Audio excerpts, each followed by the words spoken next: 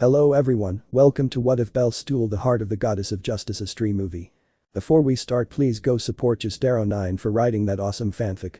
This is the translated version I made. There will be some mistaken characters' gender, but of course Belle is a male. Belle arrives in the city of Orario with the intention of becoming a great adventurer, but not before completing a task for his grandmother, which was to deliver a letter to the goddess of justice, Astrea, without knowing that this same letter would change his life completely in that city. Prologue. Well, I'm here now. These were the words spoken by a boy who looked to be around 17 years old, with white hair and red eyes, observing the enormous city in front of him. It had been no more than 10 minutes since he had crossed the entrance and received an interrogation from the guards, allowing him to enter the famous city of Arario, where dreams could come true. He had to admit that he was excited to experience new adventures in that incredible city. I should start looking for a god who will accept me into his family, Belle thought, not very sure. Although he immediately remembered something, shaking his head. No, Grandma asked me to deliver this letter to the goddess Astrea as soon as I arrive in Arario, she thought, looking at an envelope in her hands. She'll probably be angry with me if I don't obey her. It's best to deliver this letter and then find a family. Before leaving his home, his grandmother stopped him and gave him an envelope. Wait, Belle, take this letter. As soon as you arrive in the city, I want you to deliver it to the goddess Astrea and wait until she finishes reading it. I hope you don't forget. These were the words he said to her before giving her a farewell hug and leaving his town, being seen off by all the inhabitants who wished him good luck. But he didn't even tell me what the goddess Astrea looks like, he thought with an anime-style sweat drop. All he knew was that she was the goddess of justice and that her family consisted only of women.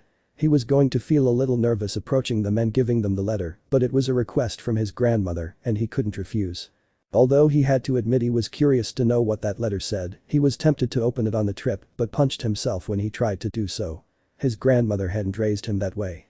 It's best to start looking, he thought, beginning to walk and venture deeper into the enormous city. One of the many things her grandmother had told her was that the city had been at war 2 years ago with an organization called Evilis, which caused many tragedies, but in theory they were now at peace, and that made her happy. I wonder if my level will be enough to protect me from anything that might happen, he thought somewhat doubtfully, touching a sword that hung at his waist. I knew the people in Arario were much stronger than outside, I just hoped I could hold my own and not look like a weakling. Even so, I'm surprised at how big the city is, he thought in amazement, since it was the first time he had been in a city. But he couldn't get distracted. He had to find the goddess Astrea first before exploring. Maybe I should ask someone. If I keep going like this, I'll never find her, he thought, looking around for someone trustworthy to ask. But then he saw a man running towards him with a desperate expression. Get out of the way, brat. The man shouted, pushing Belle and continuing to run. Wow, that's pretty quick, Belle thought, slightly surprised. However, he was even more surprised to see a very beautiful woman running from the same direction, probably following that man. The woman wore a red kimono and carried a sword at her waist. What stood out most about her was her beautiful long black hair and the serious expression that made her look even more beautiful. She was an Asian woman. The beautiful girl just sped past, chasing the man and creating a slight breeze with her speed. Meanwhile, Belle just stood there watching where the woman had gone. He's probably a thief and they're trying to catch him, Belle thought, touching his sword and wondering if it was right not to have helped, although it was normal. He didn't know the man and couldn't attack him without knowing what he had done. Huh. A few seconds were enough for Belle to notice a detail which frightened him. My sword, he whispered, noticing his trusty weapon was missing from his waist. That guy stole my sword. Perhaps because he was new in town and a little distracted by seeing something new, he didn't realize that the moment he bumped into him, he took his weapon. Hey, come back here. And using great speed, Belle began to run in the same direction as the man and the Oriental girl, hoping to catch him. Luckily, his grandmother left him in his freed state. He still had his fauna and strength, but he was free to receive the new fauna of a god. That's why he could run so fast. Not to brag, but speed was his defining characteristic. I only looked away for a second. He thought, disappointed. So many years of training and he was careless with such a simple theft, surely his grandmother would be disappointed. Luckily, he didn't have to run far when he saw the same man lying unconscious on the ground in the distance and the beautiful Oriental girl standing there chatting with some exhibitionist men who were wearing elephant masks on their faces. But she paid no attention to it, watching with joy as her precious sword lay on the ground next to the man. He had probably dropped it when the girl hit him. He had fought alongside her for so many years that he was now part of her body. He was a precious gift from his teacher, after all. Phew, it's in perfect condition, Belle sighed in relief as he arrived at the place and took the sword in his hands. What are you doing? But a female voice pulled him from his thoughts, directing his gaze towards that place, seeing that it was that same Oriental girl. Now that she wasn't running, he could see her better. She was much more beautiful than he had thought, with very fine features, almost like royalty. Ahem, you see, this man stole my sword while I was escaping from you, so I came to get it back, he explained as calmly as possible, so that she wouldn't think he was a thief too. I see, so I steal from you too, the girl whispered, letting out a tired sigh. While running away from me, I steal a few things from the people I bump into. I'll have to return the things I steal. Wow, he's skillful, he said in surprise, looking at the man being led away by the men in elephant masks. Luckily, I got my sword back. Meanwhile, the Asian girl just looked curiously at the boy. I haven't seen you before. Are you new in town? She asked, a little curious, as she took the 3 items the guy had stolen in her hands and then handed them back to their owners. Yes, I've been here for less than an hour. Well, that was quite a first impression, the Asian woman said with a hint of mockery. I hope this isn't a bad omen. A shiver ran down Belle's spine, hoping it wasn't that. I hope not. Well, good luck in the city. And with those words, the Oriental girl turned around, ready to leave and hand over the stolen items so she could relax. Meanwhile, Belle just watched her, remembering his main objective for the day. That girl seemed trustworthy, so I would ask her about it. I didn't want to be wandering around the city. Sorry. What? She said, surprised, stopping at the sudden call. Do you know where the goddess Astrea is? He asked curiously, hoping she knew the answer. The girl's calm face changed to an extremely serious one, narrowing her eyes. Why are you looking for her? She asked, staring at him. Well, I have some business to attend to with her, I explained, a little surprised by her sudden change of attitude. What kind of matters? I need to give you something. The one you want to give him. The card.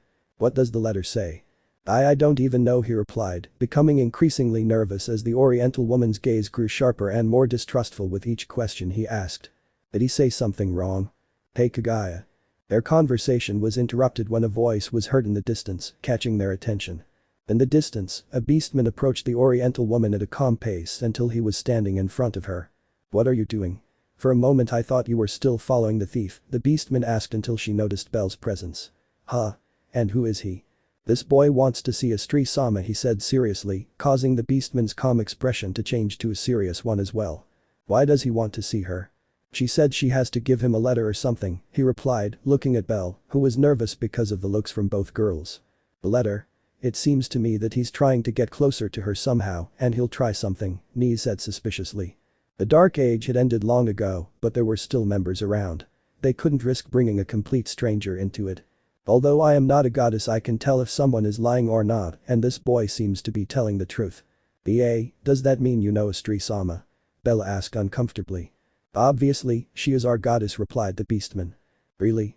Wow, that's good, I won't have to wander around the city looking for her anymore, he sighed in relief. Is that letter so important that you have to give him? Kagaya asked curiously. Well, my grandmother said yes, he replied, not very sure. The Oriental woman only observed her friend beastman, who did the same. What do you say, Knees? Should we take it? I asked, not very sure. I don't know, I don't like the idea of bringing a completely unknown man before our goddess, the beastman replied suspiciously. That can be fixed quickly. If he tries anything against her, I'll cut off his head, Kagaya said with a small smile, sending a shiver down Belle's spine. I won't try anything and bad, I promise, I stammered, not wanting to make a bad impression. Alright, follow us. First we'll return what we stole, and then we'll go see Astrea-sama, Kagaya said, starting to walk alongside Knees while Belle followed behind. And remember, don't try anything funny. Oh okay. Great, his first day and he was already scared. He never imagined that the women of Orario would be terrifying, although compared to his grandmother, they were very kind. His grandmother was a total tyrant with people except for him. I will deliver this letter as quickly as possible to end this, he thought, no longer wanting to have that uncomfortable atmosphere around him. Well, both women glanced sideways at the albino, alert in case he tried anything suspicious. They couldn't trust a stranger. By the way, what's your name? Kagaya asked without turning to look at him. Bellcranel, he replied, trying to sound calm. After that response, the Oriental woman remained silent, continuing on her way, while an anime-style droplet appeared on Belle's face. I thought she would tell me her name, he thought, disappointed. After walking for a long time delivering the stolen items, they finally headed to the place where the goddess Astrea was. Wow, Belle whispered in surprise upon seeing a moderately large mansion with a beautiful garden surrounding it and a large courtyard enclosed by a huge wall. "This is the Astrea family headquarters," Nii said, turning to look at Belle. "You'd better be polite in front of Astrea-sama. SC. And before you enter, hand over your sword," Kagaya demanded, extending her hand. "Huh? Why?" "It's just a precaution, as long as you don't do anything crazy in front of our goddess, I'll return it to you when you finish your business," he explained, still extending his hand. Belle, still not entirely convinced, took the sword and handed it to the Oriental woman, who, upon receiving it, looked at it in surprise.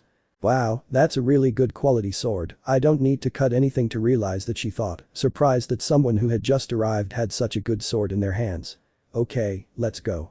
The two girls opened the gates of the mansion and went inside while Belle followed behind them, observing the place in amazement. "He has a very beautiful garden," he thought as he saw the beautiful flowers, feeling a little envious since the ones he planted never bloomed so beautifully.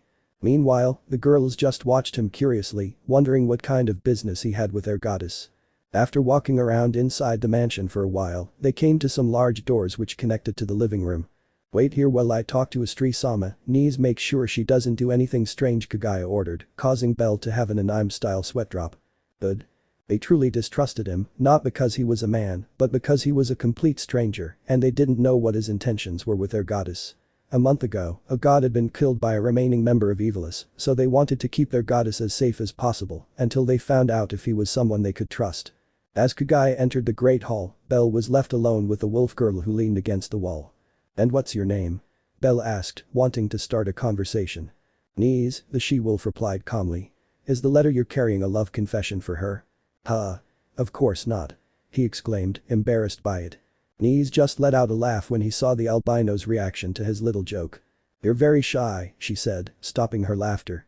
"I'm sorry if we're being overly distrustful, but it's to protect our goddess." "Relax, I understand," he said, calming down again. "But I swear I have no bad intentions." "I hope so, I'm starting to like you," she said with a smile. After that short conversation, they both continued waiting for a few more seconds until the door was opened again, with Kagaya peeking out. "Come in." And with those words, Belle sighed, trying to relax, and entered the room while Knees followed him from behind. Upon entering the place, I observed that it was a very beautiful large room. The family was very careful with the decorations. And sitting on all the sofas in the room were 5 other girls besides Knees and Kagaya. There was an Amazon, a dwarf, a pink-haired hobbit, a bespectacled elf, and a black-haired human. With so many beautiful women around, Belle became much more nervous as they were all staring at him with curiosity. But among them all there was a much more beautiful woman sitting on a sofa in the center. She was a beautiful woman with a white dress and beautiful brown hair, wearing a beautiful smile on her face, a smile that gave her great warmth. How beautiful, thought Belle, quickly realizing that she was the goddess Astrea. Has Alias's group not arrived yet?" Knees asked, not seeing the rest of the family. "They'll be late, you know Alias likes to wander around the city when she's on patrol, they'll take their time," said Kagaya, walking to a sofa and sitting down. Meanwhile, Belle just stood there, incredibly nervous at being the center of attention for all those beautiful women. "What's your name?" the goddess asked in a soft voice, noticing how tense the boy was. "Bellcranel, it's a pleasure to meet you, Goddess Astrea," he introduced himself, bowing slightly to her. Luckily, her grandmother had given her many lessons in manners, so she wouldn't make a bad impression. "Kagaya told me you have something for me. Is that true?" she asked curiously. "Oh yes, I have this letter," he said nervously, taking it out of his pocket. "A love letter? If that's the case, you have my respect for coming to give it to me personally." These were the whispers spoken by the Amazon and the black-haired human, while the pink-haired hobbit let out a laugh at what her companions had said. Elle, meanwhile, was embarrassed by it, hoping the goddess wouldn't misunderstand everything. "My grandmother asked me to give her this letter as soon as I arrived in Orario," he said nervously, approaching the goddess to give her the envelope. While the rest, despite having calm and curious expressions, were alert in case she tried anything against her. "Did you just arrive in the city?" Astrea asked curiously, taking the letter in her hands. "Why yes, it wasn't more than an hour ago." "I see, so a letter from your grandmother for me," he said, looking at the envelope and wondering if it was someone he had met on his travels outside of Arario. Why did he believe in Belle? Easy, she was a goddess and they couldn't lie to her, and she saw that the albino was telling the truth. While the rest relaxed seeing that he didn't try anything, if he were lying his goddess would have already warned them, so for the moment he was someone they could trust. "Do you mind if I read it now?" "Not at all, my grandmother told me to wait until I read it." Upon receiving confirmation from the albino, the goddess opened the envelope and took out the letter to begin reading it. The rest just watched Astrea intently, waiting to find out what the letter said or trying to read her expressions. "What?" was the surprised whisper the woman let out as she began to read it. It just meant that from the first paragraph there was already something surprising, now everyone was curious to know what it said. While Bell hoped his grandmother hadn't gotten him into trouble with that letter, he just wanted a quiet day on his first day here. After a few minutes of reading it over and over again, Astrea sighed, looking at Bell. Bellcranel, right. SC. Before I ask you about this, I'd like to ask you a question, he said seriously. See, sure. Do you know who your grandmother really is? Upon hearing that question, Bell was surprised, not expecting him to start with that. Well, he stammered, glancing sideways at all the girls present who were looking at him. And Astrea noticed that when she saw that he hesitated to speak. Relax, all my girls are trustworthy so they won't say anything about what comes out here, so tell me the truth, she said in a soft tone, wanting to calm him down. Okay, I agree, letting out a sigh to relax. My grandmother is the goddess Hera. What? It was the loud scream that was heard throughout the room from all the girls except Astrea, since she knew at the moment she read the letter. Hera? The goddess who was once the most powerful in Orario? Kagaya asked in surprise, not believing that this boy had such a deity as a grandmother. Herself, Bell confirmed nervously. Haha, this is getting interesting, the hobbit giggled softly, settling into the sofa. Brahma. As far as I know, gods can't have children, Nee said, surprised. I call him that affectionately, I explained with an embarrassed smile. How lovely, commented the Amazon with a smile. Astrea relaxed when she saw that Bell was telling the truth, although the issue of the letter remained. You're asking me for something very difficult, Hera the goddess thought doubtfully. And what does the letter say? Asked a bespectacled elf shyly. Yes, what does it say? Bell asked curiously. Don't you know what the letter says? Astrea asked, surprised. No, he didn't tell me anything. I see, she whispered, reading the letter. If I had known what the letter said, I wouldn't have come in the first place. He seems like a very shy boy, she thought, seeing Bell's embarrassed face. Come on, goddess, don't be so mysterious, Kagaya pleaded impatiently. In short, your grandmother Hera wants me to bring you into my family, I explained as briefly as possible. What? Another loud scream echoed throughout the headquarters. Even those who seemed calmer screamed in surprise. If the rest of the family had been there, the windows would have been broken. And it just keeps getting more interesting, whispered the hobbit, magically producing some popcorn. Join the family, Bell said in shock. Yes, Hera wants you to belong to the family, Astrea repeated, seeing how some were about to protest. It's not to be mean, but in our family there are only women, we can't just accept a man like that, said the black-haired human. That would be awkward, the elf whispered shyly. Not to mention that many men would go crazy seeing that there is a man in the family wanting to join too, said the dwarf, also not very pleased. Meanwhile, Astrea remained silent, listening to her daughter's opinions. Personally, I don't care, I don't see him as a bad person, but I know very well that the vast majority won't be comfortable with this, Nee said, crossing his arms.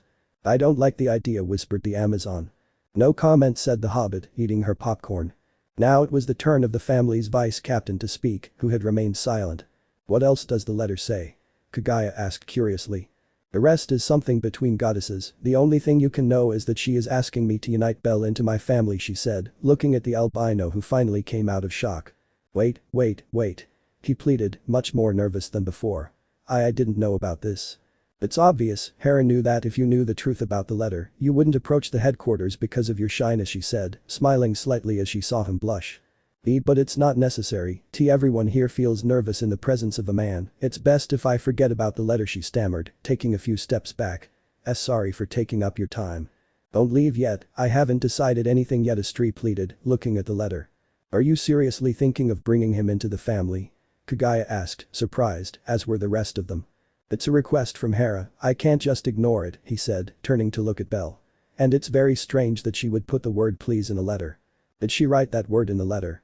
Bell asked in shock, not believing that her tyrannical grandmother had used one of the words forbidden to her. Is it really that surprising? Asked the hobbit, puzzled. Hera was always a very proud person, I never heard her say the word please, she was someone who only gave orders and nothing else, so saying that means a lot to her that you do her this favor, Astrea explained, already close to making her decision in her mind. But we can't just make this decision like this. We'd be breaking one of the family rules, Kagaya said, looking at Bell. We should consult with allies to see what she thinks about all this. No, I've already made my decision, she said, standing up. I will accept Bell into the family. The albino was shocked again upon hearing those words. Had he heard correctly? Are you serious? Kagaya asked in surprise, as did the rest, not expecting their goddess to make that decision. Additionally, I know it's difficult for all of you to accept a man into the family, but please, I hope you understand, he said, looking apologetically at his daughters, knowing that he had made a decision that none of them agreed with. Be but a man, whispered the elf. I'm sorry, Astrea apologized to the elf, knowing that of all of them, she was the one who had the most trouble relating to others because of her shyness. Meanwhile, Kagaya just squinted at her goddess. Astrea-sama wouldn't accept a man into the family just like that. That letter must mean something more for her to have accepted him, she thought, drawing her own conclusions. Kagaya, said the goddess, turning to look at her daughter, waiting for her opinion on the matter.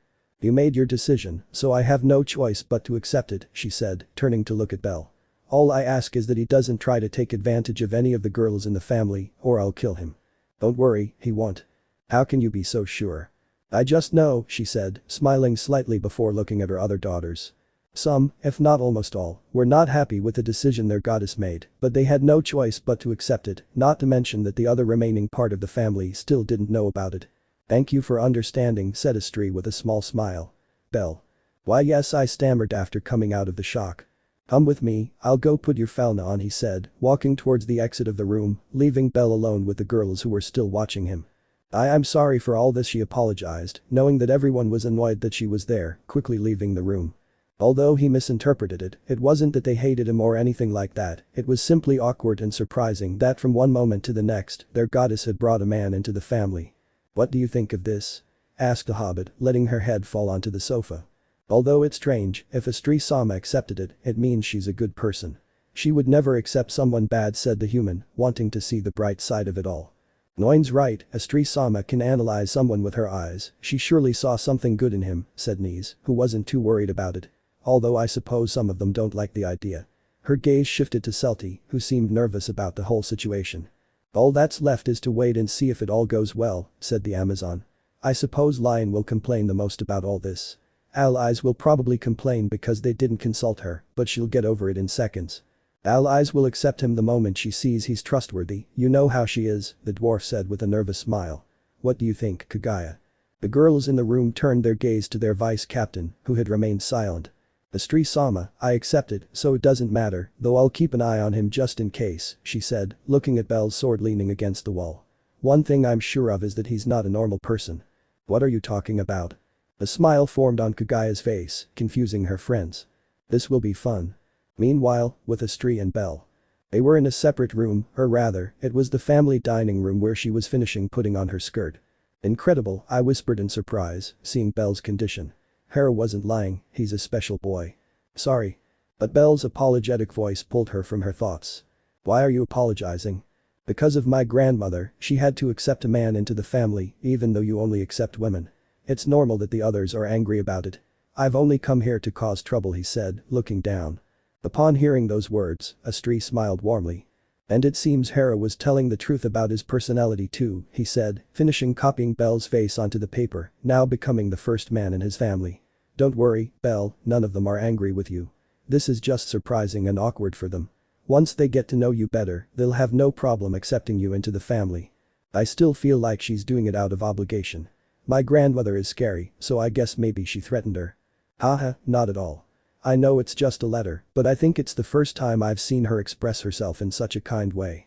She's never behaved like this before, she smiled slightly, trying to cheer Belle up. So don't feel bad. I always have the final say, and if I accepted you into my family, it was of my own free will. I'm grateful to Hera for sending that letter. While Belle, still not entirely convinced, decided to believe in his new goddess. Now let's go, I'll show you your room, he said, standing up. Actually, Belle stopped her before she could take another step. I think I'll pay for a room at an inn in Orario. The others are already uncomfortable with me being part of the family, so it's best to live somewhere separate so as not to make them more uncomfortable.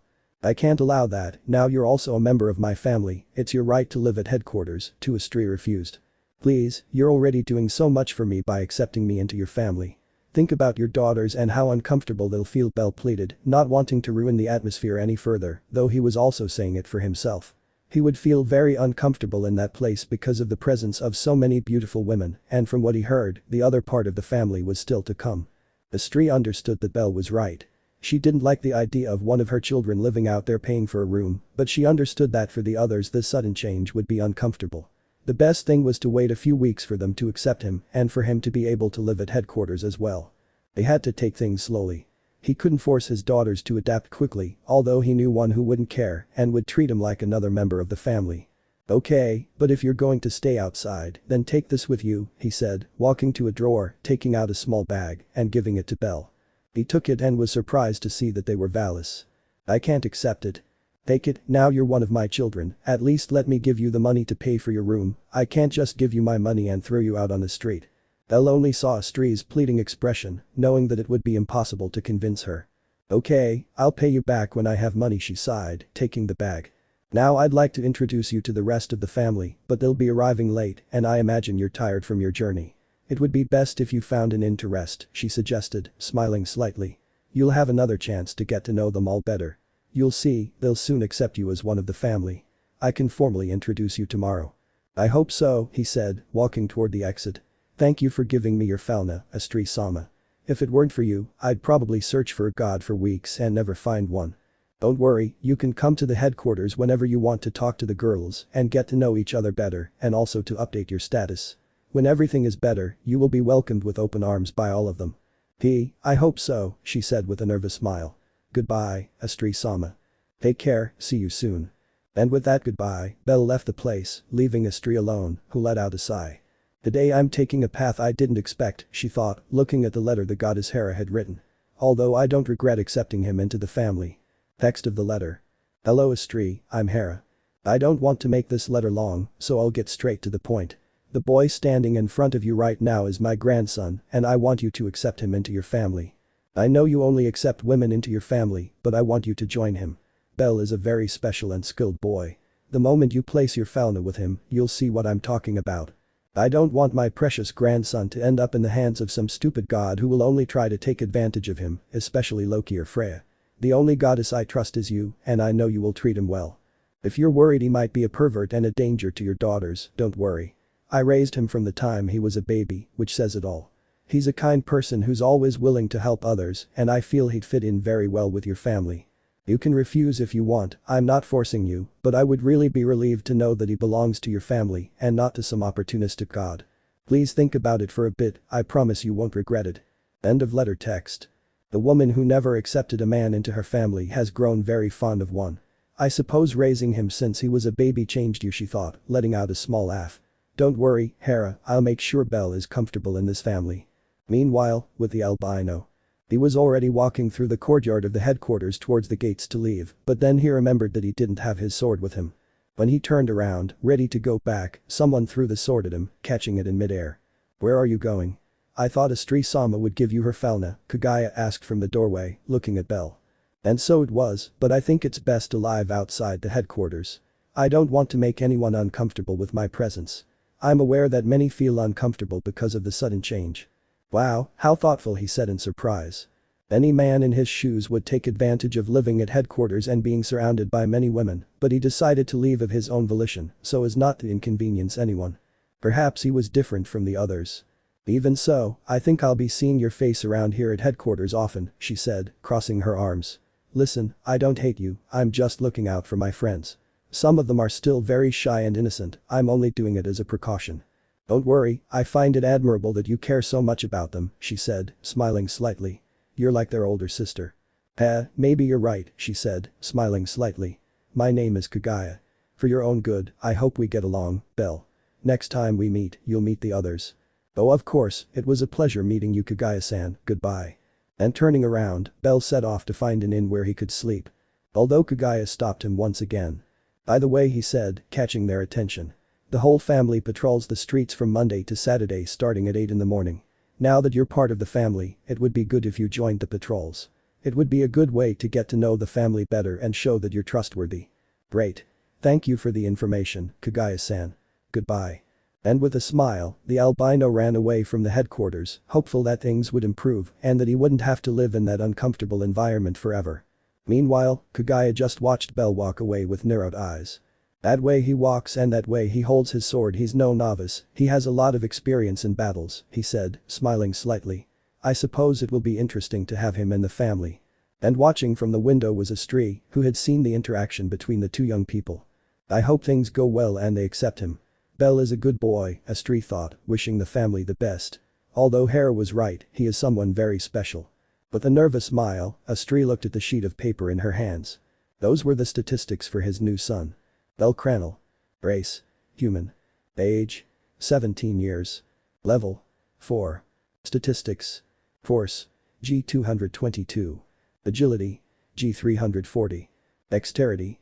H180. Resistance. G299. Magic. The 99. Development skills. Hunter C.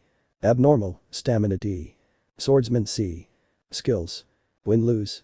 One of the user's stats is boosted by 1 level in exchange for reducing another stat by 1 level. Both the boosted and reduced stats are chosen randomly. The effects last for 3 minutes and you must wait another 3 minutes before using it again. Sword of Light. The user concentrates a large portion of their energy into one arm, allowing them to attack with their weapon at high speeds without stopping. Constant use increases the strain on the arm being used. Spells. Azure Comet. Magic without singing, launching a powerful comet towards the opponent. Half of this magic uses the user's mana and the other half uses part of their life energy. Their presence will bring interesting things to this family, Astrea thought with a smile. And so the Astrea family had the first man in their family who would be full of surprises. End of prologue. Chapter 1. Getting to know the family. What? It was night in the city of Orario and in a certain family where only women belonged until recently, they were all gathered having dinner and those who were not there during the day received the shocking news. "The man?" exclaimed the four in surprise, while the rest were already expecting that reaction. "Yes, he became one of the family a few hours ago," said Astrea, calmly eating her dinner. "How could you not consult me? I'm supposed to be the captain," exclaimed a very beautiful red-eyed girl with a hurt expression. "I'm sorry, allies, but I had to make that decision. He's a good boy and I feel he'll fit in very well here," Astrea apologized with a slight smile. "When you meet him, you'll see what I mean." While the red-eyed now known as allies just stared seriously at her goddess, it seemed as if they were having a staring contest. But seconds later she smiled happily. "If you say so, then it must be true," I accepted without further ado as I began to eat my dinner like a squirrel. I knew she would say something like that, the rest of those present thought as they let out a sigh. "Wait. This isn't right," shouted a blonde elf, standing up. "Why Ryu?" the goddess asked, already expecting that reaction. "Our family is all women. We can't accept a man," she said, refusing to believe it was true. "Why did Astrea-sama do it?" "Because it was Hera's request. Besides, he's a special boy, he'll be a great help in protecting the city from the remaining members of Evilis," she replied confidently. "Hera?" those who were not present said, confused. "What does the goddess Hera have to do with all this?" asked a human with blue hair. "The newest member of the family is the grandson of the goddess Hera. Well, they're not related by blood, but she loves him like her grandson," I explained, surprising those who didn't know. "That's incredible," allies exclaimed in surprise. "Even if he is the grandson of the goddess Hera, I cannot accept him," the elf refused. "Please, think this over again. We cannot have a man in the family." "Lion, Astrea-sama has already made her decision, so don't complain," Kagaya said, starting to get tired. "Please, Ryu, you don't know him yet. I'm just asking you to give him a chance. I don't want him or any of you to start feeling uncomfortable in the family," Astrea pleaded sadly, looking at all her daughters. "You're family now, so please don't push him away." Those who were against it simply looked away in shame as they saw their goddess was working hard to make it work. While Ryu, although still not satisfied, decided to sit down and obey his goddess. Although seconds later a question began to linger in his mind, just like everyone else's. "Where is he?" allies asked excitedly. "I'd like to meet the new recruit." "It's not here," he replied, taking a sip of his coffee. "Isn't she here?" the elf asked, puzzled. "He decided to leave of his own free will. He said he didn't want to make anyone here uncomfortable with his presence, so he decided to go and pay for a room and live on his own," she explained, surprising everyone who didn't know about it except for Kagaya, who was already aware of it. "What? But now he's part of the family, it's his right to live at headquarters," allies said, not very happy with the decision she had made. "I know, I told him the same thing, but he was already decided." "Wow, that was thoughtful of them," Niece whispered in surprise, as did the others. "Point for the rabbit," said Lyra with amusement. "See, Lion, maybe he's not such a bad guy," said Kagaya, smiling at the elf. "It's still too early to draw conclusions," she said, starting to eat her dinner, though also surprised by the decision that boy made. "I will formally introduce him to everyone tomorrow, so I hope you will treat him like one of the family. I'm not asking you to accept him immediately, but I hope you will make the effort to get to know him," Astrea said with a beautiful smile. "Yes, Astrea-sama," they all accepted their goddess's order. Some were still not happy with the decision, but for their goddess they would try. Perhaps he would end up being a good guy, as their goddess said. Others didn't care, as was the case with Knees, who only hoped that he had the fighting spirit to protect the city. Others did not accept him, but neither did they reject him, as is the case of Kagaya, who would keep an eye on him to see what kind of person he was. And then there was Alias, who was eager to meet her new partner and show him what a great captain she was. Yes, tomorrow would be something different for the Astrea family. You'll have a hard time, Belle the goddess sighed, hoping her son had found a good place to sleep. Meanwhile, with Belle. He was lying on the bed in the room he had rented at an inn. Before going to bed, he ate a light dinner that was served in that same place and then went to lock himself in his room and stare at the ceiling, thinking about what had just happened. Why did you do this, Grandma? He thought, puzzled. He was grateful to her for helping him enter a family, but he also felt sad because he wanted to enter one on his own merits, but that seemed more like a favor between goddesses. I'll have to work hard for Astrea-sama and my companions to be worthy and earn my place in the family. I can't just walk right in, he thought resolutely. Grandmother gave me the opportunity to be in this family, now I have to earn my place alongside them. He knew it would be difficult but he wouldn't give up. He would do it for his grandmother, for his teacher, for his classmates in the village, and for all the inhabitants who supported him. Although seconds later she blushed with embarrassment upon realizing a certain detail. Damn it, I'm in a family of only women again, he thought, burying his face in the pillow. It doesn't help that I'm so shy, Grandma, you've put me in a difficult situation. The rabbit wouldn't have it easy with his new family, but he wouldn't give up either. New and exciting adventures awaited him in the city of Orario. The next day. As usual, the rabbit got up before 6 in the morning to take a shower and have breakfast. Kagaya had told him that they started patrolling at 8 in the morning, and Astrea told him that she would introduce him first thing in the morning, so he assumed that he had to report to headquarters before 7 in the morning. He felt nervous, very nervous, but he was strong, he wouldn't back down. Some of them already know me, but I'll make a good impression, he thought, slapping his cheeks and leaving his room with his trusty sword at his waist. As he walked, he could see that the city was quiet, but there was still a heavy security presence everywhere, those same people he saw yesterday wearing elephant masks. Perhaps that so-called dark era had ended, but there were probably still many members of Evilis scattered about. I'll have to work hard to maintain peace in the city. I may have been able to protect the village for years, but it will be different here, he thought, clenching his fists. Astrea-sama believes I will be a great member of the family. I can't disappoint her. Thus, amidst motivational thoughts, I arrived at the gates of the headquarters where my nerves returned once again. I hope I'm not too late, he thought, opening the gate that connected to the patio and walking towards the front door. According to his mental clock, it was barely 7 in the morning, so he hoped he had arrived at a good time. Standing in front of the door, he took a deep breath to try to calm down and stood up straight. Okay, here we go. Knock, knock. And without waiting, I knocked twice on the door, hoping it was loud enough for someone to hear me. Not even 2 seconds had passed when I heard someone's footsteps running towards the door. It almost seemed as if that person was waiting for me to arrive. Welcome. The one who opened the door was the beautiful Redhead Alias, who greeted him with a lovely, excited smile. For a few seconds Belle was amazed by the girl's beauty. Or rather, all the girls he had met so far in that family were extremely beautiful, they almost looked like goddesses. No. You have to make a good impression. Don't just stand there staring at her, you'll make her uncomfortable, he thought, scolding himself. And putting into practice the manners her grandmother taught her, she leaned forward a little and brought her hand down to her stomach. Yesterday, he was so nervous that he completely forgot to introduce himself to his goddess in that way. And nice to meet you, my name is bellcranel, he introduced himself, trying to sound as calm as possible, although he stuttered a little. Huh? Alias observed, confused, the way the albino presented himself. I'm introducing myself. Haha, there's no need to introduce yourself like that, she said, taking Belle's hand and shaking it roughly in greeting. Nice to meet you. My name is Alias Lavelle, and from now on I'll be your wonderful and perfect captain. I see, so she's the captain of the family, she must be very strong. Upon hearing those words, Alias opened her eyes in surprise. Had I heard correctly? Alias-sama, she whispered in surprise. Are you alright, Alias-sama? Yes. The Redhead shouted happily. You can call me that. It's perfect. For obvious reasons, her friends never called her that, so the fact that the new member addressed her with such respect made her feel happy. She felt like a great captain. Astrea was right, he was a good boy. Come on in, little rookie. The others are in the dining room, she said excitedly, letting the albino in, who had an anime-style sweat drop at the way he was called. But I'm taller than her, he thought, remembering that he was 1 meter and 72 centimeters tall. The tallest in the family was knees at 1.70 meters, but it seems that position now belongs to Belle. Come on. Thus, the smiling allies began to lead the way while Belle followed behind her, watching her back. She's a very optimistic and cheerful person, he thought, smiling.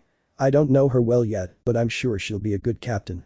After walking for a few seconds they arrived at the family dining room where all the remaining members were gathered, seemingly preparing to eat their breakfast. The moment Belle entered the place, all eyes turned towards him and he again began to feel nervous at being the center of attention. Here's the newest member, Astrea-sama, exclaimed the smiling allies. Oh, I'm glad you came early, said the goddess in a warm voice, looking at the albino. Good morning, he whispered, very nervous. But then he felt a sharp gaze which frightened him. He quickly began to look for the owner of that gaze, seeing that it was a blonde elf sitting in one of the chairs staring at him. I don't think he likes me, he thought with an anime-style sweat drop. Girls, before breakfast I'd like you to come closer so I can introduce the newest member of the family, Astrea asked, approaching Belle, as the others got up from their seats and did the same. Stay calm, Belle, he thought as he saw them all standing in front of him, some with a smile on their face, others with a relaxed expression, others shy, and others angry.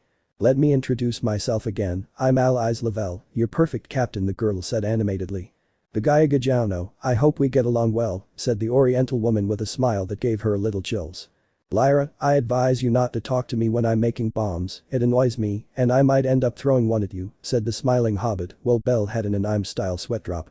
Knees Rankit, I hope we'll be great partners, the beastman introduced herself amiably. Mariu Rege, a pleasure, said a human with bluish hair with a warm smile. Noi Nanik, I hope you don't overstep your bounds with anyone, greeted the black-haired human. Iskabra, I'll give you a chance only because Astrea-sama asked for it, said the Amazon. Aston Ox, you look like a rabbit, said the dwarf, a little surprised, while Belle felt a blow to his pride. Ryan elites, relax a little, we're not going to kill you, the human introduced herself gracefully upon seeing how rigid the albino was. See Selti Srawa, nice to meet you, whispered the bespectacled elf shyly. Ryu Lion, the blonde elf said dryly. Since everyone had already introduced themselves, Astrea smiled happily, seeing that they had already taken the first step to get to know each other. One question, said Belle, forgetting his nerves. Yes. Astrea said, curious like the rest, wondering what she would ask. Lyra-san, right. He said, turning to look at the hobbit. Exactly. What do you want? Don't you have a last name? The albino asked, puzzled. The hush fell over the dining room the moment Belle asked that question, while the rest watched the hobbit, who still had a calm expression. I'm an orphan, she replied simply, as if it were something normal. I am sorry, he apologized, regretting the question he'd asked. Great, Belle. We've barely started and you've already screwed up. You're an idiot. He scolded himself in his mind. Relax, actually I like that you're so curious, she said with a big smile, showing that the question didn't bother her. Oh okay, he whispered, a little surprised that the hobbit had taken it well. I think it's your turn to introduce yourself now, said Astrea, turning to look at the albino. Oh, right, he remembered as he straightened up and placed his hand on his stomach before bowing. Nice to meet you, my name is bellcranel. The others smiled with a touch of amusement at the way the albino was presenting himself. It seems he was educated by Hera, thought Astrea, remembering that the goddess was someone who liked manners.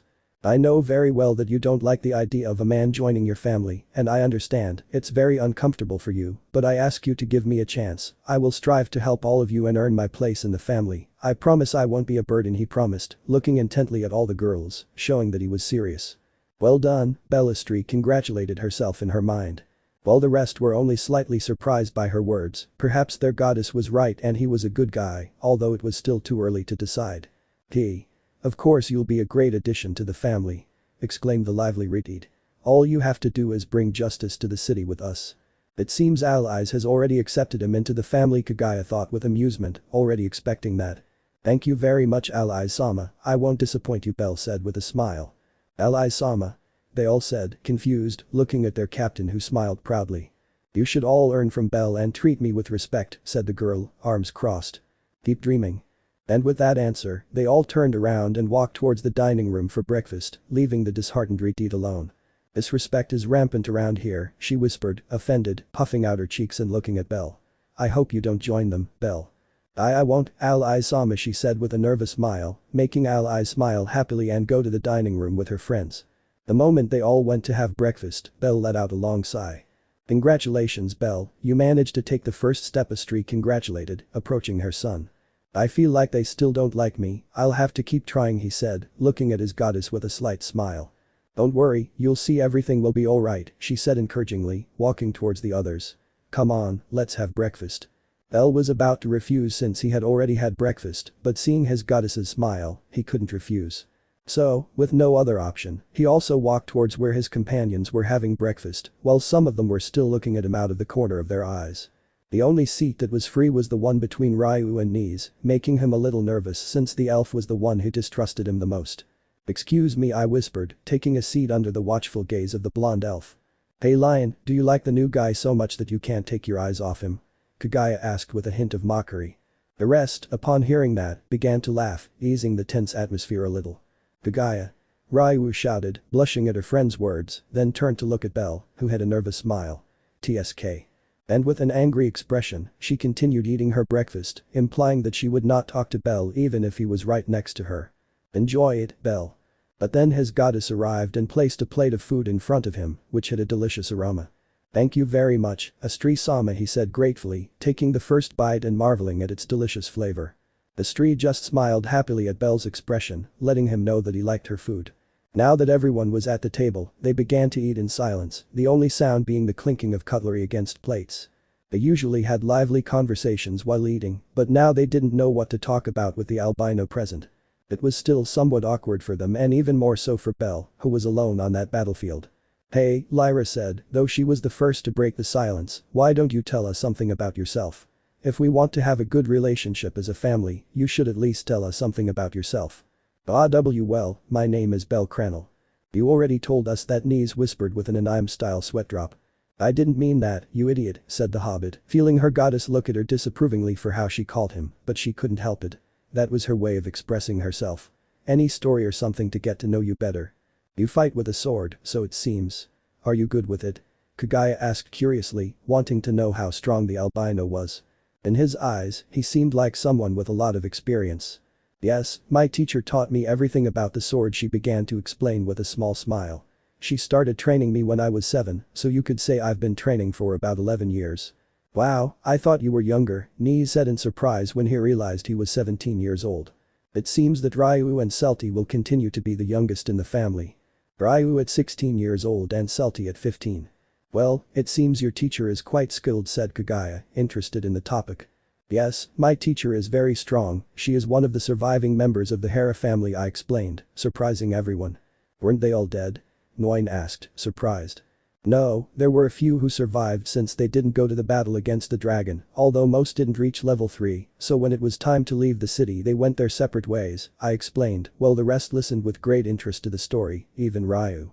When I turned 6, my teacher came to the village where I lived with my grandmother to stay there. It was at that moment that I asked her to train me, and she agreed. What level is your teacher? Rihanna asked curiously.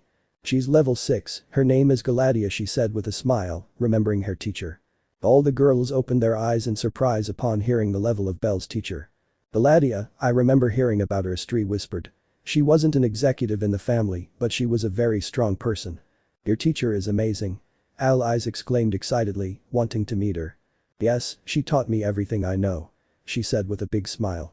Although Kagaya realized a certain detail, her grandmother was the goddess Hera and she had such a powerful teacher for 11 years, it was impossible for Belle to be a level 1. Belle, I called, catching the albino's attention. What level are you? 4, she replied simply, causing everyone to open their eyes in shock except for Astrea, who already knew. Cough, cough, cough.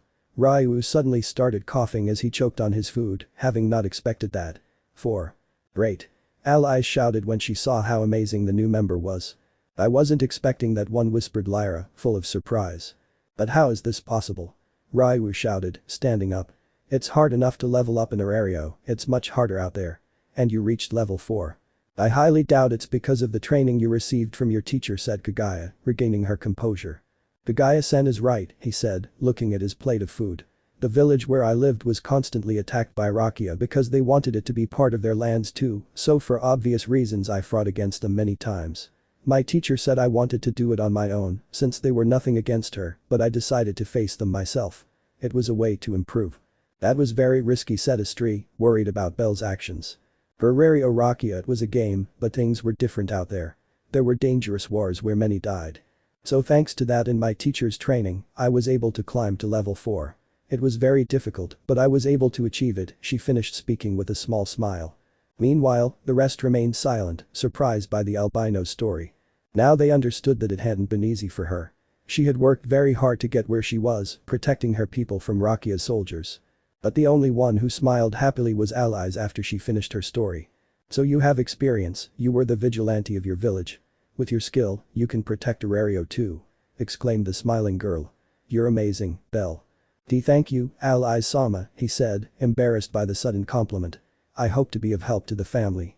I'm sure you will be, Astrea added. But I never expected you to be this strong, you're a talented person, Niz said in surprise. Hey, I have a question, Rihanna said, catching Belle's attention. Is it true that the goddess Hera is a tyrant? Well, in my opinion she is very strict, although according to my teacher she has changed a lot, compared to the past she says that now she is very kind, she replied with a nervous smile. I have another question, Astrea said, raising his hand. If you're the grandson of the goddess Hera, does that mean you're the son of one of her daughters, or did she simply take you in from somewhere? My mother's name was Materia and she was one of my grandmother's daughters, although she was very sick, she died at the moment she gave birth to me, she explained melancholically, as she had heard many stories about her mother. I'm sorry to hear that, Astrea whispered sadly. And your father? Nguyen asked. According to my grandmother, he was the scum of humanity, a member of the Zeus family, she said with a nervous smile. That means you're a descendant of the Hera and Zeus family, incredible. Iska said in surprise, as did the others. The more the conversation progressed, the more surprises the albino brought, although they all knew very well that this conversation should not leave the headquarters. It was not necessary for their goddess to remember it. Do you have any other family members? Niz asked curiously. Well, my grandmother said that I have an aunt, although she left when both families were destroyed. She says she still feels her absence, so she's probably still around the world. Don't you feel sad about it? Lyra asked, puzzled. I mean, you have a living relative, and he abandoned you. Well, no, at first I was a little depressed, but in the end I got over it. Besides, one day a letter from her suddenly arrived in town, asking my grandmother how she was, so I guess she loves me in her own way, he said, starting to feel nervous. Did you meet Zald? Ryu asked, to everyone's surprise. Zald? No. Who is he? I asked, puzzled. Ahem, you shouldn't ask Lion those questions, even though I know him, he has nothing to do with the past, Kagaya said seriously. I was just curious, she whispered, looking away. Belle remained curious to know who that man was, perhaps he was a member of the Zeus family, unfortunately his grandmother never told him about them, and his teacher always told him that he was never interested enough in them to learn their names. I have another question, said Iska, raising her hand. Very well, that's enough, Astrea said, clapping her hands. I'm happy you want to meet Belle, but I also don't want you to bombard him with questions as if it were an interrogation. You'll have more time to get to know each other. I don't want Belle to feel uncomfortable on his first day with the family. Thank you, Astrea-sama, Belle thought, touched by his goddess's gesture. Damn, I had a good question, Iska whispered, resuming her breakfast. Well, the rest, although also curious to know more about their new member, who was very interesting, decided to leave him alone and continue with their meal. It seemed they were worrying about nothing. He seemed like a good guy, although it was still a little awkward having a man in the family, they felt they could get used to it over time. Of course, some would get used to it faster than others. I think I made a good impression, Belle thought, not very sure, watching as some of his classmates started chatting amongst themselves. Then his gaze fell upon his goddess, who gave him a thumbs up, a sign that he was doing things right, and that was a relief to him. There's still a long way to go before the end of the day, I have to keep pushing myself, he thought determinedly. Some time later. Now that breakfast was finished, all the members were gathered in the living room, deciding how the patrolling would be now that Belle was in the family. Okay, Belle, the family splits into groups of 3 when patrolling the city, Astrea began to explain. Each group has a sector of the city to watch over, although we're no longer in the Dark Age, there are still members of Evilis who attack from time to time. Understood, I will do my best to help everyone, Belle said resolutely. Now you have to decide which group you will belong to. On my team. Let her join my team. Alias exclaimed excitedly. Denied, said Kagaya. Why? I asked, not happy with the decision. Your team is balanced. You have Lion, Rihanna, and Mariu, that's 4 members, the Asian woman said, then turned to look at Iska. Iska's group has Noin, Selti, and Astrea, that's 4 members too. So it would be best if he joined our group, said Lyra. It's just Niz, Kagaya, and me, and with Belle we'd be 4, so all the teams would be evenly matched. That makes sense, Belle thought. Then it's decided, starting tomorrow you'll be patrolling with them, Astrea said with a smile, looking at Belle. But I wanted him on my team, allies whispered, arms crossed, not happy with the decision, while Rihanna patted her encouragingly. Tomorrow? Why tomorrow? Belle asked, puzzled. The day you need to register with the guild as an official member of the Astrea family, and that takes some time, the goddess explained. So it would be best if you started with your group tomorrow. Understood. Although it would be best if someone accompanied you to the guild, he said, turning to look at all his daughters. Ryu, you will accompany him. Huh? Me? I asked, surprised. Yes, and I won't take no for an answer, she said, closing her eyes. Sorry, Ryu, but I just want you and Belle to get along, she thought, apologizing to her daughter. Meanwhile, Ryu just glared angrily at Belle, having no other option but to accept her goddess's request. After the registration, it would be best if you two patrolled the area around Babel and the guild together for just this day. That way, Ryu will teach you the basics so you can start learning, he said with a warm smile. Well, I agreed nervously, knowing that things would be awkward with the elf. Great. This concludes the meeting and the introduction of the new family member. I hope everything goes well and please be careful on your patrols. Yes, Astrea-sama. And so all the members began to leave the headquarters to begin their patrol, with some saying goodbye to Belle and wishing him luck with the elf, while allies, still with her arms crossed, left, not very happy that he belonged to Kagaya's group. And after a few seconds, only Belle and Ryu remained at the entrance of the mansion in an awkward silence. Belle, let's do a great job, she said with a nervous smile, giving a thumbs up. But she just ignored him and started walking, making Belle let out a tired sigh. This will be a long day. End of chapter. Chapter 2. Day with the elf. Through the streets of Orario, an elf and a human walked calmly towards the guild. Well, the word wasn't calmly, but rather with an awkward silence, very awkward. It seems she really doesn't like me, Belle thought, a depressive aura surrounding him as he watched the elf walking ahead. I knew it wouldn't be easy to fit into the family. At breakfast, when he was able to talk calmly with everyone and answer their questions, he thought it wouldn't be as difficult as he had imagined, but now that he was alone with the elf, he realized he was wrong. And it wasn't just with her.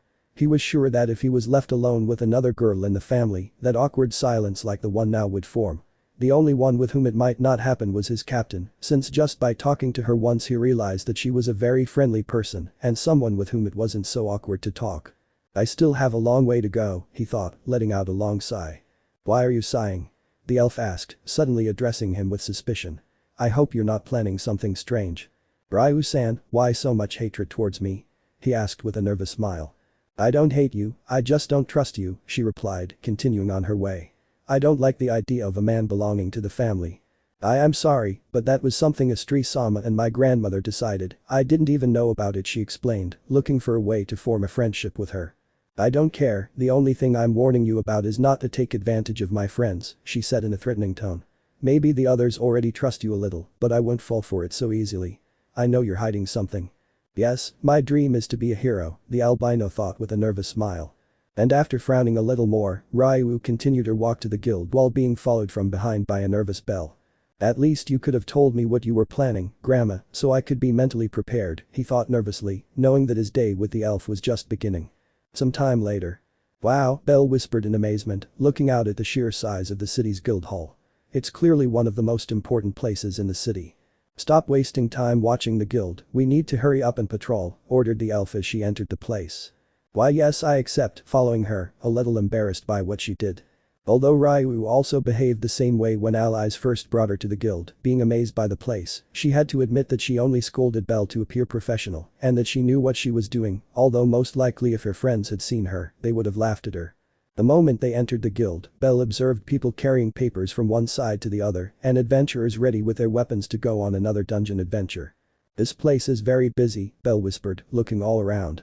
Obviously, the guild's workers have a lot of work every day, so don't distract them unless it's something important, the elf advised, walking towards the counter. Wow, she's giving me advice, he thought, a little surprised, since he thought she would only talk to him to tell him how much she distrusted him. It was already progress. Upon arriving at the counter, a very beautiful red-haired beastman woman greeted them, recognizing Ryu. Astrea family, is there anything you need? The werewolf asked calmly. A new member of the family is coming to register, she replied, not very pleased. So, a new member, where is she? She asked curiously. Ryu, with an annoyed expression, pointed her thumb behind her, meeting the innocent gaze of a white-haired boy who had an innocent smile. After the beastman woman looked at him for a few long seconds, she turned to look at the elf with a blank face. Are you serious? Even I still can't believe it, the elf sighed wearily, stepping aside to make way for the albino. And nice to meet you, my name is bellcranel, the boy introduced himself shyly. Rose Vanet, the woman introduced herself. I have a feeling that you'll soon become the envy of 80% of the men in the city. A much more nervous laugh escaped Bell as he heard those words, scratching his cheek. Well, I'm no one to ask why the goddess Astrea united a man with her family, so let's get down to business, she said, pulling out a sheet of paper. I want you to write all your information here. Don't leave out any details. Understood, he said, taking the sheet of paper and a pencil and starting to write right there on the counter. While Ryu waited patiently for the new member to become official in the family, he still couldn't believe that his goddess had brought him into the family. At least he has the necessary level to be useful and protect the city from those Evilis scum, Ryu thought angrily at that organization. Although she didn't like having a man with him, she would put up with it just to have more power to protect civilians. If he was raised by the goddess Hera and one of her members, he's surely very skilled and intelligent, he thought, looking for the positive side of it all. Let's see, thought Bell, typing in his information. First name, bellcranel, next last name damn, I already made a mistake. But I'll still have to keep an eye on him and see if his innocent boy persona is just a charade, he thought, crossing his arms. Excuse me, could you give me another sheet of paper? Bell asked with a nervous smile. Why? Asked a beastman, getting an idea of what had happened. I made a mistake here, he said with a silly smile, showing his data. Why does everyone get that part wrong? Rose asked wearily, taking out another sheet of paper and handing it to Bell. Ryu watched this with embarrassment, remembering that the same thing happened to her when she was writing her information and receiving a lot of ridicule from allies.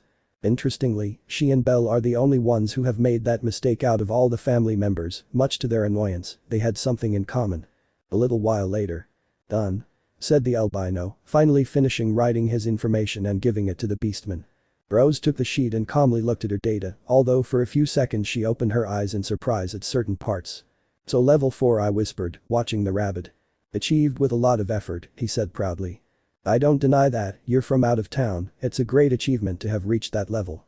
I'm sure you worked very hard, he praised, making Bell laugh sheepishly. Thank you very much, he said, blushing, while Ryu stared at him blankly. Getting back to the topic of being an adventurer, would you like an advisor? It's usually mandatory for newbies to have one, but since you're level 4 and belong to a family dedicated to exploring, you don't need one, but I'm asking anyway. Well, actually no, I already have a lot of information about the first and middle floors, so I'll be fine, but if I need help with anything I'll ask you, of course, if you don't mind. Do you want me to be a media advisor for you? Something like that. Well, it doesn't bother me, she said dismissively. All I ask is that you don't cause any trouble. Thank you, Rose-san. And that would be all, he said, gathering Bell's file with more documents. Just be careful when you go to the dungeon. There are still Evilis members lurking around. Of course, thank you and have a good day Rose-san, he said, bowing to her. Having registered, Bell left the guild along with Ryu, while Rose stood at the counter watching the place where they had gone. Is something wrong Rose? Asked a curious pink-haired girl. I feel like that boy is going to bring some surprises to the city, she said, feeling a slight headache. Obviously, he's a member of the Astrea family. That'll be the first surprise for Arario, he said with a grin. I can already imagine many men crying tears of blood when they see there's only one boy in a family full of women. It seems things will be hectic in the city these days, he whispered, letting out a tired sigh. Meanwhile, with Bell and Ryu. So what do we do now? Bell asked with a happy smile, finally being an official adventurer in the city. Wipe that smile off your face, today we have to patrol just the two of us, so we have to be more alert, Ryu scolded, jumping onto a rooftop, followed by Bell. I am sorry, I'm just excited to be an adventurer like my teacher, he apologized dejectedly. I'm just asking you to be alert for any attacks. We have to protect the civilians, she said, a little regretful for speaking to him like that and discouraging him. She couldn't scold him when she felt the same way when she became an official adventurer, the difference being that she was a total novice at the time, unlike Bell, who was already someone experienced in combat. Of course Ryu-san, I won't disappoint you or your family, Bell promised confidently. I hope so, she whispered, then slowly walked across the rooftops, alert for anything suspicious. Upon seeing this, Bell copied Ryu's attitude. He had a lot of experience since he patrolled the village where he lived along with his companions for any attack from Rakia, although the difference between Rakia and Evilis was great. Rakia barely had adventurers of level 3 and according to what he had heard, Evilis had up to level 5 adventurers. It was a clear difference. But even so, the teacher is stronger. I have to do my best to protect the city, he thought determinedly. Meanwhile, Ryu just glanced sideways as Bell activated all his senses to be alert to any anomaly that might arise. That made Ryu open her eyes in surprise. Although he looked relaxed as he walked, she could see how ready he was to attack and protect at any moment. It's good, he thought, unable to deny that. He was talented, although he didn't like to admit it, but he still hadn't earned her trust. He had to prove that he was truly trustworthy. Some time later. Both teenagers walked back and forth across the rooftops for about 2 hours, keeping an eye on civilians and others. Fortunately, Evilis seemed calm and had no intention of attacking. I was hoping to meet up with the others, Bell said, starting a conversation. They know we patrol this sector, so they won't show up, he explained, pausing on a rooftop to rest for a bit. Kagaya's group patrols the area around Daedala Street, so starting tomorrow, you'll be protecting that zone. Labyrinth? It's a very confusing place because of its many streets and alleyways, although Lyra can know the place by heart, that's why they keep an eye on that area, she said, unaware that she was starting to talk normally with Bell. And you? We patrol the area around the guild in Babel. Iska's group watches the streets between Daedalus and Babel, that way the three groups are close together in case of anything. And you patrol the entire city by yourselves. The Ganesha family helps by covering all the places we cannot patrol, except for the Red Light District, that place belongs to the Ishtar family. Red Light District? Are you going to stop asking questions at some point? Ryu asked, already starting to get tired of answering so many. Sorry, but when I don't know something I always have the habit of asking, she apologized with a nervous smile. Forget it, I whispered, letting out a sigh. Help. Both teenagers heard a woman scream for help, alarming them. They quickly looked down the street and saw a woman kneeling on the ground while a man ran by with a bag in his hands. It was clear what had happened. Great. This is my moment to show him that justice is not a game, Ryu thought determinedly. Great. This is my moment to prove I'm trustworthy, Bell thought determinedly. And without thinking twice, they both jumped off the roof and started following the thief, who got scared when he saw they were following him. He's fast, he must be a level 2 at the end of the road, Ryu thought, increasing his speed. This is my chance to show Ryu-san my skills, Bell thought as he saw that the criminal had a fauna. So each one with his objective in mind, got closer and closer to the thief, who panicked. This is as far as you go. They both shouted, jumping up to knock him out of the fight. But what they didn't count on was that they had both jumped in the same direction, focusing solely on catching the thief, and when they were close to catching him, they both collided head-on, falling to the ground in pain. Haha, you pair of idiots, laughed the thief as he continued to flee. What are you doing, you idiot? Ryu asked angrily as a bump formed on his head. To bring justice as Alias-sama ordered me, he whispered, clutching his head in pain. If you saw me going towards him, why did you jump? I asked, still lying on the ground. Honestly, I didn't realize, he said, embarrassed. PSK, we'll talk later. We have to hurry. He shouted, standing up and seeing that the thief was already some distance away. But before he could start running, a hooded person quickly approached the thief and knocked him unconscious with one blow. Wow, Bell whispered in surprise. Ryu breathed a sigh of relief when she saw the thief apprehended, though she felt a little embarrassed for having failed in such a foolish way. Let's go, whispered the elf, starting to walk. Why yes, I accept, standing up and following her companion. While the hooded figure was placing handcuffs on the unconscious man's hands and taking the stolen bag, he noticed the elf and the human approaching. Ryu! Exclaimed the person with a lively feminine voice. The woman? Bell thought, surprised, thinking it was a man. But now that he was close, he could tell that her body was that of a woman, although he was surprised to see that she had a mask covering her mouth and a hood covering her head, leaving only her eyes visible. Thank you so much for fixing our mistake, RD, the elf said, bowing to the girl. Haha, don't act like that, Ryu. We're friends. She said, throwing herself towards the elf and giving her a hug, while the latter blushed at being hugged in public by her friend. So they're friends, Bell thought in surprise, seeing how close they both were.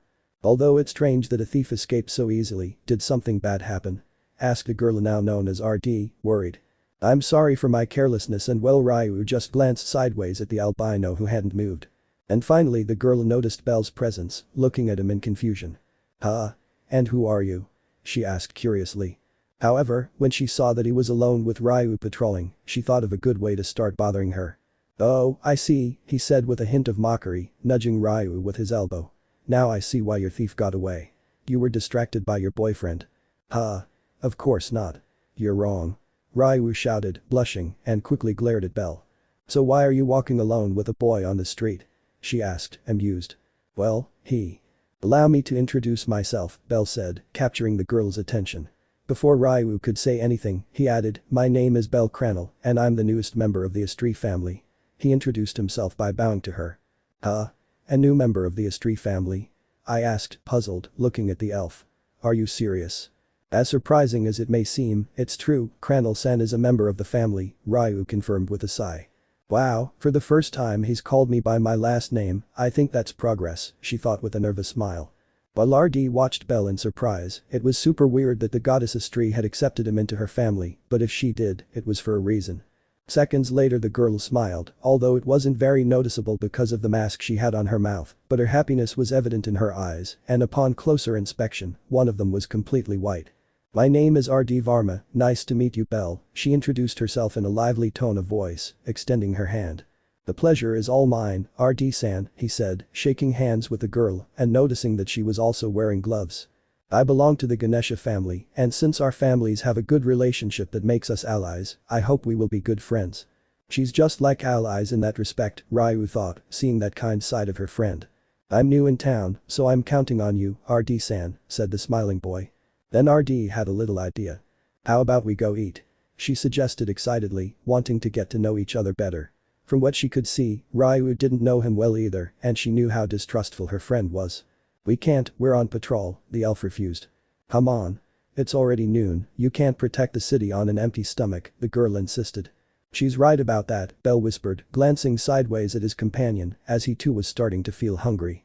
Ah, okay I agreed, letting out a tired sigh as RD celebrated by hugging her friend. Heh, she's like Alias Sama in that respect, she's very lively, she thought with a slight smile. It made her very happy to see such cheerful and happy people. It was something that eased her heart. I know a small food stand nearby, let's buy something and find a place to sit, he said, starting to walk while Belle and Ryu followed behind. She's a nice girl, Belle whispered to the elf. Yes, and you'd better not look at her with perverted eyes, or I'll rip them out myself, she threatened without losing the calm expression she wore. For some reason, that scared Belle. Some time later. Poor Jack American, please. RD called to a woman selling the food, then turned to her two companions. Don't worry, it's on me. It'll be like a small celebration for Belle joining his family. We can't accept it, Ryu refused, not wanting RD to spend money on her. Thank you so much for the invitation, RD-san, Belle said, feeling Ryu's disapproving gaze. What? RD-san is inviting us. It would be rude to refuse her kind invitation. Belle's right, it's very rude of you, Ryu, the girl scolded, pointing at the elf. Just for that, I'll buy you 3 Jack American. But. If you keep talking, I'll buy 4 for you. Upon hearing that warning, she decided to remain silent since RD was capable of doing that. Once she had bought 10, she had to share with a blonde from the Loki family since she couldn't eat any more. Moments later. Now the 3 teenagers were sitting on a bench eating the Jack American that RD invited, well, only Belle and Ryu were eating. Aren't you going to eat? Belle asked when he saw that RD hadn't bought anything for herself. No. I'm fine like this, I ate recently, she replied, waving her hands. Are you sure? Stop bothering her, she said she's not hungry, Ryu whispered, scolding Belle, who understood that he didn't have to keep insisting. Well, he whispered, taking out a Jack American. Thank you very much for the food, RD-san, he said gratefully as he began to chew. You're welcome. She said cheerfully. Don't talk while you're eating, scolded the elf, seeing Belle's poor manners. Perhaps he had been raised by Hera, but from time to time he behaved that way, even though he did it unintentionally. So? RD asked, ignoring her friend's scolding look. How did you end up joining the Astrea family? It was a strange thing, let's just say it was a deal between Astrea-sama and my grandmother, she explained, tapping her chin with a finger. I was going to refuse, but Astrea-sama didn't mind the idea of me joining her family, so here I am. If she accepted you, it means you're amazing, he praised, making Belle blush. Although RD noticed Ryu staring at her as if telling her not to praise him or something like that, they had been friends for many years, so she could tell what he meant just by looking at him. Thank you RD-san, although I don't feel worthy of belonging to the family, so I will strive to earn a place there. I'm sure you'll succeed. If Astrea-sama accepted you, it was for a reason, she said encouragingly, patting her on the back. And I'll be the first to support you. Ryu's friends are my friends too. We're not friends, the elf quickly denied. You said the same thing about Kagaya when you first joined the family. There wasn't a day that went by without you arguing, and look at you now, even though you still have the occasional small argument, you're great friends who trust each other, she said, making Ryu look away in embarrassment, knowing she was right. Wow, I didn't know you got along so badly with Kagaya-san, Belle said in surprise, looking at the elf. We just had our differences, although she was always the one who started the argument, he excused himself, starting to eat his second Jack American. Liar, sometimes she would make a small joke and you would scream as if it were the greatest sin. I'm starting to think you were just looking for an excuse to argue with her, RD commented, making Ryu blush even more. Haha, so you're one of those who look for fights, Belle laughed a little, although she instantly received a blow to the head from the elf. Stop laughing and eat, Jack American, she said, still embarrassed. Yes, I feel like you two will be great friends. Never, I hope so, Ryu and Belle said at the same time. We could even patrol together someday, the three of us, that would be exciting, he suggested excitedly. Even though almost her entire face was covered, you could see the happiness she felt. For my own good, although I don't know what Ryu-san thinks, Belle agreed, turning to look at the elf. Please Ryu, we'll make a great team, the girl pleaded, clasping her palms together. Go okay, but this guy shouldn't get in the way like he is now, I agreed, pointing at the albino. I remind you that it was both of our faults, she whispered, her face blank until she remembered something. By the way, RD-san, I see you're very strong. What level are you? My level? I'm level 4. She replied proudly. I know you're new in town and it'll be hard for you to reach my level, but don't get discouraged, you'll soon be just as strong as me. In fact, he's level 4, Ryu whispered, watching RD drop her proud pose. Huh? Level 4? He said, looking at Belle in shock. Let's just say it was thanks to my intense training and my teacher that I was able to get this far, she explained with a bit of shyness. The same thing always happened to her whenever her true power was revealed. That's incredible, RD whispered, still not believing it. The fact that someone from outside Arario had reached that level meant that he was truly talented. Now I definitely wanted to team up with him and see him in action in person. But before she could continue talking, a girl with blue hair called to RD from afar, catching her attention. Who is she? Belle asked curiously. She's my sister, it seems she wants me to return to headquarters to help her with the paperwork, she replied, a little nervous, knowing that a lot of work awaited her. Shakti thinks you're perfect to be captain or vice captain, so she's preparing you for it, Ryu said with a smile to her friend. I know and I'm happy that he trusts me so much, but I still feel nervous about not being able to meet his expectations. I don't know anything about it, but I'm sure you'll do well. Good luck, RD-san. Belle encouraged, giving him a thumbs up. The girl just looked at Belle, a little surprised, and then smiled from under her mask. You're right. Thank you, Belle, she said, standing up. I hope we can see each other soon. Goodbye. So the girl started running towards her sister who was waiting patiently until she reached her, and they started to move away from the place under the watchful eyes of Belle and Ryu. When they were alone again, the awkward atmosphere returned. RD-san is a very lively person, she reminds me a little of Alias Sama in that aspect, Belle said, wanting to make conversation. Only a little, RD doesn't have a narcissistic side like Alias, Ryu said, letting out a sigh. Narcissistic? You'll know what I mean when you get to know her better, he said, standing up. We should continue patrolling. We can't rest any longer. You're right, I agreed, also rising from my seat. Although I have a question. Why is RD-san's face completely covered? It's not something you should be interested in, and you'd better not ask him about it, come on. And with that answer, which seemed more like a threat, Ryu started walking while a confused Belle followed her from behind. Ryu-san is right, maybe I shouldn't pry into it. Everyone has their own problems and secrets, he thought, imagining that RD must be feeling uncomfortable about something in particular. Even so, I hope to be a good friend to her. And with those thoughts, both teenagers continued their patrol of the city without much trouble, just the occasional minor argument with Ryu and things like that. It would really be difficult for him to get along with the elf, although he wouldn't give up. Hours later. We now find ourselves in the mansion of the Astrea family where the goddess was at the entrance waiting for her children to arrive from patrol. The first to arrive was Kagaya's group, where Lyra and Nese decided to go for a bath, while Kagaya decided to stay with her goddess to wait for the rest. How was your day? Astrea asked, looking at Kagaya. Relax, the remaining members of Evilis are very quiet, he replied, crossing his arms. All I've been thinking about all day is how those two are doing. Are you talking about Belle and Ryu? Astrea asked with amusement. Obviously, I think it was crazy to send them together. That elf wanted to kill him with her eyes this morning, he said with a laugh.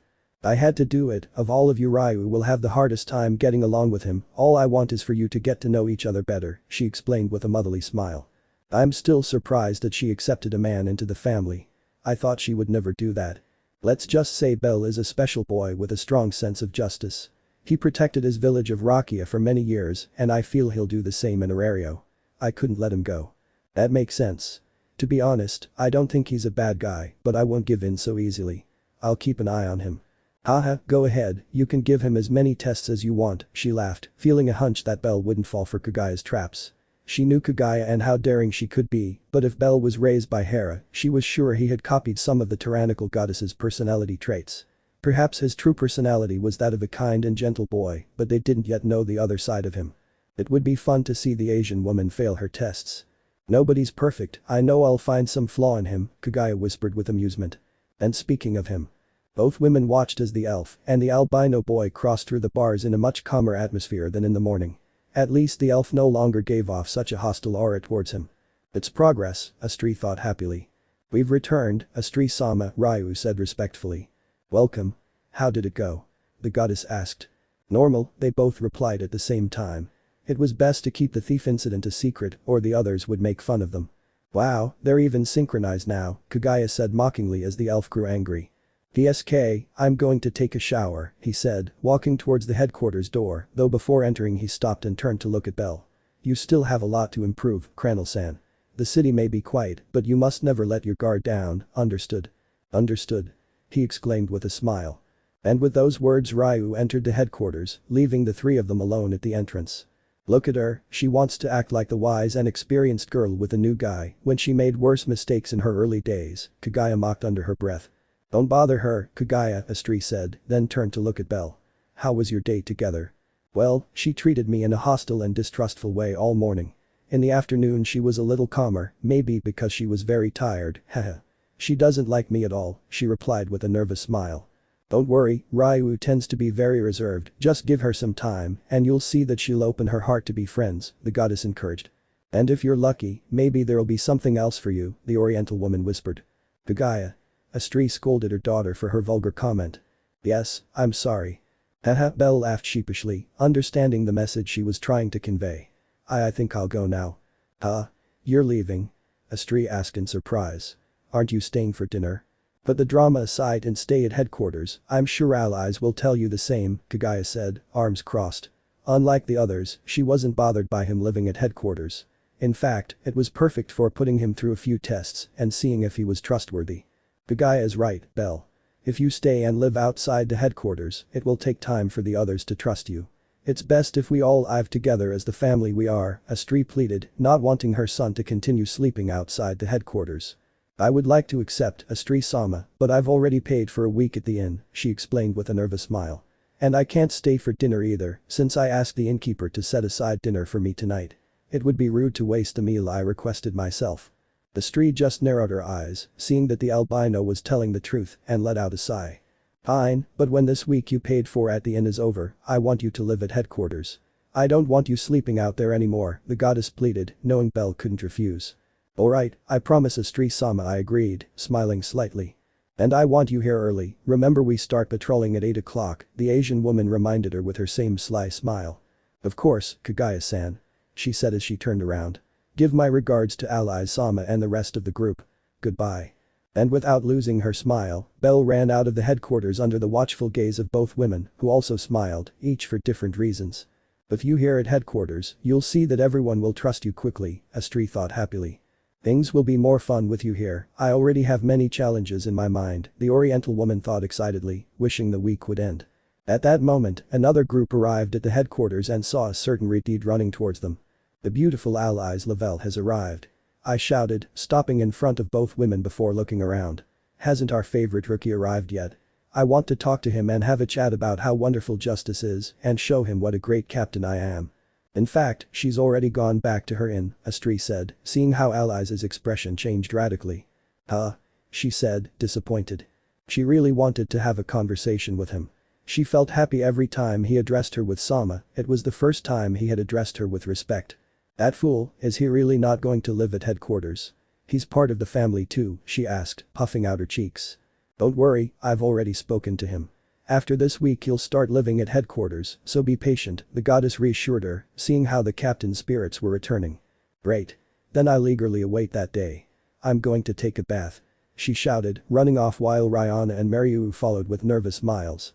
I think I'll go take a bath too, said Kagaya, walking towards the door. And what will you do? Iska's group is still missing, so I'll wait for them, she replied, her smile unwavering, as Kagaya simply shrugged and entered the headquarters. Now that she was alone again, Astrea observed the place where the albino had gone while she waited for the rest of her daughters. For some reason, I feel like I'll laugh at whatever Kagaya comes up with, she thought, letting out a soft chuckle. Things are going to be very lively around here. Meanwhile, with Belle. Upon arriving at the inn, he went straight to his room to rest for a while before dinner. Now he lay in bed staring at the ceiling of the room as he remembered everything that happened that day. He was introduced by Astrea to all the girls in the family, who had to admit that each one was very beautiful. He was put on patrol with Ryu, having one or two awkward moments.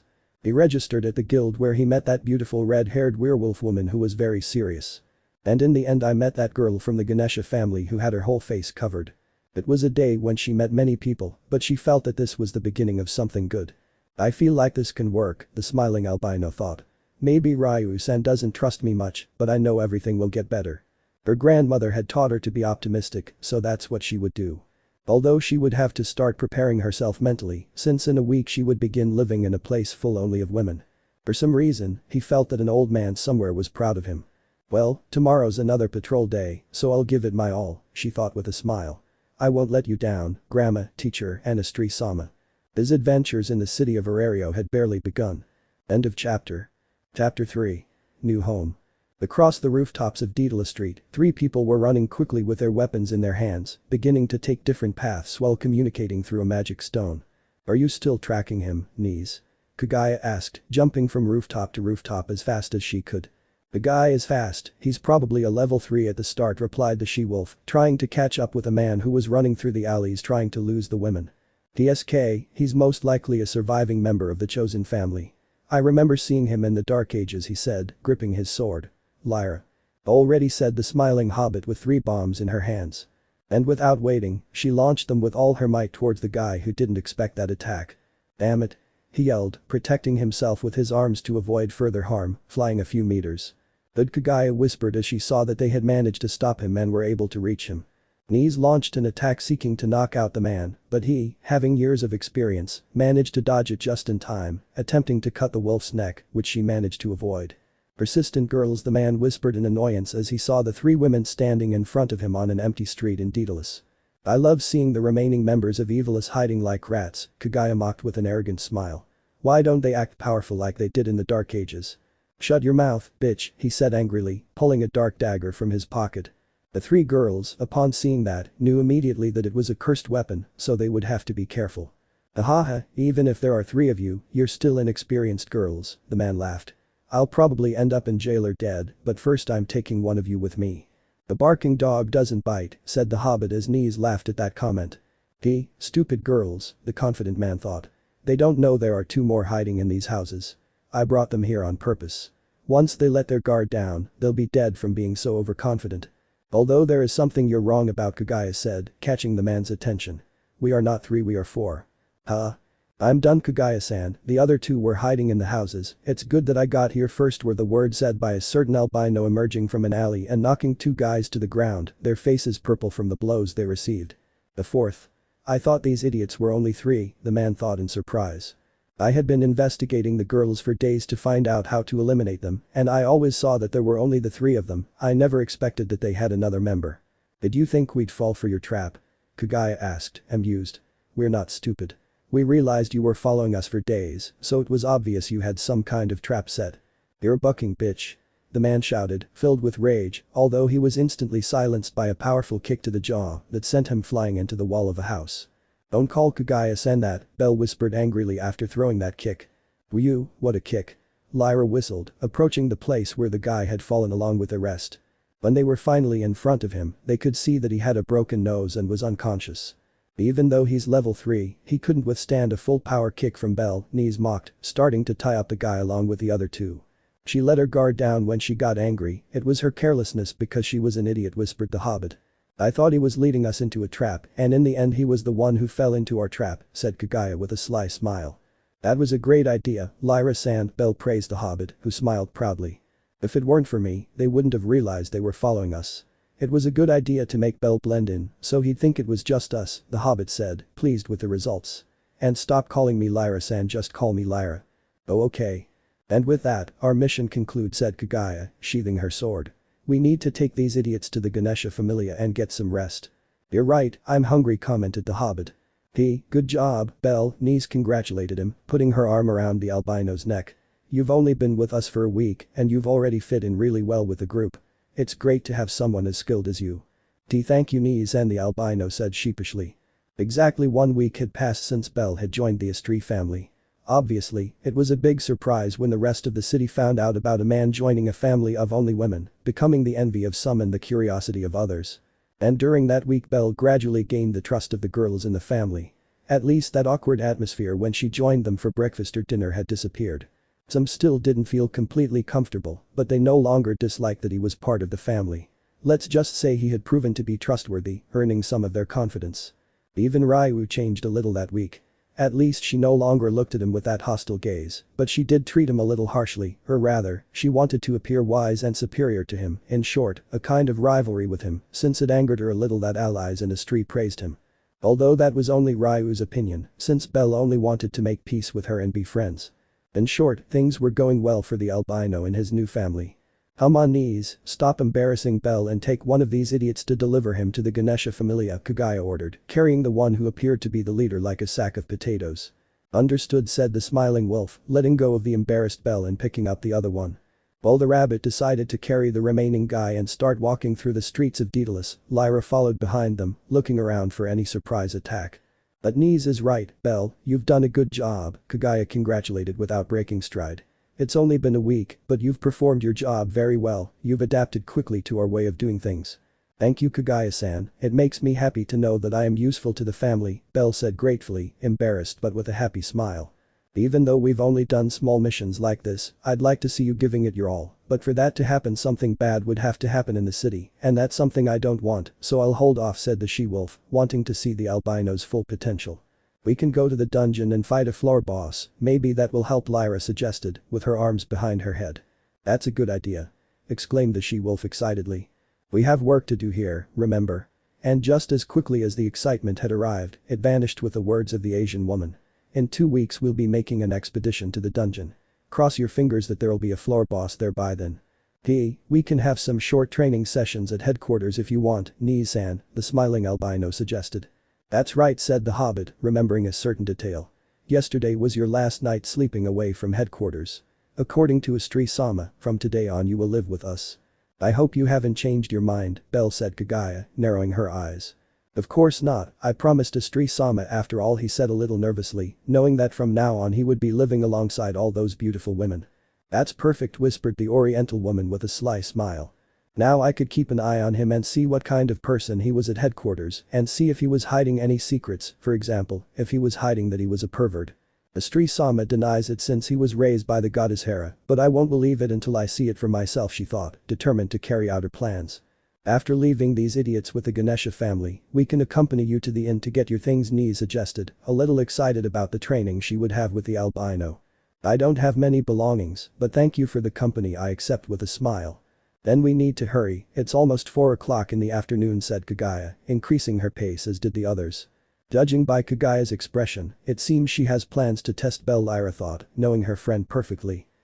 It'll be fun to see how it all unfolds. And so the group ran through the streets of Orario, taking the 3 criminals to the Ganesha family, being able to see their strange headquarters in the distance. I'm still not used to it because of how strange it is, Belle said with a nervous smile. Me neither, and I've been here for years, Nice said with an anime-style sweat drop. Well, I think that's what characterizes the god Ganesha, said the smiling hobbit. After walking for a few more minutes they arrived at the Ganesha family jail where a few members were on guard. They didn't take long to achieve their goal. They simply handed them over and stated all the reasons why they should be in jail, the main reason being that they were members of Evilis. It's a very secure prison, Belle whispered, seeing the large number of guards. Even the walls were made of a very resistant material. Obviously, said Kagaya. Down here there are even very dangerous criminals, like a few level 5s. They have to be very well guarded. Level 5, Belle whispered in surprise. You'd be surprised by the number of psychopaths down here, Nice remarked. I heard there are even criminals that the Hera and Zeus family caught and locked up here. In short, they've been locked up for over a decade. A decade in a small room must be horrible, but they deserve it, said the hobbit, shrugging her shoulders. So Grandma's family took down a lot of criminals in this prison, Belle thought, looking at the large doors that served as the entrance. I guess some of them didn't kill their opponents. He knew very well how ruthless the Hera family was in their battles, most often ending the life of their enemy, but it seemed that it wasn't always like that. Great. We've finished the job, so let's get your things and head back to headquarters for lunch, Lyra said, sounding tired. The others, agreeing with the hobbit, prepared to leave that place and end their day. But a hooded person was walking calmly near the jail, catching the attention of the four, who recognized her instantly. "Oh," said the girl as she noticed the group approaching quickly. "Hello. Hey RD, how's it going?" Lyra greeted with her classic smile. "Today I have to patrol the area around the prison until 10 o'clock at night, so I have a lot of work to do," she replied cheerfully. "That must be boring," whispered Knees, imagining walking around the same place for hours. "It's not if you enjoy what you do," he said with a smile. However, I noticed the presence of the albino who had stayed behind, letting the girls chat. "Elle. I'm glad to see you again," he greeted, approaching the albino. "Good afternoon RD-san, it's also a pleasure to see you again," I greeted with a smile. "Huh? You two already know each other?" Kagaya asked curiously. "Yes, I met her the day I patrolled with Ryu-san," I explained with a nervous smile, remembering that awkward day. "Ryu was very defensive that day," RD said with amusement. "Although I saw her this morning and she's calmed down a bit now. Your tantrum time is over, now you have no choice but to accept the rabbit into the family," Lyra said as a depressive aura surrounded Belle. "Please don't call me Rabbit. You only look a little like them," RD laughed, agreeing with the hobbit. "Your eyes and hair are what stand out most about them." "I think I'll decide to dye my hair black," I whispered, no longer wanting to be compared to a rabbit. "They're just little jokes, Belle, don't get so depressed," said the smiling Knees, stroking the albino's hair. "If you dye your hair, you'll ruin it." "If you dye it, make it pink," joked the hobbit. "By the way, have you finished your patrol yet?" RD asked, putting the jokes aside. "Yes, we were about to return to headquarters." "Why?" asked a woman from the east. "Ryu asked me to bring him a new sheath for his daggers, but as you can see, I'm going to work late, so I want you to bring them," he said, taking out the sheath which was attached to his sword, making Belle notice something and opening his eyes in surprise. "No problem, we'll give it to that silly elf," Kagaya agreed, taking the case in her hands. "Thank you, say hello for me." "RD-san. What's wrong?" she asked when she heard Belle calling her. "Isn't that logo engraved on your sword by any chance the same one that Argonaut had engraved on his?" Belle asked curiously. "Yes, when I had it forged I asked them to make this logo for it," she replied smiling, although seconds later her eyes widened in surprise as she noticed a certain detail. "Wait, do you know the story of the Argonaut?" "Sure, I'm a big fan of that story." "Really?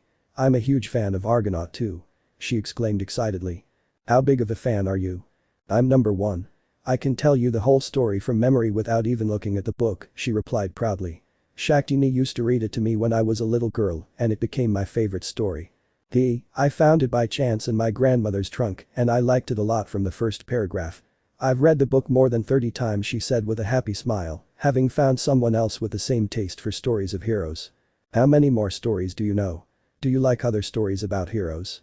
I asked excitedly. "I've read many, although Argonaut is my favorite. It's incomparable." "I agree with you. He's the best." While they chatted excitedly, the three girls watched with small smiles the interaction between the two. "So Belle likes stories about heroes, huh?" Kagaya whispered with amusement. "It's nice that he expresses what he likes without fear of being judged," Knees commented, watching as both teenagers began to list the stories they had read. "If Lion were here she'd be angry to see you stealing her friend's attention," said Lyra amusedly. "He was probably saying don't take advantage of RD or something like that," Knees added. "My favorite part is when he faces the Minotaur, I always get excited every time I read that part," said the albino. "Really? That's one of my favorite parts too," RD exclaimed, feeling happier and happier.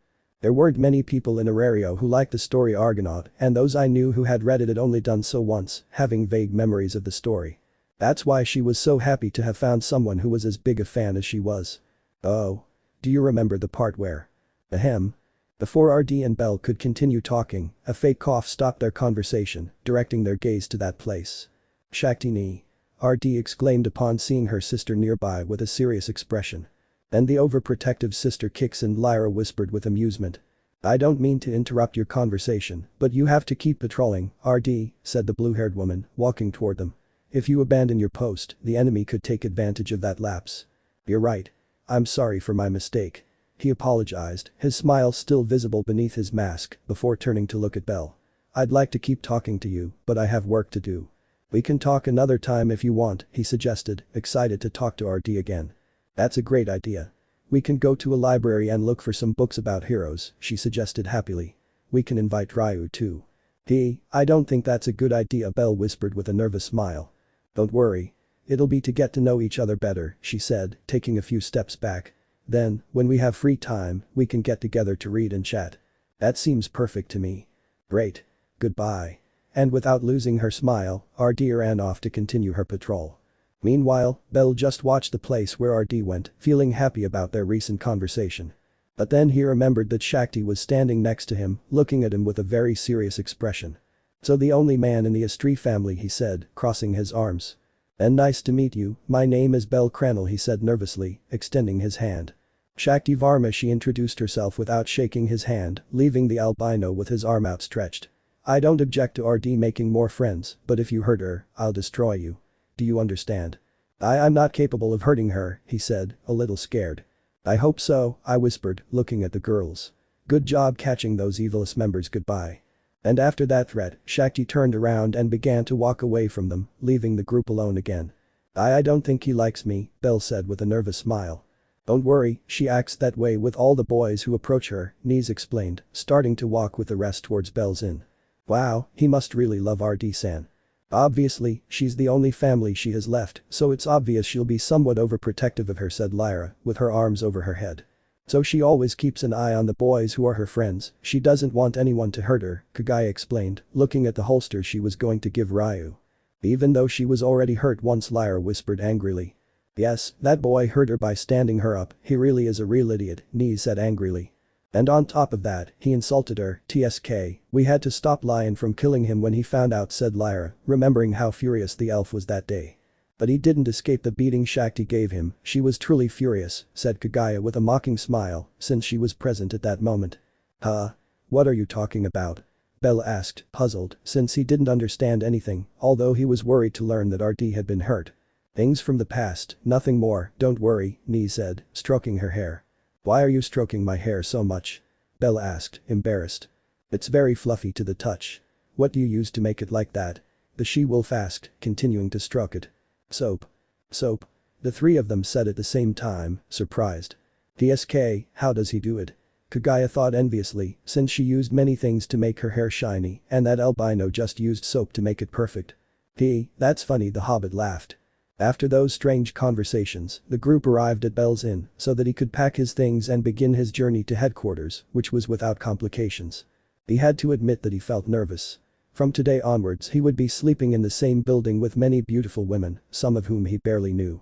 He had the best relationship with Nise, Lyra and Kagaya since he spent the whole week patrolling with them, giving him the opportunity to get to know each other better. He also had a good relationship with allies, who took every opportunity to talk to him. But with the rest, I had talked to them a little but not enough. Now that I would be living at the headquarters, I had to make an effort to get along with everyone. In 3 days it will be Sunday, we don't patrol that day so I can take advantage of it to get to know the rest better and become friends, he thought, thinking of different ways to get along with the rest. And we've arrived, said Lyra, letting out a sigh of relief as they crossed the gates of the headquarters, where their beautiful goddess was waiting for them at the entrance. Welcome, Astrea greeted them with a motherly smile, happy to see them well. And I'm glad to see you've brought your suitcases, Belle. For a moment I thought you'd refuse at the last minute. I promised Astrea-sama, I cannot break my promise. He's a man of his word, Lyra said, patting him on the back as they entered the headquarters. But seconds later he received a much harder slap that almost knocked him to the ground. Belle. I'm so glad you finally decided to live with us. Shouted the lively Reed who had already arrived with her group along with Iska's group.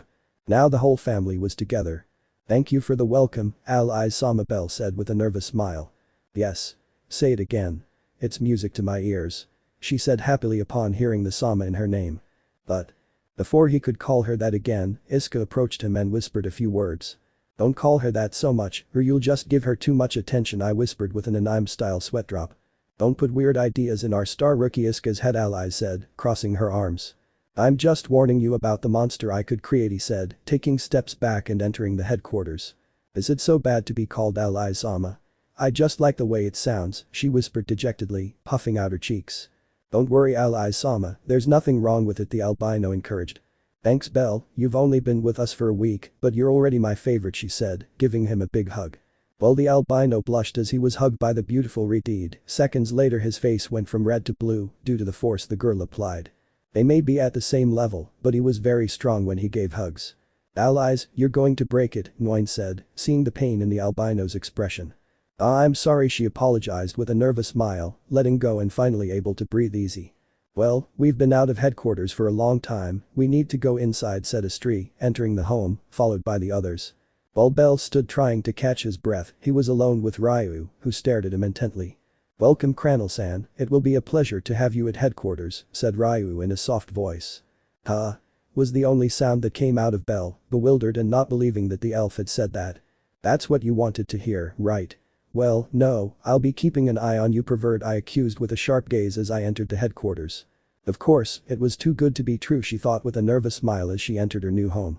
He had perhaps entered a few times that week, but now he felt different knowing that from today onwards, he would also live there. Please, God of bad luck, don't accompany me on this adventure Belle thought, hoping that everything would go well. Who are you praying to? Rihanna asked when she saw that he had clasped his hands together. The all existing gods he said with his eyes closed while the girl had an anime-style sweat drop. After walking for a few minutes, the whole family was gathered in the living room before each one began to do what they had to do. Well, as you all know, starting today Belle will be living with us at headquarters, so I hope you treat him well and don't discriminate against him. Did you understand, Ryu? Astrea asked. Why are you only asking me? The offended elf asked. There will also be some small changes, the biggest one will be with the bathrooms. We'll have to put up a scheduler assigned to let people know who's using them. Great rabbit, now I won't be able to shower whenever I want Lyra accused. I'm sorry he whispered dejectedly. Don't make that face. I'm just joking, I explained when I saw that Belle didn't understand the joke. And lastly, and most importantly, and I know I've said this many times, but it's necessary, I hope you all get along well like the family we are. Family is based on trust, so I trust you that everything will be alright. Don't worry, Astrea-sama. And that would be all, welcome to Belle headquarters, I hope you feel comfortable said the smiling goddess. Thank you very much, Astrea-sama. Dinner is at 7 o'clock at night, so you can wander around the headquarters to get to know your new home better, Mariu showed Belle his room. And with the report now given, all the girls began to go their separate ways at headquarters, while Belle was guided by Mariu to his new room. Maybe we haven't talked much, Belle-san, but you're a good boy. I hope we get along well from now on the girl said with a kind smile. Of course, it will be a pleasure he said, feeling that she emanated an aura of an older sister. As they walked further, they could see that certain doors had a sign hanging with the name of the owner of that room, noting that they were all in the same hallway. Good, Mariu said, stopping in front of a door. This will be your room. You'll be between Lyra and Nisa's room, and Alias is right across from you. I'd recommend you lock your door, as she has a habit of barging in without knocking. Thank you so much for the information, Mariu-san he said gratefully, not surprised that the Redeed would do that. Huh. However, I noticed a certain detail that caught his attention, and that was that his door already had a sign with his name on it. Astrea-sama made the sign this morning, she looked happy while she was doing it, Mariu commented, causing an embarrassed smile to appear on the albino's face.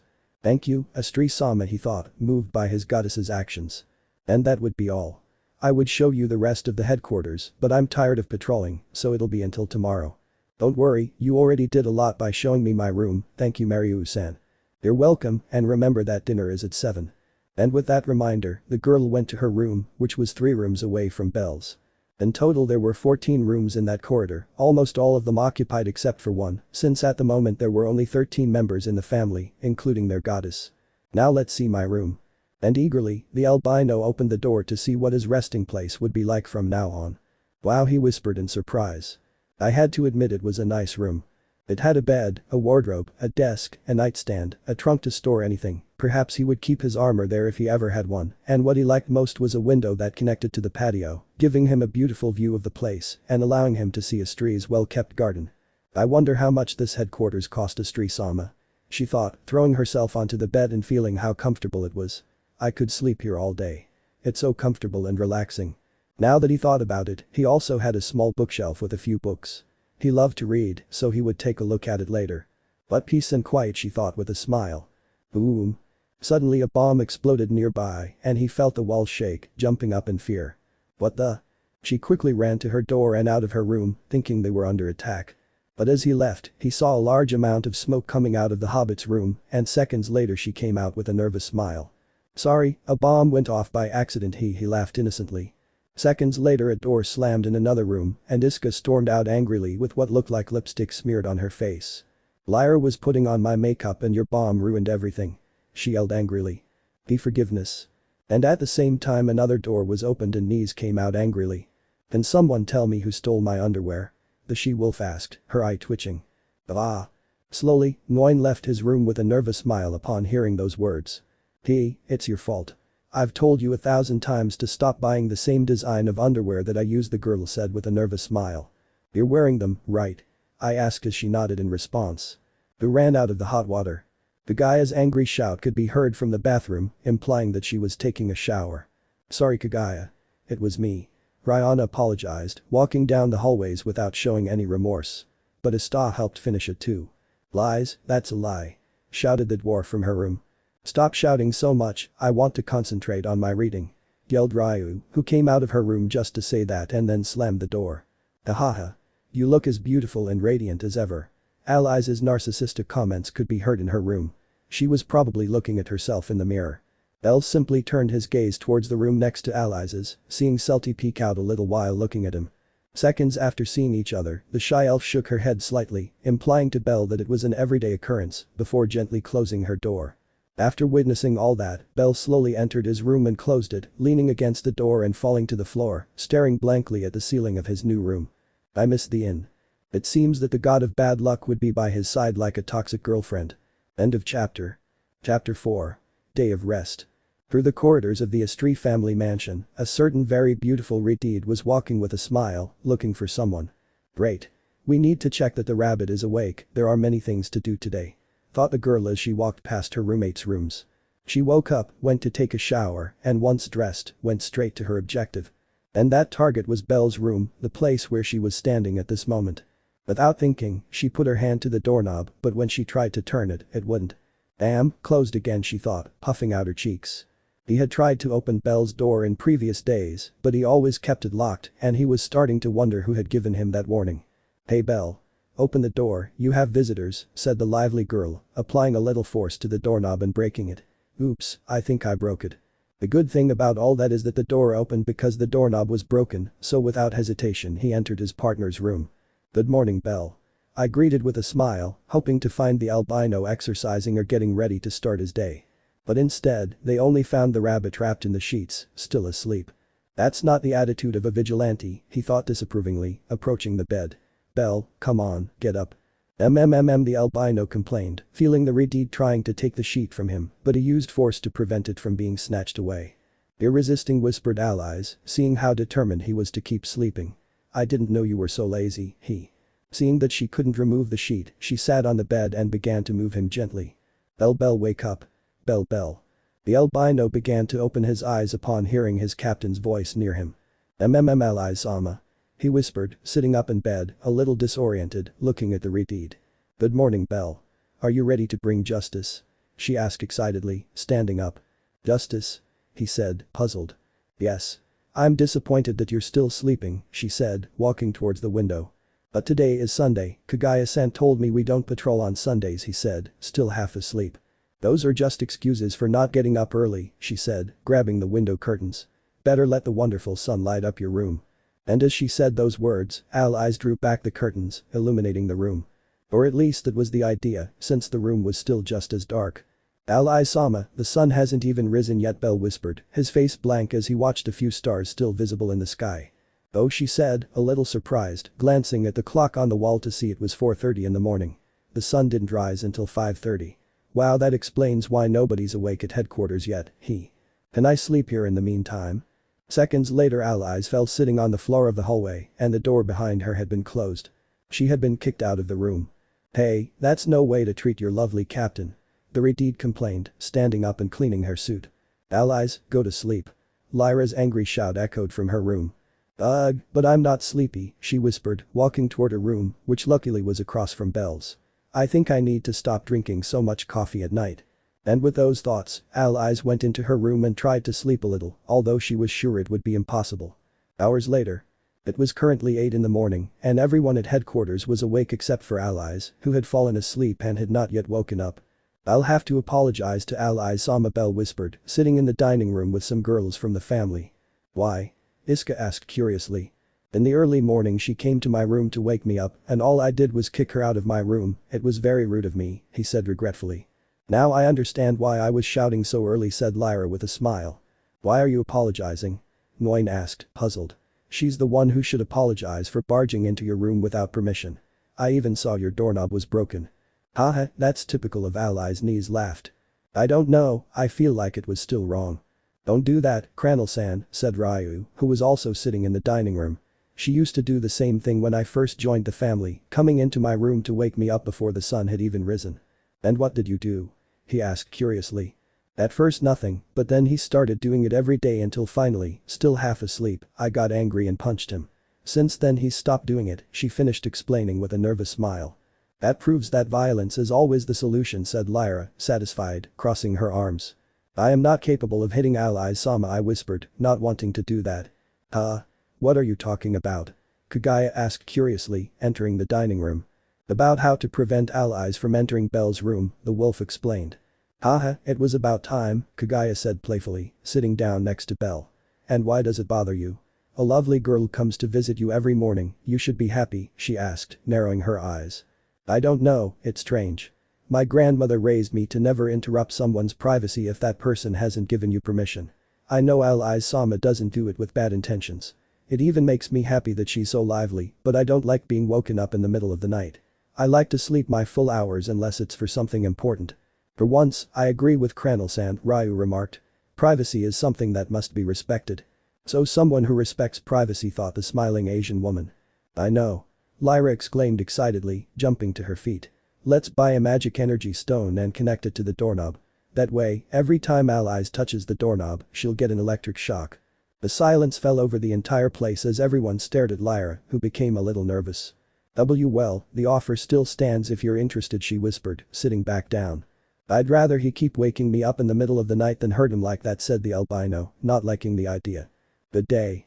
And the hostess of the conversation entered through the doors with a big smile, seeing her beloved family. "Good morning, allies Sama," the albino said, the only one who returned the greeting. "What are you talking about?" I asked excitedly. "About placing a device on Belle's door so that you receive electric shocks every time you want to enter," Kagaya replied. "Huh?" I shouted, surprised and hurt, turning to look at the albino. "Does my presence bother you that much, Belle?" "No, of course not," the albino said quickly. "I don't dislike your presence, allies Sama. On the contrary, it's very pleasant." "Come on, keep talking," the redeed pleaded, arms crossed. "Her sense of justice is something I greatly admire. She's an incredible girl, I would never dislike her presence and—" "Stop the car, Belle," Knees interrupted. "Allies is just pretending to be hurt, she's just looking for a way to keep feeding her ego." Belle, surprised, turned his gaze towards allies, who smiled proudly. "And another day proving to me why you're my favorite," he said, happy with all the praise he received. That's cheating," whispered the albino, ashamed of having said that. Sorry for waking you up this morning, Belle," allies apologized, patting him on the back. "The thing is, I've done it with everyone in the family, so you weren't going to be an exception." "Interestingly, the only ones who didn't hit you were Belle and Selty," said Lyra with a laugh. "And it's something I'm grateful for. Does that mean you won't invade my room anymore?" "Well, if I feel like going, I'll go," she replied, as if it were the most normal thing in the world. "And don't worry, I already changed the doorknob. Here's your new key." Elle took the key in his hands but looked curiously at allies, who had a similar one in her hands. "And why does it have another key?" "Obviously, in case I ever want to visit you, I wouldn't want to break the doorknob again, so I'll keep this one for myself," she replied with a smile.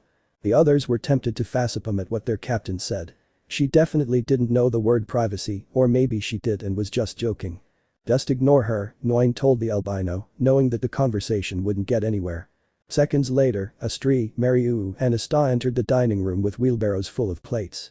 "Breakfast is ready," said the goddess with a maternal smile, beginning to place the plates on the table, helped by everyone. Quickly everyone sat down at the table and began to eat the delicious breakfast that their wonderful goddess had prepared, and this time everyone was chatting animatedly in the dining room. That awkward atmosphere that existed at the beginning when Belle joined no longer existed. "By the way, what do you do on Sundays?" Belle asked curiously, wanting to know if there was any kind of work to be done even if they weren't patrolling. Nothing, they all answered at the same time, causing Belle to have an anime-style sweat drop. Haha, don't give that answer, Astrea laughed, seeing how confused Belle was. Everyone in the family does different things on their day off. Oh, he whispered, intrigued by his goddess's words. Some use this day to train, others use it to go shopping or for a walk around the city, others decide to read in the library, some decide to rest in their room or in the living room, and others go to the dungeon. In short, this day you are free to do whatever you want, I explained with a warm smile. I understand, he said, putting a finger to his chin, thinking about what to do. Don't overthink it, just do whatever you want, said Kagaya, looking at the doubtful albino. How about we train a little in the morning? Nee suggested excitedly. A friendly match would be fun. Well, that doesn't seem like a bad idea, said the albino, accepting the proposal of the small fight. I'm just asking you not to hurt yourselves too much, last time Lyra ended up in the infirmary, Astrea pleaded worriedly. DSK, that was Alias's fault, it was supposed to be a friendly fight and in the end she grabbed my face and slammed me against the wall, said the hobbit, glaring angrily at the redhead. You said my hair color was horrible and I got angry. I'm surprised you said that when your hair is pink, Alias whispered, playing with the food on her plate. Belle laughed nervously as he saw them start arguing about hair color. It seems that his wonderful family always had a topic of conversation. So breakfast at headquarters went smoothly, very peacefully, much to the delight of Astrea, who loved those moments with her beloved family. Some time later. Now that breakfast was finished, the whole family was in the training yard, some sitting on the grass and others leaning against the wall. They weren't going to train, they simply wanted to see Belle and Nee's friendly match, the vast majority, because they were curious about how the albino fought, since they had never seen him before, only the group he patrolled with knew a little about his fighting style. Alright Belle, since it will be a friendly fight then it will be without weapons, Nee said, cracking his knuckles. That sounds good to me, I readily agreed, handing my sword to Alias, who began to swing it from side to side. They both walked to the center of the training field and got into combat position. Who do you think will win, Kagaya? Rihanna asked curiously to the oriental woman who was leaning against the wall. I don't know, Nees is one of the strongest in the family, but Belle is also strong. Well, in the end it's a friendly fight so anyone can win, he replied with a small smile, observing the albino. Ready? Lyra asked, taking on the role of referee. Begin. As soon as he shouted those words, Nees ran towards the albino with a smile, ready to punch him. I've noticed these past few days that Nees-san isn't one to wait around. She always launches an attack instantly, he thought, dodging the wolf's punch. Fighting people like that is difficult because they're unpredictable. Her teacher had given her a lot of advice when it came to fighting, telling her the advantages and disadvantages of many fighting styles. For example, Nee's fighting style, someone who attacks without thinking, was dangerous on one hand because it was unpredictable, and on the other hand, it was vulnerable to a trapper strategy from the enemy. And then there were those who overthought a fight. On one hand they created good strategies to defeat their opponent, but on the other hand, they thought so much about a strategy that they became vulnerable by not making a quick decision in the fight. In short, it had to be a balanced style so as not to be easily defeated. These fast, Ryu whispered in surprise, watching as Belle was able to keep up with Nees, having a quick exchange of punches which were blocked or dodged. You might not like him, but you have to admit the rabbit has talent, Lyra said with amusement. It's not that I dislike her or anything like that, the nervous elf whispered. I knew it, you're very good, Nees praised excitedly, dodging a punch from Belle and throwing one of his own, which was also dodged. Thank you, Nees-san, you are very strong too, said the albino with a small smile, enjoying the fight. They both knew they weren't even fighting at 50% of their strength. After all, there was no need to take it seriously, but it was still exciting for both of them. But that's not what his goddess thought as she watched the fight with concern. Aren't they fighting seriously? They could hurt each other, Astrea said worriedly as she watched them both move quickly and throw powerful punches. Don't worry, Astrea-sama, they're barely using their full strength. You know Nees and how destructive she can be, and Belle, although I've never seen him at his best, I can safely say he's powerful too, Kagaya reassured her goddess, knowing that she wasn't very used to seeing that kind of fighting. That was the reason why she never watched her daughter's training. It made her nervous and scared to see them fight as if it were a real battle. She still didn't know how Freya could behave calmly, even knowing that her children were literally fighting to the death. The only reason I was there at that moment was because I was a little curious to see how strong his newest son was. DSK, he's good at hand-to-hand combat, Nees thought, feeling Belle's fist graze his cheek. You can tell he has many years of experience. Nees-san has very good reflexes, I don't want to imagine what he'll be like in his full beastman form, thought the albino, dodging a knee strike aimed at his stomach. Despite having exchanged blows non-stop for about 3 minutes, neither had been able to land a hit on their opponent, which showed how evenly matched they were. I know it can be considered cheating, but I'll activate it, the albino thought, activating one of his abilities. And that was win-lose, an ability that boosted one of his stats by 1 level, in exchange for randomly reducing another of his stats by 1 level. It was a double-edged sword that had often harmed him in the past, but it also given him victory. Okay, let's go, he thought, launching into the attack to see which statistic was boosted. His agility has increased, Knees thought in surprise as he saw how much faster he was moving and how his attacks were much quicker. Oh, the girl said in surprise. It's that ability, Astrea thought, remembering Bell's condition and his abilities. My agility has increased, that's good, Bell thought, moving with great speed and landing a few punches on the wolf's face. And apparently my strength is still the same, so there are only 2 other stats that were reduced by 1 level. I hope it's not that one again.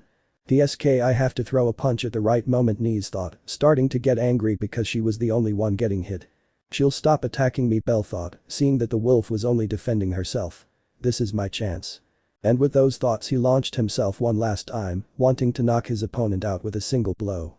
Unfortunately for him, Knees decided to take the fight seriously for only 2 seconds, throwing a punch with all his might at the albino who couldn't react in time because he was running. And the moment the punch touched Bell's cheek, he realized that statistic had been reduced to a level. I see, my defense has been reduced to a level again, he thought, feeling as if a level 6 had hit him. And as was obvious, the albino shot out like a missile and hit the wall hard, making everyone let out a groan of pain. Ew. That must have hurt, Lyra said with amusement. L. said the goddess worriedly, going towards the albino along with Alias and Kagaya, while the rest stayed in their places a little surprised to see how strong he was. I won. Celebrated the she-wolf, satisfied with the fight, while the others had an anime-style sweat drop. Meanwhile, with Bell. It hurts, whispered the albino, his cheek swollen, as his goddess helped him. It was just a friendly fight, there was no need to use your ability, the goddess scolded the albino for his recklessness. Sorry, but I just wanted to try it a little. You're very strong, Bell, Alias praised proudly. It will be an honor to have you on my team, Kagaya. Let's make a trade. You keep Lion, and I'll keep Bell. What? Are you kicking me out of the group? Ryu asked from afar, managing to overhear the conversation. I'm sorry, Alias, there are no exchanges, besides, only you would win, and I would end up losing, the Oriental woman refused. I can hear you. Ryu shouted angrily. Please, perhaps Lion is one of those that evolves when they make a trade, Alias asked again. No, Bell is staying. You two stop playing with Ryu and Bell like they're objects, Astrea scolded, helping the albino to his feet. Come on, Bell, I'll put some ice on you. And no offense, Astrea-sama. Of course, Knees didn't hold back on that blow, you'll have to rest for a while, he said as they both walked away from the training field. Sorry, Bell. Knees apologized with a smile until he was out of sight. Okay. Who's next? Me. Iska said, throwing herself onto the battlefield. This will be my revenge for last time. And come.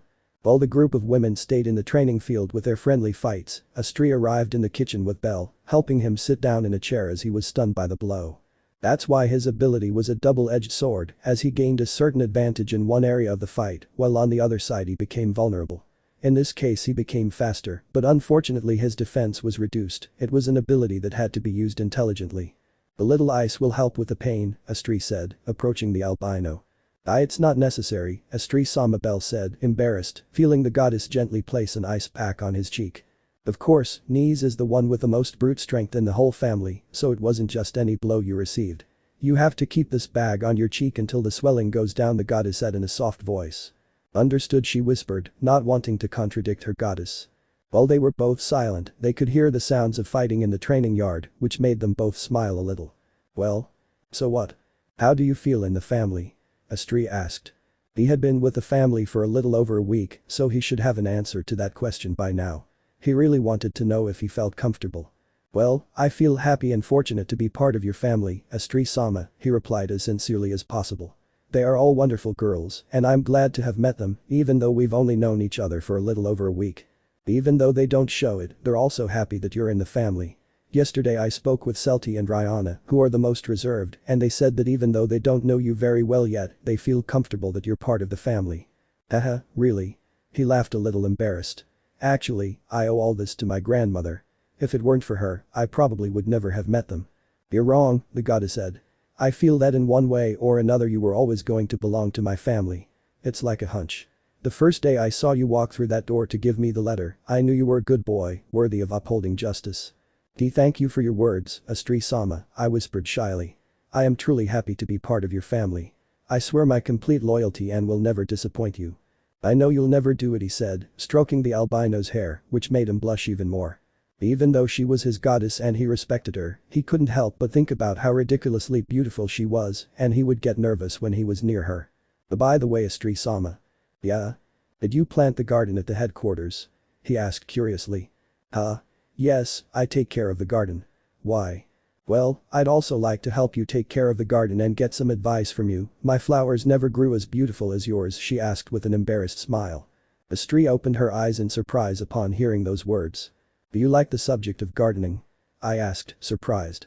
Yes, since I was a child I have really liked flowers. I had my own little garden at home. I have studied a little about it, but there is still a lot I have to learn. This is a surprise. Why? Is it strange that I like it? Just a little. It's usually women who are into that sort of thing, but some men are into it too, although oddly enough, none of the girls are interested in planting flowers, she said, a happy smile spreading across her face. It makes me happy that you're interested in it too, Belle. So I can help you? Of course, it will be a pleasure to have you with me taking care of the garden. You can even have a section of the garden to plant, and I'll explain how to make them grow beautifully. I happily accept. I'll teach you everything you need to know. Thank you very much, Astrea-sama. While Astrea was feeling increasingly happy to have Belle in her family, who would have thought that the only man in the family would be the only one who liked the subject of flowers and such. He really was a special boy. Meanwhile, in another part of Orario. At the very bottom of the Ganesha family jail, a man was chained in his cell with a bored expression, wondering if it was day or night. Or so it was until a guard wearing an elephant mask approached his cell and stared at him. What? Asked the chained man, puzzled. The guard simply took out a slip of paper and threw it into his cell before leaving the place. The still confused prisoner stretched out his hand as best he could and took the paper to see what it said, and what he read made a big smile appear on his face. We'll get you out of jail soon. Ahaha, amazing. She laughed, squashing the little piece of paper with her hand. It was about time. Things would soon change in peaceful Arario. End of chapter. Chapter 5. Kagaya's Trials. Kagaya was always a sarcastic girl who liked to make fun of others, sometimes being called a pervert by Ryu, thanks to a certain day when she decided to walk around without underwear. But despite acting as if nothing mattered to her, the truth was that she cared a lot about her family, taking care of them most of the time when they first joined the family and were inexperienced. Most of the time she protected them from perverts or scammers, since there were many of them in Arario. And although she didn't show it at first, she felt a little reluctant to have Belle as part of the family, not as much as others, but she didn't completely agree. That's why she felt satisfied when he became part of her group. That way she could keep an eye on him to see what kind of person he was, although it wasn't enough yet, she only saw him on patrols so she didn't accomplish much. So when the albino started living at the headquarters, that's when his plan to test the rabbit began. The first phase. Observe him and see how he behaved with the others. And she had to admit that the result surprised her. One morning before starting their patrol, Belle and Nise were sitting quietly on the sofa while in the distance Kagaya sat pretending to read a book. I knew that many men couldn't help but be perverts with their eyes, especially with Nise, who usually wore little clothing, which consisted of short shorts and a bra, leaving the rest of her body naked. She knew that Belle would eventually succumb to temptation and lower his gaze to Nise's cleavage. It was only a matter of time. You're going to fall, Belle the Oriental woman thought, glancing sideways as they both chatted animatedly about training methods, combat, or some anecdote. The two had become good friends. Ahaha, really? Yes. That silly allies had lost like 3 times and still refused to accept defeat. But the minutes passed until they had been talking for half an hour, and to Kagaya's surprise, during all that time, Belle did not lower his gaze towards his friend's body. He always kept his gaze fixed on the wolf's eyes without being tempted to look in another direction. Impossible, whispered the Oriental woman, not believing it. Do you still think Belle isn't suitable for the family? Astrea asked playfully, sitting down next to the Asian woman. All this time the goddess Astrea had observed everything Kagaya did, she wanted to see what her tests would be, so she could have a laugh later.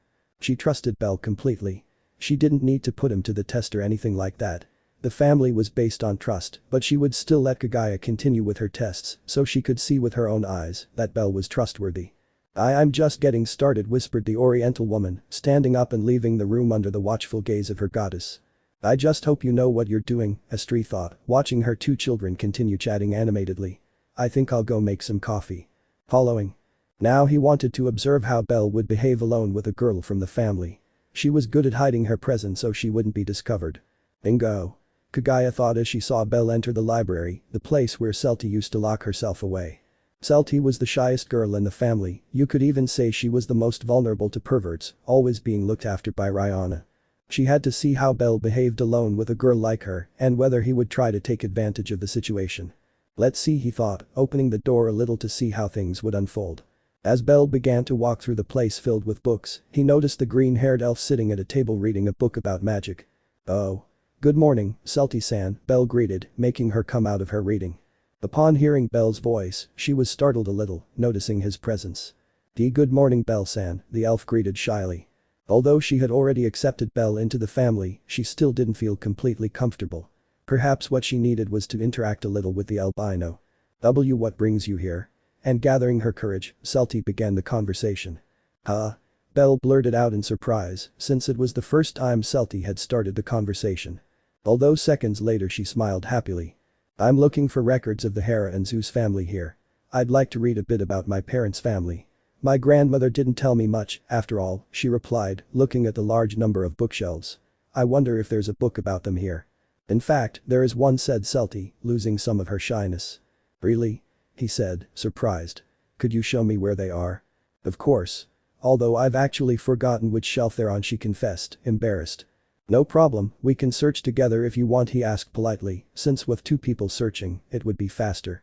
I'd be happy to help you, Belle-san, he agreed, standing up. We should start with that bookshelf. If we're lucky, we'll find it quickly. Thank you very much, Celti-san. By the way, what were you reading? He asked curiously, wanting to know more about the elf. Well, a book about ancient magic, it's interesting all you can find there. Wow, you must really like to read. Yes, knowledge is what I love most, I whispered with a small, happy smile. If you're ever interested in reading, I could recommend a few books. Really?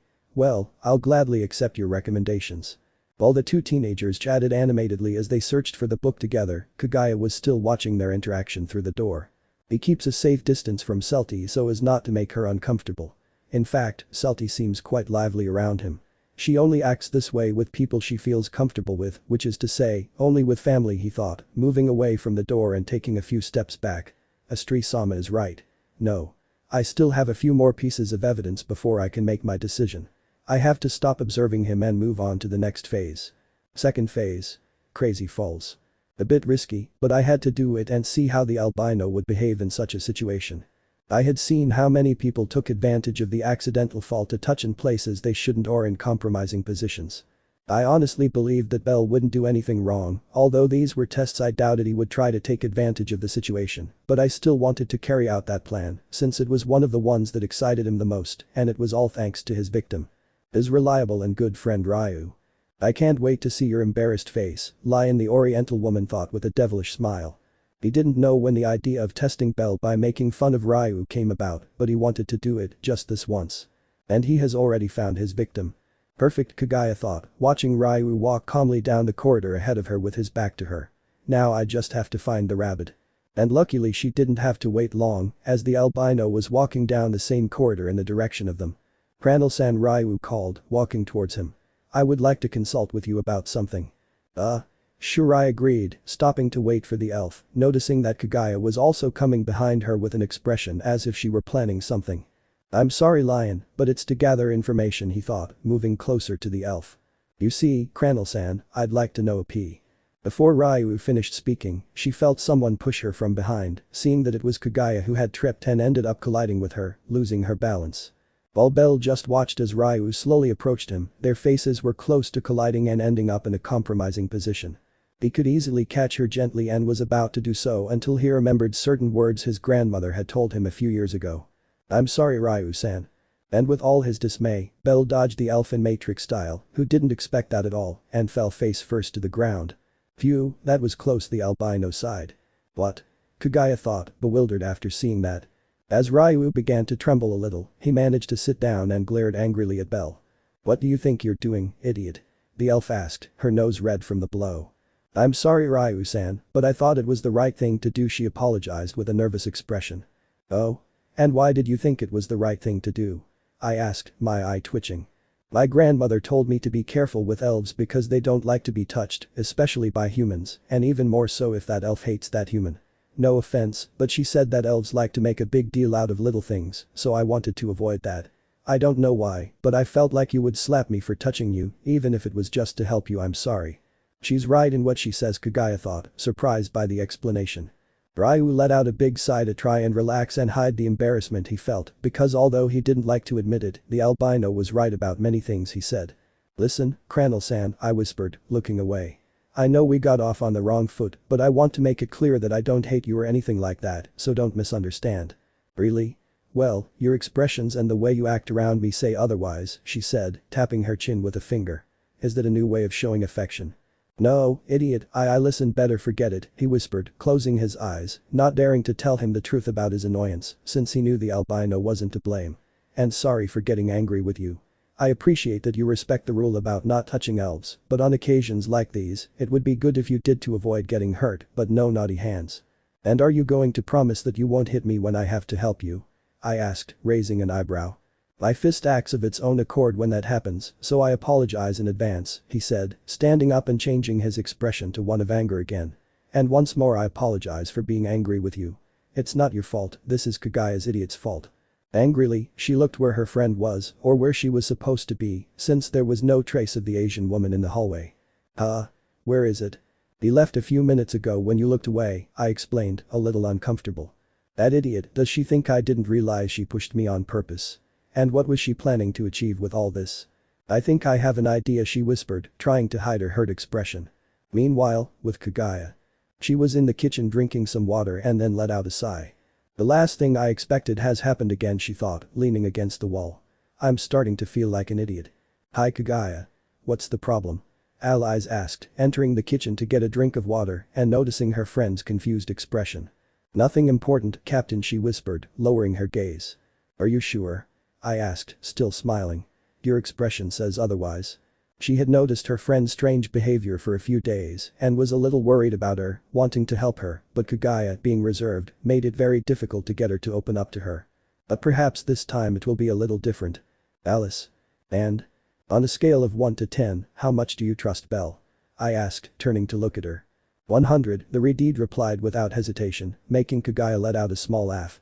I'm not surprised, she said, shaking her head slightly. You've only known him for 2 weeks.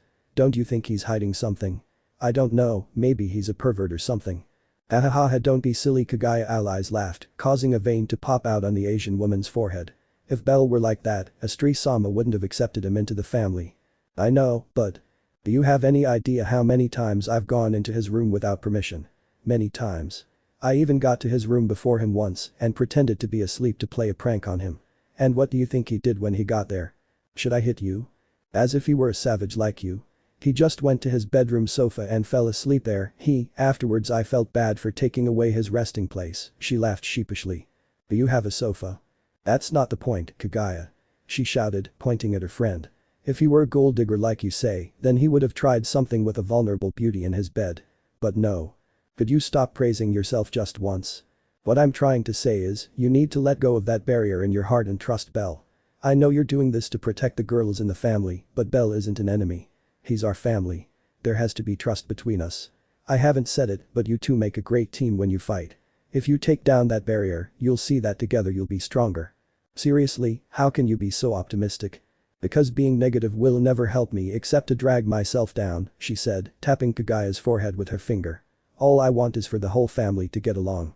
Lion is trying, and he'd be so happy if you stopped being so distrustful of him. A vice captain can't be a vice captain if she distrusts her own people. Wow, it seems that head of yours doesn't just have praise for yourself, Kagaya whispered in surprise. Just think about what I said and you'll see how wonderful I am at giving advice. Goodbye, you silly oriental girl. Who are you calling stupid? I yelled angrily, watching Alias run out of the kitchen, leaving her alone. She sighed again and looked out the window, seeing Belle and Ryu chatting about some things in the training yard while he struck battle poses, and the elf nodded slightly. Despite the fact that the elf had shown she was not happy about him being part of the family, she made an effort to get to know him, although according to Ryu she didn't dislike him, but she still didn't understand why she sometimes behaved in a hostile manner towards him. I think I'll just do one more test and then I'll leave this, she thought, taking one last look at the elf and the human before leaving the kitchen. Although I highly doubt anything will happen, I'll have to try. Hours and hours later. It was now night and in the Astrea family mansion everyone was gathered in the dining room enjoying dinner. Astrea-sama, may we have a drink? Iska asked, taking out 2 bottles of liquor. It would be a shame to waste them. They know very well that I don't like them getting drunk, the goddess said disapprovingly. Please. Asked all those who like to drink. The only girls who didn't drink were Selti, Ryu and Mariu. The rest got drunk from time to time. Okay, but don't drink more than 2 glasses, I agreed, causing everyone to cheer and start passing the wine around. Don't you drink, Belle? Occasionally, but I'm not a big fan, he replied, enjoying his dinner. So I'll pass on drinking this time. You're such a spoilsport, Alias complained, as she was about to fill Belle's glass. Well. More for me. Hey Alias, you're filling your glass way too much. Astrea complained. We have to take the bottle away from her before she finishes it all herself, Nii said. Meanwhile, Belle just smiled nervously, watching as the girls started arguing with Alias, who had already finished her first drink. Then he turned his gaze towards Kagaya, who was observing the liquid in her cup with a thoughtful expression, before taking a sip and continuing to eat. She's quiet today, Belle thought, remembering the strange behavior of the Oriental woman in those last few days. He had a few suspicions, but didn't want to jump to conclusions. Pranal-san, Ryu whispered, catching Belle's attention. What's wrong? He asked, approaching the elf, who luckily was sitting next to each other. If one of them ends up drunk, I recommend you don't go near her, I advise. Why? Just listen to me, idiot, you'll see in a few minutes, she whispered, continuing with her food, but glancing sideways at her friends. So time passed in the dining room where some were starting to get drunk, although they only had 2 or 3 drinks, the vast majority couldn't handle the alcohol.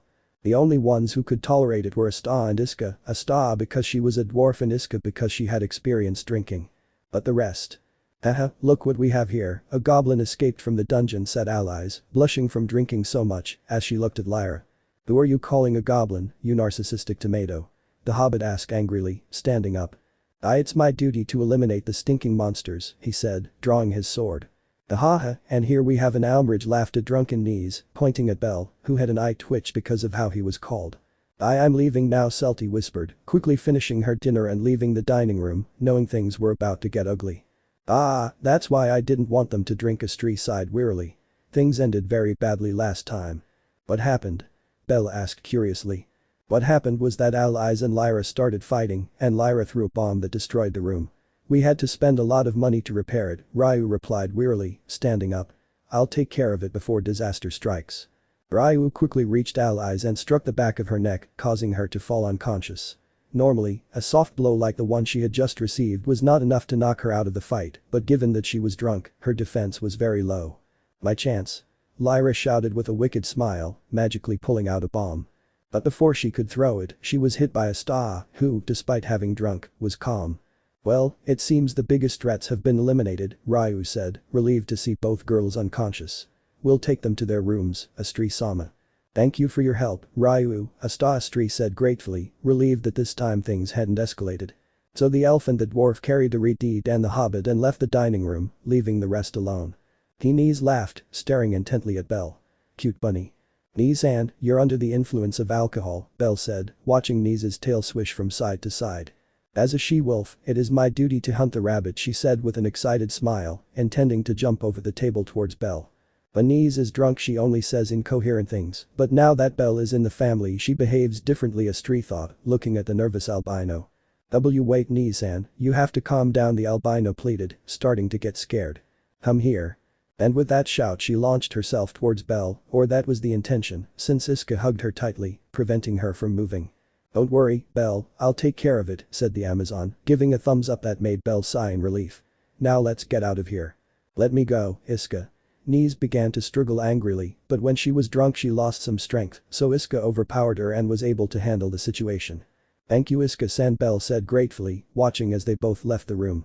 Well, the rest were also drunk but were able to behave better. We'll go to sleep, said Noin and Rihanna, staggering as they walked, followed behind by Mariu with a nervous smile, who also hadn't drunk anything. Now the only ones left in the dining room were Belle, Astrea, and Kagaya. They're much more lively when they drink, Belle said with a nervous smile. Sorry about that, Belle. Today was quiet, but some days they destroy things or something. Maybe they didn't do as much this time since they didn't drink much, Astrea said, embarrassed by her daughter's behavior. Do you act like that when you drink? I don't know, the only time I got drunk in my life was a year ago, and I woke up the next day naked in the middle of a forest. I can't remember what happened that night, he explained, embarrassed. I understand, said the goddess with a nervous smile. Although at that moment they both noticed that Kagaya hadn't said anything, turning their gaze towards her and noticing that she was asleep. It seems Kagaya-san has fallen asleep, Belle said, noticing the Asian woman with her face resting on the table and her eyes closed. It's strange that she gets drunk after just one drink, Astrea said, puzzled. Could you take her to her room? I wouldn't want her sleeping alone here in the living room. Sure, but how will I get into his room? Don't worry, Kagaya always leaves her door unlocked, so you can come in without any problem, she said, starting to clear the dishes. When you leave her in her room, you can go and rest. I'll take care of washing everything. Of course not, I'll help her wash the dishes, I'll just leave Kagaya-san in her room and come back. Alright, I agreed, knowing how difficult it was to convince the albino. Although honestly I'd like you to rest, but if you want to help so much, then do it. Your company will be pleasant. Then I'll be back in a few minutes, and delicately carrying Kagaya like a princess, Belle left the dining room under the watchful gaze of Astrea, who smiled. Yes, it's unlikely she'll get drunk from just one drink, he thought with amusement. While Belle carried the sleeping Kagaya in his arms to her room so she could rest peacefully. She's very light, Belle thought, noticing how little the Asian woman weighed. It seems that exercising every day is paying off for her. Some in the family ate a lot of food, like Alias or Lyra, but they never gained weight. Sometimes she wondered if they would gain weight if they stopped exercising, although she had heard that there were people who didn't gain weight, no matter how much they ate. I was a little envious, to be honest. Lost in absurd thoughts, Belle arrived at Kagaya's room, realizing that it wasn't locked as his goddess had said. I suppose Alias Sama doesn't dare enter Kagaya-san's room even though it's unlocked, she thought with a nervous smile. Once inside the room, she could see that it was very tidy, with a beautiful oriental style. It was clear that money had been invested in the decoration. Maybe I should decorate my room a little, although I don't know what to do, he thought, not very sure as he approached the bed. Once there, I gently place her on her bed and look for a sheet to cover her. How many does it have? He thought, confused, as he saw 3 sheets on the bed. Well, since it was a hot day, I would cover her with the thinnest of the 3. He's a really deep sleeper, she thought with amusement, seeing that he didn't wake up the whole way. Slowly, I bring my hand to the girl's face and move aside a strand of hair that covered her face. Good night, Kagaya-san, rest well. And with that whisper, Belle turned around and left the room, but not before turning off the light and closing the door gently so as not to wake her. Left alone in the room, Kagaya opened her eyes, staring at the ceiling, remembering how the albino had treated her gently on the way to her room. I really feel stupid doing this, she thought, placing her hand on her forehead, where the albino had touched her to move the strand of hair aside. It's best if I apologize to him tomorrow. She still had a few tests in mind, but she no longer had any reason to carry them out. The only thing she would achieve with that was to feel guilty for distrusting someone who was supposed to be part of her family now and who had proven to be trustworthy. That idiot, he didn't even touch me a little, she thought, letting out a small laugh. I don't think I'll ever meet a guy like that again, I'm glad he's part of the family. And with those thoughts, Kagaya fell asleep, aiming to apologize to Belle the next day. The next day. As usual, Kagaya woke up early and took a relaxing shower by herself, since the others were still sleeping or in the dining room. And one of those who was already awake was Belle, since he knew very well that the albino was someone who woke up early. So once she had showered, Kagaya decided to go out to the training yard, knowing that Belle was there every morning, and indeed there he was doing a few push-ups shirtless. Wow, what a beautiful body you have, Kagaya complimented, approaching the albino who stopped exercising to look at the oriental woman. Kagaya-san, what are you doing here? He asked, confused, standing up. I just wanted to chat with you for a bit, he replied, eyeing the albino's abs. By the way, why are you shirtless? Huh? I don't like it getting all sweaty, so I take it off when I exercise. I feel more comfortable that way, he replied calmly. Kagaya laughed, watching Ryu walking up on the second floor reading a book. Hey lion, look here. Upon hearing her name, the elf lowered her gaze to the training yard, seeing Kagaya and Belle shirtless. Idiot. What are you doing without a shirt? She asked, blushing and nervous. I'm exercising. Don't you want to come closer and get a better look at Belle's package? Kagaya asked mockingly. I don't want to see Kranel-san's package. She shouted, blushing even more. Heavens, lion, what package are you talking about? Lyra asked mockingly, walking down the hallway, listening to the elf's words. I'm referring to his defined abs. What package were you thinking about, you perverted elf? Shut up. You're an idiot, Kranel-san. And with that shout, the elf ran away from the place. But what did I do? The albino asked, not understanding why she was angry with him. Haha, Kagaya started laughing at her friend's reaction, receiving a slightly angry look from Belle. Great, Kagaya-san, Ryu-san already trusted me a little, and now we're back to square one. Don't worry, she's not angry. She'll be calmer tomorrow, he said, walking to the shade of the only tree in the yard and sitting down. Come on, sit down. When Belle saw that Kagaya wanted to talk to him about something, he decided to listen to her, but not before putting on his shirt and sitting down next to her. So? What's going on? He asked curiously. I've noticed that you've been with the family for 2 weeks now, time has passed rather quickly, she said, observing the leaves of the tree. You're right, for a moment I thought it would be very difficult to fit in here, but luckily the others don't distrust me as much as they did at first, she said with a relieved smile. Of course, everyone except you. The Asian woman opened her eyes in surprise upon hearing those words and turned to look at him. As? Oh, so it's true, I whispered, looking down. I wasn't so sure, but your expression confirmed it. You've been acting strange these past few days. I even felt like you were watching me more than usual when I was alone with one of the girls in the family. Did you realize I was there? Not exactly, but I can feel when someone is staring at me. At first I didn't know who it was, but then I realized it was you were testing me, weren't you? He asked, looking at her with a dejected smile. I'm sorry, he whispered. Why are you apologizing? For distrusting you and putting you through all those tests. To be honest, I do feel a little hurt. For a moment I thought we were friends, but it seems I was the only one who thought that, he said, laughing slightly. Although I don't blame you either. You just wanted to make sure you protected your friends. You're wrong. From the beginning, I knew you were someone trustworthy in the family, she said, gazing at the blue sky. But I didn't want to accept it. I was determined to find something to make me distrust you, but I already knew I'd never find anything. For a moment, I felt foolish for doing all that. I even abandoned my final test, which I had prepared, because I knew I wouldn't achieve anything. And what was that final test? I'd go into the bathroom naked when you were there and see what kind of reaction you'd have, she whispered, embarrassed. Ha ha ha ha. Belle began to laugh loudly upon hearing that. What are you laughing at? About your plan, I'm glad you didn't do it. Oh, and what would you have done if I had gone into the bathroom like that? She asked curiously.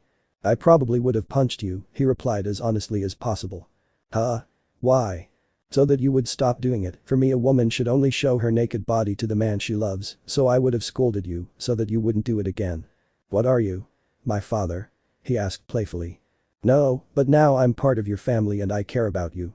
I wouldn't want you to do that with just any man. Calm down, idiot, it's not like I do it with just any man. But you were going to do it with me.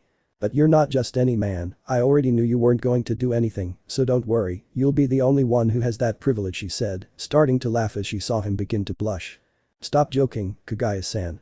But getting back to the original topic, I'm sorry, you've proven me wrong and shown me that you're trustworthy and worthy of being in the family. I suppose the only thing I've managed to do in all this is make myself look like a fool, she said, lowering her gaze. I suppose Astrea-sama was 100% sure I would fail. Now I understand why she laughed every time she looked at me. Kagaya-san, I'm happy to have you as my vice captain, he said with a smile, catching the gaze of the woman from the east. You've shown me that you care deeply for your family, which leads me to believe that you would never betray anyone. It will be an honor to team up with you to bring peace to the city. Idiot, I'm the one who should be saying those words, she said, smiling too. This time I mean it, Belle. Welcome to the Astrea family. It'll be a pleasure to have you as partners, and don't worry, I won't be doing any more tests or anything like that this time. I hope so. After that, they both gazed at the sky with smiles. Kagaya felt at peace, having been honest with him for the first time, and felt that this time they could truly be a team. It was rare for him to be kind to anyone, but this time he felt it was necessary. As allies said, family is built on trust, so this time he put the jokes aside so Belle could see he was serious. Ah, Astrea-sama was right, you're a perfect boy, sighed the Oriental woman. What? He said, surprised. Astrea-sama says you're a kind and innocent boy, and I can see that's true, she said, looking at him with a smile. I thought you were hiding something, but I was wrong. You're wrong, Kagaya-san. I'm not a perfect boy, much less innocent, he said, lowering his gaze. And I also have a secret I haven't told Astrea-sama. I feel like if I tell her, she'll kick me out of the family. Seriously? And what kind of secret is it? Do you want to create your own harem with all the girls in the family? Well, let me tell you, you'll have a hard time with me, haha, I joked, letting out a laugh. Throughout my life I believe I have murdered more than 100 people. What? Kagaya put her joke aside to look at Belle in surprise after hearing those words. What did you say? I think I've murdered more than 100 people, although I'm not sure, I don't keep count, he repeated with a dejected smile. BA and I. Kagaya didn't know what to say about it. To her, Bell didn't have the appearance or attitude of someone who had taken the lives of so many people. In fact, he seemed quite the opposite, and she didn't believe he was lying either. You come from the Far East, don't you? She said, her smile unwavering. The lands of the Far East are places that are constantly at war, so I imagine you know how bloody those wars can be. Yes, I know, she whispered, looking down. As a noblewoman, she was never directly involved in the wars, but she still watched the hundreds of corpses being buried in the city cemetery as a result of constant battles. Things with Rakia were similar. They were entire armies that wanted to conquer villages by murdering people. It was at that moment that my village, along with the nearby villages, decided to form an alliance to create a small army and fight against them. At first, I was just a child who stayed in the back ranks as support. I refused to kill anyone. I didn't think it was right, but after witnessing a certain event, I ended up killing someone without mercy. The guy only observed the albino's expression of pain. At that moment she knew that the Belle of that time had suffered greatly. I was depressed for a few days for having taken someone's life until my teacher gave me some words of support which encouraged me to keep fighting and continue with my dreams by joining the constant wars with Rakia. I realized that if I wanted to save someone, I had to take someone else's life if necessary. Elle took a few seconds to let out a sigh and continue speaking. I don't regret what I've done, but there are days when I wonder if all those Rockian soldiers I murdered had wives and children or mothers who were left waiting for them to return since I took their lives. It's a little unsettling to think about it, he said, looking at Kagaya with a sad expression. The truth is, even though I'm happy to be part of this family, I don't feel entirely worthy of bearing the title of justice. When a warrior goes to war, he's already mentally prepared to die, at least the vast majority think so, he said, trying to cheer the rabbit up. I don't judge you for what you've done, Belle. I know you're not someone who would take another person's life just for the sake of it. You were protecting your people, and that was the right thing to do. And what do you think? That we're also innocent? I asked playfully. I haven't killed 100 people, but throughout the Dark Age I killed around 20 or 30 to save families and comrades. Lyra's bombs are powerful, killing many members of Evilis. Every time she threw them, knees always did it without hesitation. If it was to save someone else's allies, well, I don't remember allies ever taking a life, but I'm sure she would if it was to save someone. Slowly, he placed his hand on Belle's shoulder and patted him. I'm 100% sure that Astrea-sama will still want you in the family even if she knows that. She herself has said that although she doesn't like it, she knows very well that there are times when to save someone we have to take lives, so don't feel sad or uncomfortable about it, you fool. Kagaya-san, he whispered in surprise. What? Did you think I was going to reject you for knowing that? After all, you're innocent, she laughed, then looked at the albino, a little confused. But why are you telling me all this? I thought it was a secret. Because I trust you, she replied without hesitation. I trust the whole family, but for some reason I felt the need to tell you this, You've shown me that you're someone I can trust completely. I see, I whispered, looking away. I trust you too, and this time I mean it. As she said those words, Kagaya stood up, cleaned her kimono, and turned to look at him with a smile. Don't let that torment you and keep going to protect others just as you have done so far. I'm sure that's what everyone in the family will tell you.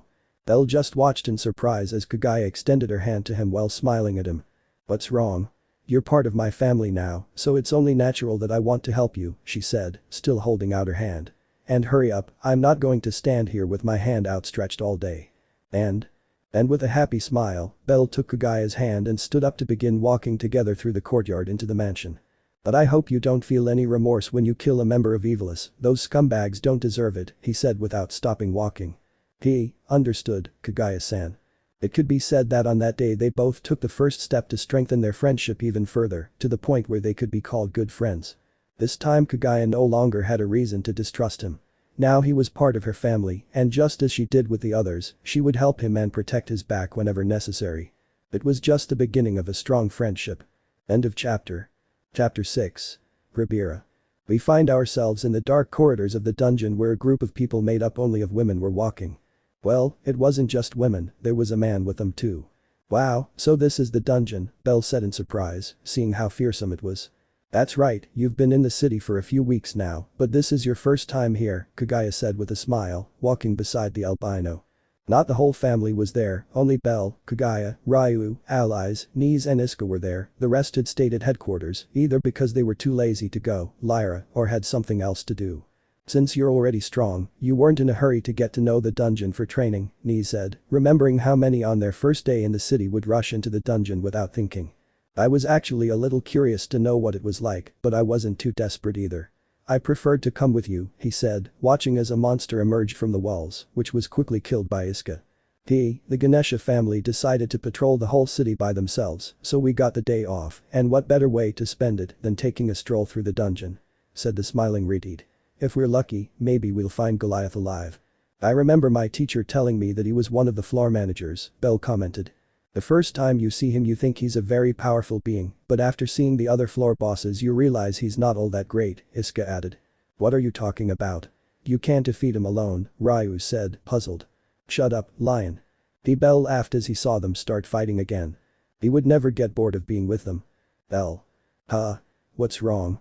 He asked when he heard Kagaya calling him. Did you know there's a city on the 18th floor? Really? Belle said in surprise. My teacher never told me about it. I'm not sure, but I think that in the time when the Hera and Zeus family existed in Orario, Riviera didn't exist yet, or perhaps they didn't consider it important, she said, not entirely certain. That's the name of the city. Wow, now I'm curious to see it, he said excitedly. But I advise you not to get your hopes up too high, as it's not all that incredible, and also be careful, it's full of scammers, she advised, without losing her smile. I can give you a tour if you'd like. That sounds good to me, thank you Kagaya-san. Meanwhile, in front of them, allies watched with a proud smile the interaction between the two. My incredible words formed a friendship, I am truly impressive, she thought proudly. Since Kagaya was honest with Belle and accepted him as part of the family, they had become very close, much to the family's surprise. Kagaya was already close to him, but everyone knew she only did it to keep an eye on him and see if he was hiding any dark side. But now her closeness was different.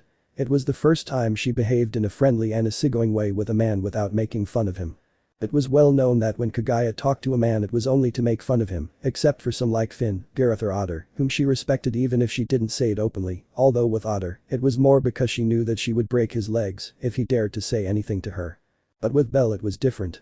It wasn't respect, but rather a friendship that had strengthened in a few weeks, making Astrea happy to see that she had finally accepted him. Although from time to time he would always play one or two harmless little jokes on her. The point at which Belle had won the affection and friendship of the Oriental woman, something impossible for all the men in the city.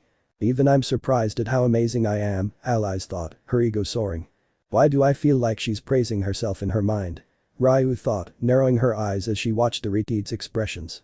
Although seconds later the proud smile was erased by a serious expression as he watched Belle and Kagaya continue talking, only this time Nies and Iska joined the conversation. Although it's a bit annoying, he patrols with Kagaya every day, trains with Kagaya, when he doesn't know some part of the city Kagaya guides him, even at lunchtime he chats with Kagaya. Damn it. She's monopolizing him all to herself, he thought, puffing out his cheeks. It wasn't that she was in love, but she had lost her precious follower and no longer heard the beloved ally Sama that she loved so much. She also wanted to train with the albino, but unfortunately, by the time she woke up, he had already finished his training. When we get to Riviera, I'll teach him a lesson so he doesn't neglect his beautiful captain, he thought, crossing his arms. Ryu just watched in bewilderment the constant changes in Alice's expression. Even for her, it wasn't normal. What's wrong with him? Some time later. Now the whole group was on the 17th floor, specifically in the floor manager's office. Well, it seems it hasn't been removed yet, Iska commented, seeing that the wall was still intact. Great. We have to kill him, Nies said, ready to fight. Wait, Kagaya stopped her. Belle should go. Huh? Me? He said, confused. Yes. It will be exciting to see you fight such a powerful enemy, Ally said excitedly. Well, I'm excited to see you fight too, said Nies, wanting to see Belle get serious. It could be dangerous for him to go alone, Ryu said, not liking the idea. It's better if we all fight together. Don't worry, Lion, trust in Belle's abilities, Iska said. What do you say, Belle? Kagaya asked with a smile, eager to see Belle fight. I imagine you're excited too. Well, I'd be lying if I said no, I agreed with an embarrassed smile. Okay, I'll face it, but if things get complicated, I hope you lend me a hand. Relax, that's what family is for. Ally said, moving a little away with the rest so the albino could fight in peace. As Belle began walking towards the center of the floor, he felt it begin to shake and the enormous wall crack. This is my first time facing a floor boss, I hope I don't make a fool of myself in front of the girls, he thought, drawing his sword and gripping it tightly. Seconds later a loud roar was heard in the place as the enormous monster came out of the wall, ready to kill anyone in its path. "So you're Goliath," he whispered, watching as the enormous monster turned to look at him. "Hello, your David has arrived." Meanwhile, all the girls in the back were eagerly watching the battle and also ready to help if needed. "Okay," Belle whispered, staring intently at the monster. "First, I need to figure out its attack pattern and come up with a strategy. The enemy was level 4, so I couldn't take it lightly. I had to be serious if I wanted to win." "Roar!" roared the Goliath, raising his fist and throwing a powerful punch towards Belle, who easily dodged it by jumping. "He has great physical strength but is slow when attacking, I can use that to my advantage," he thought, gripping his sword. And without hesitation, he leaped towards the monster, ready to attack its face. But before he could even touch him, he felt a great murderous instinct at his back. She didn't know how she did it, but something told her she had to step aside, and that's what she did.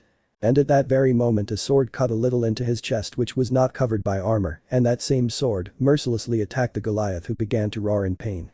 "Belle!" The girls screamed in concern when they saw what happened, rushing towards the albino.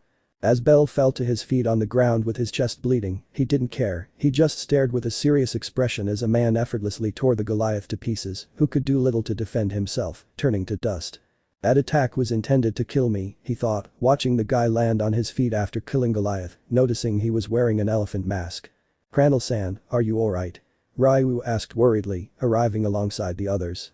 "Yes, I'm fine," she whispered, not paying attention to the cut on her chest.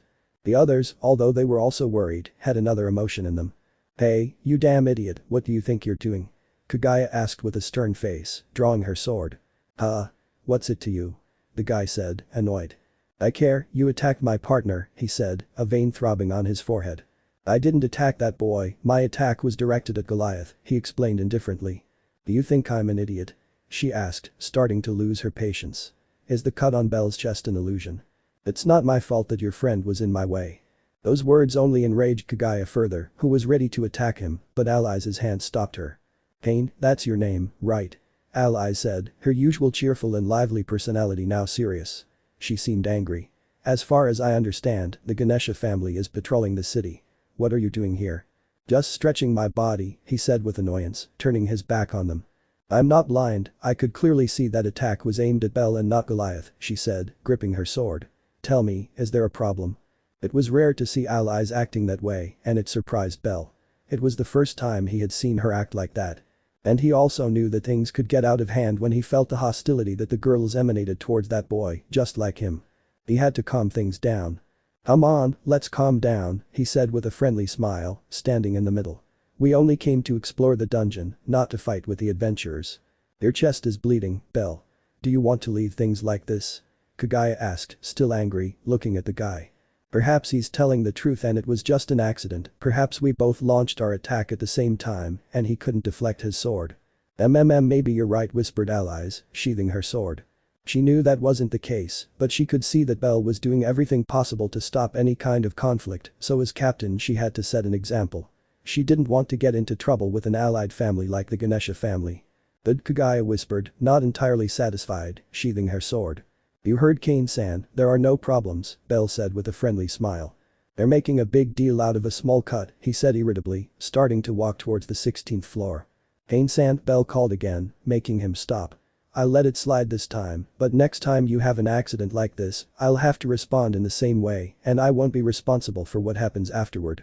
Kane just watched as, from one second to the next, Belle's gaze turned serious and hostile, feeling a very small murderous instinct directed towards him.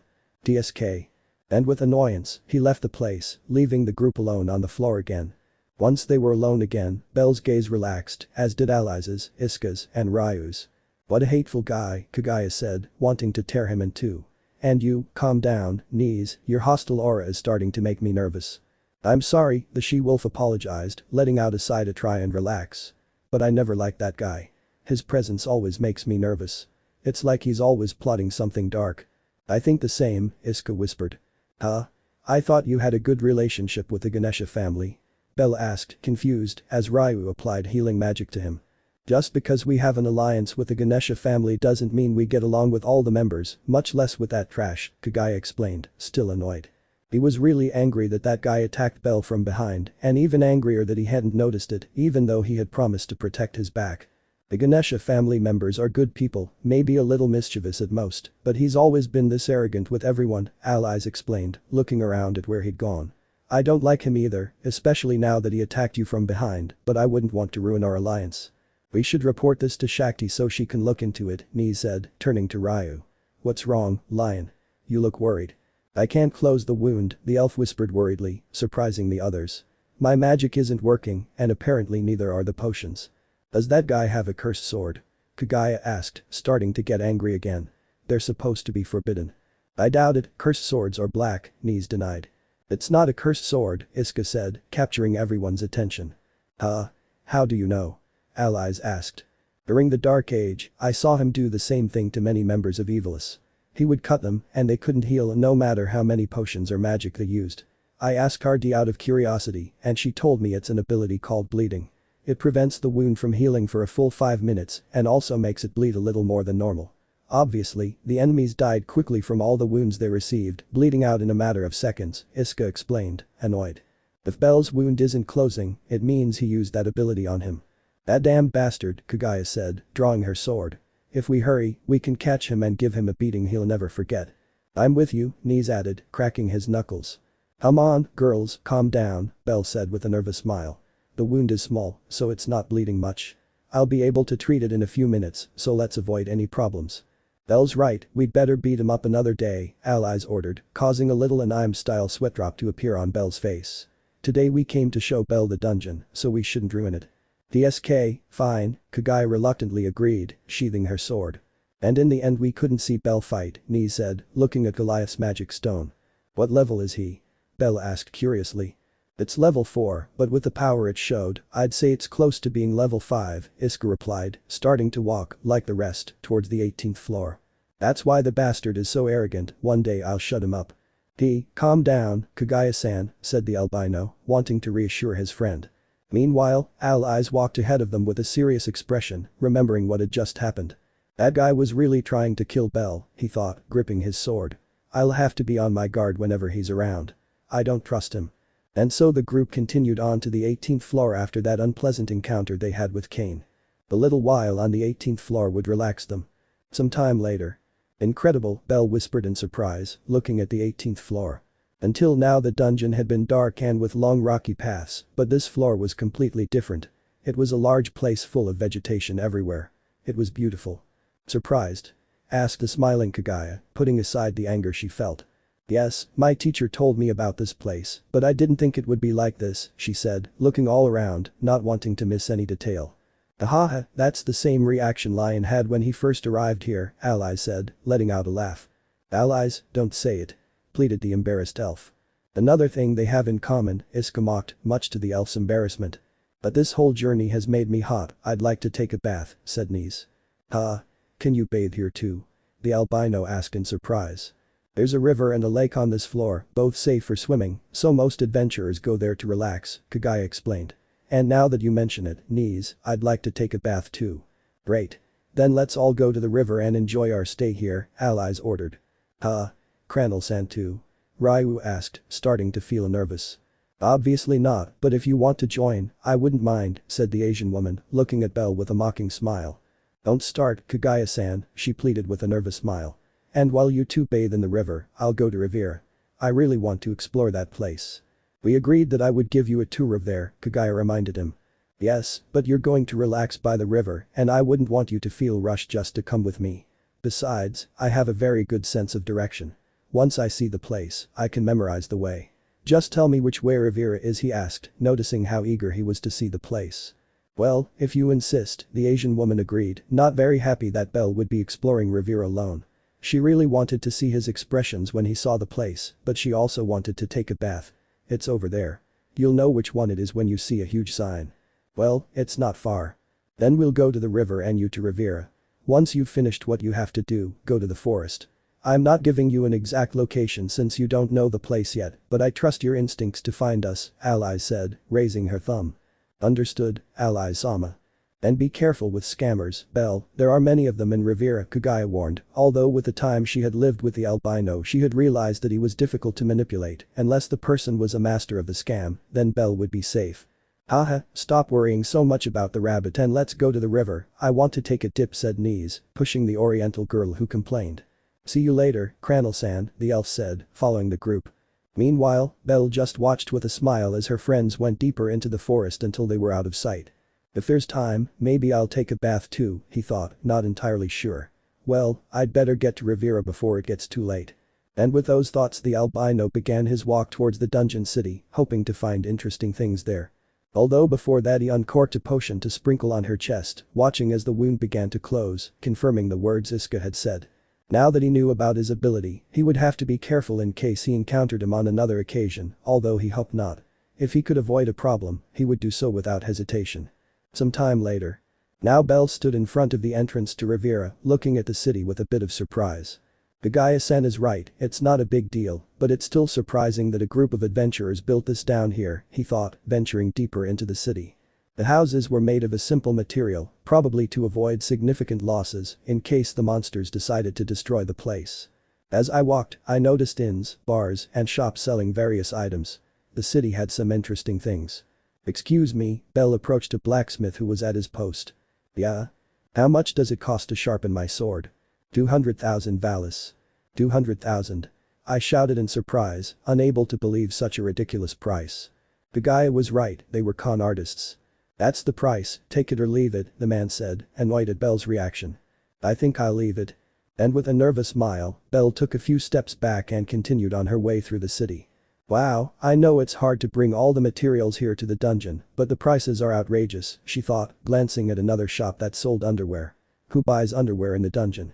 Believe me, kid, I think it's the best-selling item in the dungeon, along with the beers from the bar, said the owner, smoking a cigarette. A lot of people get their clothes ripped to shreds by some monster, so they have no choice but to buy here. Well, that makes sense, Belle said, looking at the price of the women's underwear. 80,000 valis. Ahaha, women would rather pay that amount than walk around the dungeon without underwear, the man laughed. I have to take advantage of that and set high prices. I earn more than $1 million every day. It's a very clever and terrifying business, Belle said, tapping his chin with a finger. Is there anything else that sells better than beer and underwear? Well, there's a very clever blacksmith around here. He doesn't charge much for his services, and that's why people go to him. He gets a lot of customers from time to time, he said, pointing down a street. If you go straight ahead, you'll find him. He's a boy with black hair, along with a boy with red hair. Great. Thanks for the information. And with a smile, the albino said goodbye, going to find that blacksmith and see if his sword could be repaired. No problem, and promote me in case you have any friends who need underwear. The man shouted, looking for a way to get more customers. As Belle continued walking in search of that blacksmith, he realized he hadn't serviced his sword in a long time, so it would be good to do it now. He just hoped it was true and that his prices were reasonable. Luckily, it didn't take me long to find it, spotting a small stall in the distance and quickly making my way there. Honest blacksmithing, we don't rip you off like the competition, were the words Belle read on the sign at the stall, causing him to have an anime-style sweat drop. That's right. Shouted a black-haired boy with a big smile. Honesty above all. We repair all kinds of weapons, sharpen guns, and we can even sell you one. We have a wide variety. Belle laughed, seeing how lively the boy was. Nice to meet you, my name is Let and I am a proud blacksmith from the Hephaestus family, he introduced himself, extending his hand. Nice to meet you, Let-san, my name is bellcranel, I greeted, shaking his hand. Bellcranel, she whispered in surprise at hearing the name, then smiled. Wow. So you're the famous bellcranel. Do you know me? He asked, embarrassed. Of course, you're the talk of the town for being the only member of an all-female family. You're the envy of many men, he said, patting her on the back. I'm glad someone so famous is my client. Don't you feel envy like everyone else? Belle asked, surprised. No, more than envy I feel pity, I imagine it's difficult. A little, I whispered, looking away as I remembered the early days. By the way. Belle turned his gaze behind Let where a red-haired boy of about 12 years old was sitting on the ground sharpening a dagger. He's my assistant, Let said, catching the boy's attention. His name is Welf. Hello, the red-haired boy greeted, then continued with his work. He's not much of a talker. He's only been with the Hephaestus family for a few weeks, so I brought him along so he can learn a bit about negotiating, he said, patting the boy who complained about being interrupted. So? What do you need? Well, I'd like to sharpen my sword, he said, drawing it from its scabbard. It's been a long time since I've had it serviced. There was another man near the entrance, but he charged me 200,000 valis. Yes, it's that idiot John. He has a habit of overcharging his customers, he said, taking the sword in his hands. Wow, this sword is incredible. Where did you get it? It was a gift from my teacher, so I don't know where it came from. Well, it will be a pleasure to work with such a good sword as this. I will charge you 15,000 valis. Bell breathed a sigh of relief upon hearing the affordable price. Up on the surface they charged him 10,000, meaning he was charging 5,000 more, but it was understandable considering he had to bring all the materials here to the dungeon. Okay, here you go, I accept, handing him the exact amount. Perfect, give me 40 minutes and I'll have it looking brand new, Let's said, taking out all her materials. You can take a walk around the place in the meantime. Bell simply nodded slightly and, thanking them for their help, left the place to explore that curious city a little more. Perhaps I would find something interesting to buy. Meanwhile, with the girls. Ah, how relaxing, sighed Alias happily as she submerged herself in the river on the 18th floor along with her friends. Every time I come here it takes away a little of my stress, said Kagaya, closing her eyes and enjoying the coolness of the water. And boy, were you under a lot of stress, you were about to explode up there on the 17th floor, Iska said. DSK damn idiot, he whispered, still annoyed. I wonder why he attacked Bell like that, Niz asked, also a little annoyed. If Cranel-san had reacted a second late, he would have received a fatal wound, Ryu whispered, realizing that detail. Alright. We're supposed to be here to relax, so let's stop talking about it, Alias said, trying to lighten the mood. Especially you, Kagaya. Since when are you so close to Bell that you react like that? Iska asked mockingly. We're friends, I would have reacted the same way with any of you, Kagaya said, looking at a reflection in the water.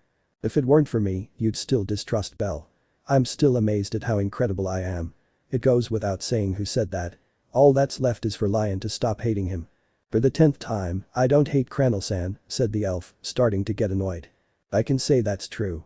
You looked worried when you couldn't heal his wound, the Amazon said. Are you its tsundere type and does she show him that way that you care? Ryu, angry and embarrassed, simply grabbed Iska by the head and submerged her in the water, trying to drown her. Wait, I'm just joking, Iska tried to speak, but every time she wanted to get out, Ryu submerged her again. While eyes laughed and Knees tried to help the Amazon, Kagaya was lost in her thoughts. Pain, he thought angrily. The day they formed an alliance with the Ganesha family had made him want to investigate some members of the family and get to know them better. He had read a little of Kane's file and didn't remember much, only his birthplace. Rakia, he thought, seeing that Iska was no longer moving and Ryu was worriedly trying to revive her. From what I read, she arrived in Orario 8 years ago, leaving her country. She didn't want to jump to conclusions, but she had most likely already discovered that guy's hatred for Bell, but she wouldn't say anything. She would keep it to herself and keep an eye on him. His strange attitude didn't inspire confidence. Hee. What are you laughing at? I asked when I heard Alias's laughter. You're thinking about Bell, aren't you? I just wonder what she's doing in Riviera, it's her first time there after all, he replied, watching as Iska regained consciousness, and now she was trying to drown Ryu while Knees tried to separate them. He's probably wandering around the city, just hoping they don't scam him into thinking he's innocent because of his pretty face, said the smiling Reed. And it looks like we'll have to camp here. Some crystals are starting to flicker, which means it's already night on the surface. I just hope he doesn't get lost in the woods trying to find us. Some time later. With Bell. Incredible, Bell whispered, watching his sword shine like new. Taking a leaf from the ground, he dropped it towards the edge of his sword, cutting it in two upon contact, demonstrating how sharp it was. Surprised. I'm very good at my craft, Let said, proud of his work. I must say, it's a wonderful sword. It's the first time I've worked with one of such high quality. Your teacher must love you very much to give you something like this. Do you think so? She said with an embarrassed smile, remembering her teacher. Although I think you've been paid very little for such good work. Nah, I charged a fair price. I really enjoyed working on that sword, he said, giving a thumbs up. If you ever need armor or to have your sword serviced again, don't hesitate to contact me. Sure. But do you only work here in the dungeon? No. I have a small forge on the surface, it's near Babel, it's the one with a little white flag, so if you need anything you can look for me there too. Thank you, Let-san. I'll definitely be back, she said with a smile. It was a pleasure meeting you. Be strong, Bell, you'll survive in that family of only women. I'll do my best, he said, turning to look at the red-haired boy who was sharpening another dagger. Goodbye, Welf. Goodbye, the boy said, focused on his work. Now that his goal was accomplished, Bell began walking towards the Riviera exit with a happy smile. She liked Let. He was a very lively boy, perhaps he could be her first male friend in the city. Damn it, I was in Riviera for so long, he thought, watching the crystals on the ceiling gradually lose their shine. Alias-sama told me to look for them in the forest. I hope I find them quickly, though I remember Ni's-san saying that if it gets late we'll camp here. They're probably setting up camp. I should hurry. And increasing his pace a little, Bell set off into the forest to look for his family, hoping that his sense of direction would not fail him. Some time later. Darkness had already covered the entire 18th floor, and in the forest a certain albino was walking, looking for his family. I had been walking for about half an hour and couldn't find them. The forest was immense after all. Perhaps I should return to Riviera. They'll probably look for me there when they see I haven't arrived, he thought, not very sure. Luckily for him, amidst all the darkness he saw a light coming from a part of the forest. He quickly headed there hoping it was the girls and not some light-emitting monster. But fortunately, when he reached the light, he saw that there was a campfire and some tents to one side, and sitting around the campfire were the girls eating, who turned to look at him when they noticed his presence. "Oh Belle. You've finally arrived," greeted the cheerful allies. "You took your time." Kagaya was already very worried and wanted to go look for you, Ni said mockingly. "Shut up, Nis. Sorry, but I got lost in the woods," he apologized, walking towards the campfire and sitting down with them. "That's Alias's fault for giving you vague directions to find us," Ryu said, looking at her captain with disapproval, which she didn't care about. "So? How was Riviera?" Iska asked curiously, eating some sandwiches they had brought with them.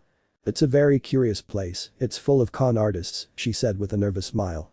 "I told you, I hope no one has scammed you," Kagaya said, handing the albino a sandwich. "No, although there was a boy from the Hephaestus family who charged fairly, I asked him to maintain my sword and he left it like new." "It's right?" Kagaya asked with a crooked smile. "Yes, do you know him?" "I occasionally service my sword when we're here in the dungeon. He doesn't charge as much as some others," he explained, taking a bite of his sandwich. "He's not a bad person, but he's very talkative.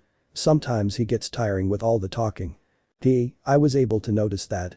"We'll all go to Riviera together some other time. There are some interesting places I'd like to show you," Ally said excitedly. "The next time we come to the dungeon, it'll be with the whole family for an expedition, so we won't have much time," Nis reminded herself, taking a sip of her tea.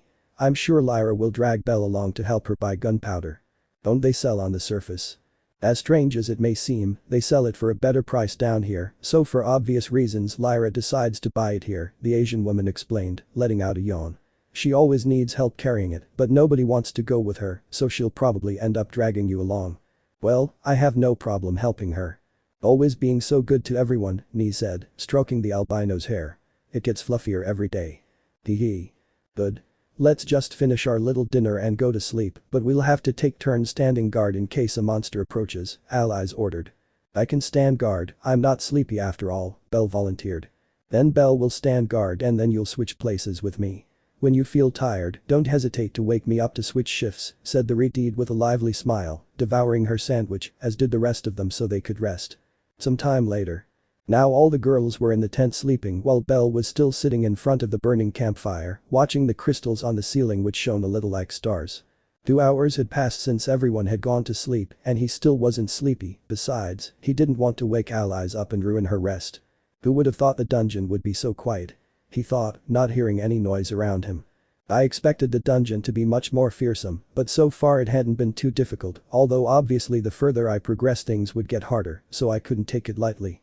If I want to protect my family, I have to be much stronger, he thought resolutely. But he snapped out of his thoughts when he felt someone sit down next to him, directing their gaze there. "Ally-sama," he whispered, a little surprised to see his lovely captain sitting next to him. "I was waiting for you to wake me up so we could switch shifts, but you never came, so I came to see what was going on," she explained with a small smile. "Sorry, but I wasn't sleepy yet, so I decided to stay on duty for a few more hours." "Too bad, since I'm not sleepy either," he said, taking a branch and throwing it into the fire. "So now we'll both keep watch. We'll have a good time. Just don't make too much noise, I wouldn't want to wake the others," she asked with a nervous smile, knowing what she was like. "Relax, I know exactly when to behave," he said in a soft voice, watching the fire. After saying those words, Allies lay down on the grass to get a better look at the crystals on the roof, an action that the albino copied by also lying down on the grass. "Well? So what? How was your first day in the dungeon?" I asked, turning to look at him. "Well, if we disregard what happened on the 17th floor. Exactly, let's not let that bad moment ruin the rest of the day, she said, though she was also angry about it, but knew very well how to hide her anger, even though she was currently calm. At least you had a good time in Riviera. On my first day here I was scammed 3 times. Really? He asked, surprised. Yes, I was too naive and believed everyone was a good person. Unfortunately, I learned the hard way that wasn't the case, she explained sadly. It was my first day in the city with Astrea, so I excitedly decided to go to the dungeon, even though I was the only member of the family. It was then that some adventurers invited me to team up with them to go to the dungeon, and I happily accepted, but it was just to abandon me. Once we reached the 18th floor, they left me there. Obviously, being a level 1, I couldn't get back on my own. Belle frowned slightly upon hearing those words. I met a group of adventurers here on the floor and asked them for help to get me to the surface. They agreed, but on the condition that I give them my money as payment, and I agreed, telling me that we would leave the next day. Well, it turns out that in the end they left without me and with my money. As the conversation continued, Belle's expression grew angrier and angrier. In the end, a group agreed to take me with them. I was silly since they were members of the elective family.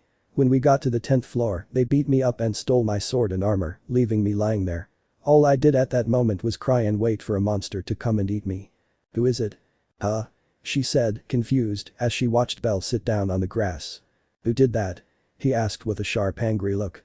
The part that angered him the most was when he heard her cry. He couldn't imagine his captain's cute and lively face filled with tears. Relax, it's not that I'm happy about it, but they died in the Dark Age. I recognized their bodies when I was crossing off all the adventurers who died in the war, I explained, making Belle's gaze relax, and he lay back down on the grass. And what happened next? Well, in the end, Miss Riviera appeared at the apartment and helped me. I owe her my life, she finished, feeling eternally grateful to the elf. From that day on, I promised never to be so naive again and to be more cautious with everyone. Even though I might seem a little silly sometimes, I always look everyone up and down. You're not stupid, alias-sama, don't call yourself that, the albino pleaded. Well, if my lovely partner asks for it, then I won't be called that, she said with a big smile. But why did you trust me so quickly when I joined the family? He asked, confused. Astrea gave you her approval, and that was more than enough for me to fully trust you, and I wasn't wrong. I'm happy you're with us. I'm glad you persevered and didn't abandon the family. That was thanks to you supporting me from the beginning. You gave me the motivation to gain the acceptance of the others. Really? Well, that's to be expected from this magnificent captain, she said proudly. Thank you very much, alias-sama. Allies? Huh? Just call me allies. Huh?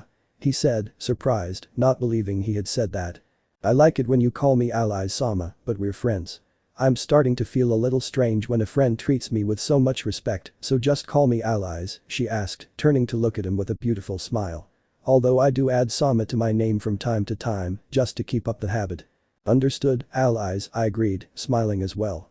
After that conversation, they both remained silent, observing the ceiling with its bright crystals, feeling a strange but comfortable tranquility within them. Aren't you sleepy yet? The Retid asked. No. And you? Nor, he replied, then smiled. How about we tell a few anecdotes to pass the time? That seems fine to me, then I'll start. I'll tell you how I met them all, and how I convinced them to join our amazing family. That sounds interesting, said the albino, settling in to better hear the Retid's anecdotes. Let's start with Kagaya. It all began on August 20th. It was a rainy day, and I looked incredible in the rain. Thus, the two friends spent long hours at night telling all kinds of anecdotes, completely forgetting that they were on guard duty, although luckily nothing bad happened. A night in which Allies and Belle's friendship grew much stronger, a special night for both of them. End of chapter. Chapter 7. Insecurities. The day was another quiet day in the city of Orario, something the inhabitants appreciated after that war which for many still felt as if it had been yesterday. And the place where we find ourselves is at the headquarters of the Astrea family, a place that had been made more lively thanks to the presence of a certain albino. I'm starting to think you're cheating. I swear Noin-san, I always play fair. In the Astrea family room, 3 girls were playing cards with Belle since it was Sunday, their day off. They were Lyra, Noin, and Astrea, and they weren't very happy with the results. Accepted, Rabbit, you're cheating, Lyra accused with an accusing look. And why do you think I'm cheating? He asked, offended. Well, Lyra usually wins the games because she's a complete cheater, Astrea commented. Hey. Even now she's cheating, but she still hasn't won a single game. That just tells us you're much better at cheating than she is, the dwarf finished speaking. Come on, Rabbit, take out the cards you have up your sleeves, said the hobbit. But I'm wearing a sleeveless shirt, she said with an anime-style sweat drop. So you have them under your pants, Noin whispered. No. The Astrea started laughing at the scene. It's hard to believe, Lyra said, letting her face fall onto the table. Even though I've been cheating, I haven't won a single game.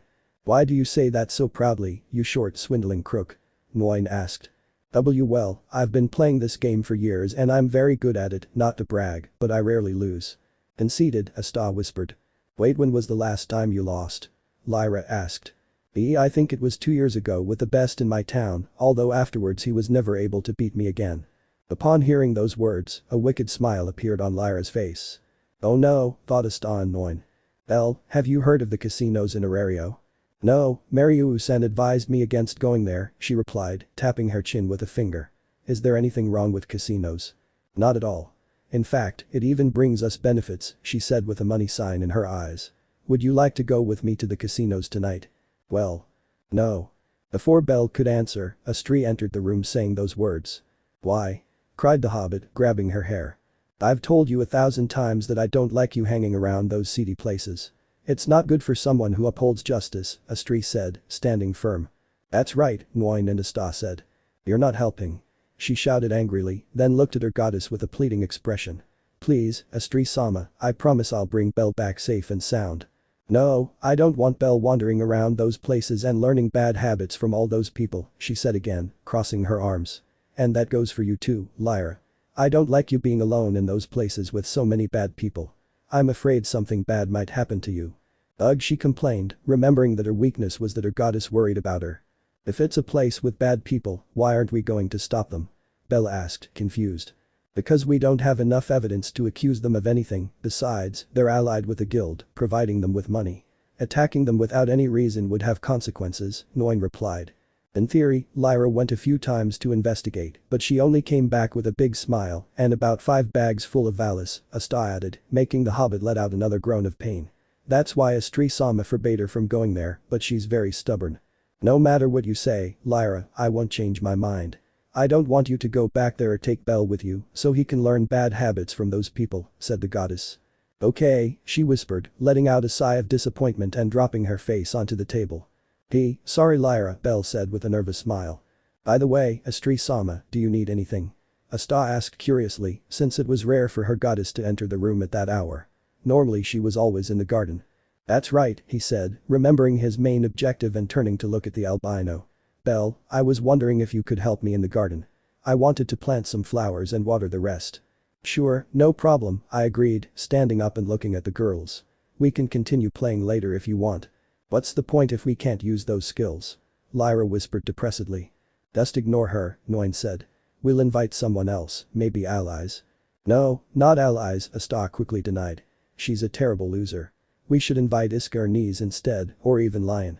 It's funny to see their frustrated faces every time they lose. Well, I'll leave it up to you. See you later, he said with a nervous smile, leaving the room with his goddess. Goodbye Belle, they both said, then looked at the depressed hobbit. Stop making that face, Lyra, said the dwarf. Someday, he whispered, clenching his fist. Someday I'll take Belle to the casinos with me. Luckily Astrea-sama doesn't notice or she'll be angry with you, Noin said. It's worth the risk, he said with determination. Meanwhile, with Belle and Astrea.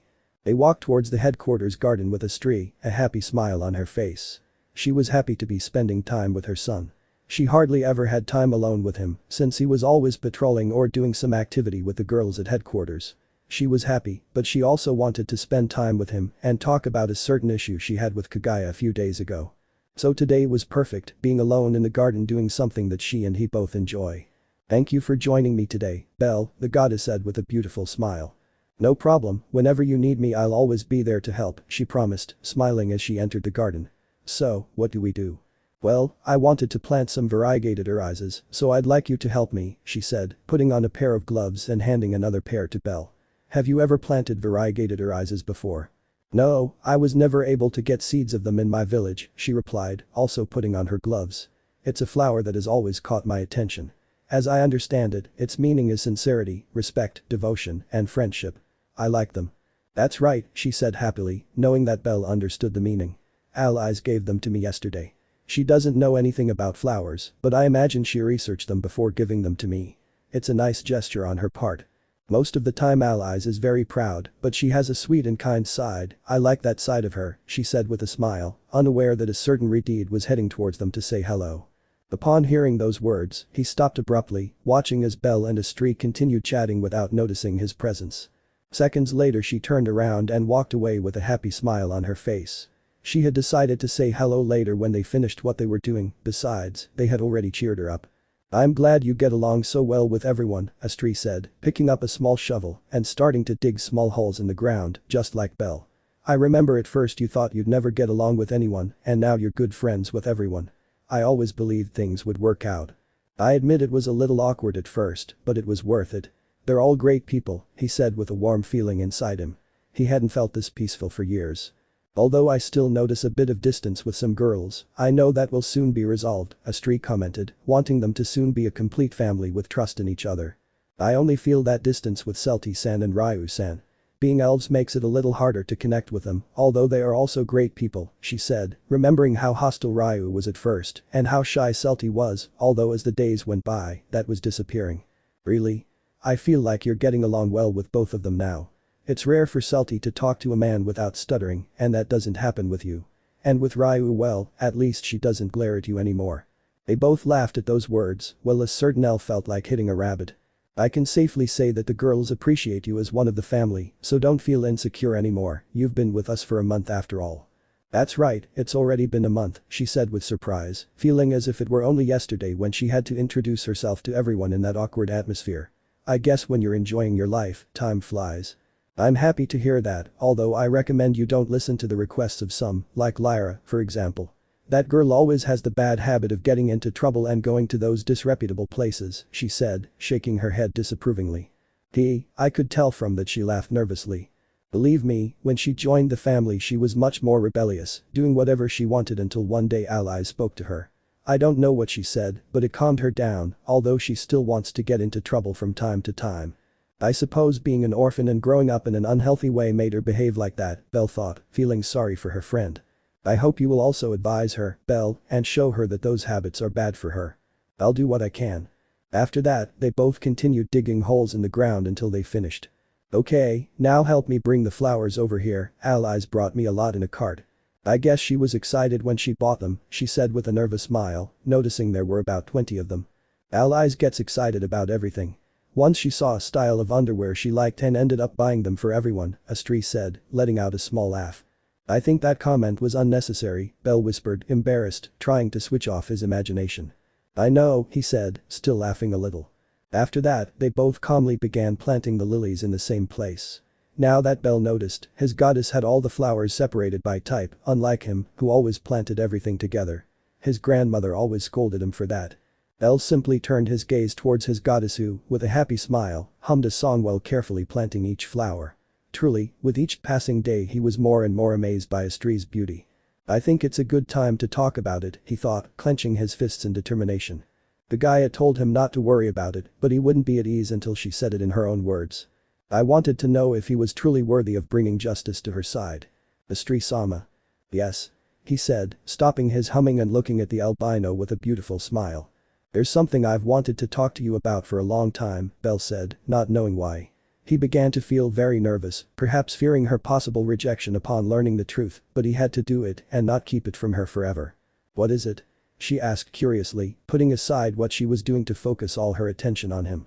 I'll see," she whispered, her hands trembling slightly. She was truly afraid of Astrea's possible rejection. But that fear vanished when his goddess gently placed her hands on his, feeling a strange calm. "Don't be afraid, Belle, and tell me what you have to say," she said in a soft voice. Upon hearing those words, Belle sighed and prepared himself for what he was about to say. "Astrea-sama, what do you think of people who kill others to protect someone? Is it right?" "Well, I think Kagaya is right and you shouldn't worry about it," she replied with a warm smile. "I know, but wait, Kagaya," he said, surprised to hear the name of the Oriental woman. Astrea just let out a small laugh at the rabbit's confusion. "You see, Kagaya already told me about your problems and insecurities a few days ago." "Wow, I thought you'd keep my secret." "Don't be angry with her, she did it because she was worried about you," she said, turning to look at the flowers. "She told me she didn't like seeing you with those insecurities about whether you were someone who could bring justice or not, that's why she spoke to me to lighten your load a little when you want to talk about it." This month Kagaya has grown fond of you. Kagaya-san, he whispered, feeling grateful to his friend. You shouldn't be so worried about it, Astrea said, but her voice pulled him from his thoughts again. I agree with Kagaya. You did it to save the people you loved, and I know very well how stubborn Ares is and how he uses nasty methods to seize lands by force. It's understandable that you made those decisions when you were in that war. But stop tormenting yourself over it, she said, not wanting to see him with those doubts in his heart. In my eyes, you are someone worthy of upholding justice. I know very well that with your abilities you will protect the people of Orario, just as you did the people of your village. Just because I know your past doesn't mean I'm going to cast you out of the family, so don't be afraid. Belle just looked down, still not quite sure about his goddess's words. Changing the subject, how did you become interested in gardening? She asked curiously, not wanting Belle to think about it too much. I regret to inform you that my interest in flowers began with the same theme of war, he replied dejectedly. Really? What happened? Well, when I made the decision to take lives to save the people I care about, things got complicated for me, she began, carefully planting a flower. Little by little, it started to affect me. With each passing day, I felt guilty, wondering if what I had done was right, even though I had already made my decision. It must have been difficult, Astrea whispered, remembering that Belle was barely over 10 years old at the time. For a child to carry something like that was difficult. It was at that moment that my teacher recommended a way to ease my guilt, she said, recalling those words. For every life I took, I would plant a flower in the garden. You know, for every life erased, I would plant another. I know it's ridiculous to compare a human life to the life of a flower, but as silly as it sounds, that calmed me after every battle with Rakia. It was my way of easing at least a little of the guilt. I don't think it's ridiculous, in fact it's understandable that you wanted to get rid of that guilt through gardening, he said, understanding the albino. The point is, I planted so many flowers that without realizing it, I started to really enjoy gardening. My grandmother, noticing my interest, gave me a book about flowers and their meanings, and I think that's what made me completely interested in it. I never imagined that each flower had a different meaning. For a moment I thought Hera had influenced your taste for gardening. I'm so sorry if this isn't what you expected. In the end, it didn't start with a love for flowers. I simply did it to ease my guilt for being a murderer, he whispered, lowering his gaze. Do you still think I can stay by your side and bear the title of justice? Although he didn't show it, Belle was still affected by his past actions. Perhaps if he were in another family it wouldn't affect him so much, but he was in the family of the goddess of justice. From the first moment he entered, he wondered if he was worthy of being in such a family, and now it affected him even more, since he had grown fond of each of the girls, including his goddess. But all depressing thoughts left him when he felt Astrea gently place her hand on his cheek, obviously taking off her gloves first and moving his face a little, so that he would turn to look at her. I'll only say this once, I whispered softly. It's not about whether you're worthy or not. I'm not just speaking for myself, but for all of us. We're happy to have you as part of the family. This past month, you've proven yourself to be a kind-hearted boy who cares for and protects others. If you were a bad person, I would have known at the moment I saw you, but that wasn't the case. I only saw someone shy and kind, wanting to find a family. You even won Kagaya's trust. If you only knew how distrustful that girl is. Why yes, I noticed. The point is, even if you don't feel worthy, I want you in my family. I don't judge you for what you did in the past, and I know none of us will, but if you're not comfortable and want to leave, I won't stop you. But you know very well there will be a lot of sad faces here if you go. No. I don't want to leave the family. I feel comfortable and happy here, he quickly denied. I was just worried that you wouldn't like my past and all that. Well, you worried for nothing. In the end, Kagaya is right, and you are an innocent boy after all, he chuckled, gently stroking Belle's embarrassed cheek before pulling his hand away. All I see in you is someone willing to protect innocent people from anything that wants to hurt them. If that isn't justice, then I don't know what is. Astrea-sama, thank you very much, she whispered, feeling a great weight disappear from her heart. Even though I don't show it, I thank Hera every day for sending me that letter. I never thought I'd accept a man, but I'm happy that you were the first and only man in my family. Single. Obviously, I have no problem accepting men, but I'm sure no one in the family, including myself, would feel very comfortable. I think you're the exception, she said, starting to water the plants she had planted. I don't know why, but you give off an aura of comfort and tranquility around you. More than one of the girls has said that when they're with you. Oh really? He said, embarrassed to hear what the girls thought of him. And to end this conversation, I don't want you to ever again wonder if you're worthy of being in the family. If you're by my side watering the plants, it's because I want you to be. Now you're part of my family, and I won't allow you to continue being depressed about something that doesn't bother anyone. So I hope you erase all those insecurities from your mind. Understood? Understood, Astrea-sama. That's more like it, she said with her beautiful smile. Now let's continue watering the flowers. The garden is quite large and we need to finish before lunch. Bell couldn't help but smile happily upon learning what his goddess thought. It seemed he had only worried for nothing. Kagaya was right after all, though he still wanted to know what Astrea thought about it. Fortunately, everything turned out well and he could continue to stand by them all and bring justice, this time without insecurities bothering him. It seems my grandmother was wrong, Belle said, regaining her attention. Where did she go wrong? She asked curiously. One day, filled with rage, she shouted that all the gods in Orario were horrible and unpleasant. I still don't remember the reason for her anger, he said with a nervous smile. I don't know all the gods, but I know you, and I can say that you are the most beautiful and kind goddess I have ever met. If anyone deserves the title of goddess, it is undoubtedly you. I feel fortunate to have met you and to be part of your family. As she said those words, a very small blush appeared on Astrea's cheeks, and then she smiled sweetly and with a touch of grace. Wow, I didn't know you had a flirty side and could say such beautiful words. Sorry if I made you uncomfortable, it wasn't my intention. Don't worry, it doesn't bother me, thank you for the compliment, she said, her smile still cheerful. But I recommend you don't say those words in front of Hera. She'll probably get angry about it. Why yes, I already have that written down in my mind, I whispered nervously. Okay, let's put your flirting aside and get back to watering the plants, I joked, embarrassing the albino. I wasn't flirting. If you say so. While the goddess and the human were chatting while watering the plants, a certain oriental girl was watching them through the window on the second floor. So you're trying to score points with our goddess, you little flirty rabbit, Kagaya thought with amusement, looking at the embarrassed albino. Although seconds later she smiled happily. But I'm glad you finally spoke to her. I was starting to get a little annoyed by your insecurities about whether or not you were worthy of being in the family. Now that Astrea-sama has told you personally, you'll be more at ease, she whispered, smiling at the albino who had become a good friend to her that month. Oh, so that's what was bothering Belle. Huh? Confused, Kagaya glanced to the side, seeing the rest of the family leaning against the window, having overheard the albino's conversation with his goddess. And what are you doing here? The Asian woman asked, puzzled. We were going to the kitchen to cook something for lunch and we overheard Belle talking to Astrea-sama, so we decided to stay out of curiosity, Noin explained. Lately, Belle has been acting uncomfortably, as if something is bothering him. For a moment, I thought something in the family was upsetting him, or perhaps Lion threatened him, Nise commented. Hey. Said the offended elf. Luckily it's nothing like that. Now that I look at him more closely, he's calmer after hearing our goddess's words, the beastman finished, relieved to see that nothing bad had happened to the albino. What's that fool worried about? I scam people on the street every day and I'm still just as calm, Lyra said, with her hands on her head. You should feel guilty, you little con artist, Rihanna said, poking the hobbit's cheek. I think it's rude to eavesdrop on other people's conversations, Ryu said disapprovingly. So why are you still here? They all asked at the same time, embarrassing the elf. Sometimes to bring justice we have to make difficult decisions, but that's our duty as protectors of the city, Alias said, arms crossed. And for me, Belle is someone worthy, even if he says otherwise, so if he ever leaves the family, I'll go to him and bring him back in chains and keep him in the basement so he can't run away again. Honestly, if I look at you, I'm capable of that, Iska said with a nervous smile. Sometimes the captain is scary, Mariu whispered. I'm hungry, Asta added. Okay, let's stop spying on them. Lion's right, it's very rude to listen to other people's conversations, Alias said, starting to walk away.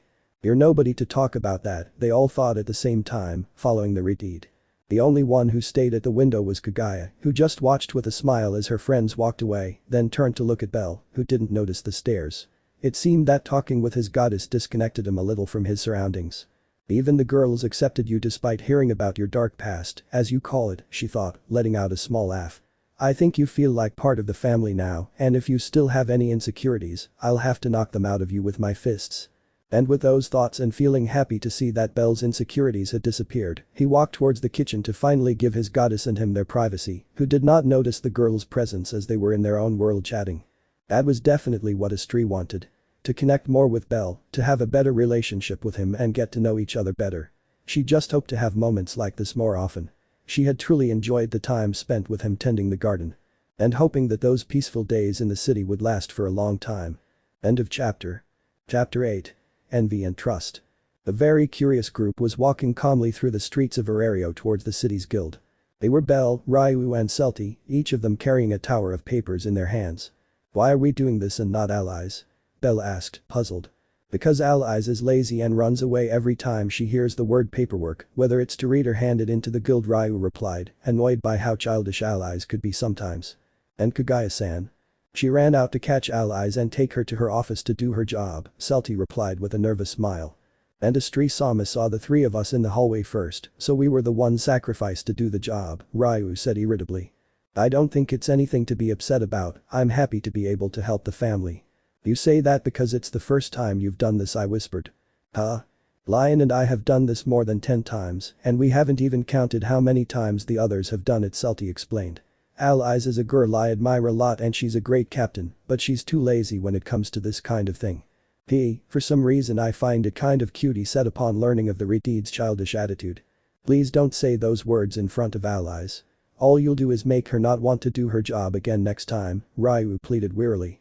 She seems to really enjoy your praise, so you'd better keep your comments to yourself. Understood. But at least it's not complicated at all, we just have to hand in the paperwork, Salty smiled, wanting to see the positive side. We have the best part, unlike Lyra and Astrea who are getting ahead on Alias's paperwork, while Kagaya keeps her trapped. I can already imagine Lyra furious about it, Belle said with a nervous smile. It's a miracle he hasn't thrown a bomb yet, in his anger, Ryu remarked. Boom. The explosion was heard in the distance coming from the Astrea family headquarters. Some inhabitants were a little scared thinking it was Evilis, but the two elves and the rabbit knew perfectly well who it was. She's already lost what little patience she had left, Salty whispered with a nervous smile. It was about time, Ryu sighed wearily, resuming her walk, followed by the other two. How often does Alias do this? Belle asked a green-haired elf who was walking beside him. Enough to make everyone fed up with her escapes, she replied, recalling how one day when they caught her, they took her to the courtyard intending to lynch her. Luckily for the Redeed, the goddess Astrea came to her rescue, preventing the punishment. You get used to it over time. I've heard those words a lot when it comes to Alias. Meanwhile, Ryu watched the interaction between the two with a bit of surprise. Wow, I think this is the first time I've seen Salty hold a conversation with a man without stuttering or getting nervous, he thought, watching the elf continue telling Belle, with a smile, about some of Alias's crazy antics. It took me 2 months for her to talk to me normally without getting nervous, and that idiot only managed it in a month. How does he do it? Without meaning to, she began to feel envy towards the albino again. It was a feeling that appeared in her involuntarily every time she saw Belle perform some action in the family. She always felt frustrated and discouraged by it, even though she was aware that the albino was not to blame for any of it. The problem was with herself and no one else. I have to improve, he thought, clenching his fists. And amidst conversations and thoughts, the three arrived at the guild to hand in the paperwork for that day. Good morning, Rose-san. The first to greet was Belle, with a smile upon seeing the advisor leaning against the counter. The beastman was about to return the greeting until she saw the three of them carrying papers in their hands. And Alias? I asked, already knowing the answer. I escaped, both elves replied. A sigh of disappointment escaped Rose upon hearing that answer. That fool will never change, she said, shaking her head slightly. She reminds me of a certain idiot whose name I don't want to mention. Out of the corner of her eye, Rose turned to look at Misha, who was at the counter next to her, listening to those words and understanding the hint. Why don't you say the name? Are you afraid of arousing that person's anger? Misha asked mockingly, though she was instantly punched and sent crashing to the ground. For some reason, this feels nostalgic, Rose said with a satisfied smile, looking at her friend lying on the floor. Maybe for you, the pink-haired girl complained. While the three visitors watched with anime-style sweatdrops the interaction between the two advisors. Ejim, Ryu coughed, catching the wolf's attention. Excuse me, I forgot about you for a moment, he apologized, resuming his professional demeanor. What do you need? As you can see, we've come to drop off the paperwork that was Alias's responsibility, Ryu replied, placing it on the table next to Salty and Belle. It's everything for this week. Completed missions, invoices, current family funds, and an update on the members' statuses. This morning the Apollo family and the Loki family left their paperwork, it seems I'll be late again today, Rose sighed wearily, tidying the papers and putting them aside. Don't you have any days off? Belle asked, worried. Unfortunately not, the guild staff isn't very large after a certain incident in the Dark Age, so they always require the help of all the workers, he replied, resting his arms on the counter. But that could be bad for your health, said the albino, worried about his friend's well-being. I appreciate your concern, but I'm fine. I've been working non-stop for years. You get used to it over time, she said, smiling slightly. If I'm lucky, I'll get a week off in a month, so I'll make the most of it. Okay, but remember not to overdo it or you could get sick. I'll keep that in mind. Well, both elves just watched the interaction between the two in silence. Since when is Belle-san friends with Rose-san? Celty asked, surprised. She was always afraid of Rose, mainly because of the powerful punches she gave Misha, avoiding getting too close to her. I think Cranel-san comes from time to time to receive a lesson from her about some floor. She doesn't have much information about Ryu replied, remembering how Belle sometimes informed Astrea that he would be going to the guild for a lesson. The reason he didn't consult with either of them was because they were always tired from patrolling and he didn't want to bother them. Wow, and he's not afraid of her, incredible, Celty whispered in surprise. Rose isn't so bad if you get to know her better, she said with a nervous smile. Well, the albino and the beastman finished their conversation. Well, I'd like to keep talking, but as you can see, I have a lot of work to do, she said wearily, looking at the stack of papers. Luckily, my good friend Misha volunteered to help me. When did I say that? She asked, surprised, though seeing his expression frightened her. Why yes, I offered to help. Haha, Belle laughed at that. Then we're leaving too, good luck at work, Rose-san. And don't get into any trouble that will cause me more paperwork, Rose warned, implying that there would be serious consequences if that happened. Understood. Goodbye. Thus Ryu, Belle, and Celty quickly left the guild so as not to bother the Redeed, with the latter, frightened by the wolf's threatening gaze, making the decision never to approach her of her own volition. Now the three of them were walking calmly through the city again, returning to headquarters with their work now finished, although Ryu stopped abruptly. What's wrong, Ryu-san? Belle asked, puzzled, as was Celty. Let's find something to kill time, he replied after thinking for a few seconds. Huh? Why? I don't want to sound like a bad person, but it's very likely that Kagaya hasn't caught allies yet, and once we set foot in the headquarters, Lyra and Astrea will ask us for help with the paperwork and won't rest until they achieve their goal. I'm not in the mood to sit in a chair and sign and read papers, I explained, a little embarrassed for showing that lazy side. I'd really like to go read at the library, but Lion's right, Lyra and Astrea will get in our way, said Celty shyly. Wow, it's obvious allies does this often so they can predict what's going to happen, the albino said in surprise. Okay, so how do we kill time? Oh. We can have some crepes, Celty suggested excitedly. I know a place that makes delicious ones, my treat. It's not necessary, Celty, we can buy our own, Ryu refused. Don't worry, Lion, I've been saving up so I'd like to treat you, said the elf with excitement and a little shyness, wanting to invite her two friends to eat, and yes, Celty already considered the rabbit a friend, she liked that he had the same taste for reading. Well, if you insist, then I'll accept the food, Belle agreed without hesitation, not wanting to reject Celty's kind gesture. Ah, fine, Ryu agreed, letting out a sigh. But next time, I'll treat you. Of course.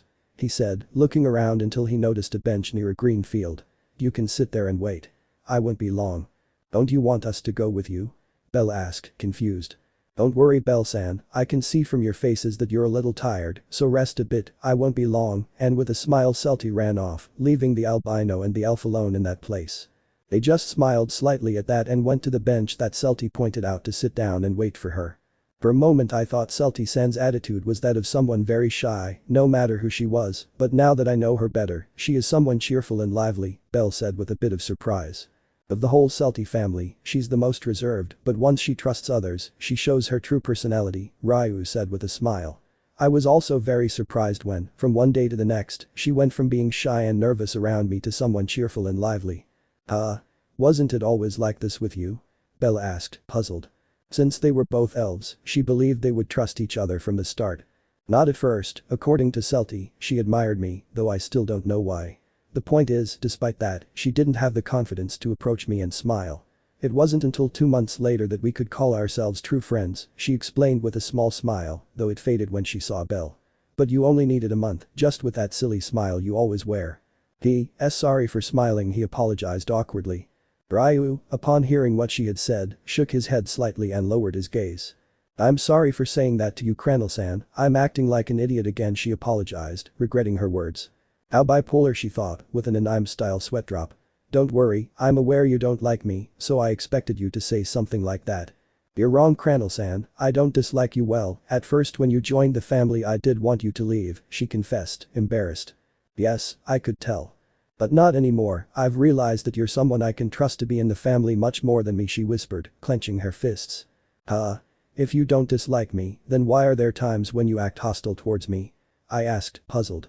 I apologize for that, but I always say that without thinking.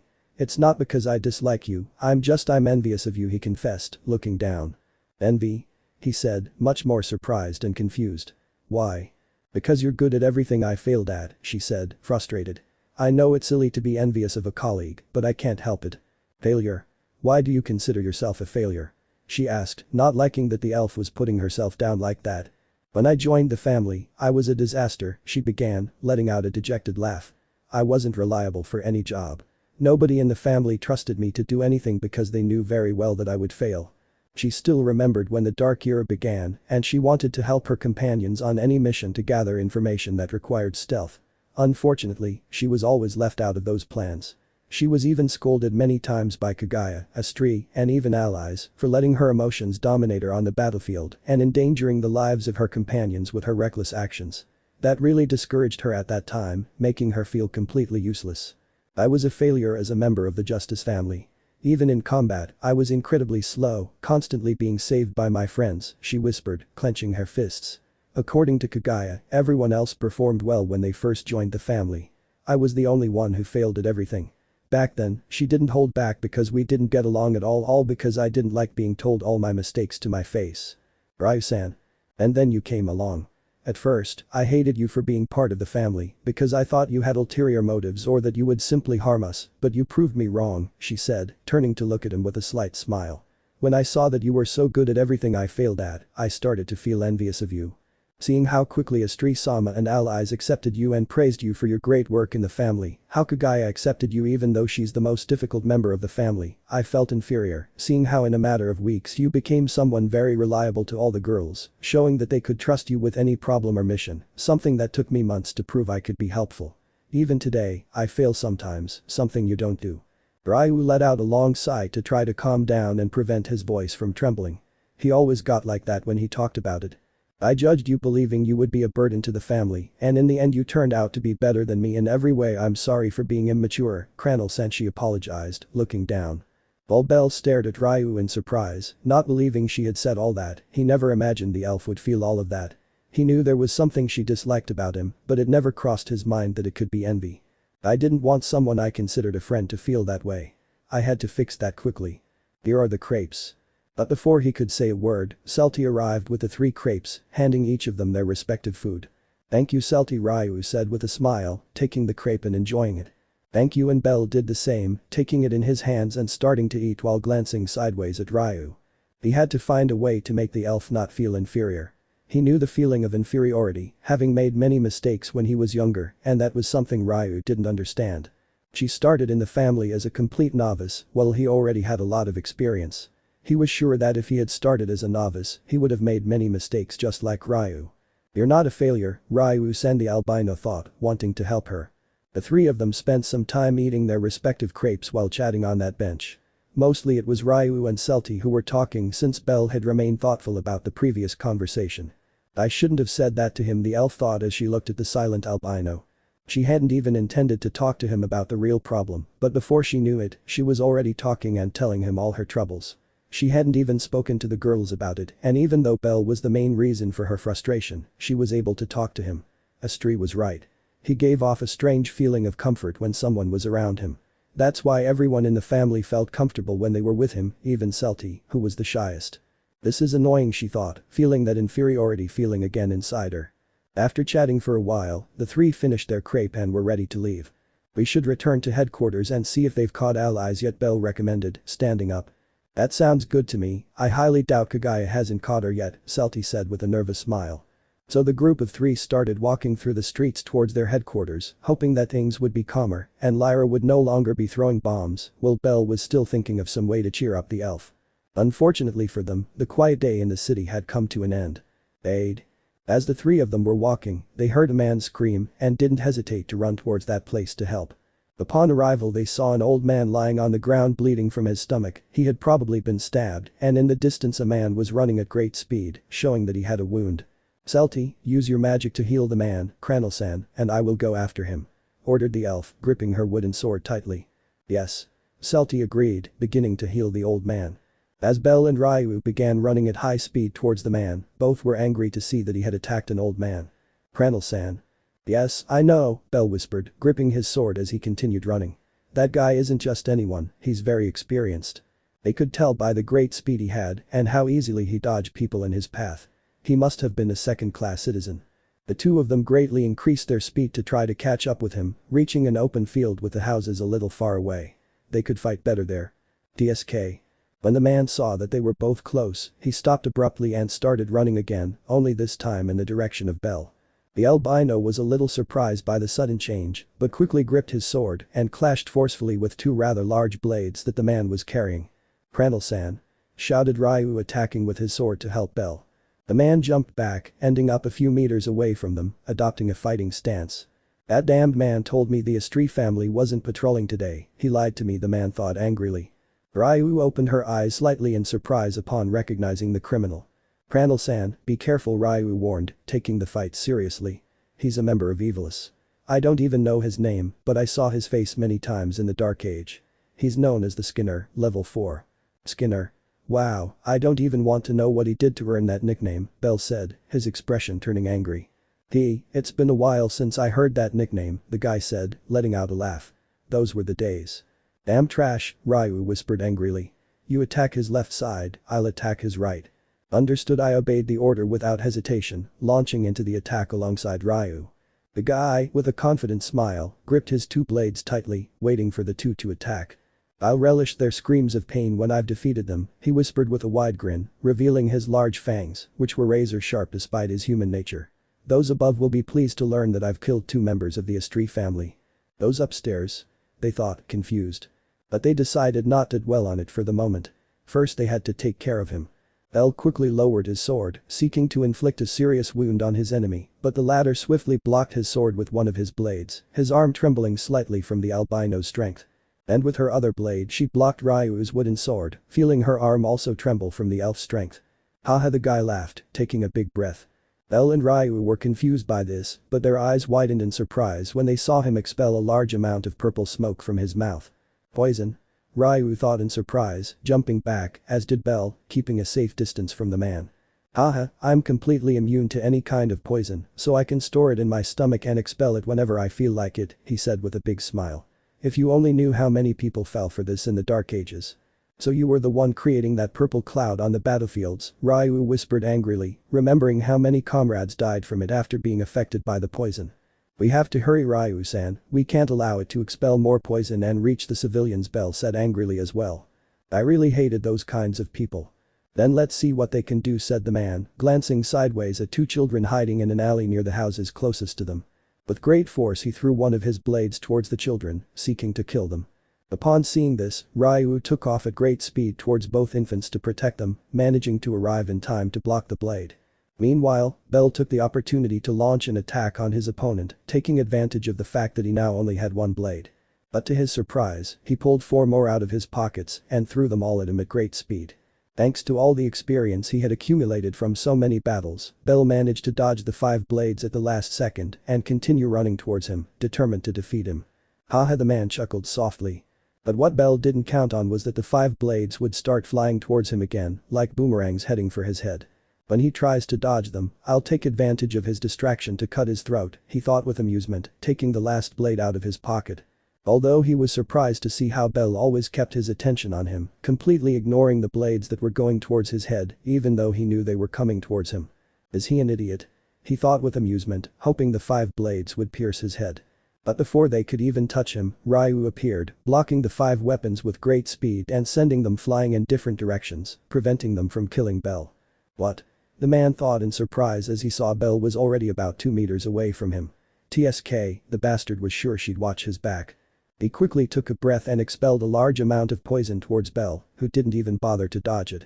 "You'll need more than that stupid poison to defeat me," Bell said, feeling a bit of his skin burn as it came into contact with the poison. "This guy is crazy," he thought in surprise as he saw that Bell, despite his poison, did not stop, raising his fist ready to hit him. He quickly tried to cover himself with his arms, but before he could, the albino's fist impacted his face with great force, sending him straight to the ground, creating a small crater and causing him to bounce off the ground due to the power, falling a few meters away from him. What strength, he thought, feeling his jaw and nose break. He tried to stand up, a little disoriented, but before he could, Bell gave him a strong kick, sending him back to the ground. "This is for all the innocent people you killed," he whispered, raising his fist and delivering a series of punches to his face until he was unconscious and fractured. He would probably need surgery to get his face back to what it was before, but he wouldn't go to the hospital, he would go to jail. Having already defeated the enemy, Belle let out a long sigh, beginning to feel the pain of the burns caused by the poison. "I don't think it was a good idea to ignore the poison," she thought with a nervous smile. "Kranel-san." The worried Ryu approached the albino, seeing the burns on his body. "That was very reckless of you," she scolded, beginning to place healing magic on her body. "And the children?" I asked. "They ran away the moment I blocked the blade, it was for the best," she said, frowning slightly, annoyed by her partner's reckless action. While Belle only smiled slightly at the elf's concern, it was a good time to finish the topic they had started on that bench. "Ryu-san, I'm not perfect like you think either," I said, catching Ryu's attention, who was already close to healing her wounds. "What? You were a complete novice when you joined the family, it was obvious that you would make some mistakes, I also made many mistakes in my beginnings. They probably weren't as bad as mine," the elf whispered dejectedly. "Really?" he said with a sad smile. "Years ago, when I wasn't yet allowed to go to the front lines of Rakia's battles, I stayed in the village protecting the people while the rest held them back. I only had one job, and that was to prevent the villagers from being harmed." Ryu just watched as Belle's expression changed to one of pain. But one of Rakia's soldiers crossed the defense line and reached the village. The soldier was a level 1, so it would be easy, or at least that's what I thought. I was so slow to reach him that he had time to kill 4 people including my best friend.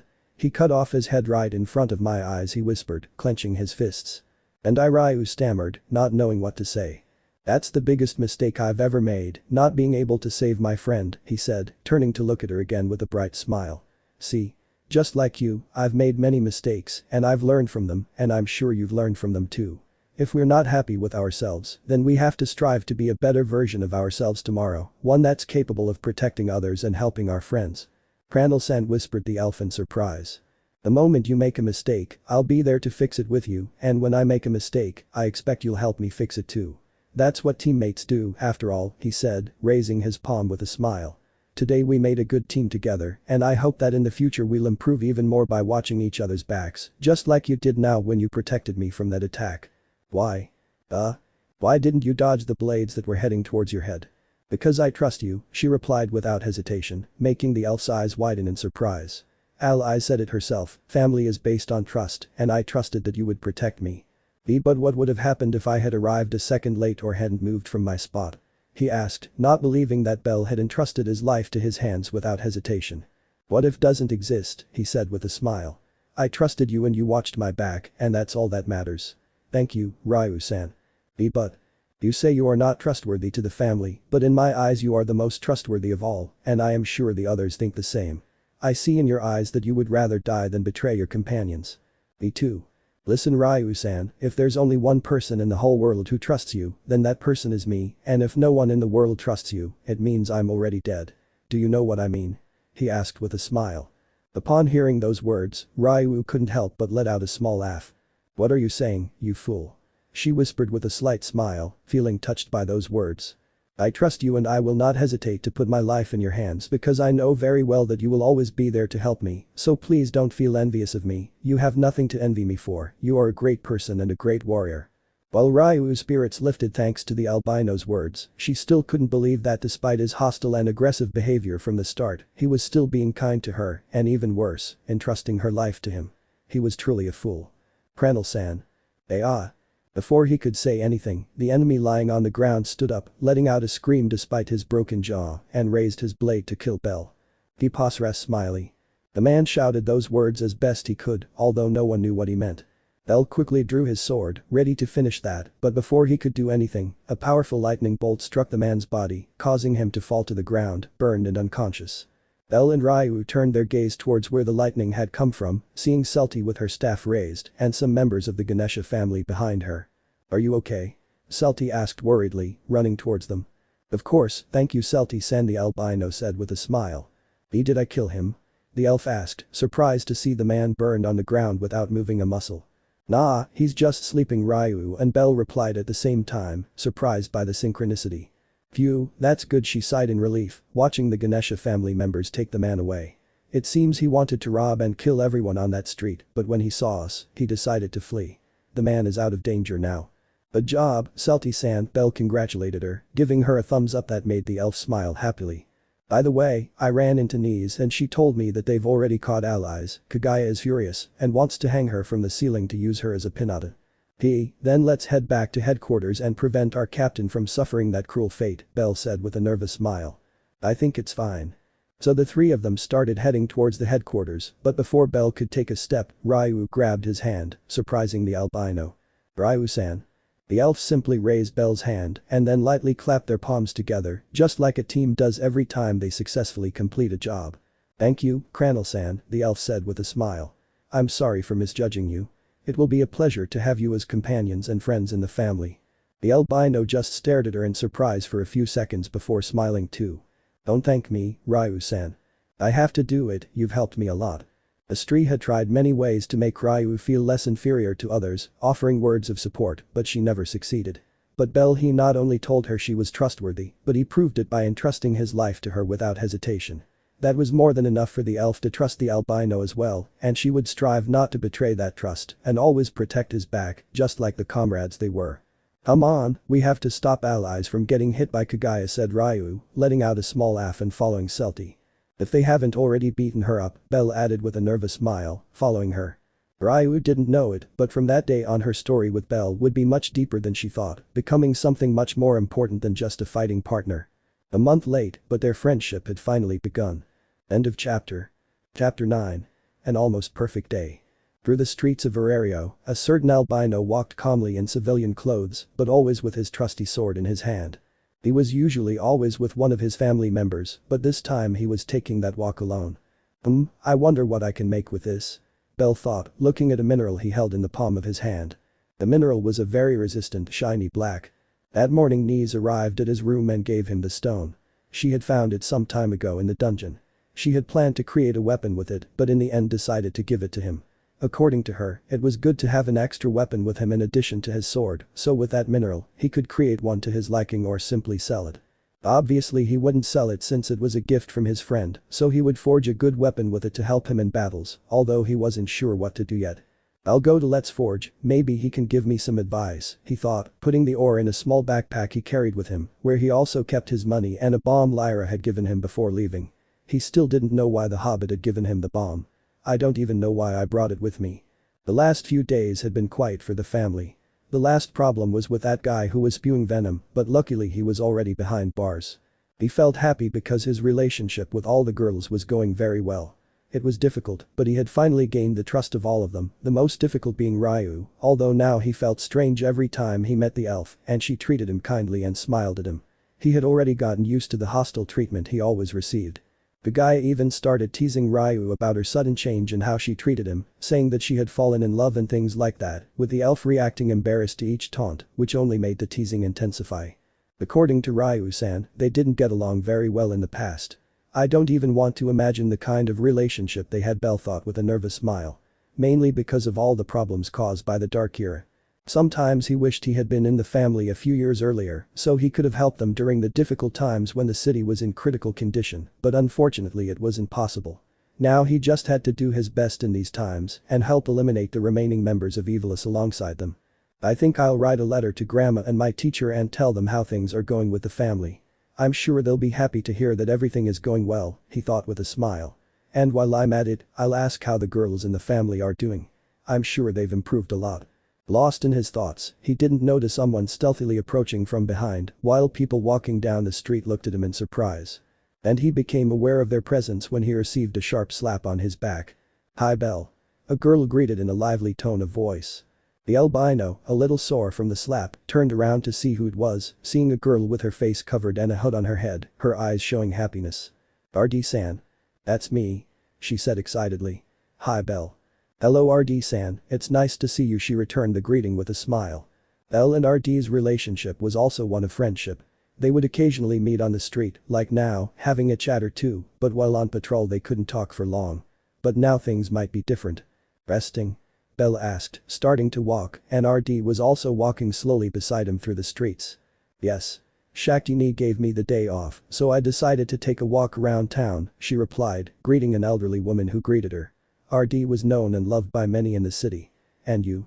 I'm also resting since Kagaya-san decided not to patrol in order to force allies to do the paperwork, she replied with a nervous smile. Allies never changes, I laughed, amused by the Riti's attitude. And the others? It's strange that you're not with someone from the family. You're usually always with someone. The others are resting or training. Ryu-san wanted to accompany me, but when she started receiving teasing from Kagaya-san, she decided to stay at headquarters. Kagaya will never change, she will always enjoy bothering Ryu. It doesn't help that she gets angry so easily at jokes, it makes her an easy target, she said with a slight nervous smile. And you? What are you doing? I imagine you left headquarters for some reason, she asked curiously. Well, this morning Nii-san gave me a very resistant mineral, so I'm going to a blacksmith and ask him to make me a weapon with it, he replied, taking the mineral out of his small backpack and showing it to RD. Wow, I think I've seen this stone in the deepest floors, although it's hard to find, she said, a little surprised. I know a good blacksmith, so I'm heading to his forge to see if he can create something good with this, I finished explaining, putting the stone away again. Can I accompany you? Accompany?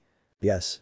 After all, I have nothing to do, it'll be fun to be with you, she said with such honesty that it slightly embarrassed Belle. We can even go to a bookstore afterward and look for a story about heroes. I heard they're selling the extended version of Argonaut. Well, if you want to accompany me, for my own good, it will be a pleasure to have your company, I accept with a smile, exciting the girl. Great. Then let's find that blacksmith and forge your new weapon, she said excitedly, starting to walk away, leaving Belle behind. Do you know where the road to the blacksmith is? Belle asked playfully. RD stopped when she heard that question and turned to look at him, a little embarrassed, which was noticeable in her eyes. Sorry, you lead the way, she said, placing herself next to Belle so that he could guide her. Although I don't know exactly where it is either, but he gave me a description of his forge, so we'll probably find it soon, let's go. And with those words Belle started walking while a smiling RD followed beside him, eager to go to a bookstore with him. I had tried to invite him many times, but since they were both always on patrol I never had the opportunity. It was lucky that I found him on the street and they both got that day off. Someday, if you want, we can go to the dungeon together, RD invited. Sure, I don't usually go there much, but it'll be fun, Belle agreed without hesitation. I don't know Riviera very well yet, so I'd like to take another look. Then it's decided, we'll go together during our next break, she said excitedly. And we can invite Ryu too, it'll be fun. That sounds like a good idea, he said happily. If the elf were still behaving hostilely towards him, he would have felt a little nervous about her being invited, but now that all the problems had been sorted out, he was happy that she would be joining them as well. Her grandmother was right, communication was the best way to solve problems, well, almost always, although it was surprising that her grandmother had given her that advice. And what is your friend's forging like? RD asked, looking all around. Well, he told me it's the one with a little white flag or something like that, she replied, looking around for the forge. Well, that forge on that corner has a little white flag, RD reported, pointing to a forge at the end of a street that did indeed have a white flag above the door. Yes, that's it, I confirmed, starting to walk in that direction. I just hope she's in the forge and not in the dungeon. I don't really feel like going down there today. Hoping that Let was there, Belle approached the forge with RD following behind him with a small smile, although it was not noticeable as her face was covered. And when he was in front of the door, he knocked twice, hoping someone would come out. Seconds later he began to hear noises inside, like metal things falling to the ground and voices arguing. Idiot, get out of the way, he's a customer. I bet he's not a customer, they've come to collect the money you owe for breaking those plates yesterday at the bar. Shut up. They don't know where I live. Meanwhile, Belle and RD just listened with nervous smiles to the discussion inside the forge. You'll see they're good customers. I'm not going to defend you if they're armed guys charging money. Welcome. Let said, opening the door with a nervous smile and holding a shield in his hands in case someone tried to attack him, but fortunately for him, that wasn't the case. Belle. It's good to see you. Let. I told you Welf, they're customers, said the boy, throwing his shield at a pile of armor he had in the corner of the room. You got lucky this time, said the red-haired boy with a broom in his hand sweeping the floor. And what can I do for you? He asked curiously. I wanted to talk about manufacturing a new weapon for myself. Do you think you can? Of course. Come in, I invited, opening the door wider until I noticed RD's presence. And her. It comes with me. Hello. I greeted cheerfully. Can I come in too? I would never deny entry to a potential customer, so come in, both of you. And with those words Let entered the forge, followed by Belle and RD, but not before closing the door. Wow, so many weapons and armor, RD whispered, curiously surveying the forge with weapons hanging on the walls. can I take a look? Go ahead, if there's anything that interests you, don't hesitate to buy it.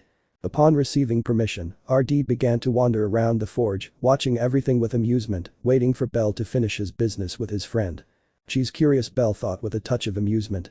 Although he came out of his thoughts when he received a small elbow to his right side, seeing Let, who had a mischievous smile. What is this? Are you on a date? Or is she your girlfriend? I joked, looking proudly at Bell. It's not a date, he denied, embarrassed. We're friends and we're just hanging around. Are you sure? Well, to me it sounds like a date, she said, further embarrassing Bell, who hoped RD hadn't heard. If you ever need advice on how to win a lady over, don't hesitate to ask me. You don't even have a girlfriend or experience, all you'll do is drive girls away from him, said the red-haired boy. Shut up, Welf. He shouted angrily. Ahem, changing the subject, what do you need me to forge? Please. Bell took the mineral out of his small backpack and handed it to Let. A friend gave it to me and told me that you can create a good weapon with it. Can you do it? Yes, this is a very good mineral, he said, taking it in his hands and analyzing it.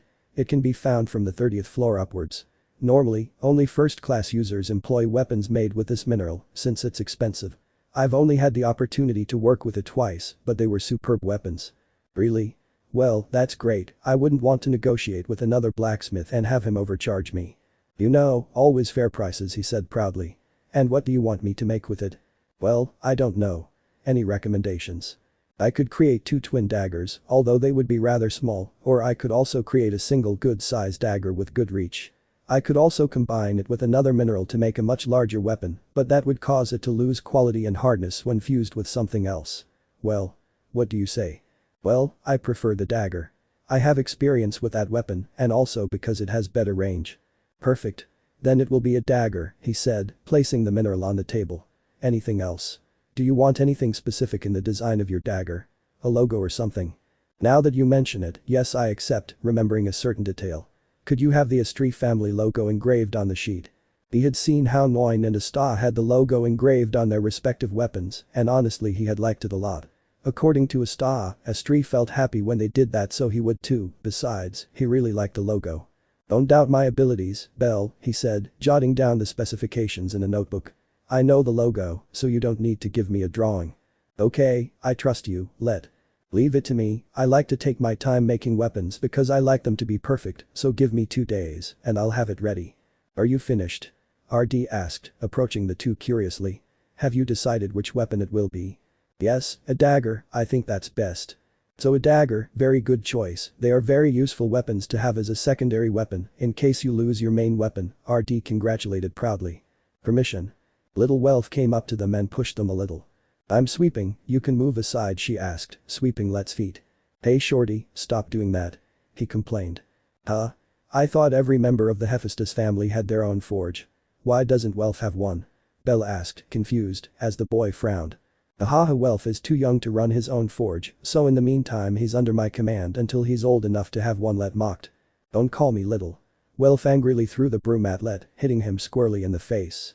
You wretched dwarf. I think we'll be going now, said Bell with a nervous smile, walking towards the exit along with RD, who was watching the fight with amusement. You'll see. Someday I'll be a better blacksmith than you, and I'll steal all your customers. Ahaha, what a good joke. While they continued fighting, Bell and RD left the forge, hoping that the two of them would calm down. Your friends are very lively, said RD, a little amused by the fight. Why yes, I didn't think they fought so much among themselves, he said with a touch of amusement.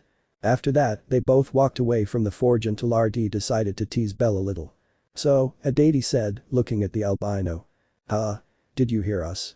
It would be hard not to hear them in that room, and with my level of education, she said, letting out a small laugh. Honestly, you have a point. This does feel like a date. Do you think so? Calm down, I'm just joking, he said, seeing the albino embarrassed. It's just a friendly outing. You should go on a date with a pretty girl, not me. What? That's right. We need to find the bookstore, RD quickly changed the subject. We don't know if there are only a few books, so we need to hurry and buy it. Yes, he said, a little surprised by those words, following RD who was walking excitedly looking for a bookstore. Yesterday Shakti told me about the new book, she doesn't like them, but she always pays attention to them, since I'm interested in them. Wow, he must really like you. Just as I love her, I owe her a lot. After walking for a while longer, they arrived at one of the most famous bookstores in Orario and didn't hesitate to go in. Oh. They have Tom Sawyer, Belle said excitedly, looking at one of his favorite books. Do you know that book? She asked curiously. Yes, it's not about heroes, but it's very entertaining, I recommend you read it. Really? Then I'll take it, she said, grabbing the book without hesitation. If you recommend it, then it's a good book. Well, that's good, he said, a little surprised that she'd picked up the book so quickly. Hardly anyone in town had ever paid any attention to his book recommendations, and he had to admit that made him happy. But are you sure? Is the book a bit expensive? Relax, I don't think the new Argonaut book is that expensive, he said confidently. Let's go find it. And taking Belle by the hand, I dragged him towards the story section, a place where almost only children went, but they didn't care. And how did you learn about the story of the Argonaut? Belle asked curiously. Shaktini used to read it to me when I was a child and gave me one as a gift. It was her way of cheering me up when we lost our brother, she said nostalgically. Did you have any other siblings? Yes, but they're all dead. Shaktini is the only family I have left, and even though she's very serious, she always did everything she could to cheer me up when my brothers died. That's why I love the story of Argonaut. For me, Shaktini is my heroine. That's very sweet, and I'm sorry for the loss of your siblings, she apologized, realizing that things had been difficult for her. It was even more so for Shaktini. She lost all her siblings while being the oldest, which is why she's so overprotective of me, I explained with a nervous smile. Sometimes I tell her I'm not a child anymore and I can make my own decisions, but she just hits me on the head and walks away. I think Shakti-san doesn't want you to grow up. Well, it's very late, I'm a young lady now, she said proudly. I envy you, I'd like to have a sister too. I can tell Shakti need to act like your sister if you want. And no thanks, I'll pass, she refused with a nervous smile until she noticed a certain book on one of the shelves. Oh. Argonaut. Where? She exclaimed excitedly, quickly finding the book. What's the price? They both turned their gaze to the price of the book, their eyes widening in shock at the sight of 5 zeros. That much? Belle asked, unable to believe it. Well, it's a limited edition, but I didn't think it would be that much, she replied, also surprised. He had the necessary money, but to get it he had to give up the book that Belle recommended to him, and he didn't want to do that. His friend had recommended it to him. Well, I'll buy it another day, I just hope nobody else does, she said, smiling slightly. Belle just watched as RD looked at the book, letting him know that she really wanted him. He had 100,000 valis with him, exactly what the book was worth. He had brought it to give Let an advance payment, but he forgot it the moment he started fighting with wealth. I know Let will understand if I'm a little late with the payment, she thought, taking the money bag out of her small backpack. RD-san is my friend.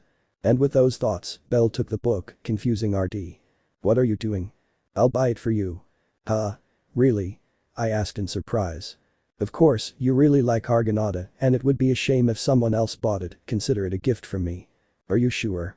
It's not cheap at all. Absolutely. Why would I hesitate to give my friend a gift? RD opened her eyes in surprise upon hearing those words, and although it was not visible because her face was covered, a big smile formed on her face. Thanks, Belle.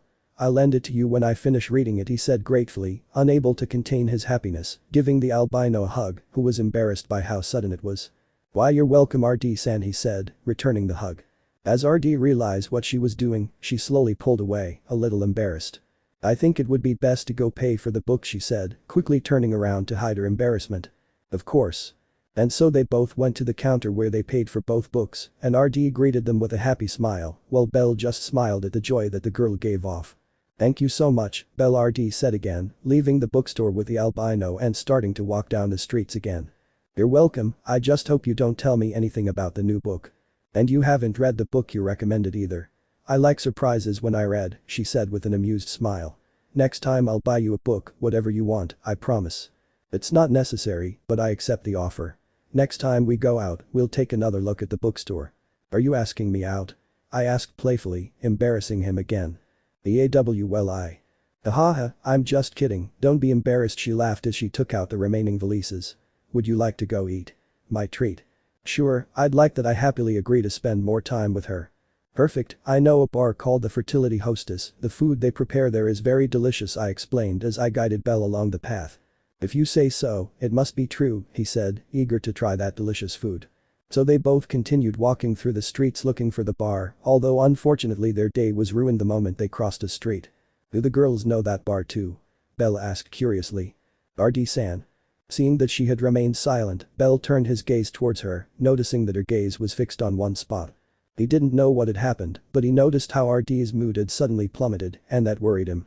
Confused, he turned his gaze towards the place RD was looking at and saw a boy enter the bar with a group of friends while they laughed and joked. Could it be someone I know? He thought, puzzled. I think I'll go now, RD whispered, looking down. I have something to do. Is something wrong?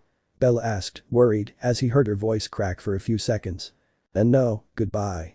And RD quickly turned around and began to walk away from the place. She was so happy with Belle that she had completely forgotten one small detail. To eat she would have to take off her mask, and seeing that boy reminded her of it, crushing all her happiness. Belle, still worried, ran towards her, taking her hand and preventing her from continuing to walk. Are you sure you're okay? RD, not wanting to worry him, let out a long sigh to try to calm down and look at him. Why yes, I'm sorry about the food, even though I promised you, she apologized. Thank you for spending the day with me, Belle, I really enjoyed being with you, and thank you for the book too, I really appreciate it. Thank you for accompanying me, and if you have any problems, don't hesitate to talk to me, he said, still worried about her. Oh of course, I hope to have another outing like this soon, she said, taking a few steps back. Gee, goodbye, take care. And with those words he left the place, leaving Belle standing alone in the street with a bad taste in his mouth because of how his lively outing with the girl ended. Was her bad mood because of that boy? She thought, remembering how RD became discouraged when she saw him. Unconsciously, his gaze darkened as he thought that the boy had hurt RD, but he quickly slapped himself to calm down while people stared at him in surprise. I'd better not jump to conclusions. I'm not even sure who I was looking at, he thought, shaking his head slightly. I just hope RD-san is alright. If she has any problems, I won't hesitate to help her. With those thoughts, Belle turned around and headed back to their headquarters to see what the girls were doing. Maybe Alias was crying because Kagaya had forced her to do paperwork. Perhaps she could also play some poker with Astrea, Noin, and Lyra, although the hobbit would refuse, having had her pride hurt by being called a cheater. Although he couldn't help it, his mind was always on RD, worried about what had happened to her. Well, with the girl. She ran through the streets of Orario without stopping until she reached her headquarters where her sister was waiting for her. Hey RD, you're finally here, there's some paperwork I'd like you to help me with. But to her surprise, RD ignored her, walking past and running towards her room, leaving Shakti confused. What's wrong with her? She thought, confused, though she noticed she was carrying some books. She probably bought the new Argonaut book and is excited to read it. I'll leave her alone for a while. RD reached her room and closed the door, carefully placing the books on the bed and sitting down. Once she was alone in her room, she let out a long sigh to try to calm down and hold back the tears that wanted to escape from her eyes. For a moment I thought I had overcome that part of the past, but it still affected me a lot. I even abandoned Belle after I promised to take him out to eat, he thought sadly. Her day with the albino had been so perfect, so happy next to someone who shared her tastes, and it had to be ruined by herself because she couldn't control her emotions. I slowly guide her hands to both books, the book Belle recommended and the one I give her. Unable to resist, a tear escaped from her eye and fell onto the cover of the Argonaut book. I wonder if you'll also be disgusted by me when you look at my face, she whispered sadly, letting her face fall back onto her pillow. I don't want that. End of chapter. Chapter 10. A crazy night. I am very disappointed in them. These were the words that were heard at the headquarters of the family of justice from the goddess Astrea. Normally Astrea used a sweet and kind tone of voice with others, but this time she sounded angry, which was unusual. The place where she was in the living room with her standing and the rest of the family on the sofas, her standing watching with some amusement three of her classmates who were kneeling on the floor with their heads down in front of Astrea receiving the scolding. They were Lyra, Belle, and Mariu. I can't believe they disobeyed me and went to the casinos, Astrea said, disappointed. That's very bad, Alias denied in disapproval, although it was clear from her face that she wanted to laugh. I'm sorry, the three whispered. I expected it from Lyra, she said, looking at the hobbit who smiled nervously. But from you guys. Astrea turned her gaze towards Belle and Mariu, who felt like ants in front of her. I never expected you two to go to that place too, I'm very disappointed in you. Ugh, was the groan of pain that came from both of them upon hearing those words. But how did they end up in that situation? Let's travel back to the previous day. The day before.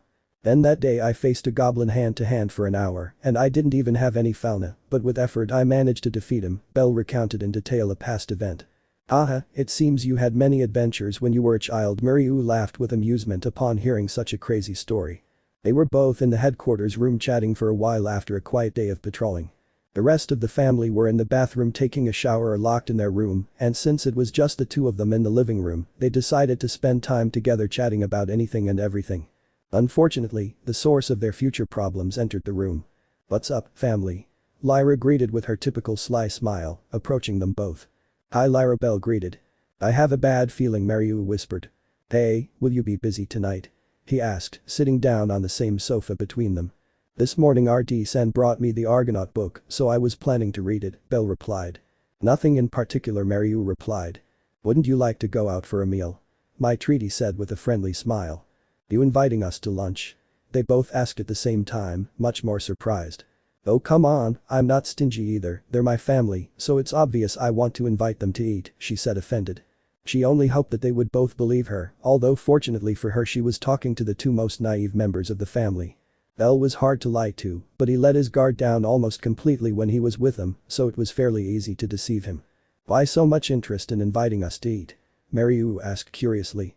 "The taco stand recently opened and I'd like to go try them, and what better way to go than with my family," she said, placing her palms on both of their shoulders. "Tacos?" they said, surprised. "Don't you know them?" I asked, receiving a negative response from both of them. "Well, all the more reason to go. You love them." Belle and Mariu looked at each other to make the final decision. "What are you saying, Belle?" "I don't know, but I'd like to try those tacos." "Me too, they sound delicious." But the decision already made, they turned to look at the Hobbit. "We accept," they said at the same time, making the Hobbit's smile grow even bigger. "Great. I promise you won't regret it," she said with a sweet innocent smile, her devilish mind preoccupied with something else. "Perfect. Astrea-sama would be suspicious if it were just Belle, but Mariu is with us, the most well-mannered and rule-following girl in the family. She'd never doubt her." "Why are you laughing?" they both asked upon hearing the Hobbit's diabolical laughter. "Ahem, because of the excitement," she said, standing up. "It's almost dark, so it's best to go now to be home early." "That sounds good to me," Mariu agreed, standing up as did Belle. And with the Hobbit leading the group, they began walking towards the exit of the headquarters, with Belle and Mariu a little anxious to try that food. But before leaving they had to pass the final test. "Where are they going?" Just as they were about to reach the door, Astrea saw them, curiously asking where her children were going. "Lyra invited us to go eat at a new food stall," Mariu replied with a smile. "Let's leave now so we don't get too late," Belle added. They both thought that was true, so in Astrea's eyes, neither of them was lying, and they were only going to that place to eat, believing their words, it not crossing her mind that Lyra could have lied to them. "I understand then. I hope you have a lovely evening there and enjoy the food. Don't be late getting home," she said goodbye with a beautiful smile, happy that they were spending time together. "Thank you, Astrea-sama, goodbye." And with those words the three left the headquarters, leaving Astrea alone at the entrance. "It makes me happy to see Belle getting along so well with everyone in the family," she thought happily. "Although I'd like to spend time with him, lately the girls are just driving him around and not spending much time at headquarters." She was just hoping that next Sunday Belle wouldn't do anything and she could spend time with him in the garden or even in the kitchen. She'd recently realized he liked to cook too. I still didn't understand how a guy like Belle wasn't popular outside of headquarters. He was only envied by men. Little did they know that in about 2 days Belle would be famous among many women. Meanwhile, with the mini demon and the two naive ones. "Ha-ha-ha. Free!" shouted Lyra, happy to have passed the final test. "He's laughing again," they both thought, confused. "And where is the restaurant located?" Mariu asked curiously. "Ahem, first of all, I'd like you to dress up a bit more. The restaurant is rather elegant, so we need to live up to expectations," the Hobbit advised. "Then it would be best to return to headquarters and change your clothes," Belle suggested, intending to leave. "That's not necessary," Lyra quickly denied. "I have a friend who owns a clothing stall. She can give me some elegant outfits for the two of you and for me, of course." "Are you sure? We wouldn't want to bother your friend," Belle said. "Relax, Rabbit, she'll be happy to help. Let's go." Belle and Mariu just stared at each other, starting to suspect something was up, but since they were really keen to try that food, they decided to follow the Hobbit and get some clothes so they could eat better at that 5-star restaurant. A few steps later. "Hey Sarah," Lyra called, entering a clothing stall and catching the attention of a black-haired Hobbit. "Oh, Lyra," exclaimed the happy girl, approaching her and giving her a hug. "It's good to see you."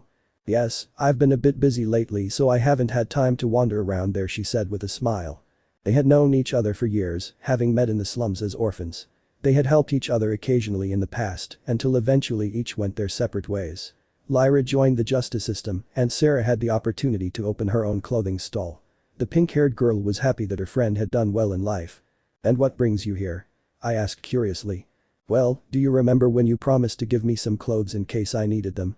"Of course. Do you need clothes?" "Yes, and I'd like you to give my friend some nice suits too," she said, gesturing to Belle and Mariu, who had remained silent. "Don't worry, I'll pay you back when I have the money." "Money isn't important, I'm just helping a friend," Sarah said with a smile, starting to walk through the store. "Come with me, I'll find you clothes that fit perfectly." "Let's go," whispered Lyra, following her friend, as did Belle and Mariu. "I feel like I'm going to get into trouble," they both thought at the same time. Some time later. "And that's it," said Sarah, seeing the three of them already dressed. Belle wore a black tuxedo and matching trousers, and Mariu wore a beautiful one-piece purple dress. "You look very handsome, Belle," Mariu complimented upon seeing the albino's appearance. "Thank you, Mariu-san, you look very beautiful too," she returned the compliment. "Ahem, and what about me?" asked Lyra, also wearing a pink one-piece dress. "You also look very beautiful," the albino complimented. "Did it have to be pink?" Mariu asked. "I'm glad you like them," she said, proud of her work since she knitted them herself. "Thank you, Sarah, you've saved me again," Lyra said gratefully, giving her friend a hug. "Don't worry, you can always count on me," she said with a smile. "Whatever you have planned for tonight, I hope it goes well." "We'll need that kind of luck," Lyra said with a nervous smile as her companions narrowed their eyes. "See you later, Sarah, thanks for the help." "You're welcome and good luck," she said, watching the three of them leave her shop with a tired sigh. Poor things, they don't seem to know about Lyra's plans. That girl isn't going to change. Meanwhile, with a group of three. "Now we're ready to go to that restaurant," said Mariu, a little embarrassed by her outfit. "I'm already eager to try those tacos," Belle added. "Yes, tacos," Lyra whispered. Casinos. These were the words displayed in large letters in a huge, luxurious building where only elegant people came and went. And at the entrance of said place were Belle and Mariu observing the place with a blank face. "Almost. Us." Haha, Lyra laughed at her friend's reaction. "I'm sorry I lied to you, but it was the only way to get you here." Upon hearing those words, both of them turned their gaze to the hobbit. "Does that mean there won't be any tacos?" Belle asked, disappointed. "You lied to us," Mariu whispered, frowning. Hey. Don't look at me like that," Lyra pleaded. "I'm really sorry for lying to you, but I know no one would want to come with me unless I lied to them." "That's no excuse, Lyra. I trusted you," Mariu said disapprovingly. "Astrea-sama will be angry if she finds out we're here," Belle whispered, realizing the trouble they were in. "Oh come on. We're already here, so come with me, I don't want to be alone," she pleaded with puppy dog eyes. "No way, I'm not going to get into trouble for your whims," Mariu refused without hesitation. "Let's go, Belle." And taking Belle's hand, he prepared to leave, but when he took a step, he couldn't move the albino. "Belle?" "I don't know, Mariu-san, but I wouldn't want to leave Lyra alone in this place," Belle said, worried about the hobbit. "Are you serious?" he said, letting go of her hand. "You know very well how much Astrea-sama dislikes us coming to these places." "I know, but Lyra will come into this place no matter what, even if we leave. I won't be at peace if I leave her alone." "Belle, I think it's nice that you care, but we're talking about Lyra, the most deceitful and swindling girl in all of Orario." "Hey." Lyra complained, offended. "However deceitful she may be, she is my family, I don't want to leave her alone," he said resolutely. She would use that moment at the casino to spend time with Lyra and show her how bad going to those seedy places could be. She would lead her hobbit friend down the right path. "You can go back, Mariu-san, it's not fair to drag you into this too." "Oh, forget it," she said with a sigh. "I'll go with you and make sure Lyra doesn't do anything wrong." "Really? Thank you." Lyra exclaimed, seeing that her plan had worked. "I promise we won't be long, we'll be back at headquarters early and Astrea-sama won't even know we were here." Elle and Mariu were still not entirely convinced, but they decided to be positive for once and make sure Lyra didn't do anything wrong and also check out those places that, although they didn't want to admit it, had always caught their attention. So, with the decision already made, the three of them stood up straight, looking at the enormous building. "Okay, let's go." And the three of them took the step towards that place without knowing that they were about to have one of the craziest nights of their lives, and not precisely because they wanted to save someone. "It smells like money," Belle whispered once inside. "What a bad life," Mariu whispered, watching all sorts of people walk through the enormous casino. Just by looking at the smiles they wore, she could tell they weren't trustworthy. "Don't worry, I know this place like the back of my hand, so I know which places are good and which are scams, so we'll be fine," Lyra said, proud of her knowledge. "Let's take a walk around there. I'll give you a tour of the casino." It's obvious he's been here more than once, they both thought, with an anime-style sweat drop. A little nervous about being in a place they had never visited before, they began to follow the smiling Lyra, who was thinking about how to take advantage of Belle's abilities. "Hey beautiful, it's my first time seeing you around here," said a man approaching Mariu. "Would you like to hang out with me? I'll make you a lot of money playing these games." The girl began to stutter. But she calmed down when she felt Belle take her hand. "I'm sorry, friend, but she's coming with me," she said, smiling kindly and walking away from him. "Thank you, Belle," Mariu said with a sigh. "I don't know why I always freeze up in moments like this." "It's normal, it's best if you don't wander off until we leave this place with Lyra," he said until he noticed the hobbit's absence. "And Lyra?" "Belle, Mariu. Over here." Lyra shouted from afar at a poker booth with a big smile. "I think I know where this is going," Belle thought with an anime-style sweat drop. If Lyra had brought him to the casinos it was for a reason, and that was to make money until he couldn't anymore. For a moment he thought he was just there for show. "Let's go, Mariu-san," said Belle, starting to walk, followed by the girl. "I still think this is a bad idea," she whispered nervously, feeling some men watching her. She increased her pace to keep up with Belle. At least that way she felt a little calmer. "Alright rabbit, show us your magic," said Lyra with a sly smile. "Magic?" he said, surprised but decided to follow her advice. "Okay, but I warn you, it's a bad idea to use it here." Seconds later the air around became so heavy, concentrating a large amount of magical power in the palms of the albino, whose veins began to stand out on his face, frightening those closest to him. "Height. Not that magic, you idiot," Lyra shouted, hitting him hard on the head. "I mean, show us your great poker skills." "Ah, that's it, you're not explaining yourself well," Belle said with a nervous smile, taking a seat. Meanwhile, Mariu just stared in great surprise at the back of the albino, still in shock from what had just happened. That was a huge amount of magic, she thought in amazement, realizing that Belle was much stronger than he seemed. Incredible, allies would have been thrilled if she were here. "Well Belle, these three men sitting with you at the table are the best poker players in the entire casino." "The Hobbit said you haven't lost a game in 2 years," one of them remarked. "Well, I don't like to brag, but it's true," I confirmed with a proud smile. "Well, that winning streak will end today," another one said confidently. "You have to win, Belle. If those guys win, they'll hurt me," Lyra whispered softly. Upon hearing those words, Belle's expression changed to a serious one. "Losing was never an option," he said, cracking his knuckles. "Haha, you've got guts, kid," said one, shuffling the cards and starting to deal them to the 4 players at the table. "What are you betting in this game? Looks like you don't have any money yet, so you can bet something worthwhile." "Something of value," she whispered, thinking of what to give. "Oh." Belle pulled a precious stone from his pocket, catching the attention of the 3. "I found it in the dungeon a few days ago, as far as I understand it's valued at 2 million valis. I always carry it with me in case I need to sell it." So we're starting with a good amount," he said slyly.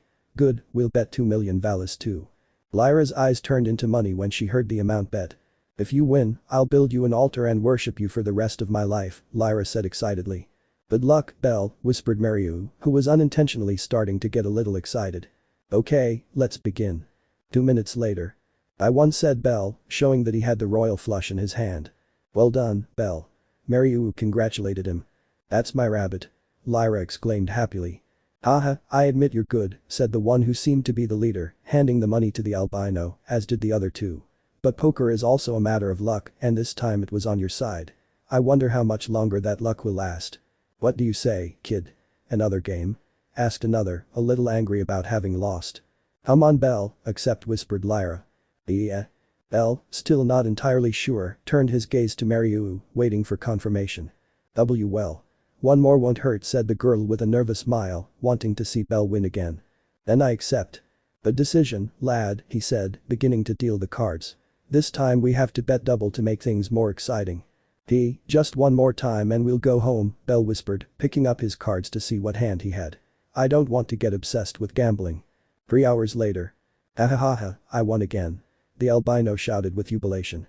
"Yes, we won," Mariu shouted excitedly, hugging Belle. "Good move, sir," said a man who worked there, putting the money earned into a cart. It was the 4th cart they had filled. "I knew it, Belle. You're perfect," Lyra exclaimed happily, hugging the albino as well. "If I marry you, I'll never have to worry about money again." "What do you say? Another game?" Belle asked excitedly, looking at his 3 opponents. "The old man, we're in the red," said one of them, pale. "You have all our money, we have nothing left to bet," said another, still in shock. "So they're backing down," Mariu said mockingly. Well, that's pretty obvious after seeing Belle's power. Belle is the secret weapon, Lyra added. Meanwhile, the people in the surrounding area stopped what they were doing a while ago and approached the poker table, surprised by the humanoid rabbit skills. Did you see that kid? He's been playing for 3 hours and hasn't lost a single game. It must be witchcraft, I can't see any other explanation. I don't even win by cheating. But he's a very handsome boy. Do you think he'll accept if I ask him out? These were some of the many comments heard around the place, embarrassing Belle, who had come out of his state of fever for money and betting for praise. Haha, it's not that big of a deal, he laughed sheepishly. Are you kidding me? You just violated the corpses of the 3 best players in the entire casino, you're a legend, Lyra said, still excited. Let's find another place to keep gambling, we're on a roll. I admit I'm excited, but let's put greed aside and go home. We could get into trouble. Just kidding. Let's do it. He agreed, standing up excitedly. Yes. Both women celebrated. Mariou had unknowingly caught Lyra's bad habits and seeing Belle win again and again excited her, wanting to continue playing different games. What do I do with the money, sir? The employee asked politely, pointing to the 4 carts full of money. Add it to our account under the name bellcranel, Lyra said with a satisfied smile. Just leave us one so we can keep betting. Understood, and good luck for the rest of the night, although I think those words are meaningless, and with those words the man left, taking the money to save it in the albino's new account. Come on, Belle, there are still plenty of places, said Lyra excitedly, starting to look for another spot, followed by Belle and Mariou eager to continue betting. You damned wretch, the 3 men whispered with tears in their eyes, having lost all their money. So for the next 2 hours the 3 of them spent playing at every station in the entire casino, winning over and over again, becoming celebrities in a single night. So much so that the owners of the gambling stalls were frightened when they saw Belle arrive ready to play. I'm sorry, but we're closed, said a man who owned a dice game. Agate, Lyra whispered. That's the 4th post that tells us the same thing, Belle said dejectedly. They're afraid of your abilities, Belle. You should be proud, Mariou said with a proud smile. Thank you, Mariou-san. Fabian. Lyra called, and seconds later the same employee who was in charge of keeping their money arrived. Is there anything you need, Miss Lyra? How much money do we currently have in our account? She asked curiously. Which one? Mr. Bell's account, Miss Mariou's account, or your own? He asked, pulling out a notebook where he had everything written down. Add up the money from all 3 of us and tell me the total amount we have, she asked, holding a glass of wine in her hands and taking a sip. Let's see, the man whispered, beginning to count. Well, in total, the 3 accounts add up to 93 million valis and 7 cents. What? Belle and Mariou shouted in shock, not believing they had made so much money in such a short time. Ah, that's music to my ears, Lyra said with a satisfied smile. Contact the guild and transfer all that money to the Astrea family account. I'm counting on you. At your service. And here, take this as payment for all your services, he said, handing him 500,000 valis. A very generous act on your part, may the gods bless you, and with those words Fabian took a few steps back and withdrew, ready to do the job he had been entrusted with. Damn, what a successful night, Lyra smiled, happy to have achieved her goal. But now with all that money in our account, Astrea-sama will realize we were here, said Mariou, reverting to her old personality. Not to mention it's already 11 o'clock at night, we've been out for more than 5 hours, Belle added with a nervous smile. Oh come on guys, you enjoyed tonight here so don't complain, he said, taking the last sip of his wine as Mariou and Belle lowered their gaze in embarrassment, knowing he was right. And now what? They both asked. We can take one last walk around there before we head back, the hobbit suggested, not very confidently. But before they could say anything else, a guy approached them. Excuse me. The 3 of them turned their gazes to the man who was somewhat tall with brown skin and black hair, dressed elegantly. We're not interested in going out with you if that's what you want, said Lyra, thinking that she had come to flirt with her Mariou. You're mistaken, miss. My name is Noah, and I'm the bodyguard of the owner of the entire casino, he introduced himself politely. Terry-sama has seen all your accomplishments throughout the evening and says he's very happy to invite you to the VIP section of the casino. He'd like to say a few words to you. VIP section? The 3 of them said in shock. Few people are invited to that room. They should feel lucky. Upon hearing those words, the 3 of them turned to look at each other to decide. What are they saying? I don't know, we already made enough money to not want more, Mariou said nervously. We're not going to play, we're just going to see what this Terry guy has to say. Maybe he was amazed and scared by Belle's skills and wants to give him half the casino. Haha, stupid monkeys, Noah whispered. What did you say? Nothing. Well? Lyra asked, her eyes narrowed, having a bad feeling. We should go, Belle said. It would be rude to refuse their invitation. We'll just say hello and leave. Okay, let's get this done quickly and go, Lyra agreed, turning to look at Noah. Lead the way. Follow me. So the man started walking, followed by the three of them, attracting the attention of everyone in the casino. They had become famous in that short time. After walking for about 30 seconds, they came upon some enormous golden doors, surprising all three of them. Ladies and gentlemen, welcome to the VIP section. And with those words the man opened the enormous door, leaving them amazed by the interior of the place. Wow, the three whispered as they saw how almost everything was made of gold, the tables, the chairs, the glasses, everything was gold in color. But they immediately realized something. The atmosphere was nothing like a normal casino. It was far too unpleasant, filled with lust, greed, and sadness. Welcome. The dwarf dressed in the most expensive clothes approached the three of them with a big smile. Belle felt nothing but disgust at the sight of the man's smile. Never in his life had he seen anyone who emanated such an unpleasant feeling, full of ill will. If he could see souls, he was surely a rotten soul.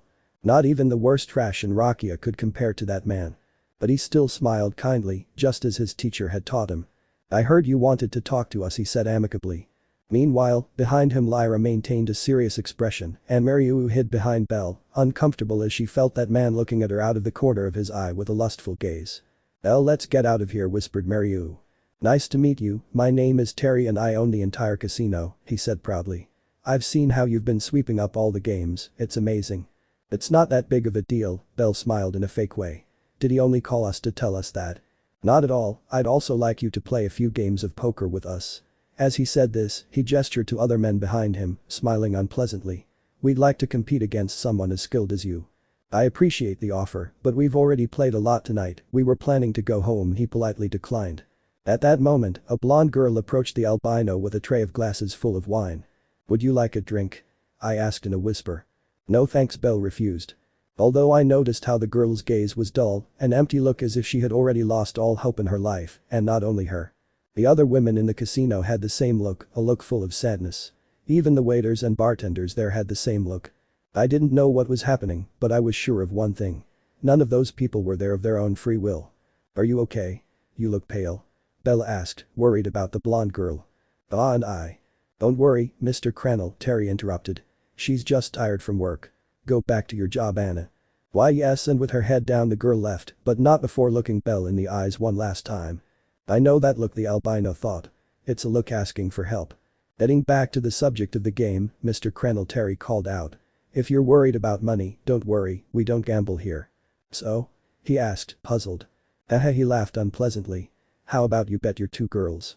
If you win, you can take either of my girls, but if I win, I'll keep both of them. What do you say? Upon hearing those words, Belle opened his eyes in surprise, not believing that such deals were made in Orario, and began to get angry. Rot in hell, you fat piece of shit, Lyra swore in disgust. Cheeky girl, Terry whispered. After all, hobbits don't appeal to me at all. They have no lure. What? Lyra said, offended by that comment. Lyra is a very beautiful girl. If you don't notice her beauty, you're blind, Belle said angrily. And I'm sorry to tell you, but I wouldn't play your game. They're not my girlfriends, and even if they were, I wouldn't bet on them because they're not objects. Well, that's a shame, but what can you do? Said the dwarf. I would have liked to have that human for myself. We have to go, Mariu whispered uncomfortably, but she calmed down when Belle took her hand. We're leaving now. I'd like to say it was a pleasure meeting you, but it wasn't. If you ever change your mind, you can come back to play, I invited with a confident smile. Belle simply ignored him and started walking towards the door without letting go of Mariu's hand, and Lyra followed, angrily watching them all. Before leaving, Belle looked one last time at all the women and waiters in the place who were looking at him with that same expression, one without hope. This won't stay like this, and with those thoughts, Belle left the place with the two girls, leaving the VIP room in silence. Are you sure you want to let them go? Noah asked Terry. Although it may not seem like it, the boy is strong, said Terry. He didn't know Belle or any girl from the Astrea family. Since he spent all day in his casino enjoying all its luxuries, he was unaware of anything outside and didn't care much about it, but his bodyguard did know them. I wouldn't want to cause any trouble in my beloved living room, Terry said, straightening his tie. Although if something bad happens, you'll take care of it. As long as the enemy doesn't go above level 4, I'll be fine, Noah said calmly. It would be a disgrace to Mr. Smiley if he fell to someone weaker than me. Ah, the smiling one, I'd forgotten that idiot is still in jail, said Terry boredly. Although he was frightened when he felt a great thirst for blood coming from Noah. I recommend you watch your words. Remember, the only reason you're still alive is because your shitty casino brings us a lot of money. Otherwise, your head would be on the floor, he said, his smile unwavering. Just keep doing your job, and Evilis will protect you so you can continue living your life of luxury and lust. Got it, Ted? Why yes, he whispered, frightened. Well, if you need anything I'll be at the entrance keeping watch, enjoy your night, and with those words, Noah turned around and walked away from him, allowing Terry to breathe easy. Damn it, since when did I become a pawn of Evilis? He thought in frustration, walking to the bar to get a drink. Someday I'll be on top of them. Meanwhile, 3 people walked slowly through the dark streets of Orario. That kind of truth is unpleasant, Lyra said angrily. I agree with you, Belle whispered, also angry. I'm sorry, Mariu-san, you had to go through that unpleasant moment because I insisted we stay and because I agreed to go into that room. Don't worry, Belle. I admit it was a very awkward moment, but you didn't leave me alone, thank you, she said with a smile, though it immediately turned serious. But I never thought those kinds of deals were made at the casino. Me neither, said Lyra. Betting on people is the most unpleasant thing you can do. Do you think they're related to Evilis? Bella asked. I don't know, but they're already making illegal deals on their own, Mariu replied. We can't just stand idly by. That's where things get complicated, Lyra sighed wearily. The casino brings in a lot of money for the guild, and as long as they're not connected to Evilis, they're willing to turn a blind eye to avoid losing that income. And what about the other families? Bella asked. The Loki and Freya families will not interfere in that matter. The Ganesa family does not act unless ordered to do so by the guild, unless it is something worrisome. That leaves us alone, the albino whispered. We have to stop Terry's illegal activities. But how? Mariu asked. I highly doubt Astrea-sama wants to listen to us, said Lyra. Because? Come on, rabbit, it's almost 1 in the morning. What kind of people come home at that hour after eating tacos? Lyra asked, shaking her head. He's probably waiting for us at the entrance. You eat so you can guess, Mariu whispered. Hey? The 3 of them realized that they were already in front of the entrance to the headquarters, seeing their beautiful goddess standing at the main door looking at them with a serious expression and her arms crossed. No, there are no, the 3 whispered. I don't want to hear any explanations, Astrea said. Go to sleep, and I want you on your knees in the living room first thing tomorrow morning. Understood? Yes, Astrea-sama. And, frightened, the 3 ran to their respective rooms, leaving their goddess alone. When she was alone, she let out a long sigh of relief. She felt angry because she knew very well from their clothes that they had gone to the casinos, but she also felt relieved to see that the 3 of them were okay. She was very worried when it was already very late and neither of them returned. I will punish them tomorrow. Current time. I am truly disappointed in you, said Astrea, looking sadly at her 3 children. Astrea-sama, please don't be angry with Belle and Mariu. I tricked them into going to the casinos with me, Lyra said, wanting to save her friends from this, while the rest opened their eyes in surprise, not believing that Lyra would sacrifice herself in that way. If that's the case, then punish me too, Belle pleaded. Mariu-san is the only innocent one. I ask that we keep Lyra. I'm not innocent at all, Mariu denied. I got excited about the bets too, and I asked Belle to keep betting, so I'm just as guilty as they are. Wow, they don't want to let anyone fall, either they all fall or no one falls, Alias thought proudly. Even though she didn't agree with them going to the casinos, she felt happy to see that each one wanted to blame themselves and leave the others out of it, an action worthy of the family. I'm surprised Mariu participated in this, Noin whispered to Kagaya. Sometimes the most innocent ones are the most likely, Kagaya whispered, heard by Mariu, who let out a groan of pain.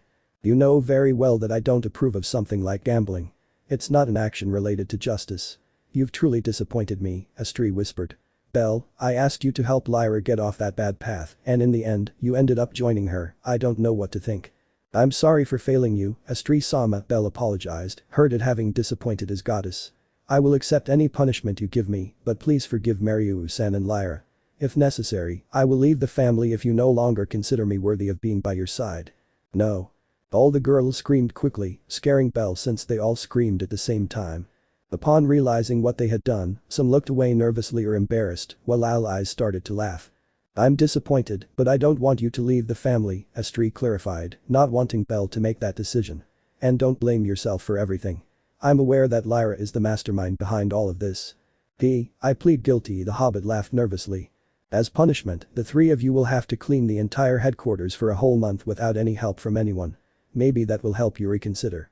He made the decision believing it was the right thing to do. It's a very mild punishment, Kagaya said with an amused smile. Shut up, Kagaya, the hobbit said angrily. Lyra, Astrea called. Why yes. How much money did they win in the casinos? How much? Then 93 million, whispered the nervous hobbit. But 7 cents, Belle added. What? They all screamed in shock. We're rich. Allies exclaimed. Astrea whispered. We'll give it to the poor and to orphanages. What? Lyra shouted, unable to believe it. We're poor again. Allies shouted. BB but, Astrea sama, and no, you can't do that, the frightened hobbit pleaded. Because Belle earned it through hard work, she said, pointing at the albino. He didn't cheat, he earned it fairly. It's clean money. Cleaner than Celti's room. With all due respect, Astrea sama, I believe that money will help us remodel headquarters and buy better weapons for all of us, Kagaya said. The best punishment for those three is for them not to touch a single volley. That will teach them not to lie to you again. You wretched Kagaya. If that's the punishment, I'll gladly accept it, Belle whispered. You damned rabbit. Don't support her. Well, Astrea thought about that proposal for a few seconds. It really hurt her to do that to her children, and she was sure that Belle had earned that money honestly. The problem was that casino money came from suspicious, almost always illegal, ways, and she didn't like it that way. But Kagaya was right. If that money would buy better weapons for her daughters and make them much safer out there, then she would accept it. Fine, Astrea agreed. But 50% will go to orphanages and poor families, and Lyra won't be allowed to touch a single volley. Maybe that way you learn not to lie to your friends. Alright, Astrea sama, I'm so sorry for disappointing you, and defeated Lyra lowered her gaze, accepting the punishment. Justice Astrea whispered. Now if you'll excuse me, I'm going to my room. All this is giving me a headache, and with those words, Astrea left, implying that she didn't want to talk to the three of them for a while. The moment she left the room, Mariu began to cry. I disappointed Astrea sama. She cried sadly. Don't cry, Mariu. Rihanna shouted, going to hug her. It's all those money-obsessed animals' fault. They animals? Lyra said with a twitch in her eye. As Belle stopped kneeling, he stood up and let out a sigh, feeling Kagaya pat him on the back. Haha, I knew you weren't perfect, said the Asian woman mockingly. I never said it was, he whispered dejectedly. Don't worry, Belle, I'll save a few valis from everything you won and give them to you. I know very well that winning in those games is difficult, so you deserve your reward, Nee said, raising his thumb in encouragement. With his skills I doubt it was difficult. True. Noin and Astrea whispered, knowing how ridiculously good it was.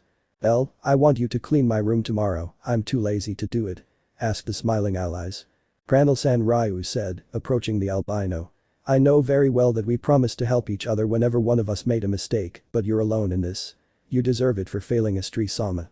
Don't remind me, Ryu-san, I whispered with a depressed aura. Oh, come on. Don't blame Belle, Iska jumped in to defend him. It's Lyra's fault for lying to you. I know. Shouted the hobbit angrily. But that money I'll buy myself a new staff, said Celti with an excited smile. Haha, we'll spend the money right in front of Lyra's face. Shut up. While the girls were arguing and laughing, Belle slowly left the room without anyone noticing except for one. I failed Astrea sama, he whispered dejectedly. She should whip me on the back for every volley I've earned, that way I won't fail her again. But I immediately dismissed that idea when I remembered that it was 93 million valis and 7 cents. I wouldn't be able to withstand so many lashes.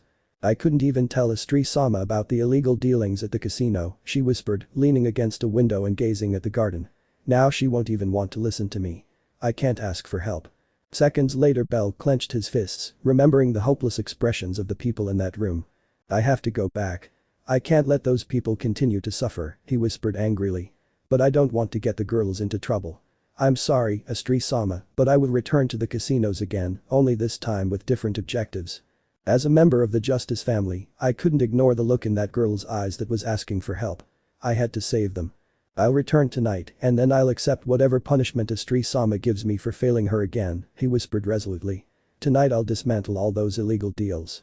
Because she was whispering, she didn't realize how one of the girls had heard her words while she was hiding at the crossroads of a hallway. So, illegal dealings at the casino? The girl thought, looking at Belle. I won't let you do it all by yourself. I'll help you, Belle. And with those thoughts, the girl returned to the living room, leaving the albino alone in that hallway. I have to prepare myself, it won't be easy, and with those thoughts the albino continued walking through the corridors, planning how he would save all those people. His first heroic act as part of the Justice family was about to begin. End of chapter. Chapter 11. Mission at the casino. It was night in the city of Orario, where people were already preparing to rest and have energy for the next day. Except for a certain rabbit who was in his room adjusting the tie of his formal suit.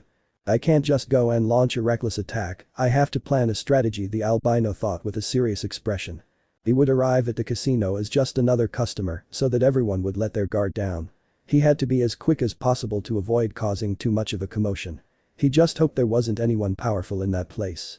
I'm sorry for disobeying your orders, Astrea-sama, but as a member of the Justice family, I cannot ignore someone's plea for help, he whispered, clenching his fists. Then he turned his gaze towards his bed where he had his sword and his dagger, which Led had finished making a few days ago, and which he still owed him money for. As much as he wanted to carry the sword his teacher gave him, he couldn't. It would make it clear he was going to kick ass, and he didn't want to be so obvious. So, with a decision already made, I take the dagger and hide it well enough under his shirt that no one will notice it. Okay, let's go. And with a whisper, Belle left her room, seeing how the hallways were dark. It was past 10 o'clock at night, so everyone was asleep or at least in their room. I'm sorry girls, but I don't want to involve you in this, he thought, walking as quietly as possible through the hallways so as not to alert anyone. Probably more than one, if not all, would be angry that he had done everything alone and not included them, but he had to do it. If messing with the casino would bring problems with the guild, then he wanted to be the only one to blame. Upon leaving the hallway of the rooms, Belle walked more calmly towards the entrance of the headquarters, which, to his confusion, had its main door open. Did they forget to close it? He thought, puzzled, increasing his pace. And when he arrived at the entrance he was surprised to see who was standing outside the doors. Alias? He said, surprised to see the beautiful Ritit in a lovely red dress and was mesmerized by her beauty. Oh. You're finally here. For a moment I thought you'd left, said the smiling girl. I've been waiting for over half an hour. Upon hearing those words, Belle recovered from her shock at his appearance and asked her question. What are you doing here? Isn't it obvious? I'm going to go with you to the casinos and we'll save all those people who are in trouble, he replied, his smile unwavering. What? How? How do I know? Well, this morning I overheard your whispers in the hallway about the illegal dealings at the casino and how your captain couldn't leave all the work to you.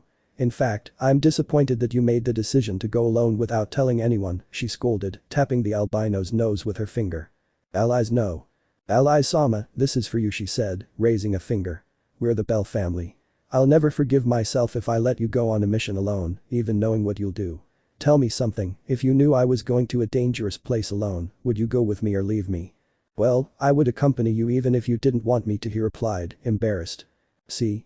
That's exactly how I feel. I can't let my favorite do everything alone.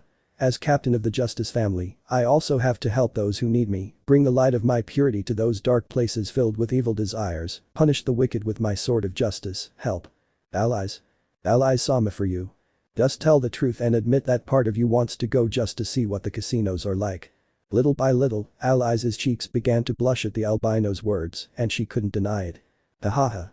Don't laugh, you idiot, she said angrily, starting to pinch Belle's cheeks. Okay, fine, I admit it, part of me wants to see the casinos, but the other part really wants to help you. I can't let you fight alone. Seeing that Alias wouldn't change her mind, Belle smiled slightly, accepting her company. Would you be okay without a gun?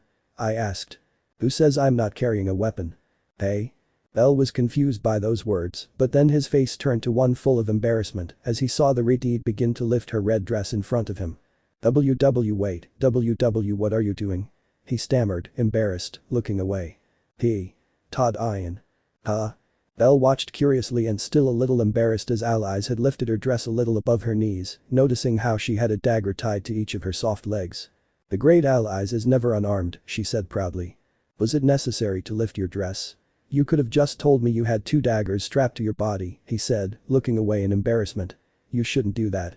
I could have done it, but I also wanted to see your reaction, and I'm satisfied, she said, smiling as she pulled her dress back down. Besides, it's you. What do you mean by that? Let's keep talking on the way, if we stay here at the entrance they'll notice us, said the Ritit, taking Belle's hand and starting to run out of the headquarters with an excited smile.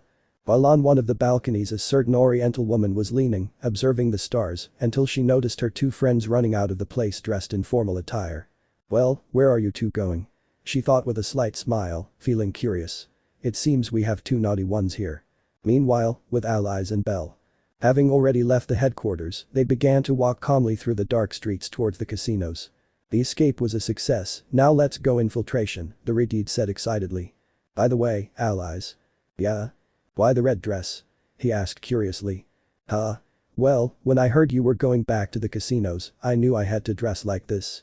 For a moment I wanted to come in my adventure outfit, but knowing you, you'd enter the casino like any other customer, since there are civilians there too, and you wouldn't want to involve them in a sudden attack. Wow, you guessed right. I know you very well, Belle, she said proudly. So? How do I look? She asked, turning slightly so Belle could see her better. Beautiful, you look very beautiful, although you always are with any outfit, he replied as sincerely as possible. A big smile of happiness appeared on Alice's face upon hearing those words, along with a slight blush. Thank you. She exclaimed, the first time she'd ever felt so happy from a compliment. The fact that it came from him gave her a strange feeling of joy. Now let's talk about our mission. Give me all the information. Belle's expression changed to a serious one upon hearing those words and began to explain. Well, as you heard this morning, the owner of the Terry casinos makes illegal deals, and I suspect that all the people who work for him in the VIP section are being held captive. What makes you think that? Their expressions were lifeless, as if they had no hope at all, he said angrily. He even bets on the women who work for him. He wanted me to bet on Mariu-san in a poker game. Mariu? Well, this is personal now, nobody messes with our sweet Mariu, he said, cracking his knuckles. And about the kidnappings, I think you're right. For the past few months, some women have started disappearing. The families would tell us about their problems so we could start the search, but days later they'd tell us they'd found her, but she wasn't with them. They even had sad expressions, as if they were under threat. So they kidnapped them and threatened their families so they wouldn't say anything. We were investigating the case, but since none of the relatives of the missing people wanted to give us information, we couldn't find anything. Who would have thought that all this time they were in the casinos? That girl's gaze was that of someone pleading for help. As a member of the Justice family, I cannot ignore such a look, he replied, clenching his fists. Now that you mention it, I've never asked you that, Alice said, looking at the albino. Can I ask you a question? Clear. What is justice to you? She asked curiously. Justice? Well, Belle brought her hand to her chin, thinking about her answer. It's complicated because it doesn't have just one meaning. Everyone has a different opinion about justice. And what is the definition for you? I would say that the smiles. The smiles? Yes, every time I help someone and they smile, I feel happy. For me, justice is the happy smiles of people who know their problems have been solved and they have nothing to worry about. The world would be a better place if people smiled with happiness, without worries or sadness, although it's somewhat ridiculous, and no matter how hard one tries, it's something that will never be achieved. I don't think it's ridiculous, Alice interrupted. That's a very nice way of thinking, you're right, justice is when people smile when they have nothing to worry about. I like your way of thinking. Oh really? Yes. You know, with each passing day I like you more and more. I'm so happy you're part of the family, she said with such sincerity that it embarrassed Belle. Let's work together and bring justice everywhere so people can genuinely smile. Let's do our best, Belle. Yeah. And both of them, with a smile, bumped fists and continued on their way to that casino to save all those kidnapped people. By the way, why are you so happy? Belle asked, puzzled. Happy? Yes, since we left headquarters you've been happier than usual, is there a reason? Isn't it obvious? This is the first time you and I have done a mission together. You always work with Kagaya, Knees, and Lyra. Ever since you joined the family, I've wanted to team up with you, and today I finally have that opportunity. Let's do everything we can to make this mission a success. Oh of course, he whispered again, embarrassed. Alice really caught him off guard with her great sincerity. Belle and Alice are together on a new adventure. Nobody will stop us, woohoo. Alice, lower your voice, remember there are people sleeping in their homes, he said nervously, looking around to see if anyone had woken up. A while later. Wow, Alice whispered, amazed at how luxurious the casino's interior was. Everything is so gold and shiny. I had the same reaction, Belle laughed when he saw the receipt. With a little excitement, Alice looked around like a child watching people playing various games. Can we play? Alice, we're on a mission besides, I doubt they'll let us, she replied with a nervous smile. Because? Observe.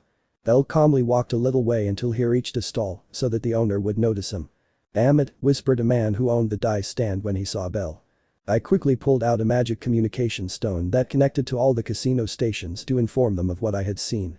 The rabbit is back, I repeat, the rabbit is back. Close your stalls if you don't want to lose all your money, the man said to everyone else, while Alice had an anime-style sweat drop at those words. What did you, Lyra and Mariu do yesterday? Well, we went crazy for a while from winning so much, you can criticize me, but when you win you want to keep winning more and more, he whispered, embarrassed. I understand that feeling, Alice said, remembering how excited she used to get every time she won a game, wanting to keep playing. It didn't help that she almost always lost, so when she won she was so happy. So what do we do now? It would be easy to go directly to the VIP section, but they would probably become suspicious and put their guard up when they saw us arrive. After all, you are much more well known than I am. The captain of the Justice family arriving in that place would be suspicious, she offered her opinion. You have a point, he said, narrowing his eyes. So should we wait until they invite us of their own accord? I think it's for the best, we don't yet know the power of our opponent, so we have to be cautious. Then let's go to the bar and have a drink. This walk has made me thirsty. Then taking the albino's hand, they went to the bar, took seats, and each ordered a glass of wine. Bell wasn't much of a drinker, but a drink would relax him a little. He felt a bit tense about the upcoming possible battle. I'm just warning you that you'll probably feel uncomfortable with the lustful stares of Terry and his friends, Bell warned angrily, thinking that those disgusting eyes would be looking at allies. I know, and don't worry, I can control myself. If I were Kagaya, Knees, or Lion, I'd launch an attack without hesitation, she said, letting out a small laugh. Besides, you're with me, so it's impossible for me to feel uncomfortable. Thank you. A strange feeling of tranquility appeared in both their hearts as they sat together at the bar, just like that day in the dungeon where they stood guard on the 18th floor, and they began to like it. Bell allies called. You once. Bell. Unfortunately, their peace was broken by a male shout directing their gaze there. The albino, upon seeing who it was, had an anime-style sweat drop.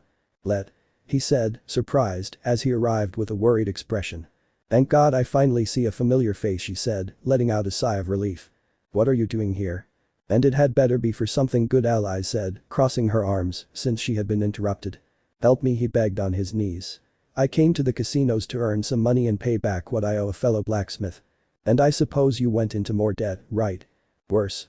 He cried, terrified. For some strange reason, I managed to play with the casino owner and I lost. I owe him a huge amount of money. The casino owner? Terry? I asked, frowning just like allies. Yes.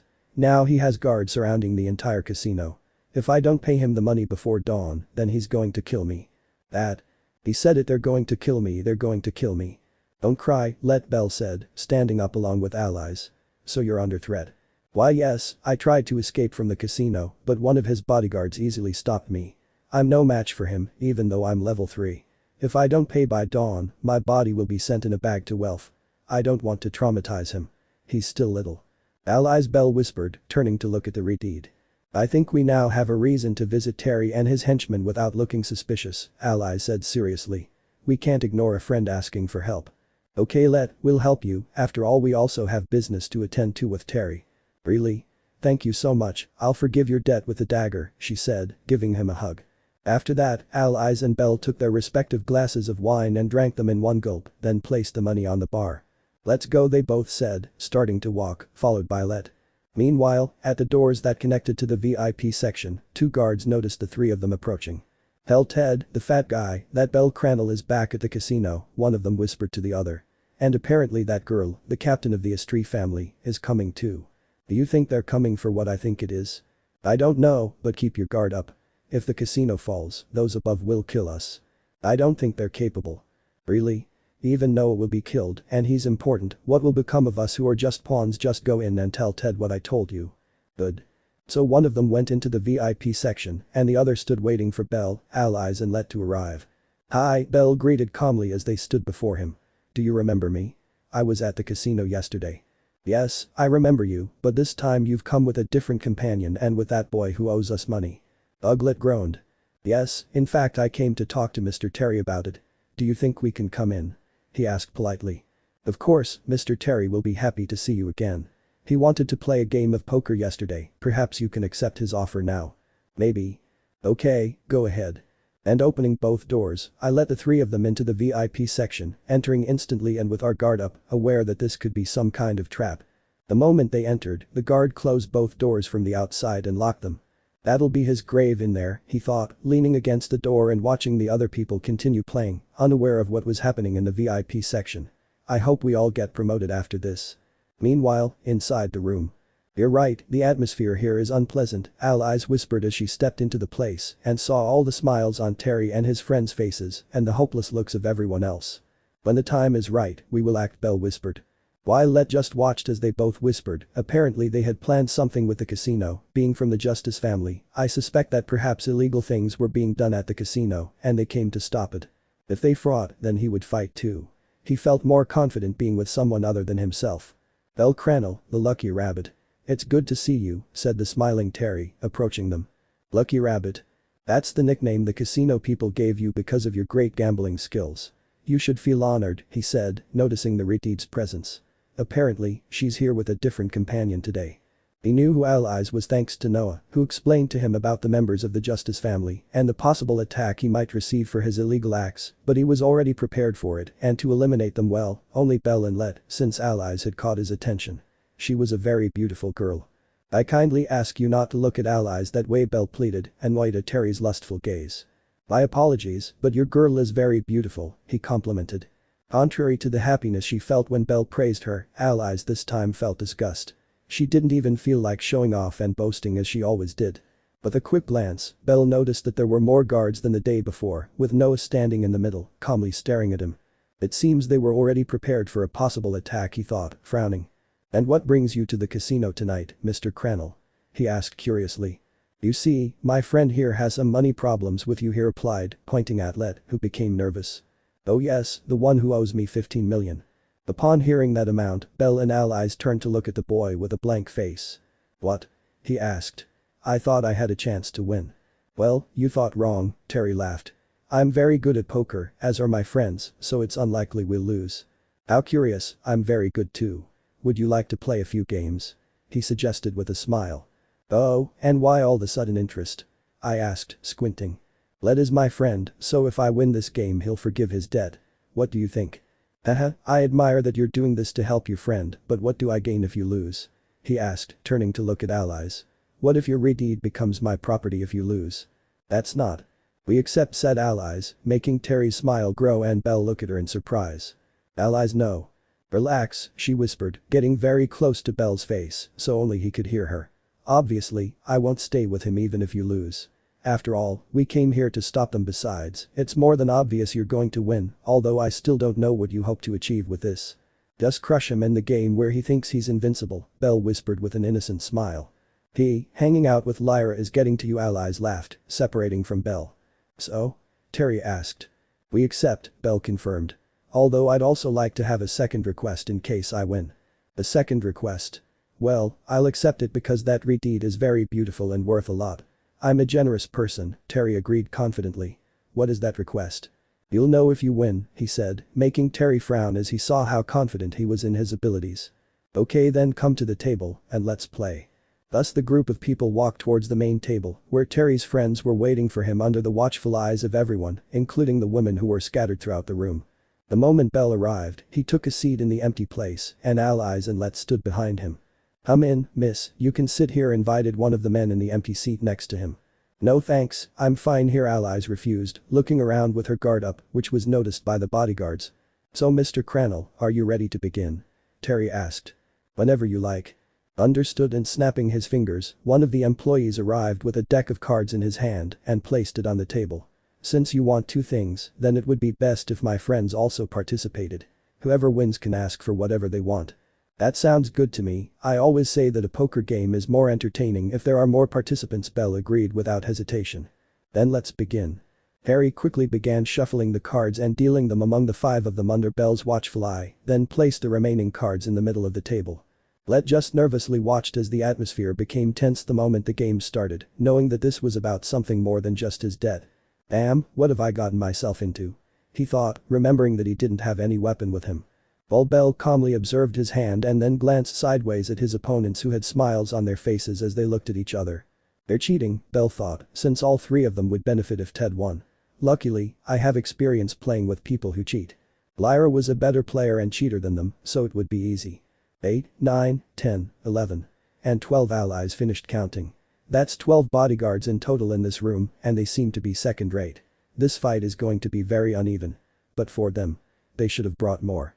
While Terry and his friends were glancing at each other, exchanging messages to find out who had the best hand and who didn't, so they could leave peacefully. After all, if one of them won, they all won. Perfect, Terry laughed as he saw his hand. I'm leaving, it seems this isn't my day. Me too. What a terrible hand. The three of them withdrew from the game, leaving only Belle and Terry playing, obviously with the three of them knowing that their partner had the winning hand. "And you, Mr. Cranel? Are you retiring?" asked the smiling dwarf. "No, better give me 4 cards," he asked, discarding 4 from his hand and receiving 4 more from Terry. "Oh. Wow, judging by his reaction, he seems to have a good touch." "Well, yes, I would say so." "That's a shame, really," Terry scoffed, showing his hand on the table. A straight flush, one of the hardest hands in the whole game. The straight flushlet whispered in surprise at seeing such a difficult move. Meanwhile, Alias just smiled proudly, knowing that this game was Belle's. "I'm sorry, Mr. Cranel, but you lost.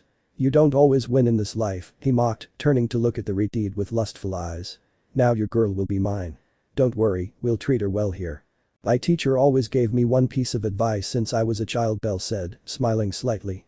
"Belle, never celebrate your victory prematurely because when your opponent wins, all you'll do is make yourself look ridiculous, and I won't train someone like that. Hey? Luckily, that advice stuck in my memory along with so many others you gave me. Unfortunately, you don't know that and you've just made a fool of yourself," he said, showing his hand, making everyone's eyes widen in surprise. "A royal flush," Terry whispered as he saw the biggest hand in the game, which is almost impossible to pull out with your jaw all the way to the floor. "Exactly, my teacher told me that most people who celebrate too soon and end up losing make an idiotic face just like the one you have right now." Ha ha ha. All the women and the waiters in the room began to giggle quietly upon hearing those words, causing Terry's shocked expression to turn into one of anger. "DSK, you damn brat," he whispered, glaring angrily at Belle. "What's wrong? Is he a sore loser too? Okay, your friend's stupid debt is forgiven. Happy now? Sai-woo.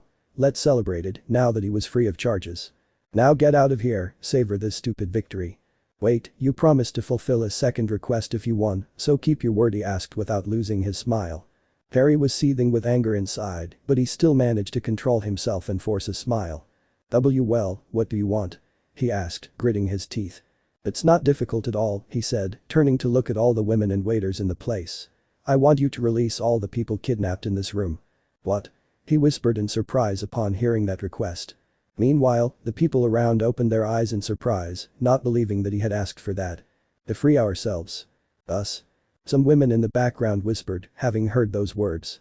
"What you heard, Mr. Terry, I want you to release all the women you have kidnapped and all the waiters you have working under threat in this place. And you're under arrest too." Allies shouted, pointing at them.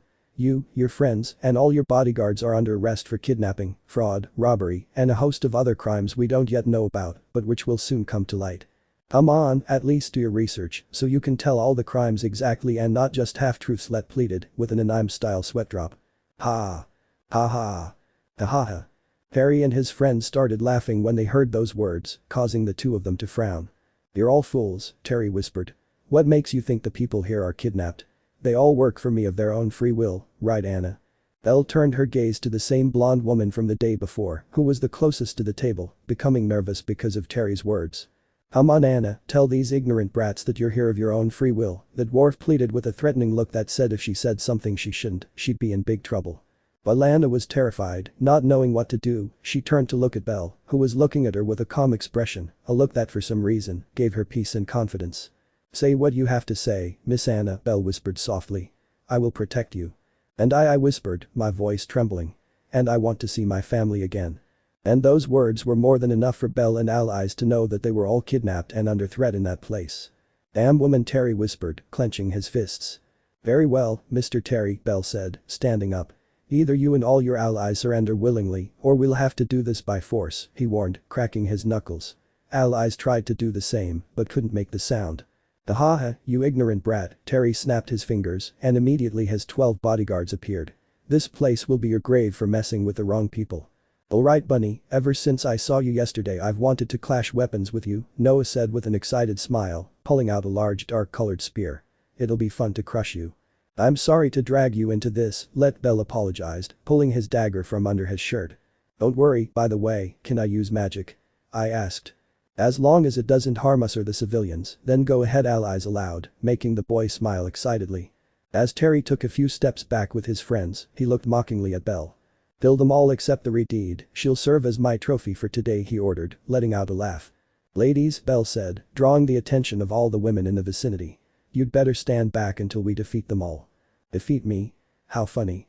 Noah shouted, launching himself into an attack and forcefully clashing his spear with Belle's dagger, creating a gust of wind. The battle in the VIP section of the casino had begun. End of chapter. Chapter 12. Mission accomplished. Through the dark corridors of the Astrea family headquarters, the goddess of said family walked slowly with a sad expression. I was too harsh with them this morning, Astrea thought, remembering how she scolded Belle, Lyra and Mariu for their escape to the casino. I know what they're doing is wrong, but they're still teenagers. It's normal for them to do these kinds of rebellious things. Instead of scolding them, I should give them better advice. Her noble and pure heart did not allow her to stay angry with them for long, not even being able to sleep, feeling a little sad for not having spoken to them all day. She even felt bad because Belle tried to talk to her in the afternoon, but she ignored him. So she would talk to the albino first and apologize, and while she was at it, she would talk to him seriously about being influenced by Lyra. And speaking of the Hobbit, she would have to have a long talk with her, with Mariu. Well, she was sure that she wouldn't do it again. I just hope Belle is still awake, she thought as she stood before the albino's door and knocked twice. Belle, it's me, Astrea. Are you still awake? Hoping to receive an answer, she stood for a minute, but unfortunately she didn't hear a single voice from inside. Is he asleep? She wondered, not entirely sure. Belle had told her that he usually fell asleep around 11:30 at night because he spent his time reading 1 or 2 books, and it was barely 11 o'clock, so she thought he might be awake. Maybe he's tired, she whispered, a little discouraged at not being able to talk to him. She could easily enter her room since Belle decided not to lock it again. It was either that or allies would break the doorknob every week, even though the Redeed had a key but always forgot it. I can't do that, I must respect his privacy, she thought, taking a step back. I'd better talk to him tomorrow. And turning around, Astrea walked away from Belle's room, but not before whispering a few words. Good night, Belle, rest well, she whispered, leaving, still sad that she couldn't talk to him. Well with the sleeping one. Dodge, dodge. Belle exclaimed, swiftly dodging Noah's spear, who was beginning to get frustrated at not landing an attack. And he attacked. Taking advantage of his opponent's blind spot, he launched a quick slash with his dagger, which the opponent managed to dodge at the last second, receiving only a small cut on his cheek. Don't get so cocky over a little cut, Noah whispered irritably, wiping the blood from his cheek. This is just the beginning. What do you think? I'm just getting warmed up, Belle said with a smile, watching as all the women and waiters hid in safe places so as not to get in the way of the fight. I'm going to wipe that damn smile off your face. He shouted, launching himself into another attack and bringing his spear down with great force. Belle instinctively protected himself with his dagger, managing to block the spear and grit his teeth against the force used by his opponent. Be strong, he thought, mentally preparing himself for the fact that this fight wouldn't be easy. And using up some of his strength, he forced Noah to retreat and instantly they clashed their weapons forcefully again, creating a slight gust of wind. Your illegal acts will end here, Belle said, applying more force. Show me what you've got, vigilante boy, he whispered. And with great speed they both began to clash their weapons again and again, creating sparks with each clash, neither of them wanting to back down. The warriors of Orario are definitely different from those of Rakia, the albino thought, seeing how far superior they were. But that doesn't mean I'll give up. Noah laughed, enjoying the fight. I'll enjoy tearing your body to pieces. Meanwhile, with allies and these were facing off against the other 11 bodyguards, who were of levels 2 and 3. The only one of level 4 was Noah. The great allies can't waste her time with some pawns, said the Redeed, quickly pulling out the 2 daggers from under her dress. Wow. That's what I call style, Let praised. I once tried to hide a dagger strapped to my leg, but when I went out on the street, people called me a pervert. I still don't know why. This isn't the time for anecdotes, he said, throwing a dagger at Let, who managed to catch it. Let's take these guys down quickly and stop old Terry and his henchmen. We also have to help Belle. We're the ones who need help, Let whispered, seeing how they had 11 opponents. Belle's got it tough too. A level 4 isn't something to take lightly, allies laughed, gripping her dagger tightly and clashing it against one of her opponent's swords. As captain, I can't let Belle face the leader of these guys alone. Damn it, I should have just kept earning my money honestly instead of coming here, Let complained, starting to fight too. Meanwhile, in the distance, Terry and his friends watched the fight with a smile. They won't be long in being defeated, whispered the dwarf. They'll regret messing with me and trespassing on my land, hahaha. Should we escape in the meantime? One of them asked. No, Terry denied. I want to see that albino idiot defeated. I'm going to enjoy humiliating him. Back to Belle. TSK, that's good, thought Belle, swiftly clashing his dagger against Noah's spear. Judging by the spear's color, it must be a cursed weapon. I must be careful not to get seriously injured or I'll be in trouble. What's wrong? You're fighting way too defensively. Noah shouted, swinging his spear much faster. Bell was immediately hit by a barrage of piercing attacks, which he managed to dodge or block at the last second. I expected more from someone who's been the talk of the town since he arrived in Orario. Meanwhile, the albino was not far behind and quickly moved his arm, blocking each of those attacks and looking for a way to counterattack. Don't think I'll let you go, Noah said with great force, lowering his spear, seeking to inflict a serious wound on the albino, but missing again. TSK, his speed is annoying. As a distraction, Bell grabbed one of the tables in the room and threw it at Noah, who frowned. You think you can distract me with that? Don't underestimate me. Angrily, she smashed the table to pieces, quickly searching for the albino with her eyes. But to his surprise, he was already in front of him, launching a swift slash with his dagger. If he were a level 3 adventurer he wouldn't have dodged it, but thanks to his experience, he managed to retreat at the last second, receiving only a slight cut on his neck. Bell, after that attack, reached for his suit and cleaned it a little, removing the dust. Is that all? I was expecting more, to be honest, Bell whispered. Those words only enraged Noah, who gripped his spear and launched another barrage of attacks at Bell, only this time applying much more force. You've barely seen my power, kid. I shouted with a huge grin, wanting to pierce the albino's stomach. If I had my sword, I could use my sword of light ability, but with my dagger, it won't work because of its short range, he thought in frustration, launching a swift kick at Noah, forcing him to halt his barrage of attacks and jump back. I can finish this with my magic, but I don't want to hurt anyone nearby. Is something wrong? Noah asked mockingly. You know, your fighting style reminds me of the fighting style Mr. Smiley hates. I remember him complaining a lot about someone who used that same style. Smiley? Smiling. Bell said, surprised to hear that nickname, since that guy who spat venom had also used it. Is he your boss? Are you allied with Evilis? Who knows? I whispered with a slight smile. Where did you learn that fighting style from? That's none of your business, he said irritably, gripping his dagger and silently activating his win-lose ability. I hope it helps me this time and doesn't hurt me, he thought. I see you're not used to fighting strong people, Noah mocked. Although it's normal, the rockiest scum you killed in the past weren't exactly strong. Upon hearing those words, Bell opened his eyes in surprise. How do you know that? He asked, frowning angrily. The little bird told me, hahaha. And letting out a laugh, Noah launched himself into the attack again, unleashing once more his rapid barrage of stabbing attacks with his spear. But what he didn't expect was that Bell would move at great speed, disappearing from his sight. Did its speed increase? He thought in surprise. And at that moment he received a powerful punch to the face which sent him flying to the other end of the room and through the wall. Then I'll have to force you to tell me who told you that, Bell whispered, gripping his dagger and walking towards the place where his opponent had been blown away.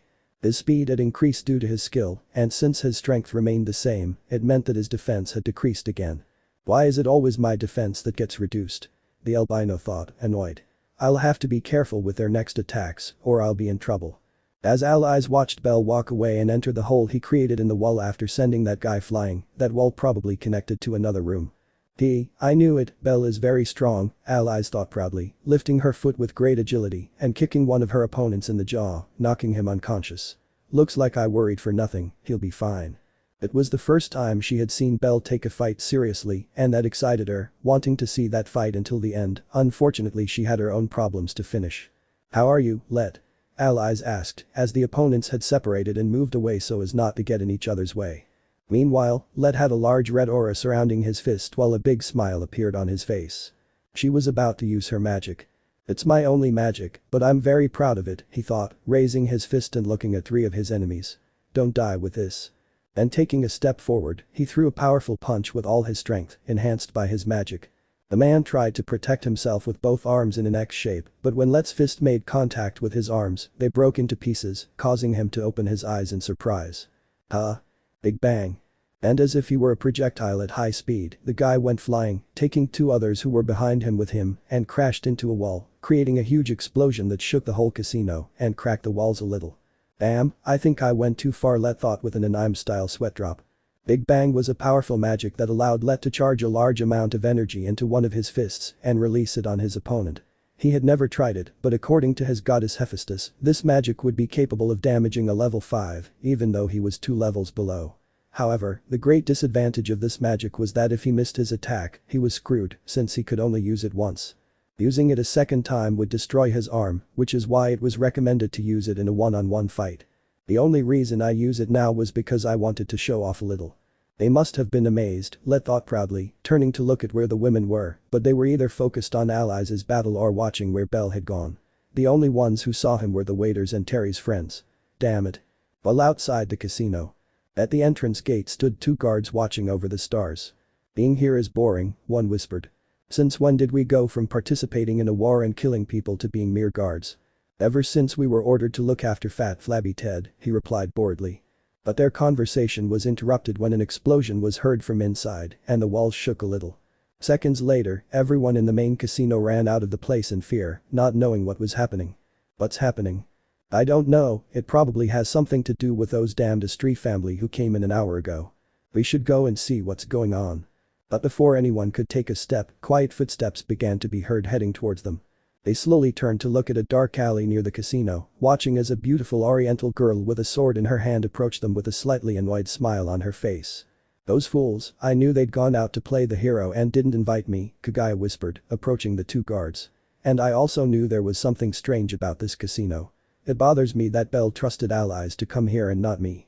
She's that oriental woman from the Astrea family, whispered the guard, drawing his sword as did the other.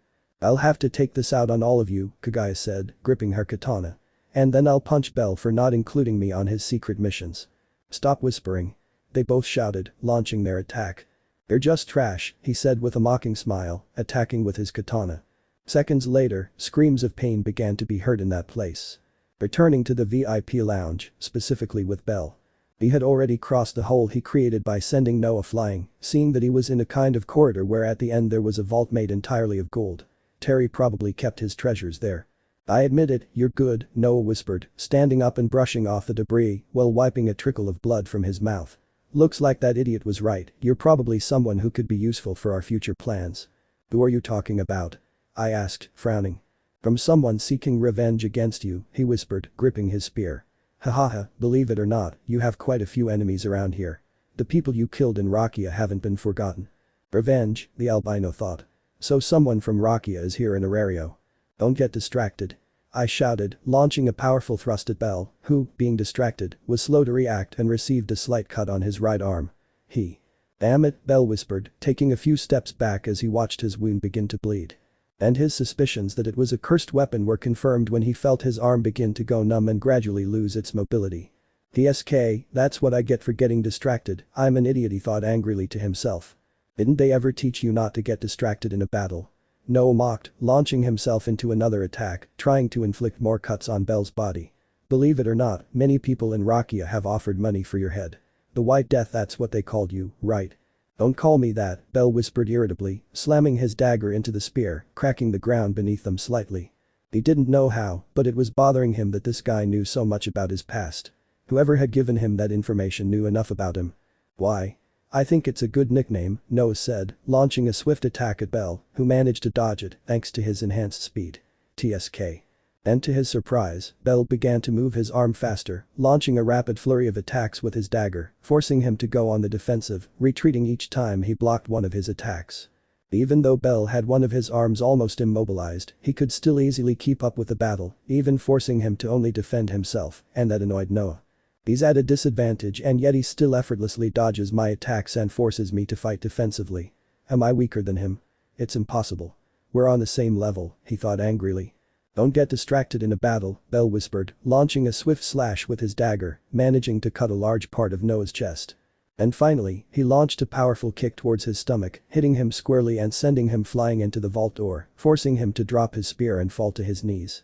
Cough cough, he coughed blood as he tried to catch his breath from that strong kick while trying to reach his spear. But before he could touch it, Belle stuck out his foot and broke the weapon in two, kicking it away and sending the remains of the weapon flying. When I saw you bragging so much, I thought you'd be stronger, Belle whispered, walking slowly toward Noah. Looks like this ends here. Haha, what are you going to do? Kill me? He asked mockingly. No, your punishment will be to spend the rest of your life in jail. What? Now that you're part of the Astrea family, do you want to act like the good kid who doesn't take lives? He asked again. You know, I'm a killer, but at least I'm not a damn psychopath who kills someone by crushing their head with a rock over and over again. Upon hearing those words, Bell opened his eyes in surprise that she knew something that only he and his teacher knew, a memory he didn't like to recall. Seconds later, veins bulged on the albino's face, triggering his anger over those bad memories. "What?" Noah whispered as he felt the air grow heavy. "Who told you that?" he asked through gritted teeth. "Who told you that?" That's none of your business," he stammered a little, not knowing why he was starting to feel intimidated. "Good," Bell whispered, raising the palm of his hand as a huge amount of magic began to accumulate within it. "You asked for it." "Huh?" "Back with allies and let." Terry and his friends watched in shock as almost all of their bodyguards were easily defeated by those two individuals. This must be a joke," Terry whispered. "And I'm leaving here," said one, starting to run. But allies wouldn't allow it, taking a stone in her hands and throwing it at that guy, hitting him squarely on the head and knocking him unconscious. Don't let the others escape, I'll take care of the rest of the bodyguards." Allies ordered the boy, who was already looking a little tired. Using his magic had taken its toll. "Understood, I accept," let's order, turning to look at his targets. They became nervous when they saw that their plan had failed, not believing that they were stronger than they thought. "Damn it," Terry complained, starting to run towards the exit door of the room, as did his henchmen. But they couldn't get very far as each of them received a blow to the head from leaving them unconscious, leaving only Terry, who managed to reach the door trying to open it, but it was locked from the outside. "Damn it. Open the door," he shouted angrily, hoping the rest of the bodyguards outside the VIP section would take care of it while he fled. "This is my revenge, Terry. You'll regret calling me a circus monkey when I lost to you at poker," Let said, making a fist and walking towards him. Fortunately for the dwarf, the door opened, making him smile as he had a chance to escape. "It's about time." What were they waiting for? But instead of seeing one of his bodyguards, the person who had opened the door was a beautiful oriental girl, while behind her was the empty casino with only the unconscious bodies of the rest of his allies. "Hey, are you going somewhere? Besides jail?" Kagaya asked with a mocking smile. He didn't need to ask who he was. From his expression he knew he was a criminal trying to escape. "Kagaya!" Allies exclaimed happily upon seeing her friend, before burying her fist in the last bodyguard. When Terry saw that he was cornered, he tried to back away, but a strong punch to his jaw from Kagaya lifted him a few centimeters off the ground. But it didn't end there. With great speed, Kagaya struck Terry's cheek again, sending his face crashing to the floor. And before he hit the ground, a final punch struck his face, sending him flying towards some tables and crashing into them, leaving him unconscious and with more than one broken bone in his face. "Wow, I really needed to release my stress," Kagaya whispered, satisfied with the beating she had given him. "How scary," thought Let upon seeing such monster strength. "Kagaya, it's so good to have you here, oh." After defeating her enemies, allies ran towards the Eastern woman to hug her, but when she was close to her, she received a blow to the head, leaving her in pain. "Why was that?" Allies asked angrily, with a bump on her head. "That's what you get for leaving headquarters on a secret mission and not inviting me," he said, crossing his arms. "It's not my fault, Belle was originally going to go alone, but I stuck close to him," Allies excused herself. "Well, all the more reason to punch that fool," he said, smiling, then looked at Let. "You." "Yes," he said, adopting a military pose. "Do something good and tie up all the criminals while I call the Ganesha familia," he ordered, turning away. "And you tell that fool Bell I'll give him what's coming to him when I get back. By the way, where is he?" "Fighting the leader of the bodyguards in that direction," Allies replied, pointing to the hole the albino had created in the wall. "Well, he's probably already won," she said dismissively. "I let the Ganesha family know. I'll be back in a few minutes." And with those words Kagaya left the casino, leaving allies and Let alone, who were tying up each of the criminals. "Well, I think it's time to see how Bell is," allies thought, ready to go where the albino was. Boom. But an explosion much stronger than the one Let thought was heard in the place, making the whole casino shake, coming from Terry's vaults. "What?" Allies thought, puzzled, heading in that direction, not without first seeing the kidnapped women and the waiters under threat. "Don't leave, you still have to testify so that Terry and his henchmen get what they deserve." In response, everyone nodded slightly, a little curious to know what caused the explosion, and some worried, hoping that nothing had happened to the White Knight who came to save them. Meanwhile, allies ran towards the vaults, hoping that Bell was alright. But when he arrived he was surprised to see how that entire corridor to the end of the vault was completely destroyed and black with burning red lines all over it. It looked as if a meteorite had impacted that place. What happened here? Allies thought, walking towards the vault, which had been reduced to ash along with all its riches, the same place where Bell was standing. Bell. Upon hearing his name, the albino turned around, looking at the deed with a calm expression. "Allies, what's going on? Have they already defeated all the bodyguards?" he asked curiously. Well, yes, Led is tying them up, she replied, still curious. What happened here? Where's the guy you were fighting with? Here. Belle stepped aside and showed Noah's body, which instead of being charred or completely destroyed by magic, simply had signs that he had been beaten in the face before becoming unconscious. I wanted to finish him off with my magic, but at the last second I changed my mind, so I threw it in another direction, he explained with an embarrassed smile.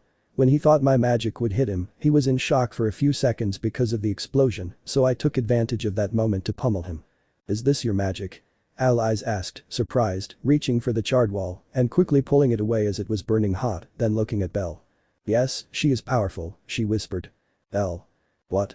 Belle, your eyes are bleeding. Alias shouted worriedly as she saw tears of blood begin to flow from the albino's eyes. Ah, this, he said calmly, wiping the blood with his shirt sleeves. It's a side effect of my magic. Side effect? Yes, I don't know if you know this, but my magic doesn't require an incantation. Many consider this an advantage, since it's very destructive and I don't need an incantation to use it, but it's more dangerous than it seems, she began to explain, finishing wiping the blood from her eyes. This magic only uses a portion of my mana. The rest it uses is my life force. That's why my eyes started bleeding. Once, I used it twice in a row, and I started bleeding from my ears, nose, and mouth as well. Life energy, Alias whispered, surprised to learn what that meant. So that means. Yes, according to my teacher, if I use my magic more than 3 times in less than a day, then I will meet my mom, in short, I will die, she explained with a nervous smile. And as was obvious, Alias felt fear knowing that Belle would die if he continued using that magic. She didn't want that. Belle. I shouted. Yes. I forbid you from ever using that magic again. Eh? But no. It's an order from your captain, and I'm sure Astrea-sama will say the same, so don't ever use it again. She ordered, crossing her arms. I understood, I accept, a little nervous. Well, I hope you keep your word. All that time Alias had been excited to see Belle's magic, she even wanted to ask him to show her what it was like many times, but now that she knew how it harmed the albino she never wanted to see it again in her life, she didn't want to see someone important to her approaching her death. Don't worry, Alias, Belle said, noticing the redeed's concern. Nothing will happen to me. I've only used it once, so you have nothing to worry about. Alias just stared at the albino's eyes, seeing how they had stopped bleeding. It seemed he was telling the truth and that was the only side effect when she used it once. Good, she whispered, letting out a sigh before smiling as she always did. Mission accomplished. We managed to defeat the bad guys and save everyone. Haha, I guess everything turned out alright in the end, Belle laughed, relieved. And let. Kagaya ordered him to tie up all the criminals. Kagaya? He was confused upon hearing the name of the Oriental woman. It seems he noticed us when we left headquarters and decided to follow us, I explained with a nervous smile. He went to warn the Ganesha family so they could arrest everyone. Well, then our work here is done, said the albino, walking towards the main room with Alias. Are there any injuries? Fortunately not. With my incredible skills, I managed to prevent the civilians from being harmed, she replied proudly. Although, of course, Let helped a little, just a little. As they both left the corridor that connected to the vault and entered the main room, they saw all the kidnapped women gathered together chatting, and the waiters, under threat, were lining up to each kick Terry, as ordered by Let. What do we do? Belle asked. Let them vent their frustration a little, Alias replied dismissively. Upon hearing Belle's voice, all the women noticed his presence and quickly approached him. Are you okay? Are you hurt? Didn't that idiot Noah hurt you? These were the worried questions that could be heard from the women surrounding Belle, who was beginning to feel nervous. Meanwhile, Alias was forced to move away from the albino as he was surrounded by all of them, watching what was happening. Don't worry, I'm fine, Belle replied with a nervous smile. Upon hearing that, the women breathed a sigh of relief. Hey, you looked great making fun of that idiot Terry like that. And you also looked great when you fought Noah. Your name is Belle, right? It's a nice name. And you are too, by the way. Do you have a girlfriend? The albino began to feel much more nervous with so many questions thrown by all those beautiful women, not knowing what to say. Belle-san. Shyly, the blonde girl named Anna walked until she was in front of the albino and looked at him, blushing slightly. Thank you for saving me, thanks to you I will be able to see my family again, I will truly be very grateful to you for the rest of my life. Don't thank me, it was my duty to have saved you, he said with a smile, stirring the hearts of more than one damsel. Even so, I would like to thank you somehow. It's not necessary, just smile genuinely again and go back to your normal lives, she said happily, seeing that none of them carried a hopeless look anymore. Anna just looked at the albino with a gleam in her eyes and then smiled. Thank you my hero. And with that whisper she approached him and gave him a quick kiss on the cheek and pulled away blushing. Huh? Belle said in shock. It's not fair, Anna, I want to kiss him too. Little cheater. Where did your shyness go, you little daring girl? The other women began to complain as Anna lowered her gaze, blushing even more for having been so bold, but she didn't regret it. Now it's my turn. Another woman tried to kiss Belle on the cheek, but before she could, the albino felt someone grab his hand and pull him out of the circle of women. Upon seeing who it was, he realized it was Alias, who had drawn him towards her and looked at the women with a smile. Excuse me for interrupting, but the Ganesha family will be here soon, so you need to prepare to file your complaints against Terry if you want to put him in jail, she said kindly, although Belle noticed something different about that smile. You're right, that bastard has to pay for what he did. Where is? The waiters are giving him a beating. So what are we waiting for? Let's go. So the group of women went to the place where Ted was tied up to give him a beating, but they were stopped by Let, who told them that if they wanted to participate, then they had to stand in line like everyone else, which they accepted without complaining. As Belle breathed a sigh of relief when he saw them leave, he was happy that they were smiling again, but he never expected them to behave that way towards him.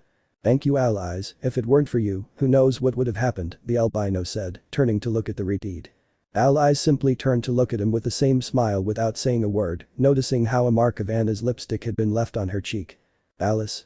She simply brought her hand to Belle's cheek and gently ran her thumb over it to wipe away the lipstick until the kiss mark disappeared. Good. She said, her smile returning to its former cheerful state. The Ganesha family will be here soon, so we need to get ready to tell them everything and clear ourselves of any charges. You're right, and we also have to prepare for Astrea-sama's possible scolding, she said with a nervous smile. It's best if we go and stop the beating, or at this rate they'll kill Terry. And with those words, Belle began to walk to stop the massacre, while Alias stood watching the albino's back. His memories brought back the moment when Anna kissed Belle on the cheek, feeling a slight discomfort. He didn't even know when he did it, but when he realized it, he had taken Belle's hand to lead him away from that group of women. All he wanted at that moment was for them to stop kissing him. Why does it bother me? I whispered. The first signs in his heart had begun. End of chapter. Chapter 13. A bitter day. So, in short, you realize there was something strange going on at the casino and that they were probably allied with Evilis, so that's why you decided to go back there to confront them. But you wanted to go alone. Unfortunately for you, Alias figured out your plan and being very stubborn, she stuck to you and you went to face them alone, along with that boy from the Hephaestus family and all of Terry's bodyguards. And you came out victorious, freeing all the people they had kidnapped. Is that right? Astrea asked. Indeed, Belle confirmed with a smile. Can I hit him now? Kagaya asked. Do it, his goddess gave permission. And without waiting, Kagaya hit the albino on the head, making him let out a groan of pain. The place where they were was in the headquarters room where they were all gathered.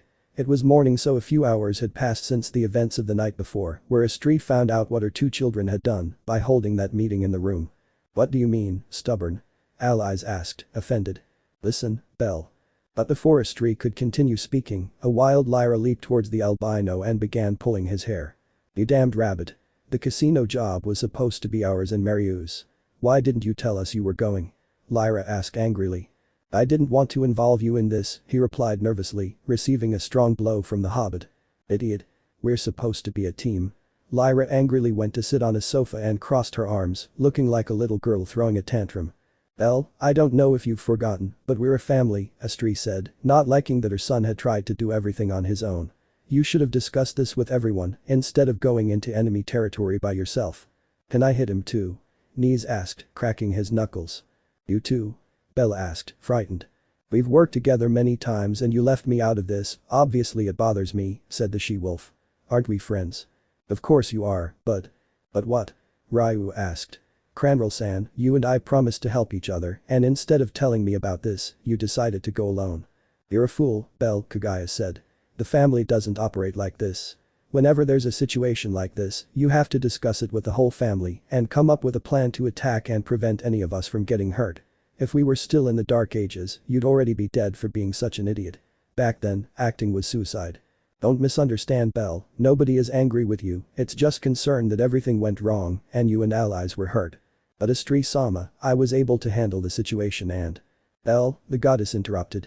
You're strong, I don't deny that, but you're not invincible. One wrong move and this would be a different story. I don't know how you operated when you fought Rakia, but here we act as a team, without leaving anyone out or doing everything alone, so I hope this is the last time you do that. Understood? Yes, Astrea-sama, and I apologize to everyone for my actions. She apologized, lowering her gaze, making more than one of them start to feel bad. Come on, we shouldn't be so harsh, we should be grateful that everything turned out alright, Noin said with a nervous smile, wanting to lighten the mood. Good job, Bell, allies. What good work.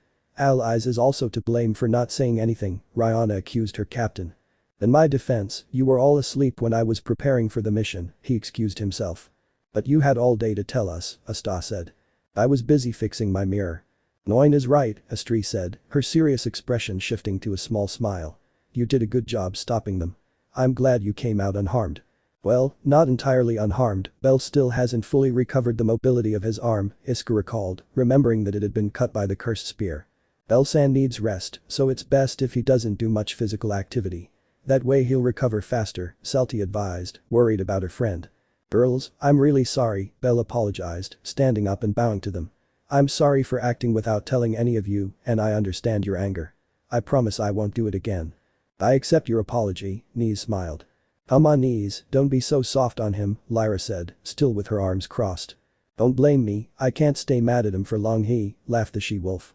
By the way, Lyra, Bell called, pulling 2 diamonds from his pocket. I found these in Terry's vaults. They were the only things that survived. I thought you could sell them and buy materials for your bombs. I've always said that people deserve a second chance, Lyra said, walking toward the albino and taking the 2 diamonds. Good work, Rabbit, and I'm glad you're alright, but I hope you don't leave me out next time. You need a brainiac for missions, after all. I promise. Well, I was just worried that something bad had happened to them, Maryu said, implying that she wasn't angry. We're Team Bell, don't forget that, said the smiling Iska. Haha, in some ways you're very similar to Lion, that silly elf also wanted to do everything alone, Noin laughed, remembering the past. Noin. Cried the embarrassed elf. Believe it or not, you two are alike in many ways, Rihanna said. Do you think so? Bell asked, turning to look at Ryu, who just lowered her gaze in embarrassment. Hey, idiot, Kagaya called, catching Bell's attention. Don't act alone again, okay?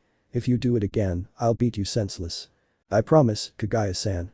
As Astrea smiled happily, seeing that everything had turned out well, she trusted Bell and knew that he would not act on his own again.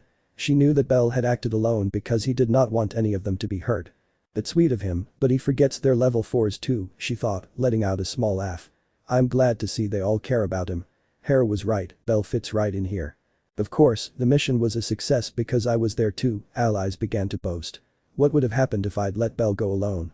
But as captain, I couldn't allow my favorite to be put at risk like that. You're all truly lucky to have me as your captain.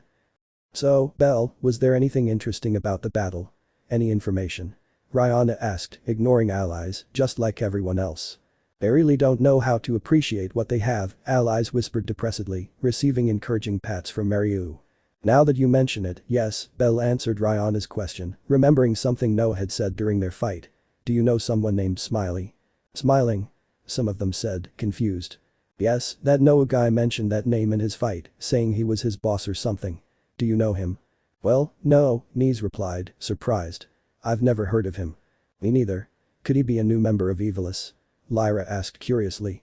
Seeing that none of them knew about it, Bell lost hope. Ah. Salty exclaimed, remembering something. I do know who it is. Really? Kagaya said, surprised that he knew that.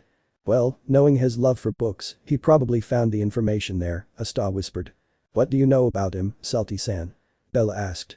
When I first joined the family, I started reading books about the city and all that, including about the ancient families that existed in Orario, both those allied with the guild and those who were against them, she began to explain as everyone's attention turned to her. It was strange that she wasn't nervous yet. I don't remember his name, but I'm sure I saw his nickname, Smiley or the Smiling One. He's a former member of the Osiris Familia, specifically its vice captain and one of the founders of Evilis. Founder of Evilis? They all said in surprise. Yes, I think I remember that there were 3 people who started with Evilis being the founders, that guy is one of them. I thought Valletta was the founder, Ryu said, surprised. In fact, when the Zeus and Hera families were still in Arario, the Thanatos family wasn't with them for fear of being exterminated. Once they all died, it was at that moment that they joined Evilis and Valletta, taking one of the commands because it was strong, explained Astrea, who, although she wasn't an Orario at the time, had received information from Loki and Freya. And what happened to them? Iska asked curiously.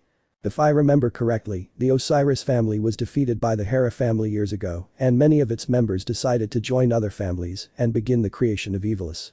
It was at that time that this guy, along with 2 others, founded the organization to exterminate both families, although they obviously failed and ended up in prison, Salty replied. I'm not sure, but I think the other 2 founders are also in prison, in the deepest and most inescapable place, since they're first class. That's all I know. Well, then there's no problem, Lyra said dismissively. That idiot's boss is already in jail, so there's nothing to worry about. Even so, the Ganesha family said they would interrogate this Terry guy and his henchmen. Perhaps they'll find some valuable information, Kagaya said.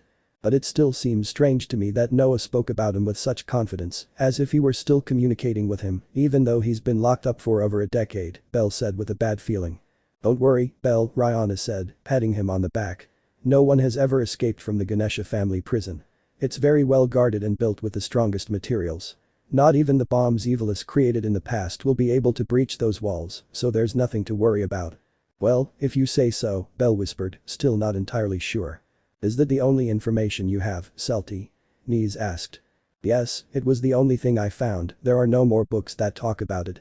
At least we're not so ignorant about the subject anymore, Kagaya sighed. All that's left is to wait and see what kind of information the Ganesha family uncovers.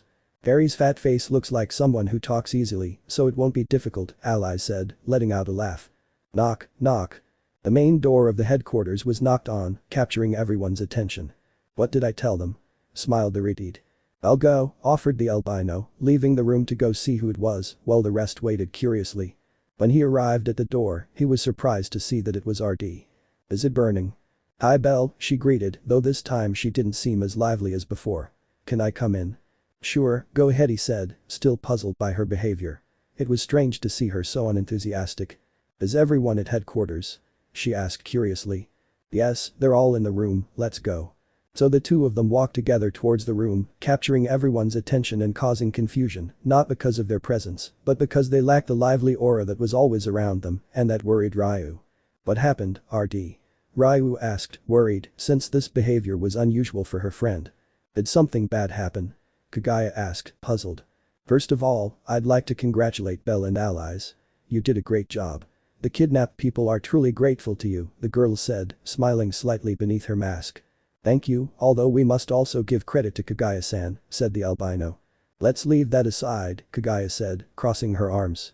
I imagine you're not here just to visit us, right? In fact, I've come to inform you about what happened yesterday, RD said in a sad tone. Don't tell me the criminals we caught yesterday escaped. Bella asked, worried. No, they were all killed. That? They all shouted in surprise, not expecting that news at all. What do you mean they were murdered? Allies asked, still in shock. Last night, when they were being taken to prison, they were murdered on the way by someone unknown. The members of my family who were escorting them were also killed. It seems they didn't want to leave any witnesses, she whispered, and everyone quickly understood the reason for her sadness.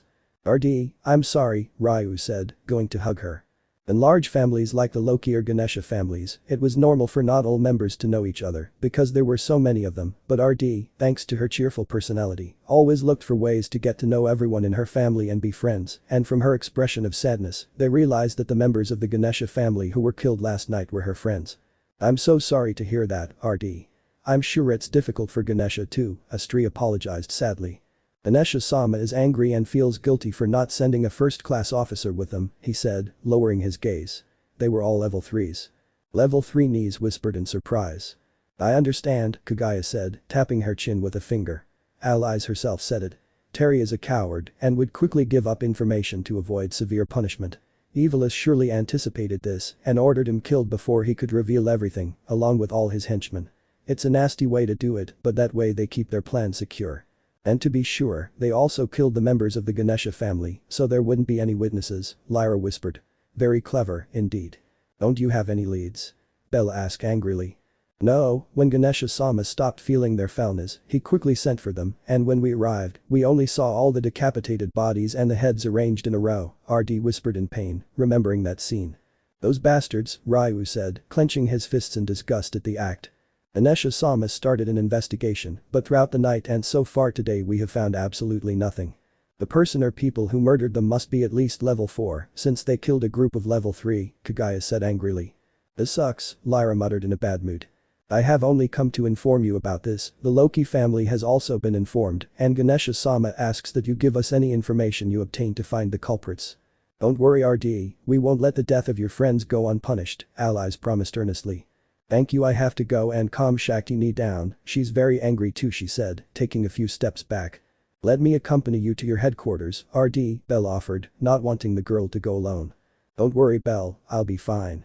I insist, after all I also wanted to go shopping, he lied so he could accompany her, and she noticed.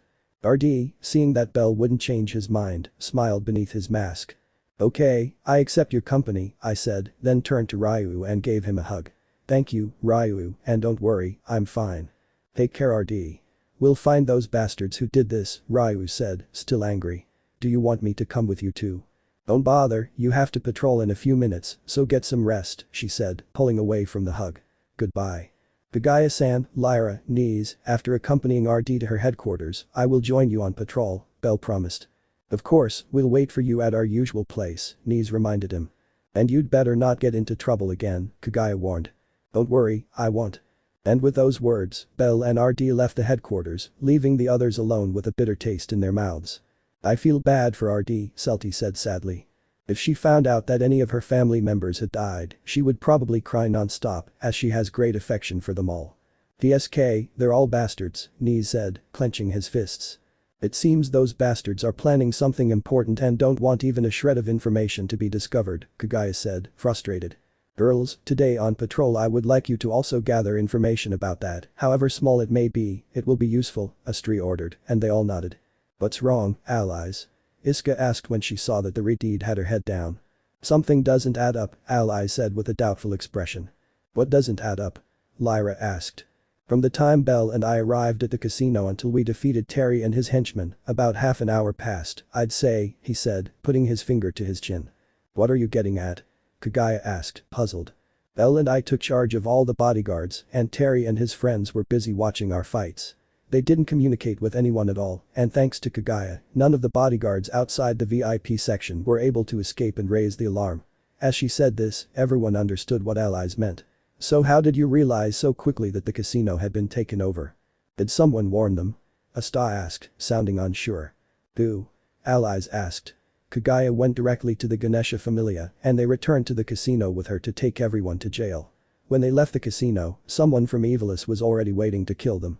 Belle and I walked around the casinos a bit before going in, and there was no one keeping watch in the shadows. The only guards were the ones at the door, whom Kagaya defeated. Any clients who fled? Lyra suggested. You know they also have civilians infiltrated, remember 2 years ago with the guild workers. It's a possibility, Allies whispered with a thoughtful expression. It doesn't matter who they are, in the end we'll catch them, and they'll pay for what they did, Ryu said, still angry. Well, it would be best if you started patrolling and analyzing all this information throughout the day, and remember to investigate a little about all this while on patrol. We have to help Ganesha and his family. Yes, Astrea-sama. And with those words they all left the headquarters to begin their patrol, some more thoughtful than others. The day had definitely started in a bitter way. Meanwhile, with Belle and RD. They were walking silently through the streets of Orario, with a somewhat uncomfortable Belle trying to cheer up RD, who was walking with her head down. Come on Belle, think, he thought, looking all around for a way to cheer RD up. Fortunately, he spotted a food stall and quickly ran towards it, and in a matter of seconds, he was standing in front of the girl with a crepe in his hand. Hey RD, Ryu told me you really like crepes so I thought I'd buy you one, she said, smiling kindly as she gave the crepe to her friend. RD only looked at the crepe for a few seconds before sadly looking at Belle. I'm sorry, Belle, but I'm not hungry. I'm really sorry, she apologized, knowing it was a lie. I don't want to take off my mask in front of you. I'm sorry for rejecting your kindness, she thought. I understand, Belle whispered dejectedly, much to RD's sadness, who began to feel guilty. The albino simply gave the crepe to a drunk man lying in the street and continued on his way with his friend. Well, let's find something else to cheer her up, thought the rabbit, looking around again. Oh. She spotted the bookstore where she used to go with RD to buy books. That definitely cheered her up. Hey RD, would you like to go to the bookstore? I heard there's a new book, he invited excitedly. I have no money, he replied, growing sadder by the minute. Ugh, and I don't have much either, he whispered, feeling like an idiot. While RD knew that Belle was doing all that to cheer her up, that was why she felt sad for denying the albino's acts of kindness, and from the look he had she knew he was looking for another way to cheer her up, he wouldn't give up so easily. You don't need to do all this, Belle, RD whispered without stopping. Huh? I know you want to cheer me up, and I appreciate the gesture, but you don't have to, he said, changing his voice to a more cheerful one. Your company is more than enough for me, and I'm grateful for that. You really are a good friend. I'm sorry, RD, Belle apologized in a whisper. I know very well what it's like to lose a friend. I just wanted to find a way to let you know you're not alone. I know, he said, stopping to look at him. They were good people, they didn't deserve to die like that. I'm sure we'll find the culprits and they'll pay for what they did, he said, clenching his fists angrily at having hurt his friend. This won't go unpunished. I hope so, the whole family is looking for those responsible, so we won't take long to find them. You'll see that justice will be done, he said, confident in his words. Well, you can go back to Kagaya and the others or you'll be late for the patrol. I can't do it, I promised I would accompany you to your headquarters. But we're here now. Hey? The albino looked up, realizing that they were now in front of the strange headquarters of the Ganesha family. I was a little distracted, he said sheepishly, then smiled. If you need anything at all, don't hesitate to count on me. I'll always be there for you, RD. That's sweet of you, she chuckled softly, then approached Belle and gave him a hug. Thank you for being with me, Belle. That's what friends do, I whispered, returning the hug. After hugging for a few seconds, they separated and RD took a few steps back. Belle, please take care on every patrol, we don't know how strong the enemies are and I wouldn't want anything bad to happen to you, she said worriedly. Don't worry, RD, I'll be fine, she promised with a smile. And you take care of yourself too. Sure, goodbye. And with that goodbye, RD turned around and walked towards her headquarters under Belle's watchful eye. I don't like seeing her like that, Belle thought dejectedly. It's really strange not seeing her with her usual cheerful attitude. I don't want to see her like this again. Now he understood what his goddess had told him. He shouldn't underestimate his enemy. She was right. If the casino's enemy had been stronger and had gone alone, then the story would have been different. Perhaps he would have ended up like the members of the Ganesha family. I wouldn't make the same mistake again. Ugh, my teacher always acted alone, so I picked up her habits. I have to break that habit, she thought disapprovingly. I have to be careful next time. And with those thoughts he turned around ready to leave but bumped into someone. I'm sorry, Belle apologized quickly, although when he saw who it was, his expression turned serious. In front of him was a boy with long hair, with some kind of tattoos on his face and arms, probably also on his body, and with an angry expression on his face. Kane, that's your name, right? Belle asked, remembering him from that day in the dungeon. The guy simply ignored him and walked past towards the Ganesha family headquarters with that hostile aura surrounding him. Belle just frowned as he watched him walk away. For some strange reason, he didn't trust that boy at all. Now he understood why Kagaya didn't like him either. It was weird. I still don't understand why he's so hostile towards me, he thought, puzzled, though seconds later he dismissed it. Well, as long as he doesn't attack me again, there's no problem. With those thoughts, Belle left the headquarters, looking to meet up with her colleagues and start patrolling, and also to gather information about the killers. Things are expected to be a bit hectic in Orario in the coming days. End of chapter. Chapter 14. A new member in the family. A week had passed since the events at the casino, a week in which the Loki family, Ganesha and Astrea, were searching for those responsible for the murder of the adventurers. That week they had captured many Evilis suspects, but unfortunately, when they were about to interrogate them, they ended up committing suicide, much to the frustration of Shakti, who was in charge of interrogating them. Fortunately, things had now calmed down with Evilis no longer making any moves, probably due to the constant searches and surveillance by the other families. Things would be quiet for a while. And with the Astrea family, today was Sunday and it was their day off. Many of them felt tired since they even patrolled at night to find the culprits, so they deserved a break to recharge their batteries. It's so hot, Nise complained, sprawled on the living room sofa. Iska, fan yourself a little with that piece of cardboard on the table. Do it yourself. The place where we find ourselves is in the room where some of the girls were, either reading a book, playing a board game or simply trying to sleep, as is the case with Nise. Hey Lion, do you like that book? Asked the smiling allies, watching the elf read an adventure story. Yes, I started reading it yesterday. Why? Haha, it's because I've already read it. It's a very good book, you like it. It's a shame that the protagonist dies at the end trying to save her sister. Seconds later Ryu smashed the book into Alice's face, causing her to fall backward to the ground, complaining of the pain. At that moment, the family's patron goddess entered the room with a smile, observing her daughters who were present. "Rihanna," the goddess called. "Yes," she replied, while playing a board game with Astrea. "I'm sorry to bother you, but today it's your turn to cook, Belle, so you need to go buy the ingredients for dinner." "That's right, I had forgotten," she sighed wearily, knowing she would have to go out in this heat. "And Belle?" Astrea asked, not seeing the albino anywhere. "She's in Lyra's room," Nice replied, still lying on the sofa. "In Lyra's room?" "Yes, they said they were going to be busy creating bombs or something like that." "Ah, ever since they went to the casinos they've started spending more time together. It seems Lyra wants to teach him how to make bombs," Astrea sighed. "Haha, he said I was his pupil," Alias laughed as she defended herself against Ryu's attacks. "Then I'll be right back, Belle probably forgot he has to do the shopping," she said, walking towards the exit of the room. "Tell him I'll be waiting for him at the entrance," Rihanna said, getting ready to go shopping. As Astrea began walking towards the hobbit's room with a small smile on her face. She was happy that the two of them got along so well. She just hoped Lyra wouldn't pass on any bad habits to the albino. For some time, Lyra had been looking for someone in the family who would help her make bombs or listen to her plans for future projects, but since the girls weren't interested in that subject, they didn't talk to her about it. Fortunately for the hobbit, Belle came into the family and in addition to listening to her, he also agreed to make bombs with her. Although she didn't show it, Lyra felt very happy about it, which was noticeable in how lively she had been the last few days. Belle is forming a good friendship with each of the girls. I'm surprised that Belle is someone so kind and sociable despite being raised by Hera, perhaps his personality was inherited from someone else. And with those thoughts, Astrea arrived at the hobbit's room ready to knock on the door, but she stopped when she heard them talking, unintentionally overhearing the conversation. "What do you think?" came the proud voice of the hobbit. "I don't know, Lyra, that thing hasn't stopped vibrating," the albino's nervous voice said. "Besides, it's starting to glow." "That's the joke, I turned on the device with this button so it starts charging, once it's fully charged it can be used." "Seriously Lyra, this thing is getting hot," the albino said, frightened. "Well, this is getting weird. It's overheating. Turn it off Lyra, turn it off." "Calm down, it's going to stabilize." I tried to reassure the hobbit, although she sounded nervous too. "Lyra, solo Hazel." "Ooh Astrea took a few steps back in fear upon hearing the explosion inside her daughter's room, beginning to worry upon hearing the groans of pain from both of them. "I told you so," Belle said with difficulty. It seems the invention failed," Lyra said, frustrated. "Damn it. Why is the whole room frozen?" It's the bomb, see with a few magical artifacts when it explodes, it freezes everything around it. Unfortunately we have been affected by it." "I'm cold." Belle. "And?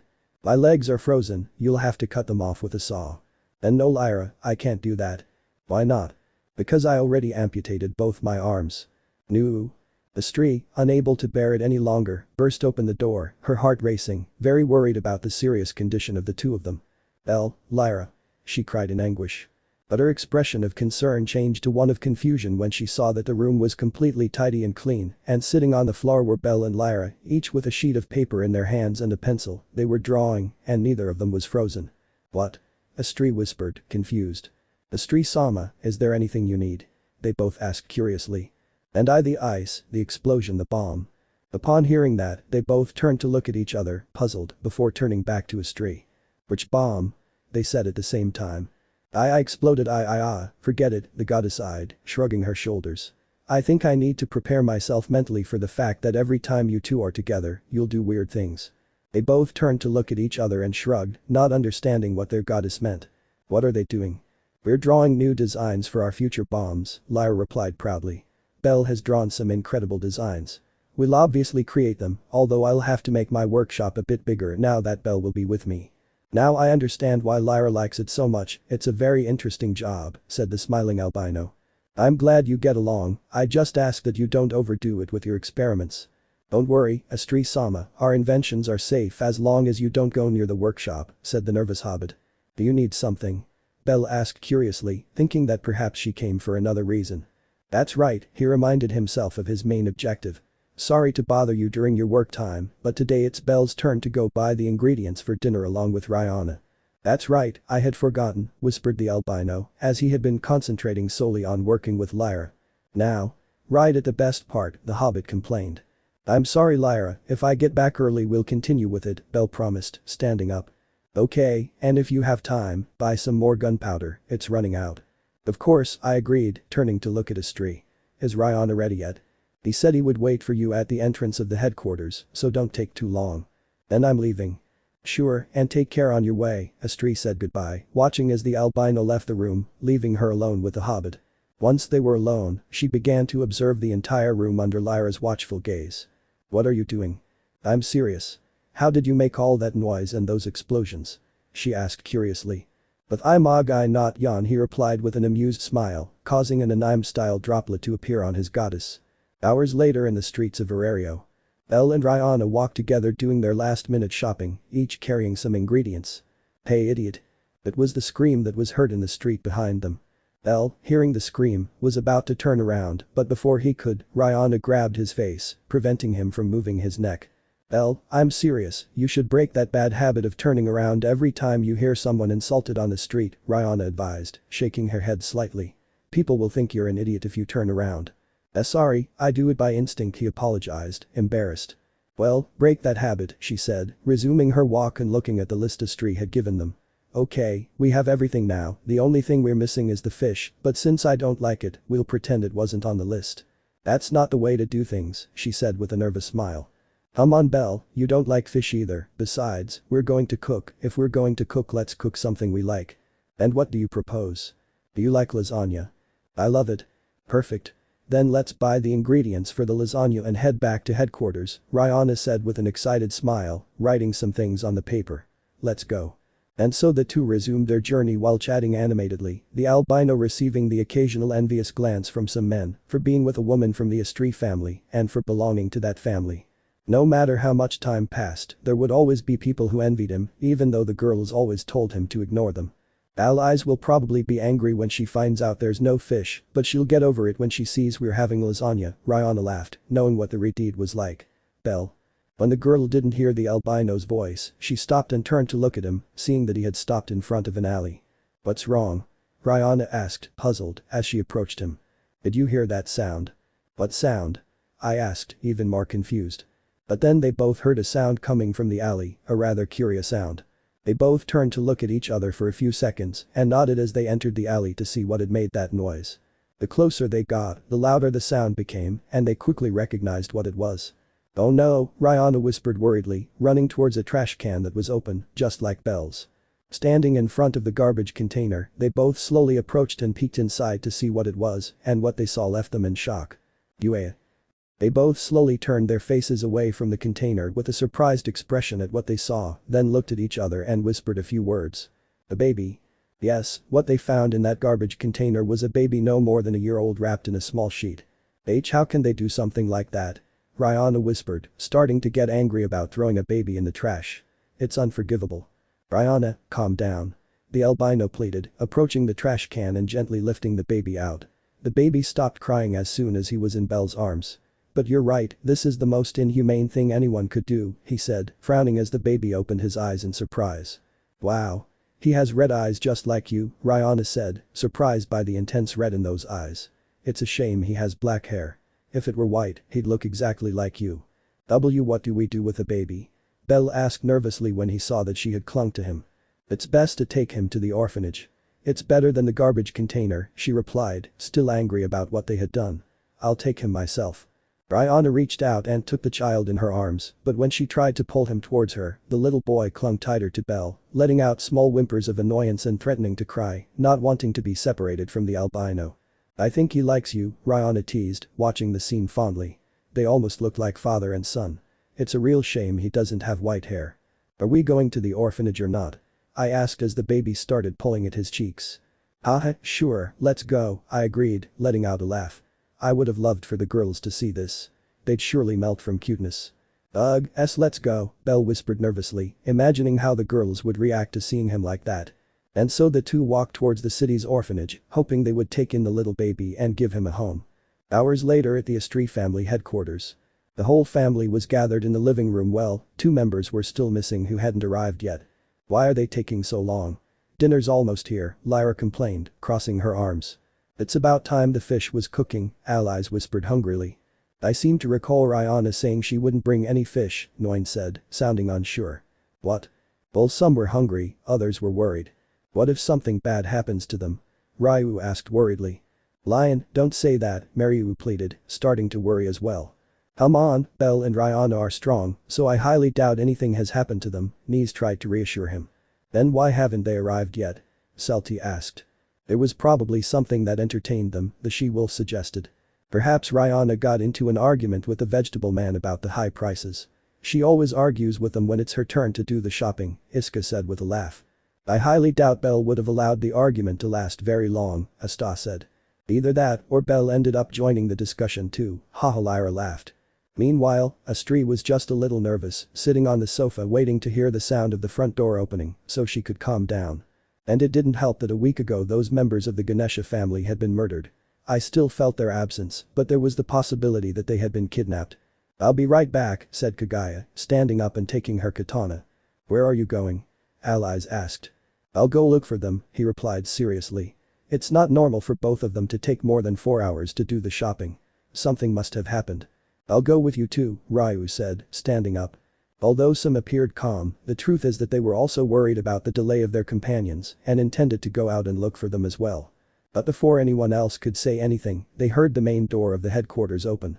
Immediately they all breathed a sigh of relief upon learning that it was them. It seems I'm worried about nothing, Kagaya said, sitting back down.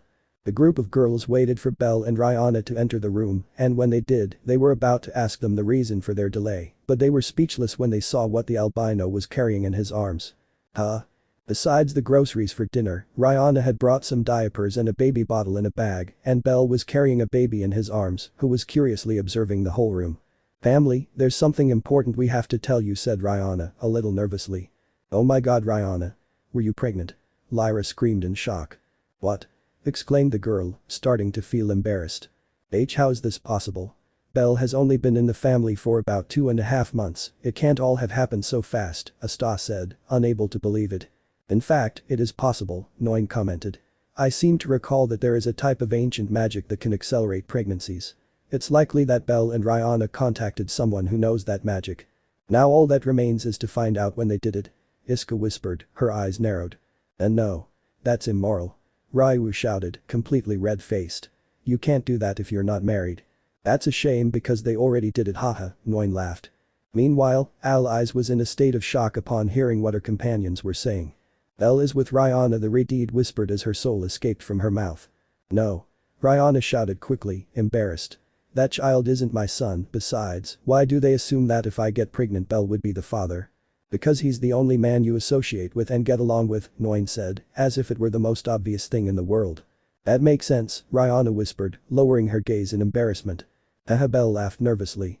Upon hearing that the child did not belong to them, Alias's soul returned to her body and she sighed in relief under Lyra's watchful, puzzled gaze. The only one who remained calm was Astrea, who stood up curiously. Belle, Rihanna, where did you find that baby? Astrea asked curiously. In the trash, they both replied at the same time. In the trash? They all said, confused. They both let out a long sigh, knowing that this would be a long conversation, so they left all their things on the table and walked towards a sofa while the baby continued to curiously observe all the women. What do you mean they found it in the trash? Kagaya asked, confused. As you heard, Belle and I were walking down the street doing our shopping when we heard a noise in an alley. We went over and there he was in a trash container crying, Rihanna explained, looking at the baby who was playing with the albino's finger. Upon hearing that, all of them, without exception, frowned angrily. Who were the wretches who dared to abandon a little boy? Knees asked angrily. Abandoning a baby in the trash, that's unforgivable, Ryu whispered angrily. That's sad, Astrea said, feeling sorry for the baby. That doesn't explain why they brought him to headquarters, Kagaya asked, puzzled, though she was also a little angry, it wasn't too much. The Asian woman wasn't one for babysitting. Well, we wanted to leave him at the orphanage, but the person who takes care of the children refused, Belle began to explain. Did she refuse? How could she refuse if it's an orphanage? Lyra asked. She said that if she had more people helping her take care of the children, she would gladly accept the baby, but since it's just her, it would be difficult for her to have and care for him, since a baby needs much more care than other children, so sadly she rejected us, she finished explaining, looking at the little one. So we went with the Ganesha family to ask Shakti for help and she decided to help us, Rihanna continued. She said she would take care of finding a family to adopt the baby, but it would take a few days, so she asked us all to take care of him in the meantime. And did you accept? Why yes, he even helped us with some money to buy diapers, Belle explained with a nervous smile. I'm sorry for making that decision without consulting any of you, but we couldn't let it go, Rihanna apologized. Don't apologize, you did the right thing bringing him to headquarters, Astrea said, smiling slightly. So that means we'll have a new temporary member in the family? Alias asked excitedly. It seems so. So Belle is no longer the only male presence in the family, Nguyen said with amusement. Alright then, we'll all help take care of the baby until Shakti finds a family who wants to take care of him, Astrea ordered. You do it, I don't like taking care of babies and changing diapers, Kagaya refused. Oh, that cold Kagaya is doing it again, Astrea whispered. I bet if she had found the baby in that container, she would have thrown the trash on top of it and closed it, Nguyen whispered. I'm not that evil. She shouted angrily. By the way, I've noticed that the baby is very attached to Kranel-san, Ryu said, watching the little one still playing with Belle's finger. Haha, ever since we found him he's been clinging to Belle, Rihanna laughed, as did the rest. It seems he likes me, said the albino, looking at the baby, who was also staring at him. If. Those were the words that came out of the little boy, surprising Belle. All was the sound of tenderness that came from all of them. She considers him her father, Mariu said, moved. I bet it's because of the eye color, Lyra said. I bet when he saw her eyes he thought, this one's one of mine. Looks like I'm a dad now, Belle laughed, watching the child play with his finger. The others again felt tenderness upon seeing the scene. They didn't know why, but Belle gave the impression that he would be a great father. Hey, if Belle is the father, then who is the mother? Nguyen asked. The silence fell over the room as everyone stared at each other, searching for answers.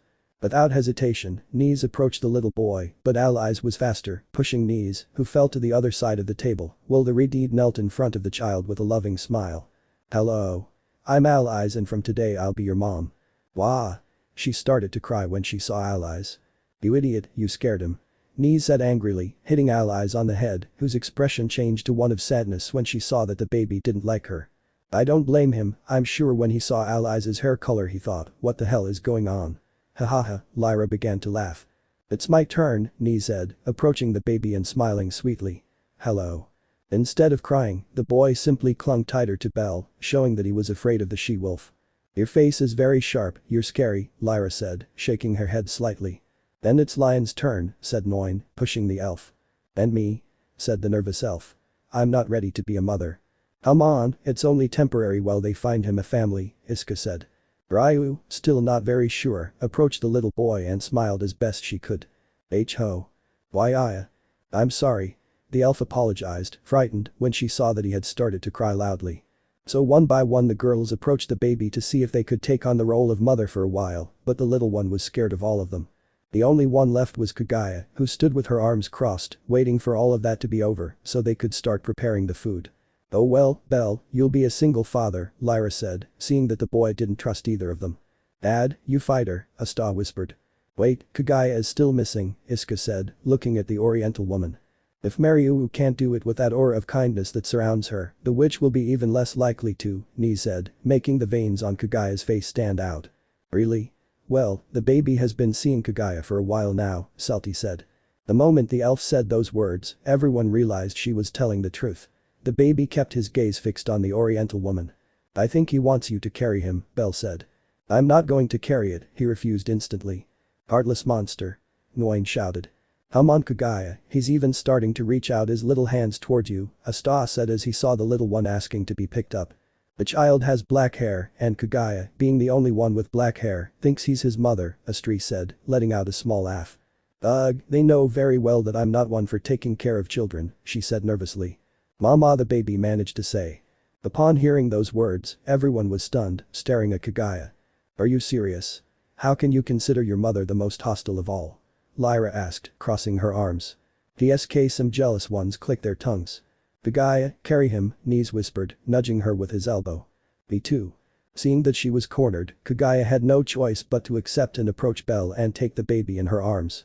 The moment I picked him up, the little one clung to her, trying to hug her with his tiny hands. Obviously, the Asian woman, not being used to that kind of thing, became nervous, not understanding why the baby was looking at her as his mother figure. Great. It seems we've found a temporary mother for the little one, Astrea said sweetly, while the rest stared blankly at the Oriental woman. Sorry for getting you involved in this, Kagaya-san, Belle apologized with a nervous smile, knowing that he was to blame for bringing him to headquarters. "You'd better help me take care of him," Kagaya whispered, feeling the child playing with her hair while the rest started laughing, making her angry. The only one who didn't laugh was Alias, who watched dejectedly and with a bit of jealousy the scene of Belle approaching Kagaya and stroking the baby's hair. They almost looked like a real family. "I wanted to be the mom," she whispered. Things would be livelier at headquarters with the presence of that small temporary member. End of chapter. Chapter 15. Family Reunion. A rather curious couple was walking through the streets of Orario, attracting surprised glances from some people who recognized them.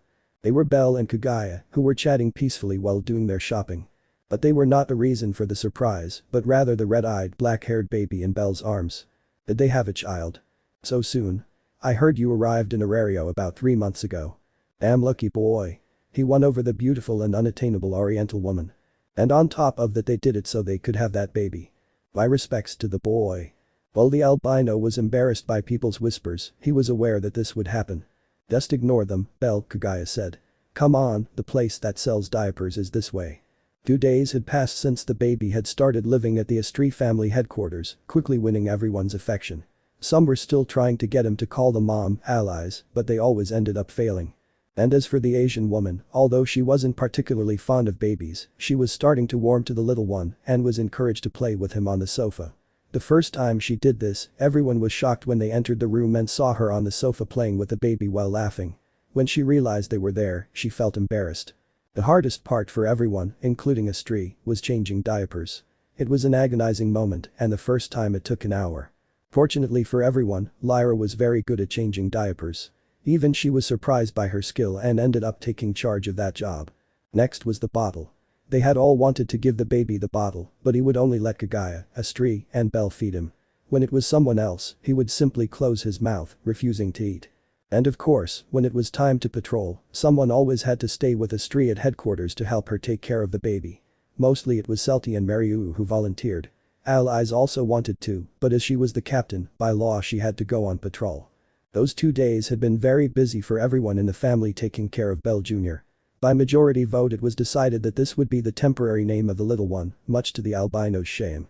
Look, here are the diapers at a good price, Kagaya said with a smile, walking towards the stall and ordering some. She doesn't realize it, but she gives off the aura of a mother, said the albino as the baby let out a laugh. Look. It's Mr. Bell. The albino was a little startled to hear the excited voices of some women. He quickly turned around, seeing 5 very beautiful women approaching him with excitement on their faces. It's great to see you again, said a black-haired elf. The A and I stammered nervously as the baby watched the interaction curiously. Don't you remember us?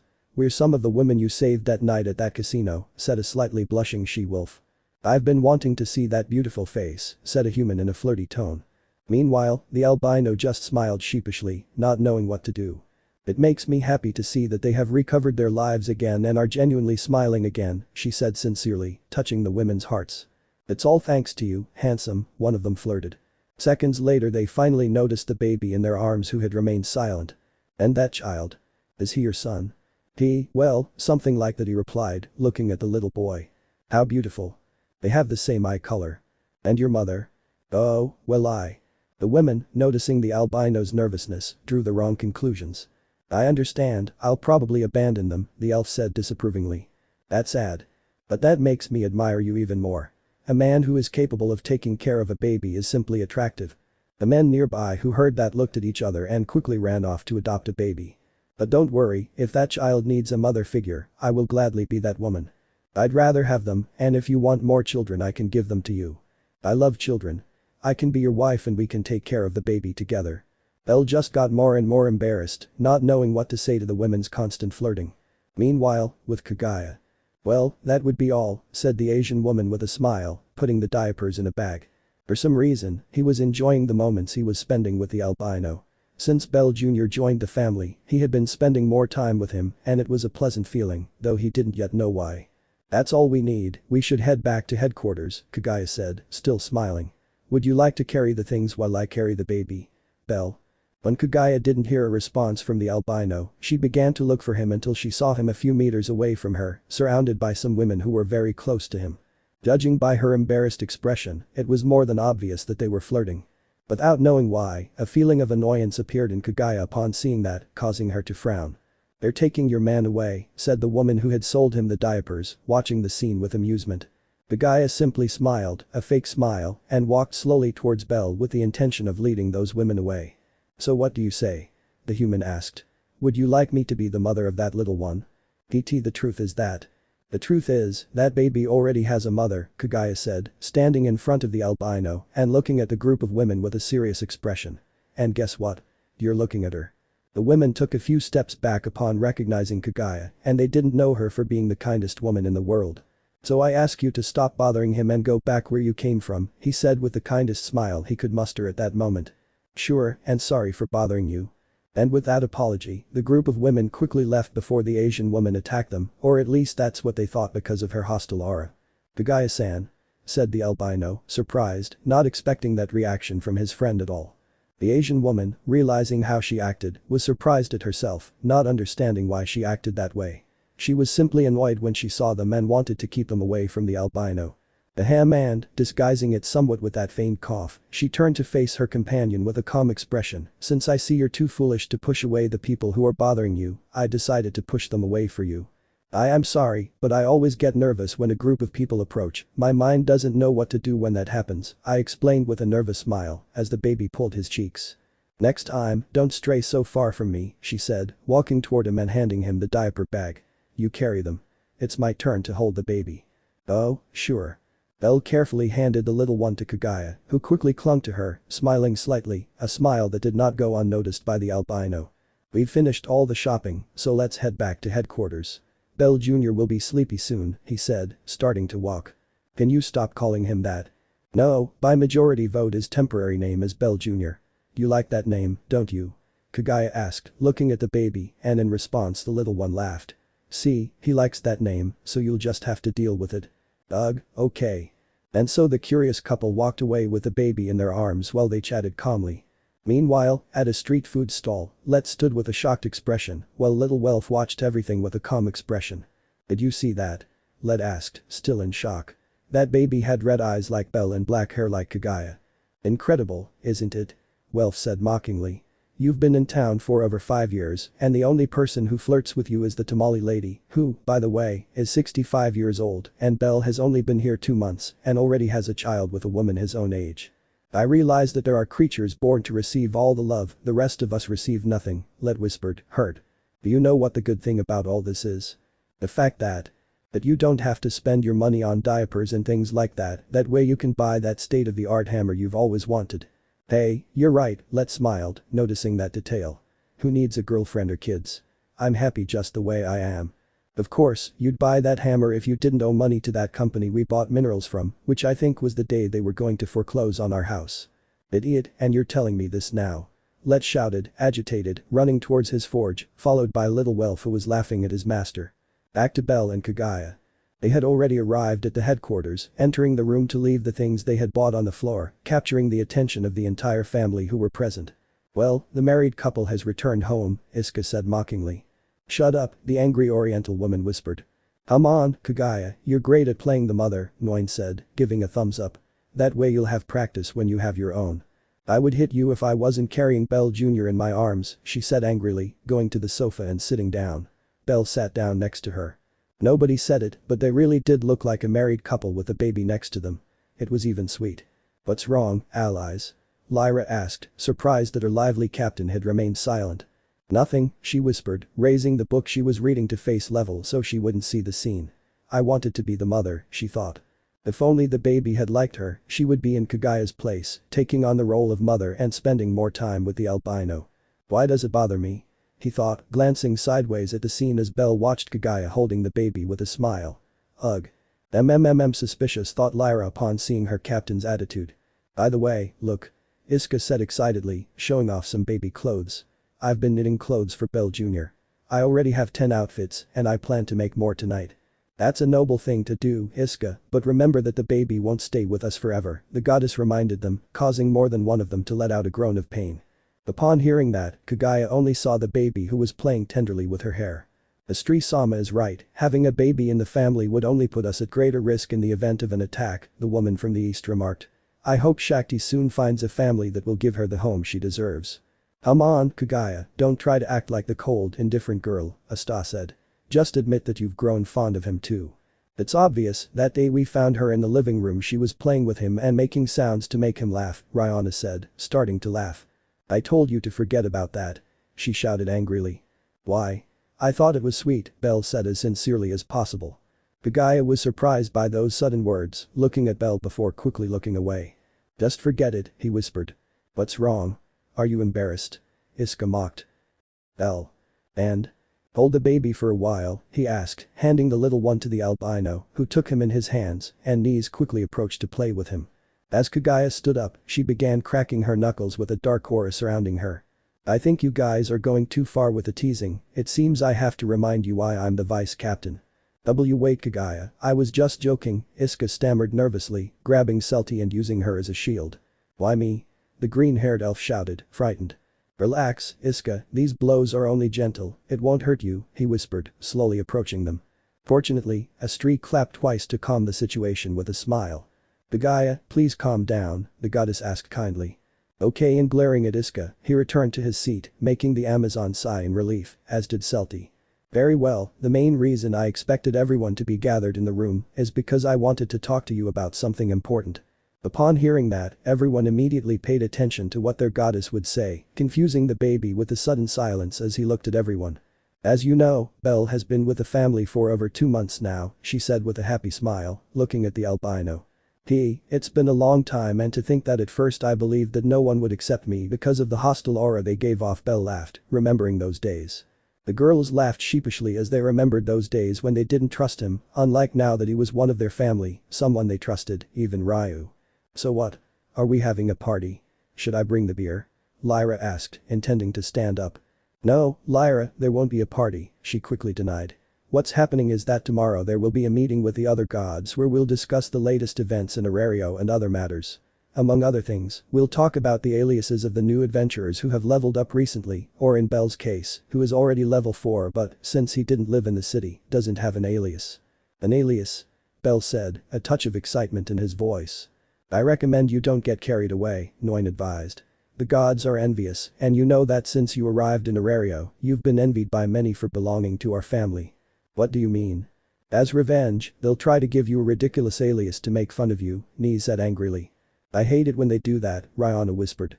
Don't worry, Belle, I'll do everything I can to make sure your alias is perfect for you, one you'll feel comfortable with, Astrea promised with a beautiful smile.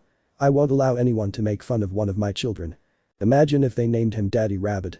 The rumor that Belle and Kagaya have had a child has spread throughout the city, I wouldn't be surprised if the gods bring that up, Iska said with a laugh.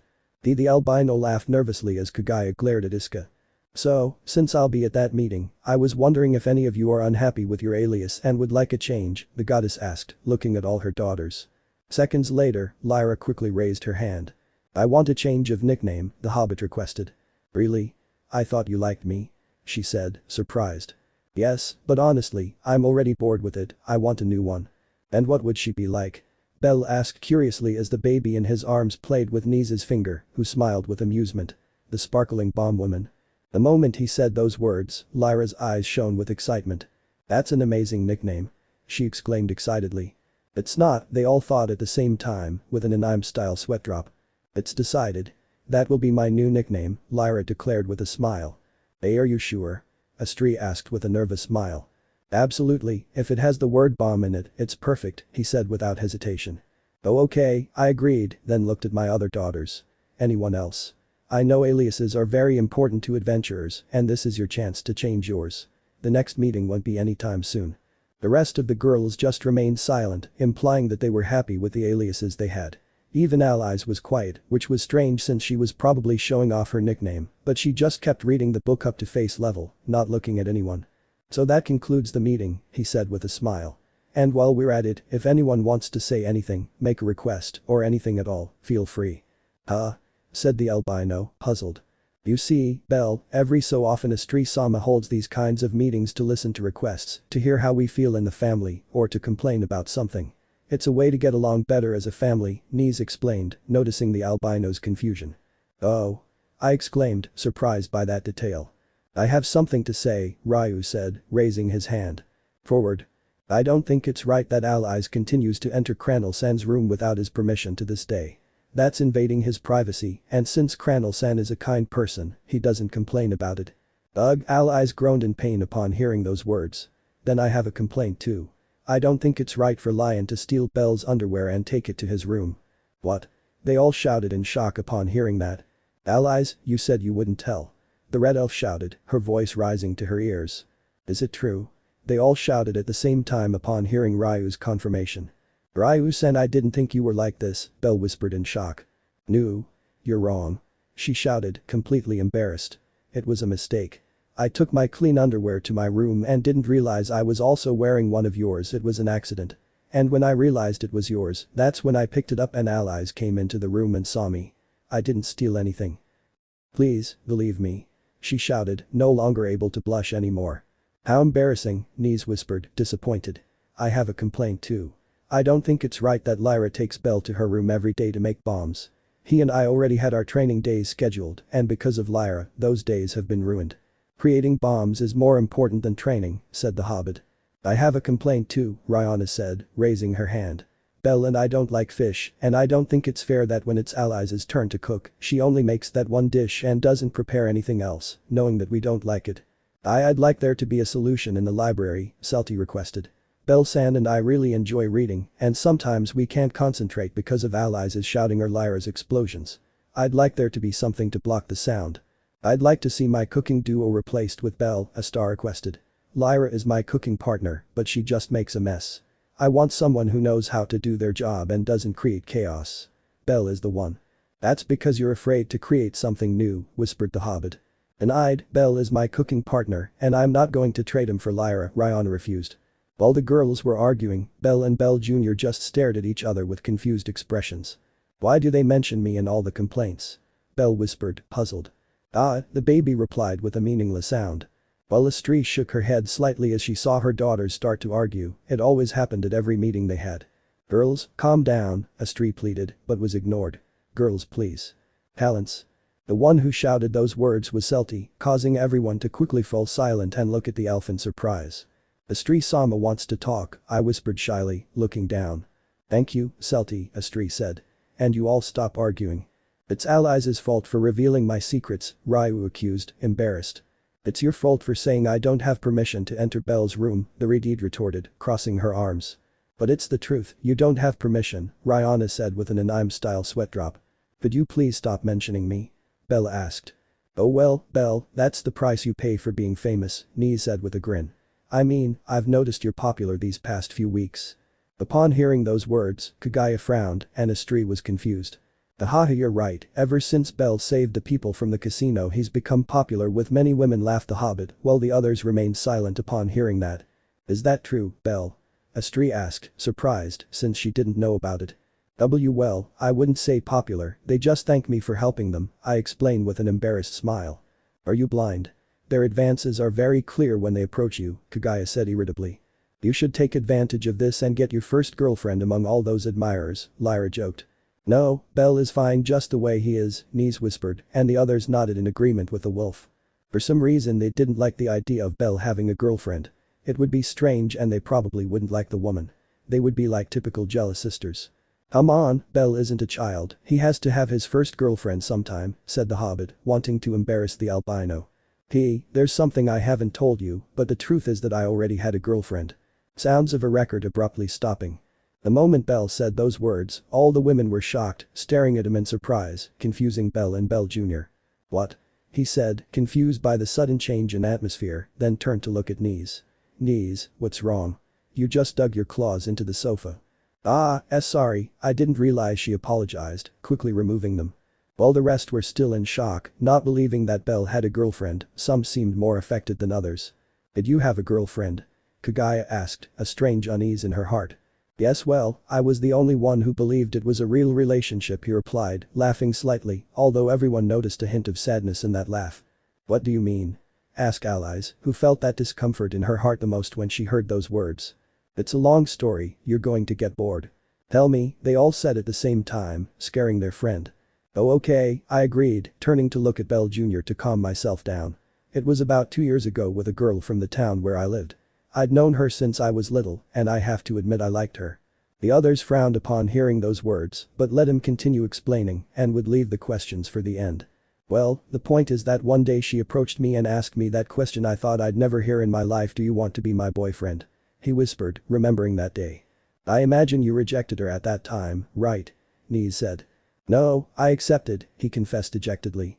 I couldn't help it, I was so happy to know we were dating, believing that from now on my days would be more special, but I was wrong. What do you mean?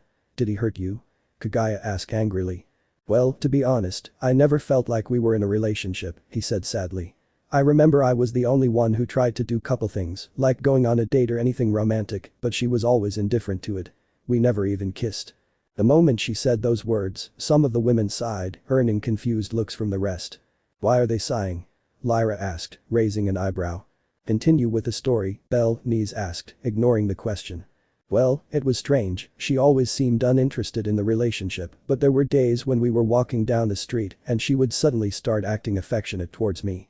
It seemed strange to me, but at the same time I felt happy I was a real fool. Even Bell Jr. had stopped playing with Belle's cheeks when he saw the atmosphere in the room. One day he approached me, he had an expression of regret and doubt, at that moment I knew that he would say something that would completely change everything and make me realize that our entire relationship was a complete lie. The lie. I don't like where this is going, Iska whispered.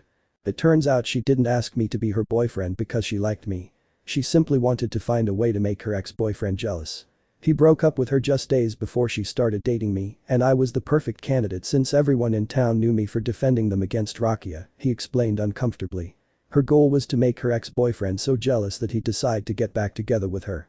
That's why she was suddenly acting affectionate with me when we were walking.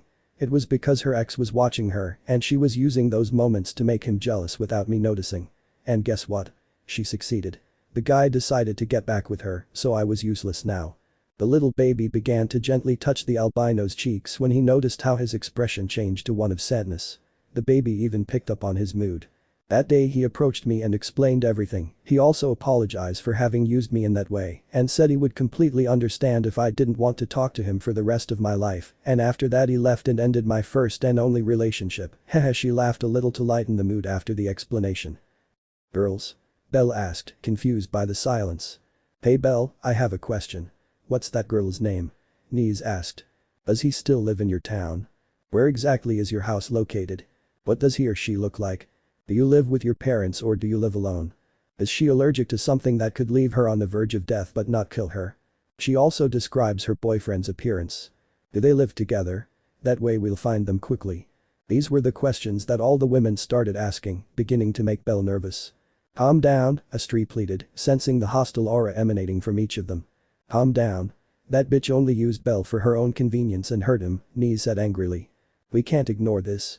We have to do justice. Alias shouted, drawing her sword. Yes. Celti surprisingly agreed. Astrea-sama, admit that you too feel angry about what Belle just told us, Kagaya said with a frown. I didn't know that woman, not even what she looked like, but I already hated her, and that was the same feeling everyone had at that moment. See, come on girls, calm down, Belle said with a nervous smile. Come on, Rabbit, aren't you angry that that damn woman used you? Lyra asked irritably. Well, I am angry. If they make fun of my pupil, they are my enemies who deserve to receive my bombs. Belle, I know you're a kind person, but I don't think you don't dislike her, Noin said, frowning. She just used you and made fun of you. She's hateful.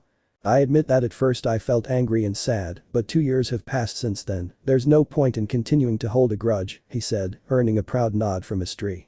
Well done, Belle. What that girl did was unpleasant, but you did well to turn the page and forget about it.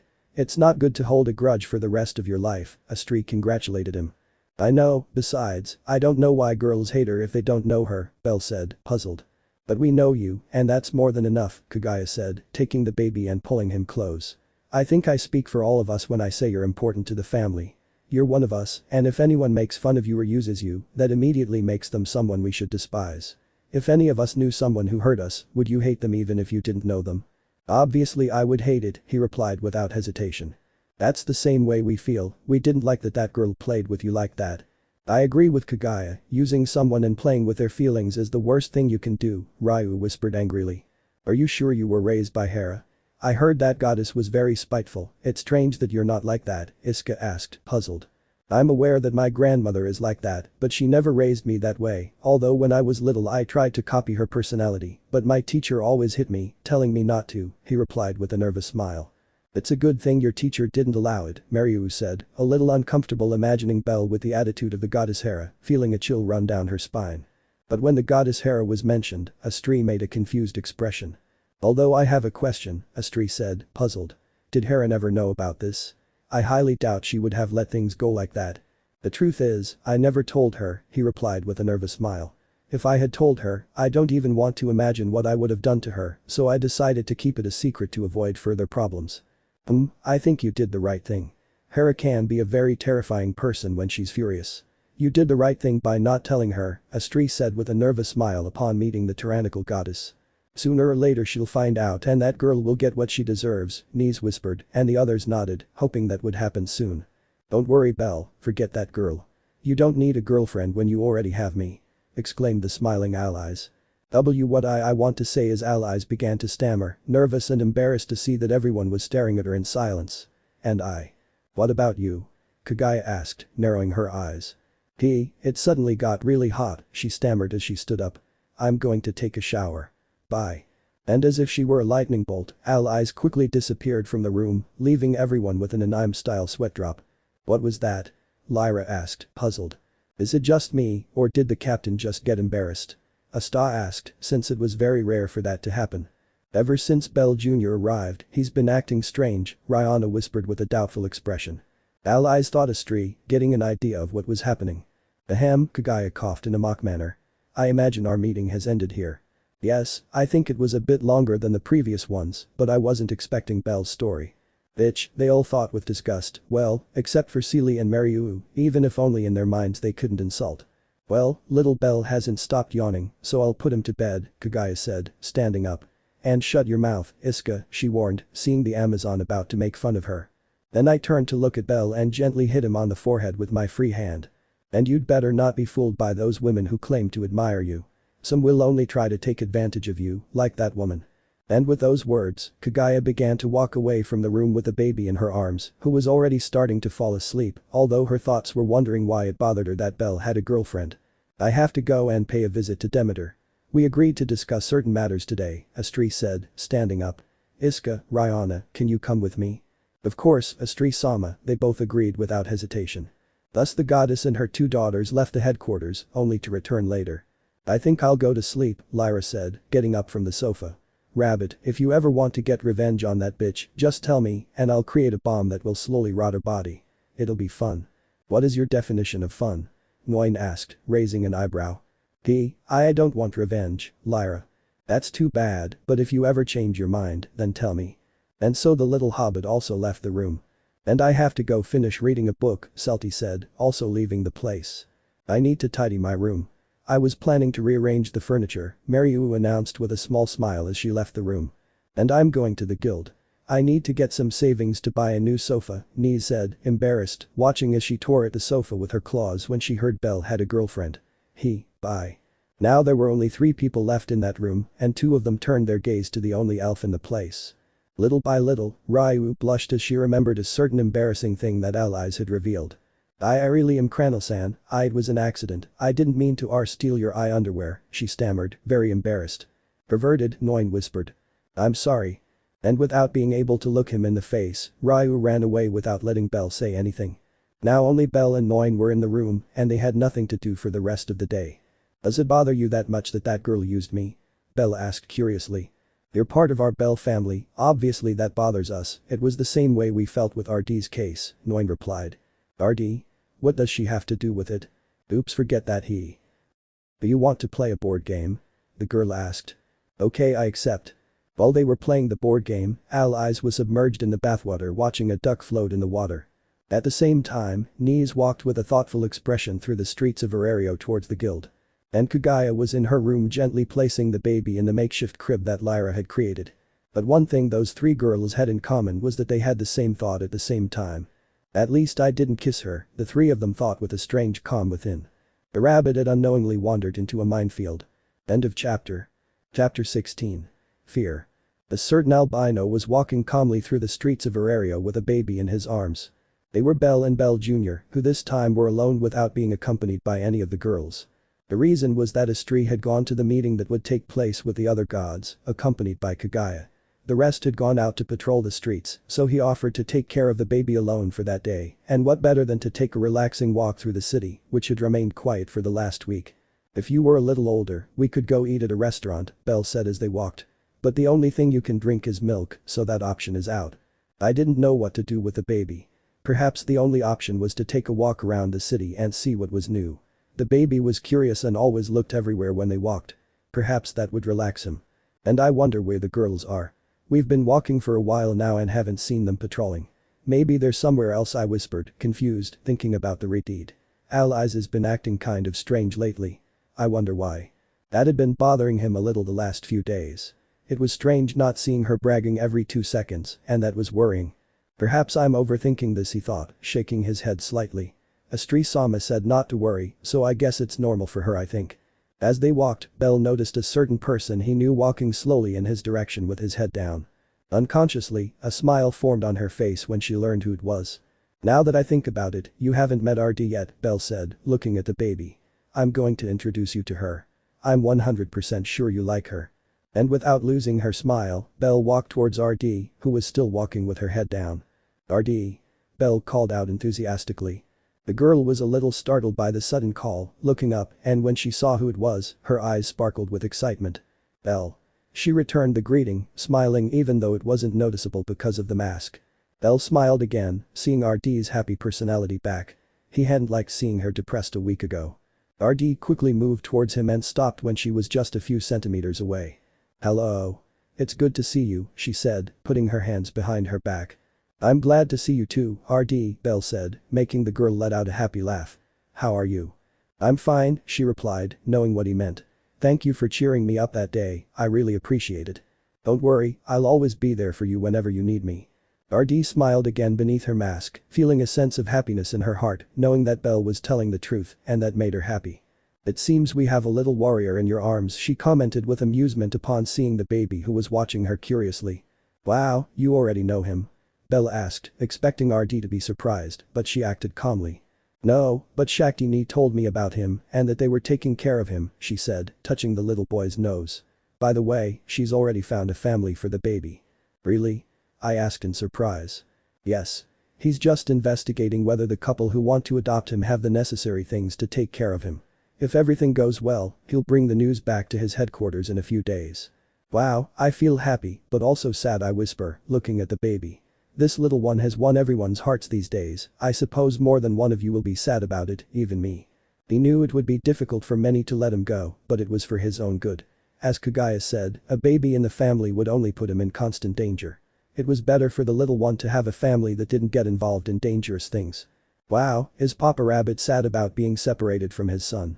RD asked playfully. "Come on RD, you too." Belle asked upon hearing that nickname.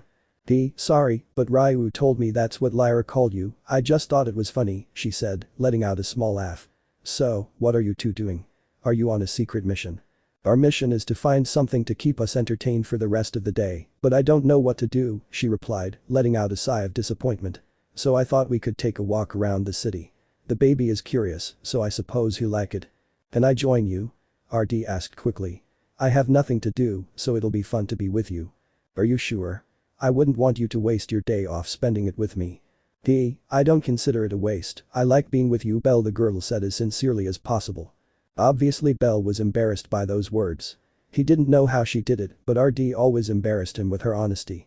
Well, your company is also pleasant, so I'm glad you're joining us," whispered the albino, making a glimmer of happiness appear in the girl's eyes. "Fine. But on one condition." "Which?" "Can I hold the baby?" she asked, extending her hands. "I like taking care of babies, they're so cute." Sure, but I don't think he'll let you." At first, he was very distrustful of girls, except for Kagaya-san. "It'll be a little difficult for him to trust you," Belle said, handing the baby to RD. But to her surprise, the little boy calmly let the girl pick him up and cling to her as he continued to observe the streets. "He likes me?"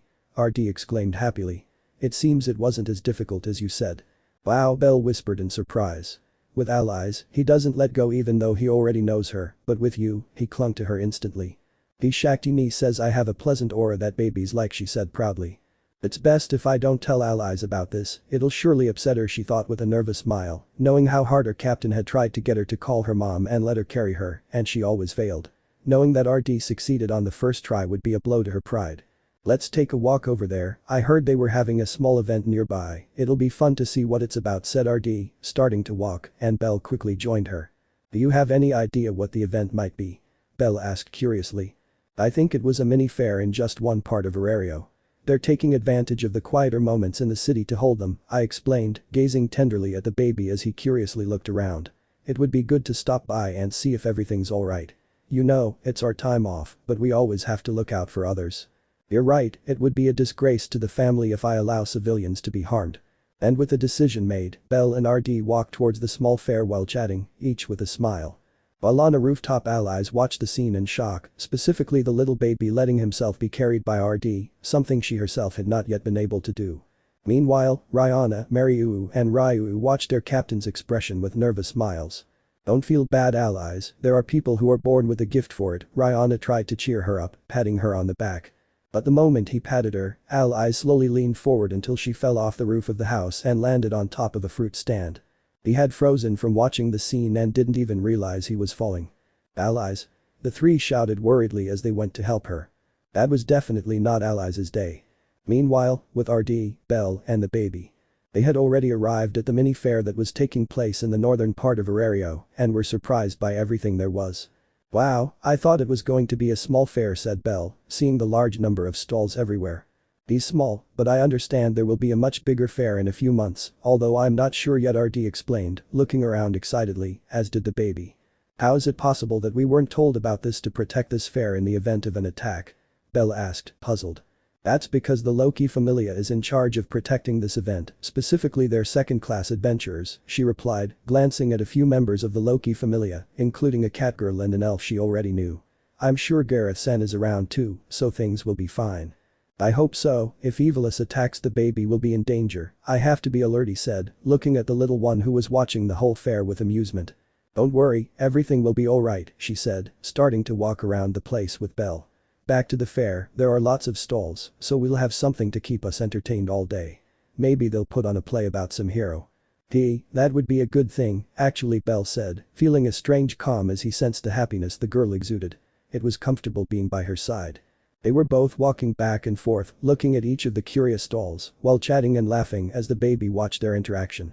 That was until they passed by a curious stall. Come closer, strangers. I can read your future, said a robed man from a small stall which only had a table and a magic ball. What? The man asked, surprised to see Belle staring at him. I have the feeling I've seen you somewhere, but I can't remember where, said the albino, putting a finger to his chin in puzzlement. What are you talking about? This is the first time we've crossed paths, at least in this reality, I whispered. That? What about what? What did you say? Do you want me to read your future? She changed the subject with a smile, showing her crystal ball. This beauty is able to see the future of mere mortals like yourselves. Do it, Belle. It will be interesting, RD said excitedly, wanting to see how he did the divination. Okay, fine, Belle agreed, unable to refuse RD's request. How much does divination cost? Whatever your noble heart wants to give me. Wow, that's thoughtful, he said with an anime-style sweat drop. Here, I'll give you 5,000 valis, he said, placing the bag on the table. It seems like a small amount, but since I accept, I put the money away and take the magic ball.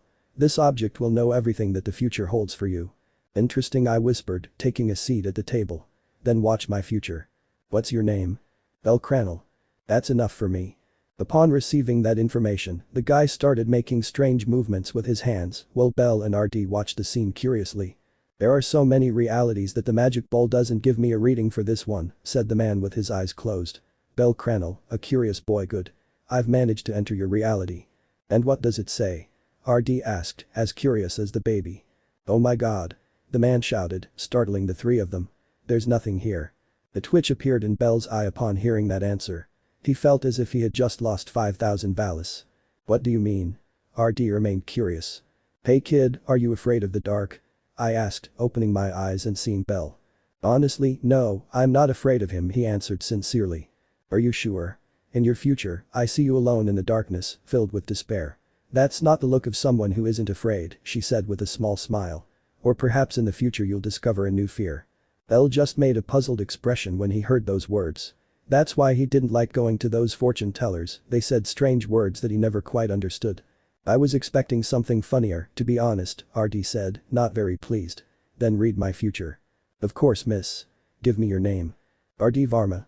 As RD took her seat, Bell took a few steps back with a thoughtful expression, not understanding that divination.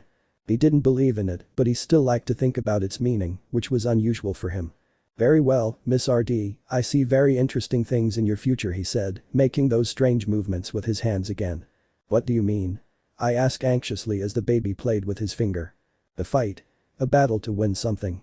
I can't quite see why you're fighting or who you're fighting, but it's a battle of biblical proportions, he said dramatically, making RD even more excited. And did I win the fight? Unfortunately, I can't see any winners. Your opponents are formidable, they're even frightening. Wow, so I'll be facing some very powerful enemies, RD whispered, tapping her chin with a finger. It will be difficult, but I'll give it my all to win. Good luck, girl, it seems your opponents won't give up. Oh. Feel lucky, I can see that at some point in the battle you'll gain the upper hand, so give it your all. Yeah. I don't think I can really guess, but if RD is happy then it's okay, Bell thought with a smile as he saw the excited girl. A few minutes later. Great. I'll have the chance to show off in front of a powerful enemy, Shakti will be proud of me, RD said excitedly, walking alongside Bell and away from the fortune-telling booth. Well, do your best, RD. The guy said it would be a tough battle, so don't give up, the albino encouraged. Of course. She laughed, seeing how happy the baby also seemed. And the little warrior will also help me win that battle. I have a feeling he'll be someone strong in the future. Who knows? Maybe he'll end up saving us from some catastrophe. Hey Bell, don't you know what your divination means yet? RD asked curiously. Huh? No. Why? I don't know, I'm worried that it says you'll be alone in the dark filled with despair, it sounds horrible, she whispered worriedly. Don't worry RD, predictions aren't 100% certain so nothing might happen, I tried to reassure her. I hope not, she whispered, then returned to her animated state. So what do we do now? Just wander around. There are still lots of interesting things to see. Yes. She agreed, spending time with Bell really made her happy, it was nice to be by his side. Then let's go in that direction, I saw some interesting stalls there, he said, starting to walk while RD followed, watching him with a smile. Time passed and they both enjoyed the mini fair, which fortunately remained peaceful from beginning to end. They went to many game booths where they both tested their skills on each one, bursting into laughter every time they failed. There was even a short street play about a hero. He wasn't the Argonaut, but he was a hero they knew. Needless to say, they both watched the play with excitement from beginning to end, although at times RD complained about changing things from the book and inventing others, shouting, "That's not in the book." While Bell laughed and the baby continued to curiously observe the people who were acting. So time passed for both of them, having fun in every place they went. They really enjoyed spending time together. Some time later. Now they both walked through the streets of Orario peacefully without any objective, simply walking to pass the time, they didn't want to say goodbye yet. The fair was amazing, it was a good idea to come, said RD, still carrying the baby. She hadn't left his side since their outing began. I didn't know these kinds of events would be so much fun. Next time you hear about another fair, let me know and we'll go together. Are you inviting me on another date? RD asked playfully. Well, if you want to see it that way, Bell whispered, looking away. Let's just say it is another date. Those words caught RD off guard and she blushed slightly beneath her mask, not expecting Bell to respond to her joke. But for some reason, hearing those words made her feel happy. Then it'll be another date, she whispered happily. She was still afraid of his face and wondering what Bell would think when he saw her as she was, but that fear disappeared when she heard about going out with him again. It was something she enjoyed very much and apparently he did too, and that made her happy, very happy. Let's not just wait for the fair, there are many entertaining places in Arario to spend time together. Then we just have to wait until the next break and see if we can go for a walk, of course, if I'm not looking after the baby. Don't worry, if he's still in the family he can come with us, he's very sweet. While they were both laughing and chatting, the little baby, full of curiosity, brought his little hands towards RD's face, who stopped laughing when she saw what he was doing. What's wrong, little one? He asked, thinking he wanted to play. Do you want to play? But suddenly RD stopped her question when she felt the baby take the mask and, since it wasn't properly attached to her face, with a small tug from the little one, it came loose from RD's face and fell to the ground. At the same time, the hood covering the girl's head was pulled back, fully revealing her face and hair, leaving them both perplexed. RD, Belle whispered, observing the girl closely. She had beautiful short light blue hair, a hair color she had to admit she liked. But what surprised him most was seeing her face. Burn scars covered his face, mainly his right side where his eye was completely white. It was more than clear that he had no vision in that eye. Now she understood why RD always hid her face. She felt ashamed of herself, and seeing her like that hurt her. As RD realized that her face had been uncovered and that Belle had stared at her, she entered a state of fear. Little by little, small tears began to form in her eyes as she saw the surprised expression on the albino's face, taking for granted that he too felt disgust. Quickly and carefully, RD handed the baby to Belle, who instinctively took it in his arms. He had to get out of there quickly before he collapsed in the middle of the street. "I am sorry." She apologized, grabbing the mask and running away as tears streamed down her face. She couldn't look him in the eyes anymore and probably never would again. Now that she had seen what his face looked like, she was sure he didn't want to be with her anymore. After all, the only thing his presence did was disgust people. Belle, seconds later, came out of shock, realizing that RD had run away, and what hurt him the most was seeing her cry. "RD. Wait." Not wanting to leave things like that, Belle also started running to catch up with RD, only at a slower speed. If he ran with all his might, he would end up hurting the baby. "I had to fix this quickly. I didn't want to see RD cry." I didn't know what had happened to make her face like that, but it was obvious that it was something that affected her a lot and she probably thought he disliked her. He had to let her know she was wrong. He only saw her for a few short seconds, but to him, RD was beautiful. As RD ran with tears in her eyes towards her headquarters. Why did her pleasant days with the albino have to end like that? If only she hadn't been so foolish back then, her face wouldn't look like this and she could be with Belle peacefully without fear of rejection. Upon arriving at the headquarters, the first person she saw at the entrance was her older sister, who was surprised to see her without her mask and, even worse, to see her crying. "RD. What happened?" Shakti asked anxiously. But her little sister just walked right past her and went straight to her room, leaving her much more worried.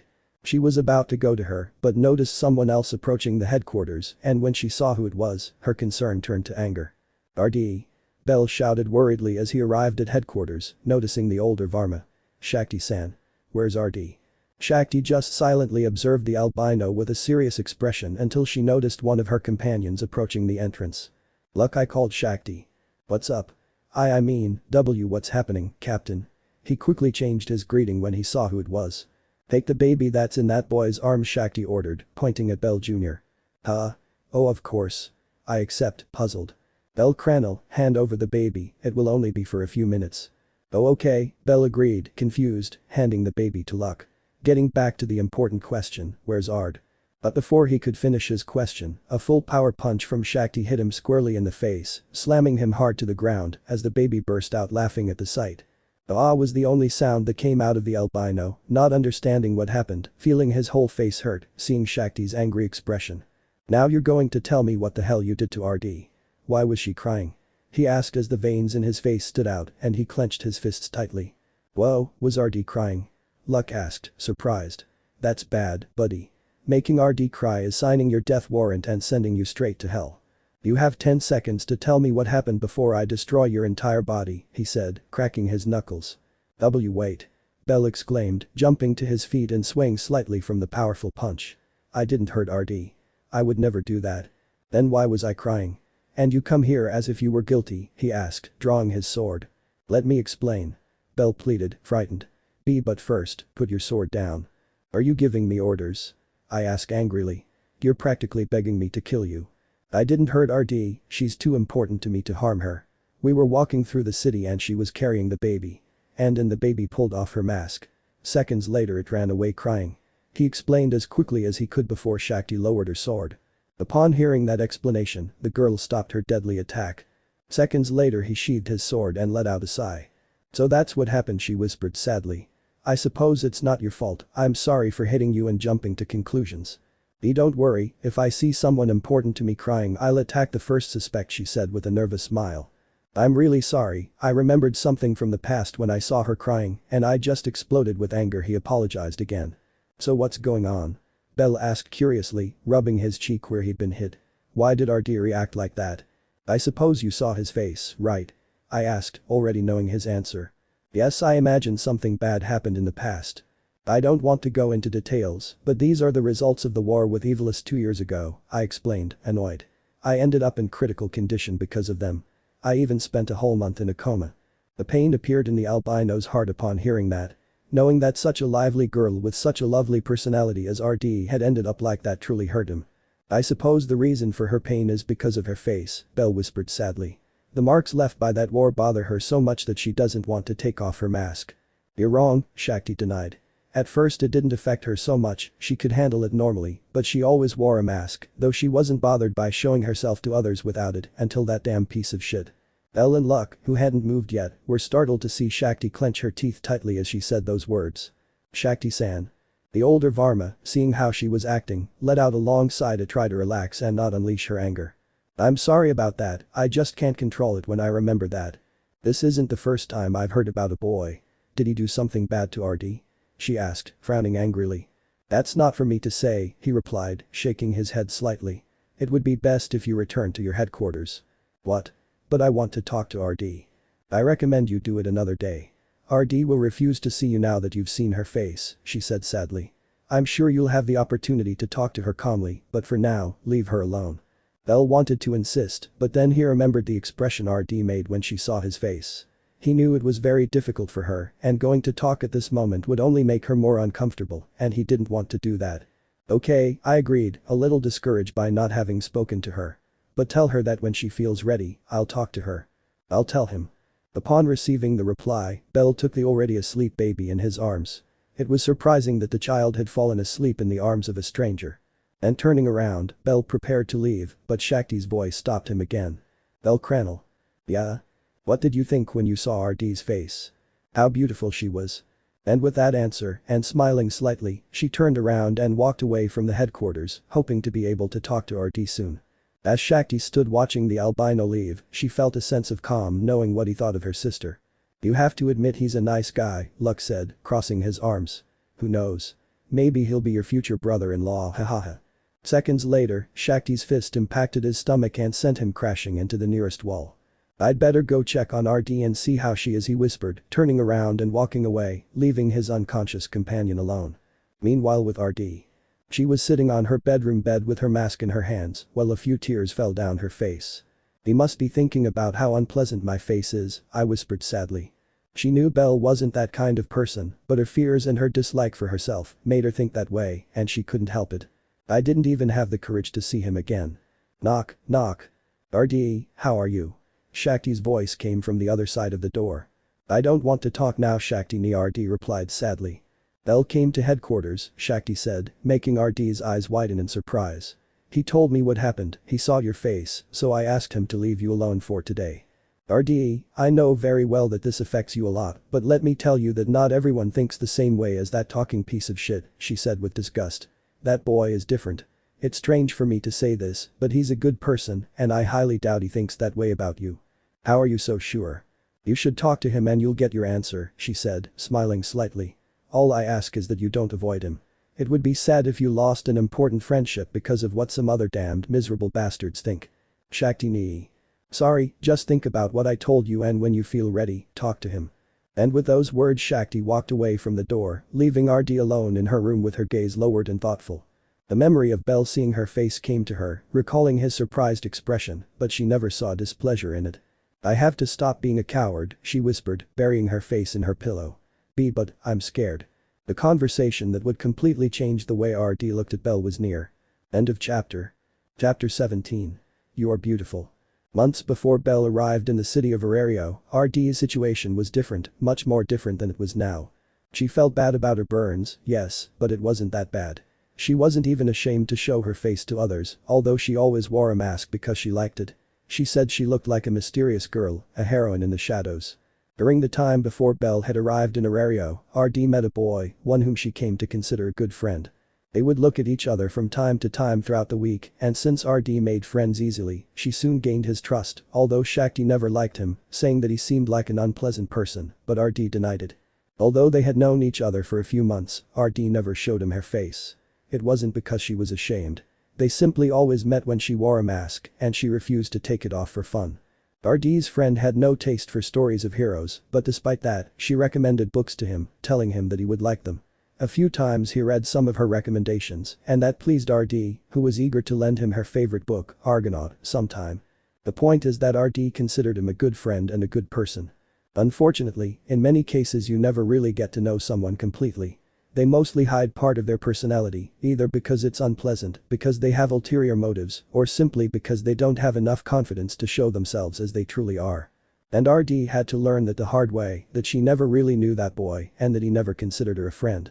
And he also understood that words can be more hurtful and painful than many physical things. "You look beautiful, RD." Two girls from the Ganesha family said this after helping their friend get dressed for the day. The day before, her friend had invited her on a date for the following day, a date which she gladly accepted. She wasn't in love with him, but she liked him a lot, and a date with him would help them get to know each other better. Of course, Shakti disagreed with the date, but she accepted her sister's decision to go. "Do you really believe that?" RD asked with an embarrassed smile. "Absolutely, you look beautiful," they complimented, giving a thumbs up. "Now all you have to do is go and show off your beauty." "Come on, I'm not that pretty," she said, embarrassed. "Scars detract from my looks. With or without scars you are beautiful, have more confidence in yourself." RD's face was scarred with burns. They looked like spots all over her face. According to the people who treated her, her face could have been worse, but they managed to treat her in time and apply high-quality potions. This prevented further damage to her skin, but it was impossible to erase the marks from her face. At first, her skin felt strange, but as time passed, it returned to normal smooth skin, but with the difference of having all those marks caused by the burns. The most notable thing was his completely wide eye. His eye had also been badly damaged, but thanks to the healers he managed to recover it, but he did not regain his sight. RD always cracked jokes that had become decorative. Of course, the jokes were to avoid feeling so much pain from that past war and how much it affected her. Sometimes she wanted to fall into depression, but her lively personality was always stronger and took control. "Okay, then I think I'll go," RD said, grabbing her mask, but one of her friends stopped her. "Nope, this time you'll go without a mask, it's a date, you have to show your beauty. If you wear a mask, all our effort will be in vain." Then I guess I'll go without a mask," RD agreed, laughing slightly. "Oh. Right." He quickly walked to a piece of furniture in his room and picked up his favorite book, Argonaut. "I promised her I'd lend it to her today, I'm sure she's going to love it," RD said with a happy smile. "What did you say her name was?" one of her friends asked curiously. "Daza. That's his name. Weird name but whatever. Good luck on your date, RD." "Yes. Thank you so much, girls." And with a happy smile, RD ran off from headquarters while her older sister watched her go, hoping things would turn out well. As RD walked away from headquarters, she began to walk normally, feeling a little nervous. Although she didn't show it, the truth was that going out without her mask affected her a little. At times she felt that people were watching her and laughing at her, although it was all in her head, but luckily it wasn't anything too serious. "When I'm with him, I'll be calmer. I feel better when I'm with someone," she thought with a smile, looking at the cover of her book. "Argonaut, I'm 100% sure he'll like it and become a big fan like me, I can't wait to discuss our favorite characters." And so, amidst these thoughts, to avoid feeling so nervous, RD approached the meeting place, which was the Square of Babel, precisely next to the only fountain there. And as she approached the place, she saw that her companion for that day was already waiting for her, looking all around as if he were searching for her. She doesn't know what I look like yet, so she doesn't know who I am," she thought with amusement, though her nervousness returned. "Come on, RD, calm down. Sooner or later, you have to show other people who you really are." And with those words of encouragement and a smile, RD approached the boy, hoping that it would be a very fun day. Unfortunately, it wouldn't be like that for her. "Daza." RD called in his typical lively tone, catching his friend's attention. Upon hearing her voice, he turned around, but when he saw her, his face changed to one of surprise, though he quickly managed to hide it. Sorry for the delay," she apologized once she was standing in front of him. "RD?" he said, surprised, since he had always seen her with her mask. It was the first time he had seen her face. At that moment RD didn't notice, but her friend made a face of displeasure when he saw her, but he quickly hid it. "Yes, today I decided not to wear my mask. It would be disrespectful to go on a date with it on," she said with an excited smile. Surprised. "Why yes, a little," she replied with a nervous smile. "Great. I'm here. What should we do? I have so many things in mind to enjoy today," she said excitedly. "In fact, I won't be able to make it to the appointment." Huh? RD's smile turned into a confused one upon hearing those words. "Why?" Well, you see, I fell behind on my rent this month and the landlord ordered me to pay him to do maintenance on the place today, she explained with an embarrassed smile. So I can't make it to the appointment. I just came to tell you I couldn't come. Oh, I understand, she whispered, trying to hide her discouragement. I was really excited about that outing, but I also understood. I had responsibilities to attend to and couldn't postpone it. It's a shame, but what can you do? She said, smiling slightly. I'm sorry RD, I know I invited you, but I broke my word. Don't worry. We'll have the date another time and we'll have a good time, she said, returning to her cheerful attitude. Why yes, another time, he said, taking a few steps back. Then I'll see you RD. Of course. Goodbye Daza, she said, her smile unwavering. So the boy turned around and walked away, leaving RD alone, who, when left alone at that fountain, changed her expression to a sad one. It seems all the plans I had for today are cancelled, she whispered with a sad smile. Since the morning began, she had been anxiously preparing for that moment. After all, it was her first date and it was cancelled without warning. Obviously, she would be sad.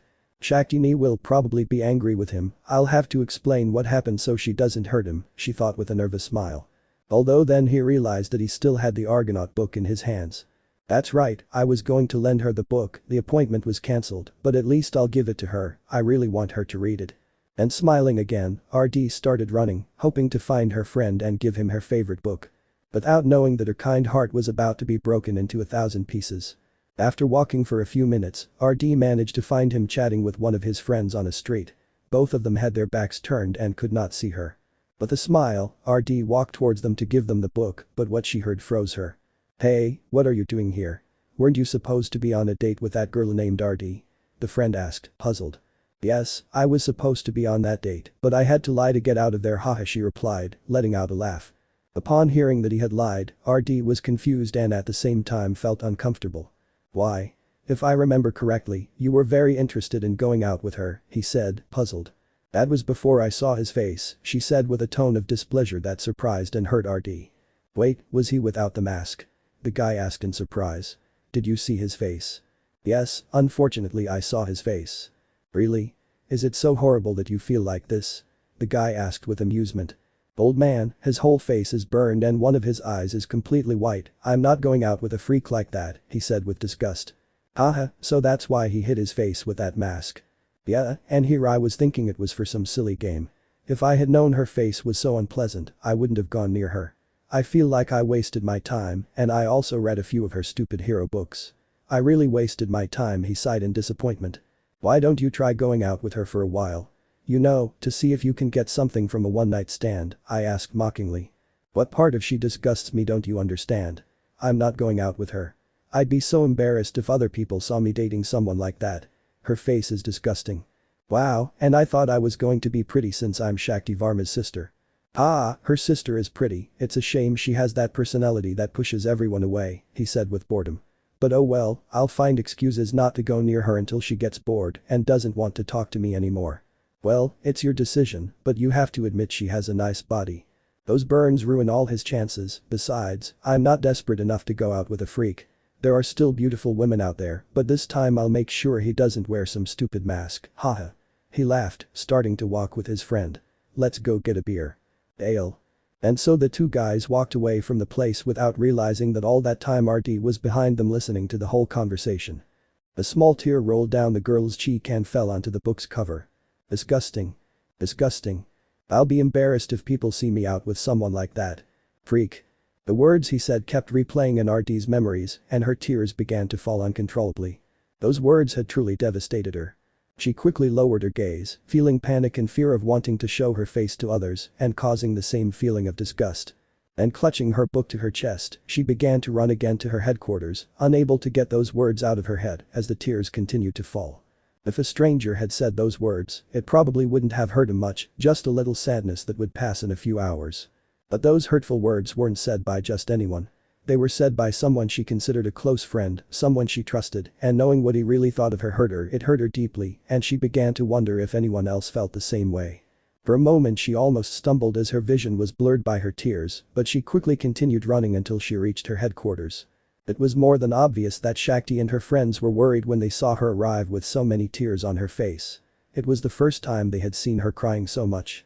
So before she passed in front of them, Shakti grabbed her hand, preventing her from running any further. "RD, what happened?" Shakti asked, seeing her little sister's face soaked with tears. "Ugh, my face is disgusting," she whispered, her voice trembling, unable to stop her tears. "I'm sorry for being like this, I'm sorry." And with those words, RD broke free from her sister's grip and continued running to her room to lock herself in. Her friends didn't quite understand what RD meant by those words, but Shakti knew immediately what had happened. His eyes quickly became bloodshot with anger, and the veins on his face stood out when he learned who was responsible for his sister's tears. Clenching his fists tightly, he turned around and walked away from the headquarters, wanting to find that guy. He didn't know where he lived or where he was, but he wouldn't rest until he found him. And the moment he found him, his anger exploded when he heard what he was saying to his friends. He was talking about RD and her face. When he realized it, his fists were full of blood from hitting him again and again without stopping because of the anger he felt. Some members of the Ganesha family who were passing by saw what their captain was doing and quickly ran towards her to stop her from killing Daza, but upon learning the reason for the beating, they also joined in. RD was very loved in the family, so it was more than obvious that the other members would hate him. That day Daza received the worst beating he could have ever received in his entire life. It was a miracle that he survived after the large number of blows he received, blows from Shakti that were full of anger with the intention of killing him. And the next day RD realized what her sister had done but said nothing. She didn't want to know anything about him anymore, she didn't even want to see him, since she went into a state of panic every time she looked at him. From that day on, RD never again removed her mask in public for fear of rejection and people's displeasure. Some people would probably call her weak for letting something like that affect her, but not everyone would react the same way to unpleasant comments from a close friend, and RD was truly affected and left with many insecurities. The only people with whom she could show her face without fear were her sister Shakti, her best friend Ryu, and her lively god Ganesha. With other people, she did not feel the confidence or courage necessary to remove her mask for fear of rejection. And that remained until today, when Bell managed to see her without her mask, bringing back his past traumas and panic. Present. Hee. We find ourselves in a park in the city of Orario where RD was sitting alone on a bench, laughing as she read certain things on the sheet she held in her hands. That sheet contained the new aliases of all the adventurers who were decided at the meeting of gods that took place yesterday. And among all the new nicknames he read, he managed to read Bell's nickname, which amused him. Justice Rabbit. Belle told me she didn't want a nickname that had anything to do with rabbits, and in the end she got one like this, she thought with amusement, not wanting to even imagine the expression she made when her goddess gave her the news. A day had passed since that date where she ended up running away out of shame and panic at showing her face. Now she felt bad for having left Belle alone like the last time. Obviously, he felt bad all day yesterday for two reasons. Because Belle saw his face and because he left him alone in the middle of his outing. So, to alleviate some of that guilt and sadness, he decided to take a walk around the city to clear his head. Since his headquarters was near the guild, he decided to ask for a sheet to see the new aliases of the adventurers and go to a park to read them in peace. It was his way of clearing his mind and making a decision about what to do about Belle and his face, which, as always, he kept covered with his mask. "I want to see him," I whispered, looking at the albino's alias. "But I'm afraid to know what he's thinking, I hate my insecurities." Shakti always told her to ignore the words that guy said, but even though she tried, it was very difficult for her. It wasn't easy. "RD?" The girl was startled when she heard a voice behind her, quickly getting up from the bench and turning around to see who it was. "Belle," he whispered, seeing the albino's worried face. Again panic returned to her, wanting to leave, but Belle was faster, gently taking her hand and preventing her from leaving. "Wait, I want to talk to you," he said in a soft voice, so as not to make her more nervous. "How did you find me?" she asked nervously. "Well, it was actually a coincidence. I was going to drop off some papers at the guild and allies asked me to stop by and buy a couple of fish for dinner. I saw you here alone in the park, so obviously I'd come over and say hello," he explained with an embarrassed smile. "Can I chat with you for a bit?" Despite feeling nervous, she couldn't refuse. If she continued like this, she would never overcome her fears. RD nodded slightly, indicating her acceptance, which brought a smile to the albino's face. "Come on, let's sit down." The two of them sat down together on the bench next to them so they could talk better. At that moment, the albino noticed the sheet of paper in the girl's hand, realizing that it was one of the new aliases. "I see you've already seen my nickname," I chuckled slightly to lighten the mood. "Yes, Justice Rabbit, I hope you understand that the gods are a bit of a joker," RD said with a touch of humor. "But don't worry, they always take the second nickname seriously, so the next one will be a great one." "I hope so, though I'm not complaining either." I was expecting something worse, to be honest, she confessed with a nervous smile. Although it bothers me a little that they always compare me to a rabbit. They used to make the same comparison in my village. Haha, I can't blame them, really, you look like one. Belle smiled happily at the sound of RD's laughter. He liked hearing her laugh and talk animatedly.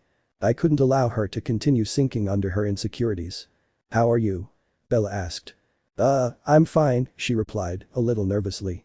Sorry for leaving suddenly yesterday, but I got scared, Shakti-san explained it to me. I'm really sorry for what happened in that war. I'm sure what you went through was very difficult, he whispered, clenching his fists in frustration.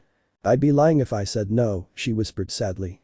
Shakti-ni advised me not to trust any enemy, and like a fool, I disobeyed her, and these were the results. I wish I had come to Orario earlier to prevent that from happening to you. I appreciate your words, but the past is the past. Nothing can be undone, at least I'm grateful to still be alive with the people I love, she said, trying to be positive. The only bad thing is that I ended up with such a horrible face, haha. I guess I'll never get married, but at least I have friends who love me. Belle? RD. And? Can I see your face? Belle asked seriously. Huh?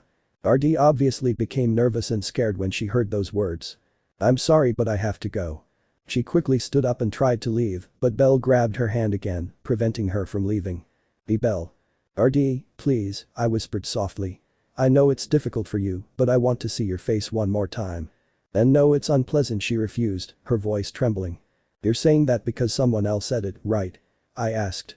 In response, RD remained silent, implying that he was telling the truth. Shakti-san spoke with hatred about someone who hurt you. I'm sure that imbecile said hurtful things. Slowly, Belle brought his hand to RD's head, slowly lowering her hood and revealing her beautiful hair. Ida's only told the truth, my face is unpleasant and makes others uncomfortable, she said with a trembling voice, not wanting to cry. Seriously? Well, I think the Daza guy is an idiot who needs triple magnification glasses to see better, and while he's at it, he should get a brain transplant, so he's not such a moron, Belle said angrily, but quickly calmed down. He really is blind. Why do you think that? Slowly, Belle brought his hands to RD's mask and removed it from her face. Obviously she was startled to feel her face being exposed, but despite wanting to avoid it, her hands did not move. Gradually, his face became visible again to the albino, allowing him to gaze at it intently as small tears welled up in his eyes. She expected Belle to make a face of disgust when he saw her or simply leave, but what he said was unexpected. The albino left the mask on the bench and slowly brought his hand to RD's cheek and gently stroked it. Because you're beautiful, he whispered with a slight smile. Upon hearing those words, RD opened her eyes in surprise, not expecting him to say those words. Beautiful? Her? No, even the word beautiful falls short. RD's heart began to beat faster when she heard that, and she started to get nervous, but in a different way. You're lying. If you want, we can find a god and I'll say these same words in front of him so he can confirm that it's true. He proposed, intending to leave. And no, I'm sure my sister threatened you to make you say that. Threatened or not, this is the same thing I thought the moment I saw your face yesterday, he said, smiling and caressing her cheek. RD was obviously starting to feel embarrassed when she heard that, not knowing how to act. I didn't want to believe him, but for some reason I felt that the albino was speaking honestly, even though I couldn't confirm it. And no, my face is horrible, you're blind. Then I want to be blind for the rest of my life so I can continue to see that beauty. The blush on her cheeks only grew with each word Belle said, not knowing how to react, her heart beating more and more. But. RD, Belle interrupted her before she could say anything. I don't know who this Daza guy is, but I'm sure he's a complete idiot for not seeing the same beautiful girl I'm seeing right now. Unable to stop it, a strange feeling of warmth appeared in RD's heart when she saw the albino's eyes. Don't let that guy's words fill you with insecurities and sadness, she said softly, gently stroking the scar on her cheek. It doesn't matter if other people don't think the same way, to me you're a beautiful girl, and that's all that matters. Belle. For me, beneath that mask there will always be a beautiful face, and I'm sure you look 1,000 times prettier if you smile. And I'm not telling you to stop wearing your mask, I'm aware that insecurities are hard to get rid of, I just wanted you to know what I thought, in my eyes you are beautiful RD, and if you say I'm blind, then I want to remain blind for the rest of my life. At this point RD's heart was pounding like crazy.